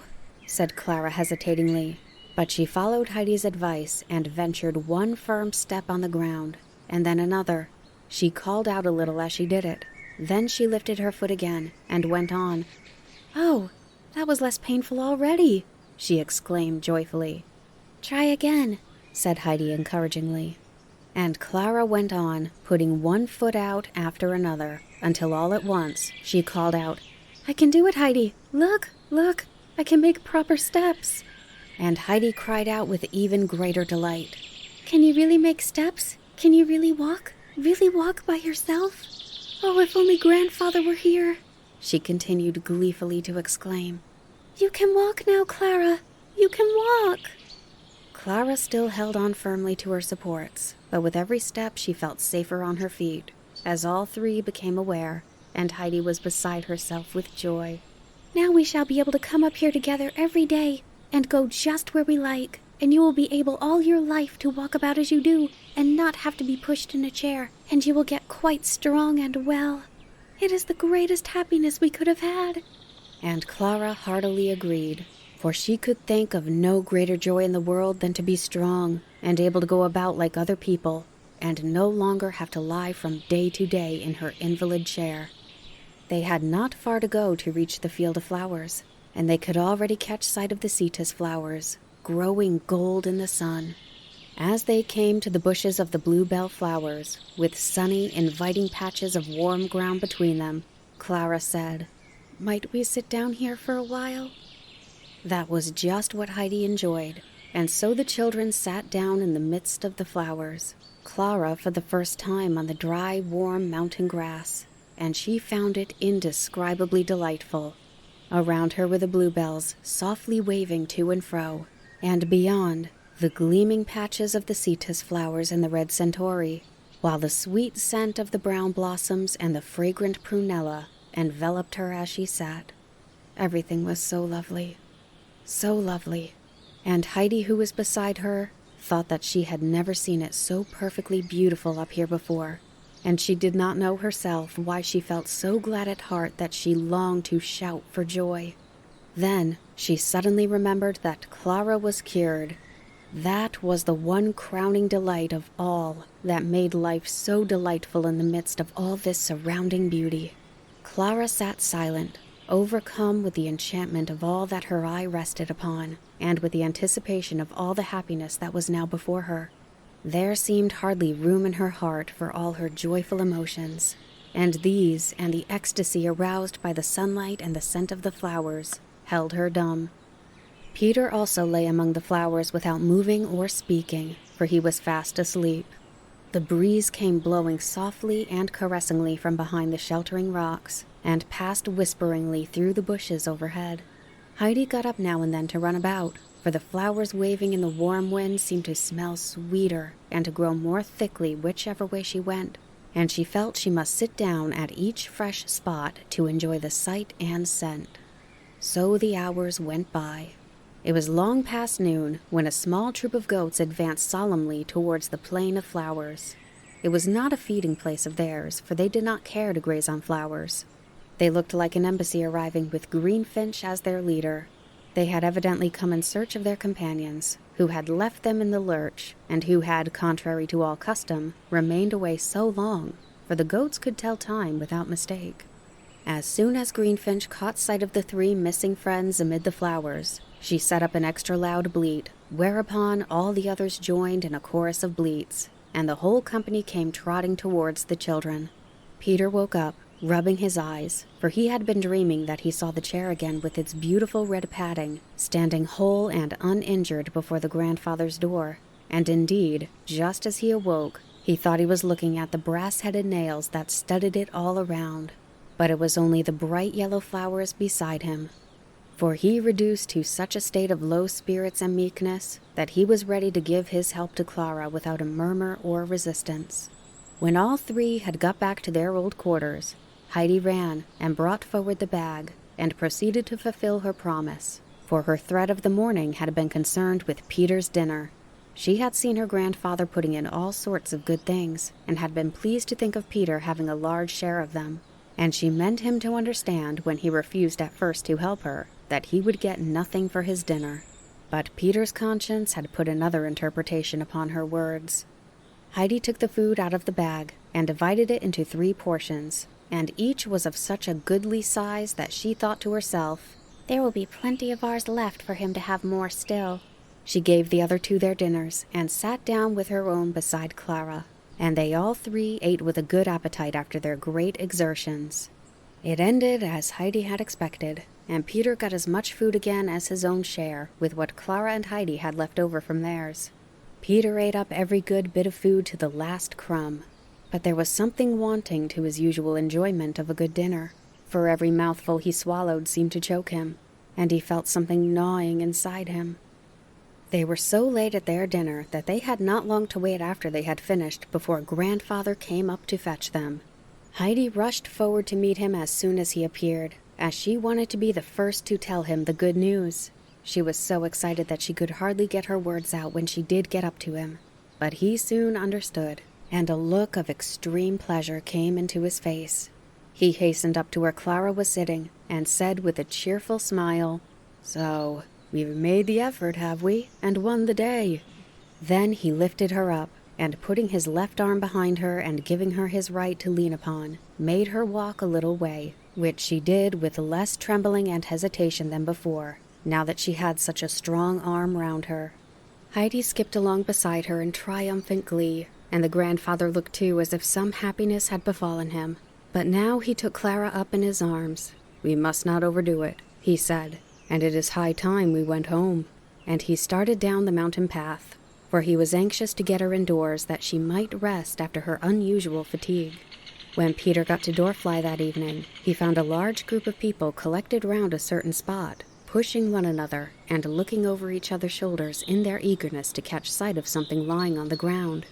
Peter thought he should like to see too, and poked and elbowed till he made his way through. There it lay, the thing he wanted to see. Scattered about the grass were the remains of Clara's chair, part of the back and the middle bit, and enough of the red padding and the bright nails to show how magnificent the chair had been. "I was here when the men passed carrying it up," said the baker, who was standing near Peter. "I'll bet anyone it was worth 25 pounds at least. I cannot think how such an accident could have happened."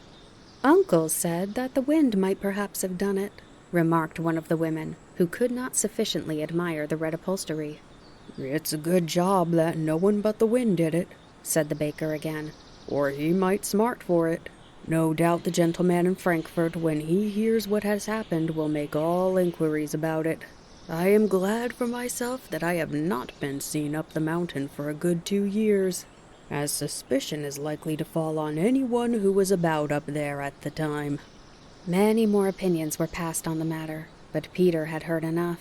He crept quietly away out of the crowd, and then took to his heels and ran up home as fast as he could, as if he thought someone was after him. The baker's words had filled him with fear and trembling. He was sure now that any day a constable might come over from Frankfurt and inquire about the destruction of the chair, and then everything would come out, and he would then be seized and carried off to Frankfurt, and there put in prison. The whole picture of what was coming was clear to him, and his hair stood on end with terror. He reached home in this disturbed state of mind. He would not open his mouth in reply to anything that was said to him. He would not eat his potatoes. All he did was to creep off to bed as quickly as possible and hide under the bedclothes and groan. "Peter has been eating sorrel again, and is evidently in pain by the way he is groaning," said Brigida. "You must give him a little more bread to take with him. Give him a bit of mine tomorrow," said the grandmother sympathizingly.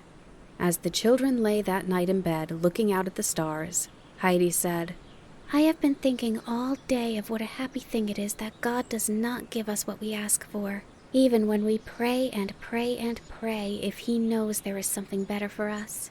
Have you felt like that?" "Why do you ask me that tonight all of a sudden?" asked Clara.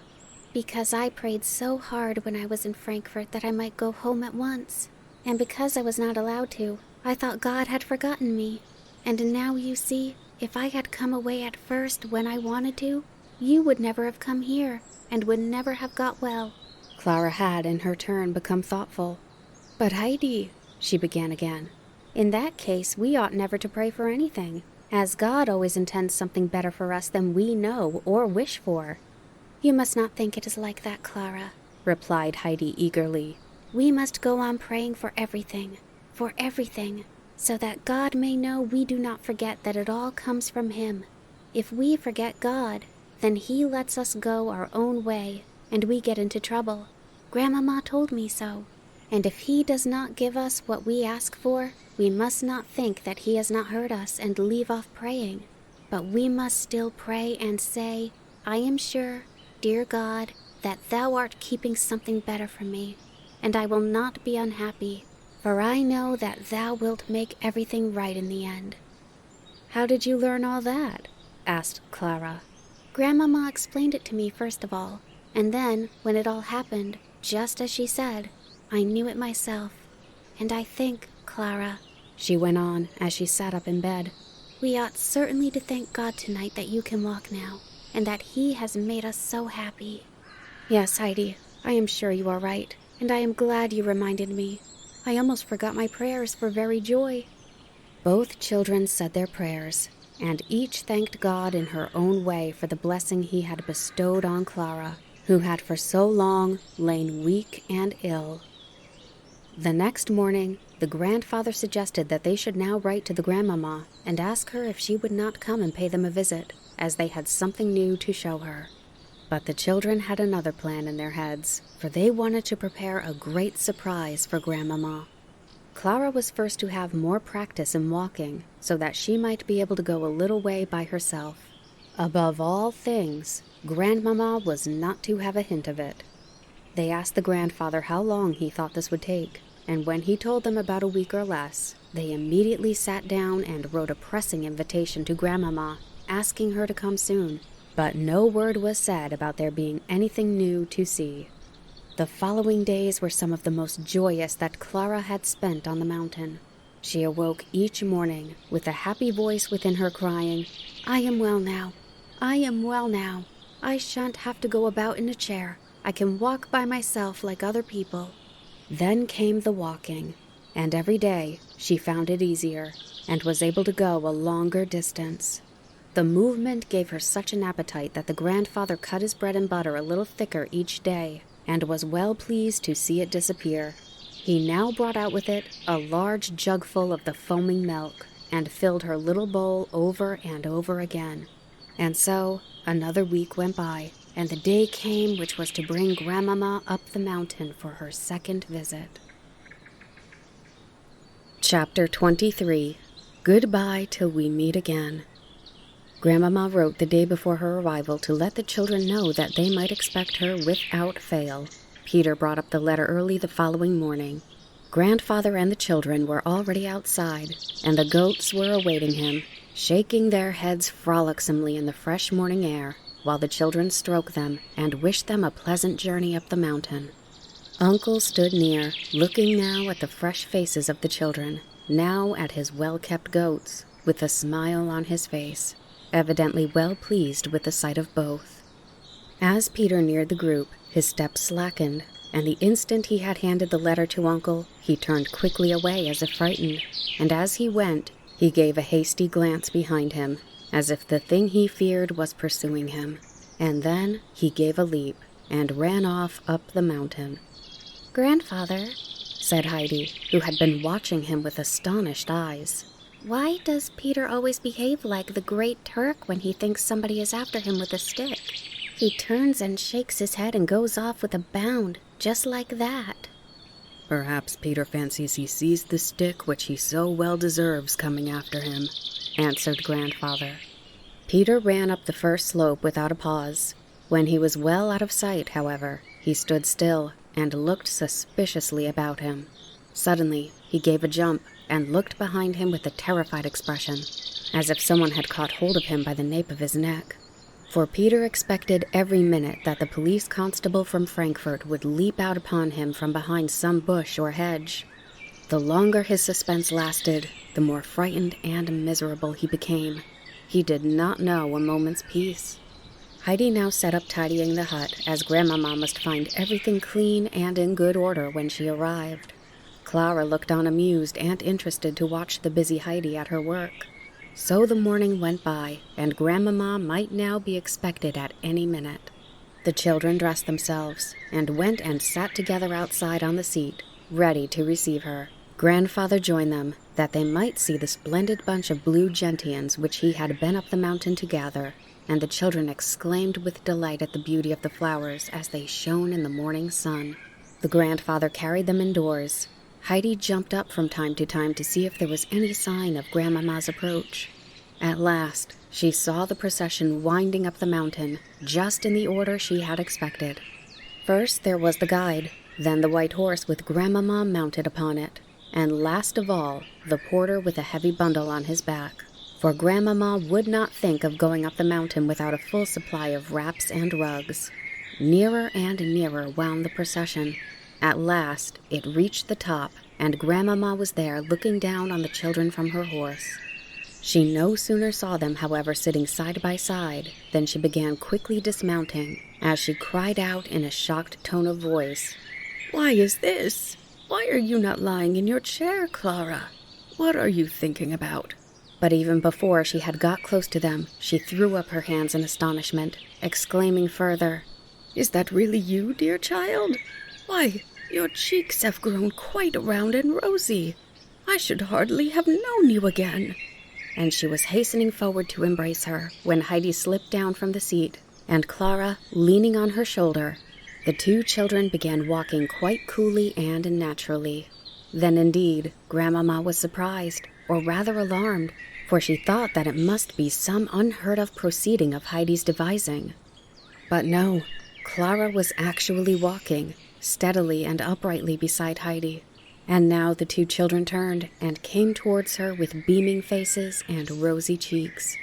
Laughing and crying, she ran to them and embraced first Clara and then Heidi, and Clara again, unable to speak for joy. All at once, she caught sight of Uncle standing by the seat and looking on smiling at the meeting. She took Clara's arm in hers, and with continual expressions of delight at the fact that the child could now really walk about with her, she went up to the old man, and then letting go of Clara's arm, she seized his hands.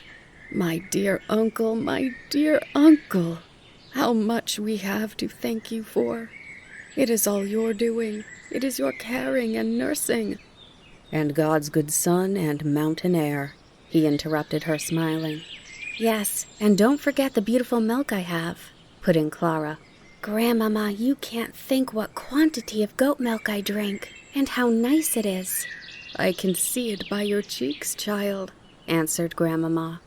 I really should not have known you. You have grown quite strong and plump, and taller too. I never hoped or expected to see you like that. I cannot take my eyes off of you, for I can hardly yet believe it. But now I must telegraph without delay to my son in Paris, and tell him he must come here at once. I shall not say why. It will be the greatest happiness he has ever known. My dear uncle, how can I send a telegram? Have you dismissed the men yet? They have gone, he answered. But if you are in a hurry, I will fetch Peter, and he can take it for you. Grandmama thanked him, for she was anxious that the good news should not be kept from her son a day longer than was possible. So Uncle went aside a little way, and blew such a resounding whistle through his fingers that he woke a responsive echo among the rocks far overhead. He had not to wait many minutes before Peter came running down in answer, for he knew the sound of Uncle's whistle. Peter arrived, looking as white as a ghost, for he quite thought Uncle was sending for him to give him up. But as it was, he only had a written paper given to him with instructions to take it down at once to the post office at Dorfly. Uncle would settle for the payment later, as it was not safe to give Peter too much to look after. Peter went off with the paper in hand, feeling some relief of mind for the present, for as Uncle had not whistled for him in order to give him up, it was evident that no policeman had yet arrived. So now they could all sit down in peace to their dinner, round the table in front of the hut, and Grandmama was given a detailed account of all that had taken place. How Grandfather had made Clara try first to stand and then to move her feet a little every day, and how they had settled for the day's excursion up the mountain, and the chair had been blown away. How Clara's desire to see the flowers had induced her to take the first walk, and so, by degrees, one thing had led to another. The recital took some time, for Grandmama continually interrupted it with fresh exclamations of surprise and thankfulness. It hardly seems possible. I could scarcely believe it is not all a dream. Are we really awake, and are all sitting here by the mountain hut? And is that round-faced, healthy-looking child my poor little white, sickly Clara?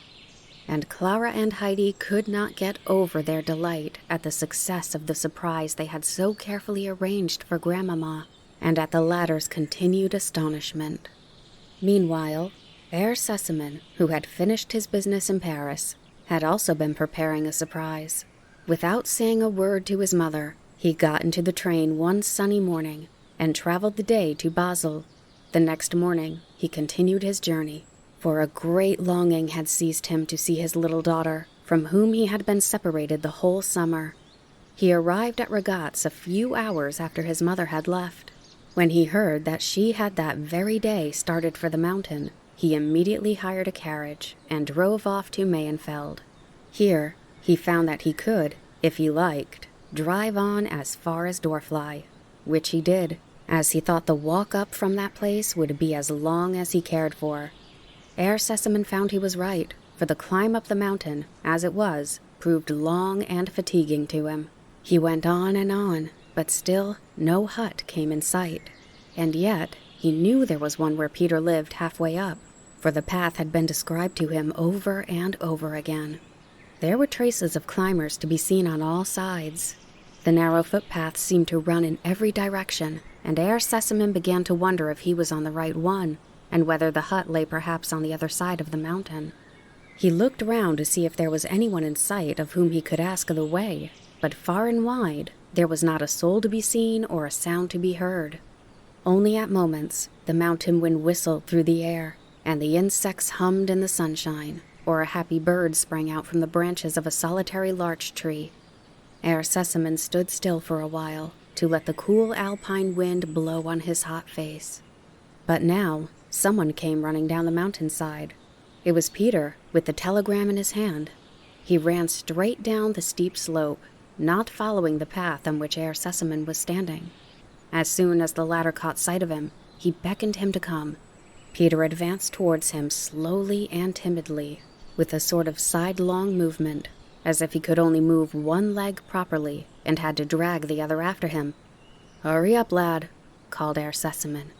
And when Peter was near enough, "Tell me," he said, "is this the way to the hut where the old man and the child Heidi live, and where the visitors from Frankfurt are staying?"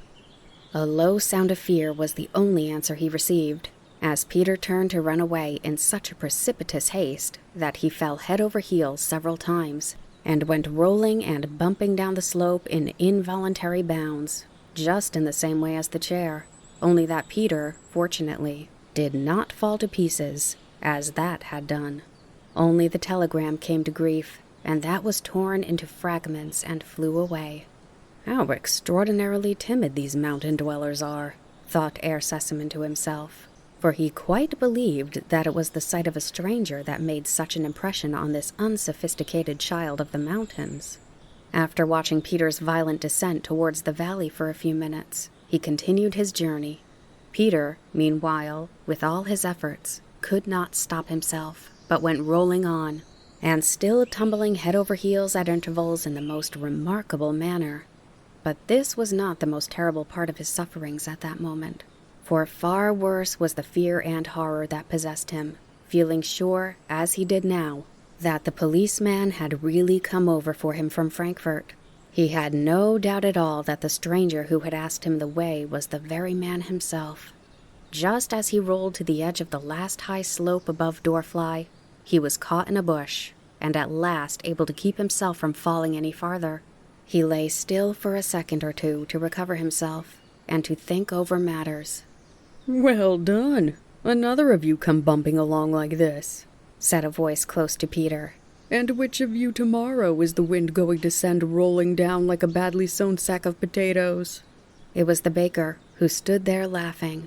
He had been strolling out to refresh himself after a hot day's work, and had watched with amusement as he saw Peter come rolling over and over in much the same way as the chair. Peter was on his feet in a moment. He had received a fresh shock. Without once looking behind him, he began hurrying up the slope again.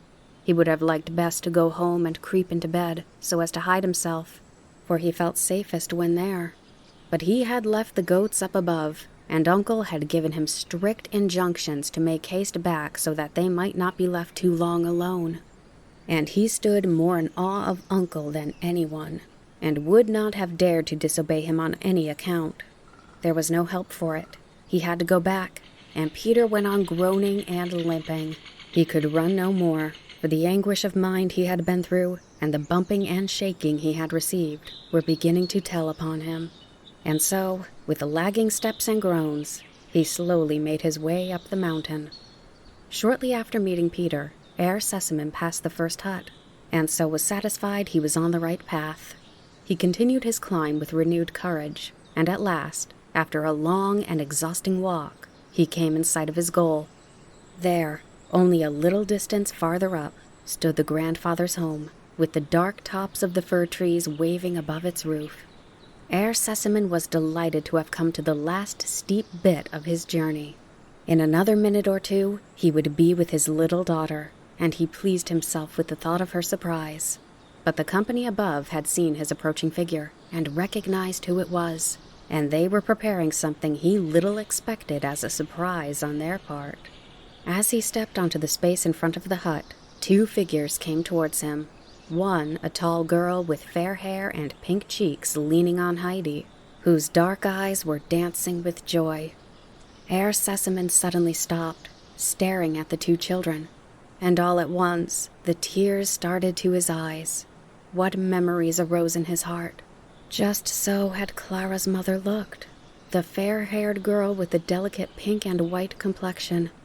Herr Sesemann did not know if he was awake or dreaming. "Don't you know me, Papa?" called Clara to him, her face beaming with happiness. "Am I so altered since you saw me?" Then Herr Sesemann ran to his child and clasped her arms in his. "Yes, you are indeed altered. How is it possible? Is it true what I see?" And the delighted father stepped back to look full at her again, and to make sure that the picture would not vanish from his eyes. "Are you my little Clara? Really my little Clara?" he kept on saying. Then he clasped her in his arms again put her away from him that he might look and make sure it was she who stood before him. And now Grandmama came up, anxious for a sight of her son's happy face. "Well, what do you say now, dear son?" she exclaimed. "You have given us a pleasant surprise, but it is nothing in comparison to what we have prepared for you, you must confess." And she gave her son an affectionate kiss as she spoke. "But now," she went on, "you must come and pay your respects to Uncle, who is our chief benefactor." "Yes, indeed, and with the little inmate of our house, our little Heidi too," said Herr Sesemann, shaking Heidi by the hand. "Well, are you still well and happy in your mountain home? But I need not ask. No alpine rose could look more blooming. I am glad, child. It is a pleasure to me to see you so." And Heidi looked up with equal pleasure into Herr Sesemann's kind face. How good he had always been to her, and that he should find such happiness awaiting him here on the mountain made her heart beat with gladness. Grandmama now led her son to introduce him to Uncle, and while the 2 men were shaking hands and Herr Sesemann was expressing his heartfelt thanks and boundless astonishment to the old man, Grandmama wandered round to the back to see the old fir trees again. Here, another expected sight met her gaze, for there, under the trees where the long branches had left a clear space on the ground, stood a great bush of the most wonderful dark blue gentians, as fresh and shining as if they were growing on the spot. She clasped her hands, enraptured with their beauty. "How exquisite! What a lovely sight!" she exclaimed. "Heidi, dearest child, come here. Is it you who have prepared this pleasure for me? It is perfectly wonderful." The children ran up. No, I did not put them there," said Heidi. "But I know who did.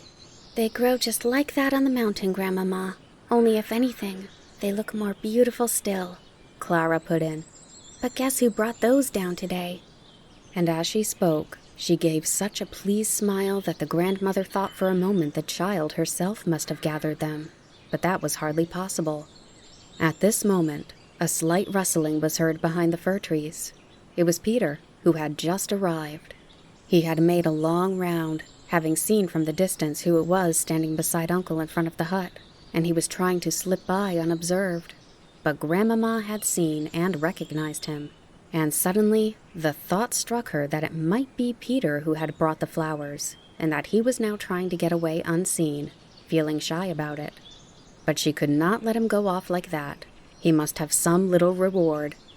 "Come along, boy. Come here. Do not be afraid," she called to him. Peter stood still, petrified with fear. After all he had gone through that day, he felt he had no longer any power of resistance left. All he could think was, "It's all up for me now." Every hair of his head stood on end, and he stepped forth from behind the fir trees, his face pale and distorted with terror. "Courage, boy," said Grandmama in her effort to dispel his shyness. "Tell me now straight out without hesitation. Was it you who did it?"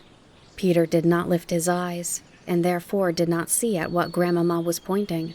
But he knew that Uncle was standing at the corner of the hut, fixing him with his gray eyes, while beside him stood the most terrible person that Peter could conceive, the police constable from Frankfurt. Quaking in every limb, and with trembling lips, he muttered a low, Yes. Well, and what is there dreadful about that? Said Grandmama. Because it is all broken to pieces, and no one can put it together again. Peter brought out the words with difficulty, and his knees knocked together so that he could hardly stand. Grandmama went up to Uncle. "Is that poor boy a little out of his mind?" she asked sympathizingly. "Not in the least," Uncle assured her. "It is only that he was the wind that sent the chair rolling down the slope, and he is expecting his well-deserved punishment." Grandmama found this hard to believe, for in her opinion, Peter did not look an entirely bad boy, nor could he have any reason for destroying such a necessary thing as a chair. But Uncle had only given expression to the suspicion that he had from the moment the accident happened. The angry looks which Peter had from the beginning cast at Clara, and the other signs of his dislike to what had been taking place on the mountain, had not escaped Uncle's eye. Putting two and two together, he had come to the right conclusion as to the cause of the disaster, and he therefore spoke without hesitation when he accused Peter. The lady broke out into lively exultations on hearing this. "No, no, dear uncle, we will not punish the boy any further. One must be fair to him. Here are all these strangers from Frankfurt who come and carry away Heidi, his one sole possession, and a possession well worth having too. And he is left to sit alone day after day for weeks, with nothing to do but brood over his wrongs. No, no, let us be fair to him. His anger got the upper hand and drove him an act of revenge. A foolish one, I own. But then, we all behave foolishly when we are angry." And saying this, she went back to Peter, who still stood, frightened and trembling. She went down on the seat under the fir trees, and called to him kindly to her. "Come here, boy, and stand in front of me, for I have something to say to you. Leave off shaking and trembling, for I want you to listen to me. You sent the chair rolling down the mountain so that it was broken to pieces. That was a very wrong thing to do, as you yourself knew very well at the time, and you also knew that you deserved to be punished for it. And in order to escape this, you have been doing all you can to hide the truth from everybody. But be sure of this, Peter, that those who do wrong make a mistake when they think no one knows anything about it. For God sees and hears everything, and when the wicked doer tries to hide what he has done, then God wakes up a little watchman that he places inside us all when we are born, and who sleeps on quietly till we do something wrong.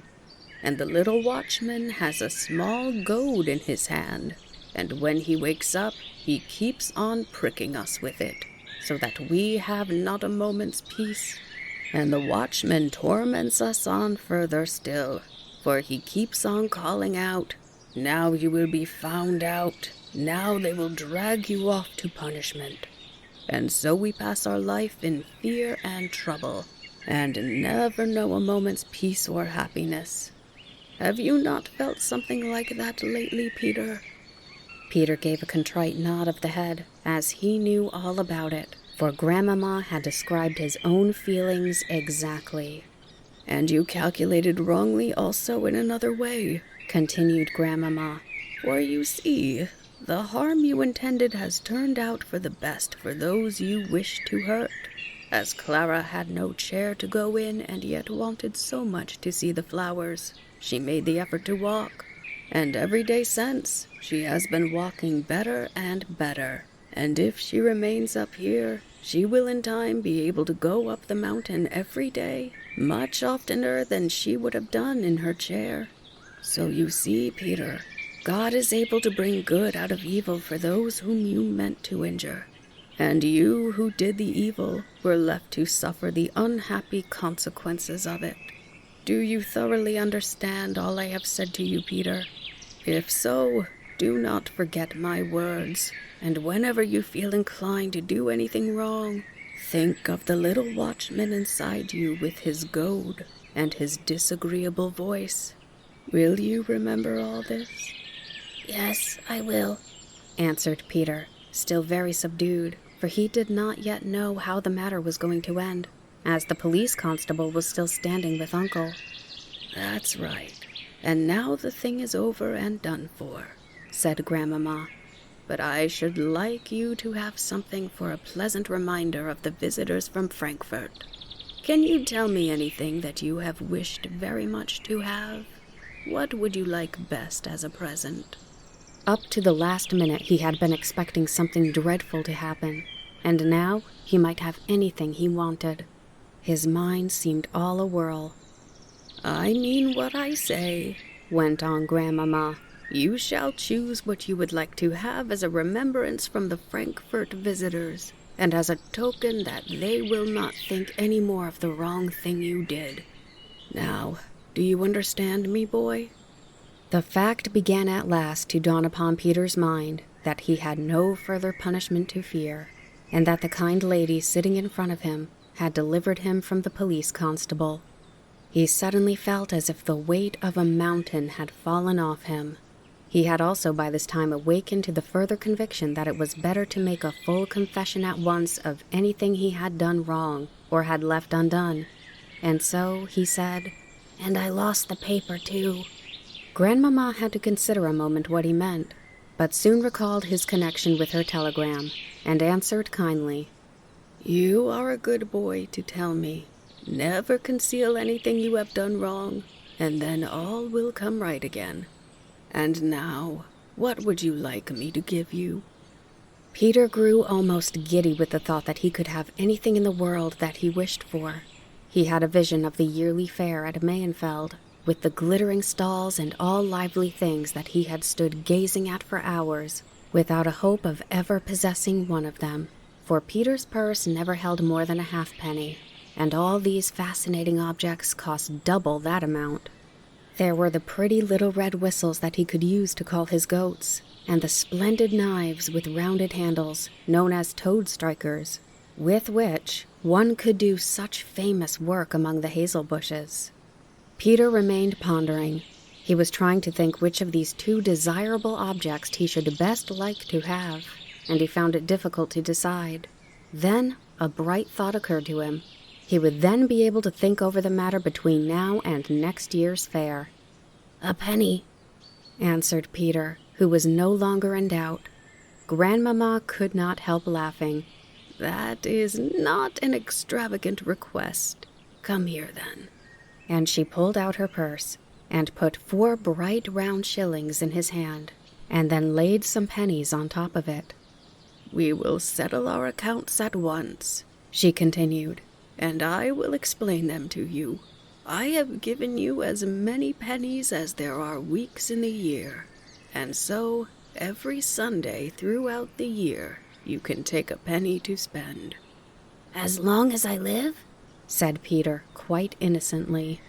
Grandmama laughed more at this, and the men hearing her paused in their talk to listen to what was going on. "Yes, boy, you shall have it all your life. I will put it down in my will. Do you hear, my son? And you are to put down in yours as well. A penny a week to Peter, as long as he lives." Herr Sesemann nodded his assent and joined in the laughter. Peter looked again at the present in his hand to make sure he was not dreaming, and then said, "Thank God."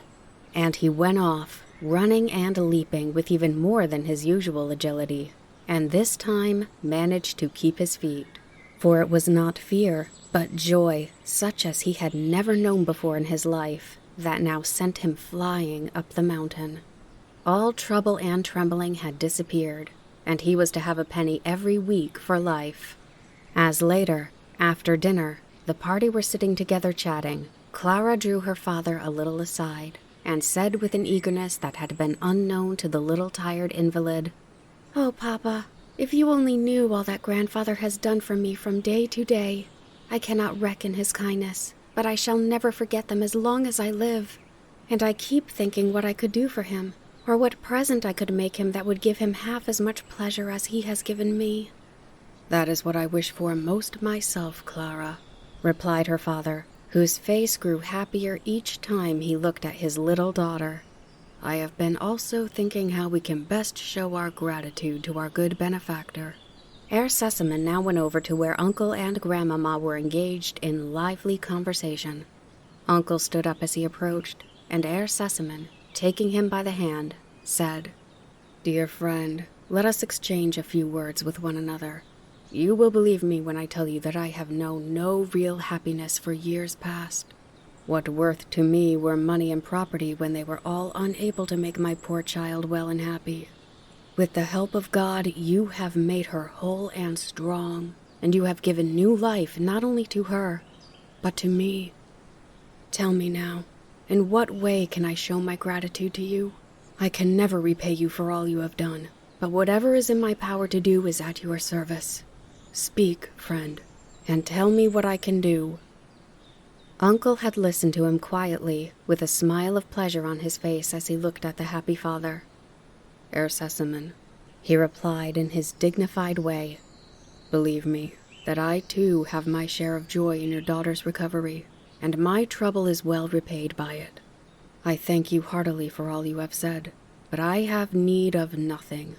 I have enough for myself and the child as long as I live. One wish alone I have, and if that could be satisfied, I should have no further care in life." "Speak, dear friend, and tell me what it is," said Herr Sesemann entreatingly. "I am growing old," Uncle went on, "and shall not be here much longer. I have nothing to leave the child when I die, and she has no relations, except one person who will always like to make what profit out of her she can. If you could promise me that Heidi shall never have to go and earn her living among strangers, then you would richly reward me for all I have done for your child." "There could never be any question of such a thing as that, my dear friend," said Herr Sesemann quickly. "I look upon the child as our own. Ask my mother, my daughter. You may be sure that they will never allow the child to be left in anyone else's care. But if it will make you happier, I give you here my hand upon it. I promise you, Heidi shall never have to go and earn her living among strangers. I will make provisions against this both during my life and after. But now, I have something else to say. Independent of her circumstances, the child is totally unfit to live a life away from home. We found that out when she was with us. But she has made friends, and among them, I know one who is at this moment in Frankfurt.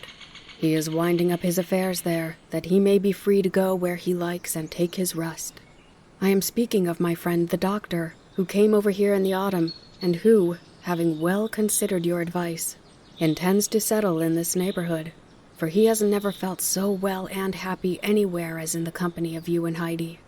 So you see, the child will henceforth have two protectors near her, and may they both live long and share the task." "God grant it indeed be so," added Grandmama, shaking Uncle's hand warmly as she spoke, to show how sincerely she echoed her son's wish. Then, putting her arm around Heidi, who was standing near, she drew the child to her. "And I have a question to ask you too, dear Heidi. Tell me if there is anything you particularly wish for." "Yes, there is," answered Heidi promptly, looking up delightedly at Grandmama. "Then tell me at once, dear, what it is." I want to have the bed I slept in at Frankfurt with the high pillows and the thick coverlid, and then Grandmother will not have to lie with her head downhill and hardly able to breathe, and she will be warm enough under the coverlid not to have to wear her shawl in bed to prevent her freezing to death."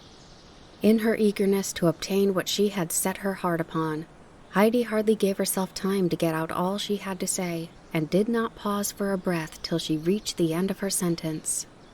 "Dearest child," answered Grandmama, moved by Heidi's speech. "What is this you tell me of grandmother? You are right to remind me. In the midst of our own happiness, we forgot too often that which we ought to remember before all things. When God has shown us some special mercy, we should think at once of those who are denied so many things. I will telegraph to Frankfurt at once. Fräulein Rottenmeier shall pick up the bed this very day, and it will be here in 2 days' time. God willing, grandmother shall soon be sleeping comfortably upon it." Heidi skipped round Grandmama in her glee, and then stopping all of a sudden said quickly, "I must make haste down and tell Grandmother, And she will be in trouble too at my not having been to see her for such a long time. For she felt she could not wait another moment before carrying the good news down to grandmother. And moreover, the recollection came to her of the distress the old woman was in when she last saw her. No, no, Heidi, what can you be thinking of? Said her grandfather reprovingly. You can't be running backwards and forwards like that when you have visitors. But Grandmama interfered on Heidi's behalf. The child is not so far wrong, Uncle, she said, and poor grandmother has too long been deprived of Heidi for our sakes. Let us all go down to her together. I believe my horse is waiting for me, and I can ride down from there. And as soon as I get to Dorfly, the message shall be sent off. What do you think of my plan, son? Herr Sesemann had not yet had time to speak of his travel plans, so he begged his mother to wait a few moments, that he might tell her what he proposed doing. Herr Sesemann had been arranging that he and his mother should make a little tour in Switzerland, first ascertaining if Clara was in a fit state to go some part of the way with them. But now he would have the full enjoyment of his daughter's company.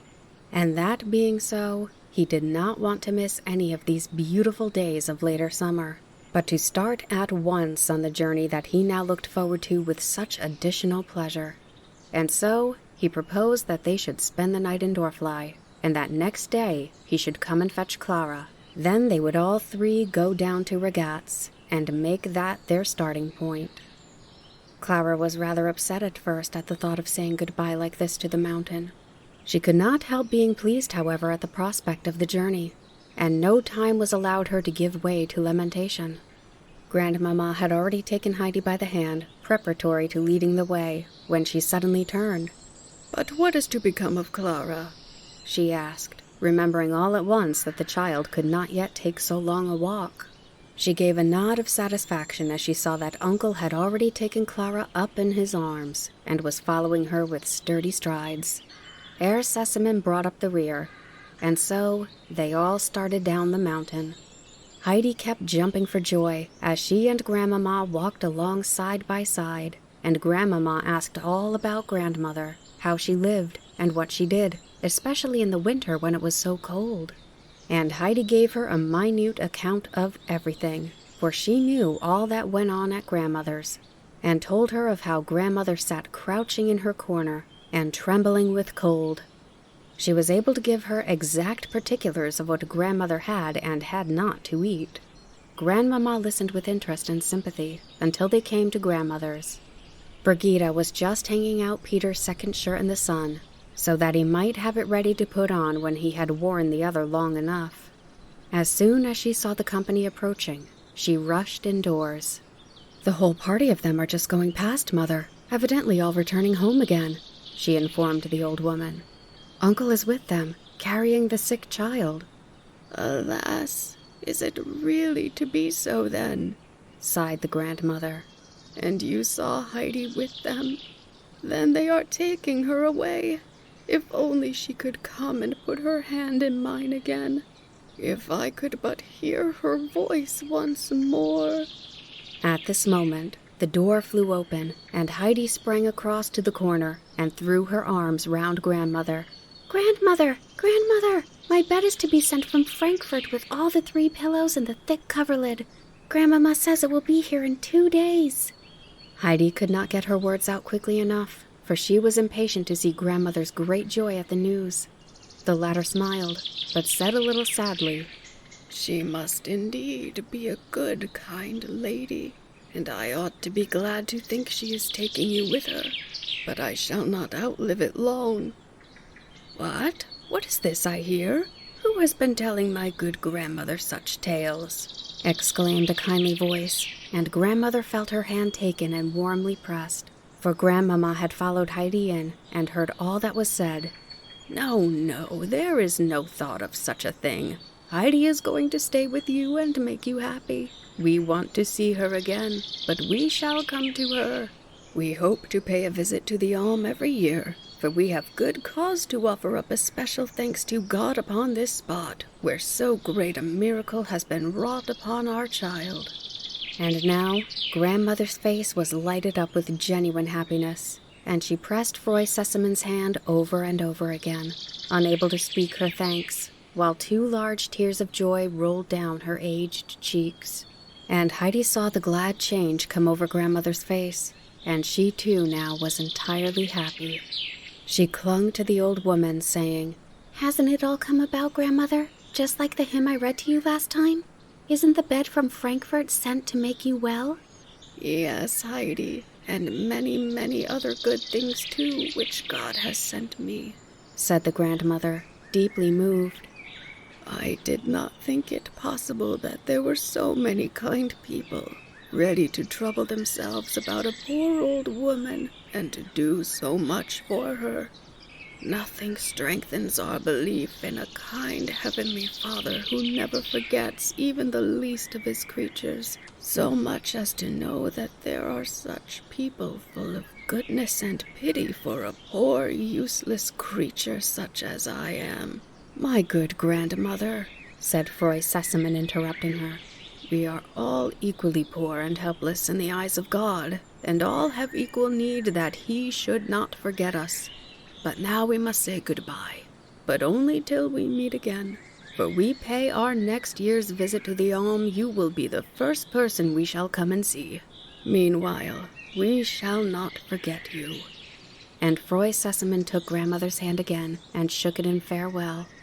But Grandmother would not let her off even then without more words of gratitude, and without calling down on her benefactress and all belonging to her every blessing that God had to bestow. At last, Herr Sesamin and his mother were able to continue their journey downwards, while Uncle carried Clara back home, with Heidi beside him, so full of joy of what was coming for Grandmother that every step was a jump. But there were many tears shed the following morning by the departing Clara, who wept to say goodbye to the beautiful mountain home where she had been happier than ever in her life before. Heidi did her best to comfort her. "Summer will be here again in no time," she said, "and then you will come again, and it will be nicer still, for you will be able to walk about from the beginning. We can then go out every day with the goats up to where the flowers grow, and enjoy ourselves from the moment you arrive." Herr Sesamin had come as arranged to fetch his little daughter away, and was just now standing and talking with Uncle, for they had much to say to one another. Clara felt somewhat consoled by Heidi's words, and wiped away her tears. "Be sure you say goodbye to Peter for me, and the goats, and especially to Little Swan. I wish I could give Little Swan a present, for she has helped so much to make me strong." "Well, you can if you like," replied Heidi. "Send her a little salt. You know how she likes to lick some out of Grandfather's hand when she comes home at night." Clara was delighted at this idea. "Oh, then I shall send 100 pounds of salt from Frankfurt, for I want her to have something as a remembrance of me." Herr Sesamin now beckoned to the children, as it was time to be off. Grandmamma's white horse had been brought up for Clara, as she was no longer obliged to be carried in a chair. Heidi ran to the far edge of the slope and continued to wave her hand to Clara until the last glimpse of horse and rider had disappeared. And now the bed has arrived, and Grandmother is sleeping so soundly all night that she is sure to grow stronger. Grandmamma, moreover, has not forgotten how cold the winter is on the mountain. She has sent a large parcel of warm clothing of every description, so that Grandmother can wrap herself up round and round, and will certainly not tremble with cold now as she sits in her corner. There is a great deal of building going on at Dorfly. The doctor has arrived, and, for the present, is occupying his old quarters. His friends have advised him to buy the old house that Uncle and Heidi live in during the winter, which had evidently, judging from the height of the rooms and the magnificent stove with its artistically painted tiles, been a fine gentleman's place at one time. The doctor is having this part of the house rebuilt for himself, the other part being repaired for Uncle and Heidi, for the doctor is aware that Uncle is a man of independent spirit, who likes to have a house to himself. Quite at the back, a well-walled stall is being put up for the 2 goats, and there they will pass their winter in comfort.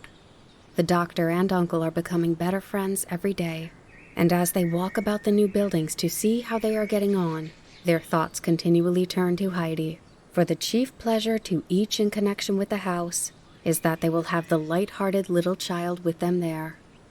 "Dear friend," said the doctor on one of these occasions as they were standing together, You will see this matter in the same light as I do, I am sure.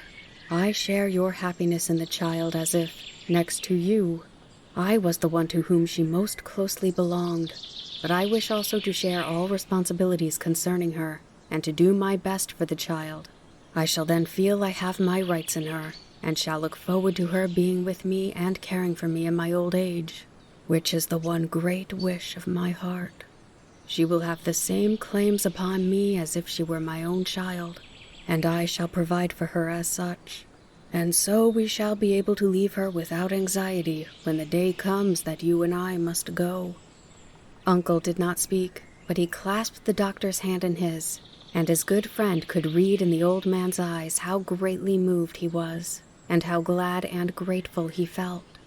Heidi and Peter were at this moment sitting with grandmother, and the one had so much to relate and the others to listen to, that they all three got closer and closer to one another, hardly able to breathe in their eagerness not to miss a word. And how much there was to tell of all the events that had taken place that last summer, for they had not had many opportunities of meeting since then, and it was difficult to say which of the three looked happiest at being together again, and at the recollection of all the wonderful things that had happened.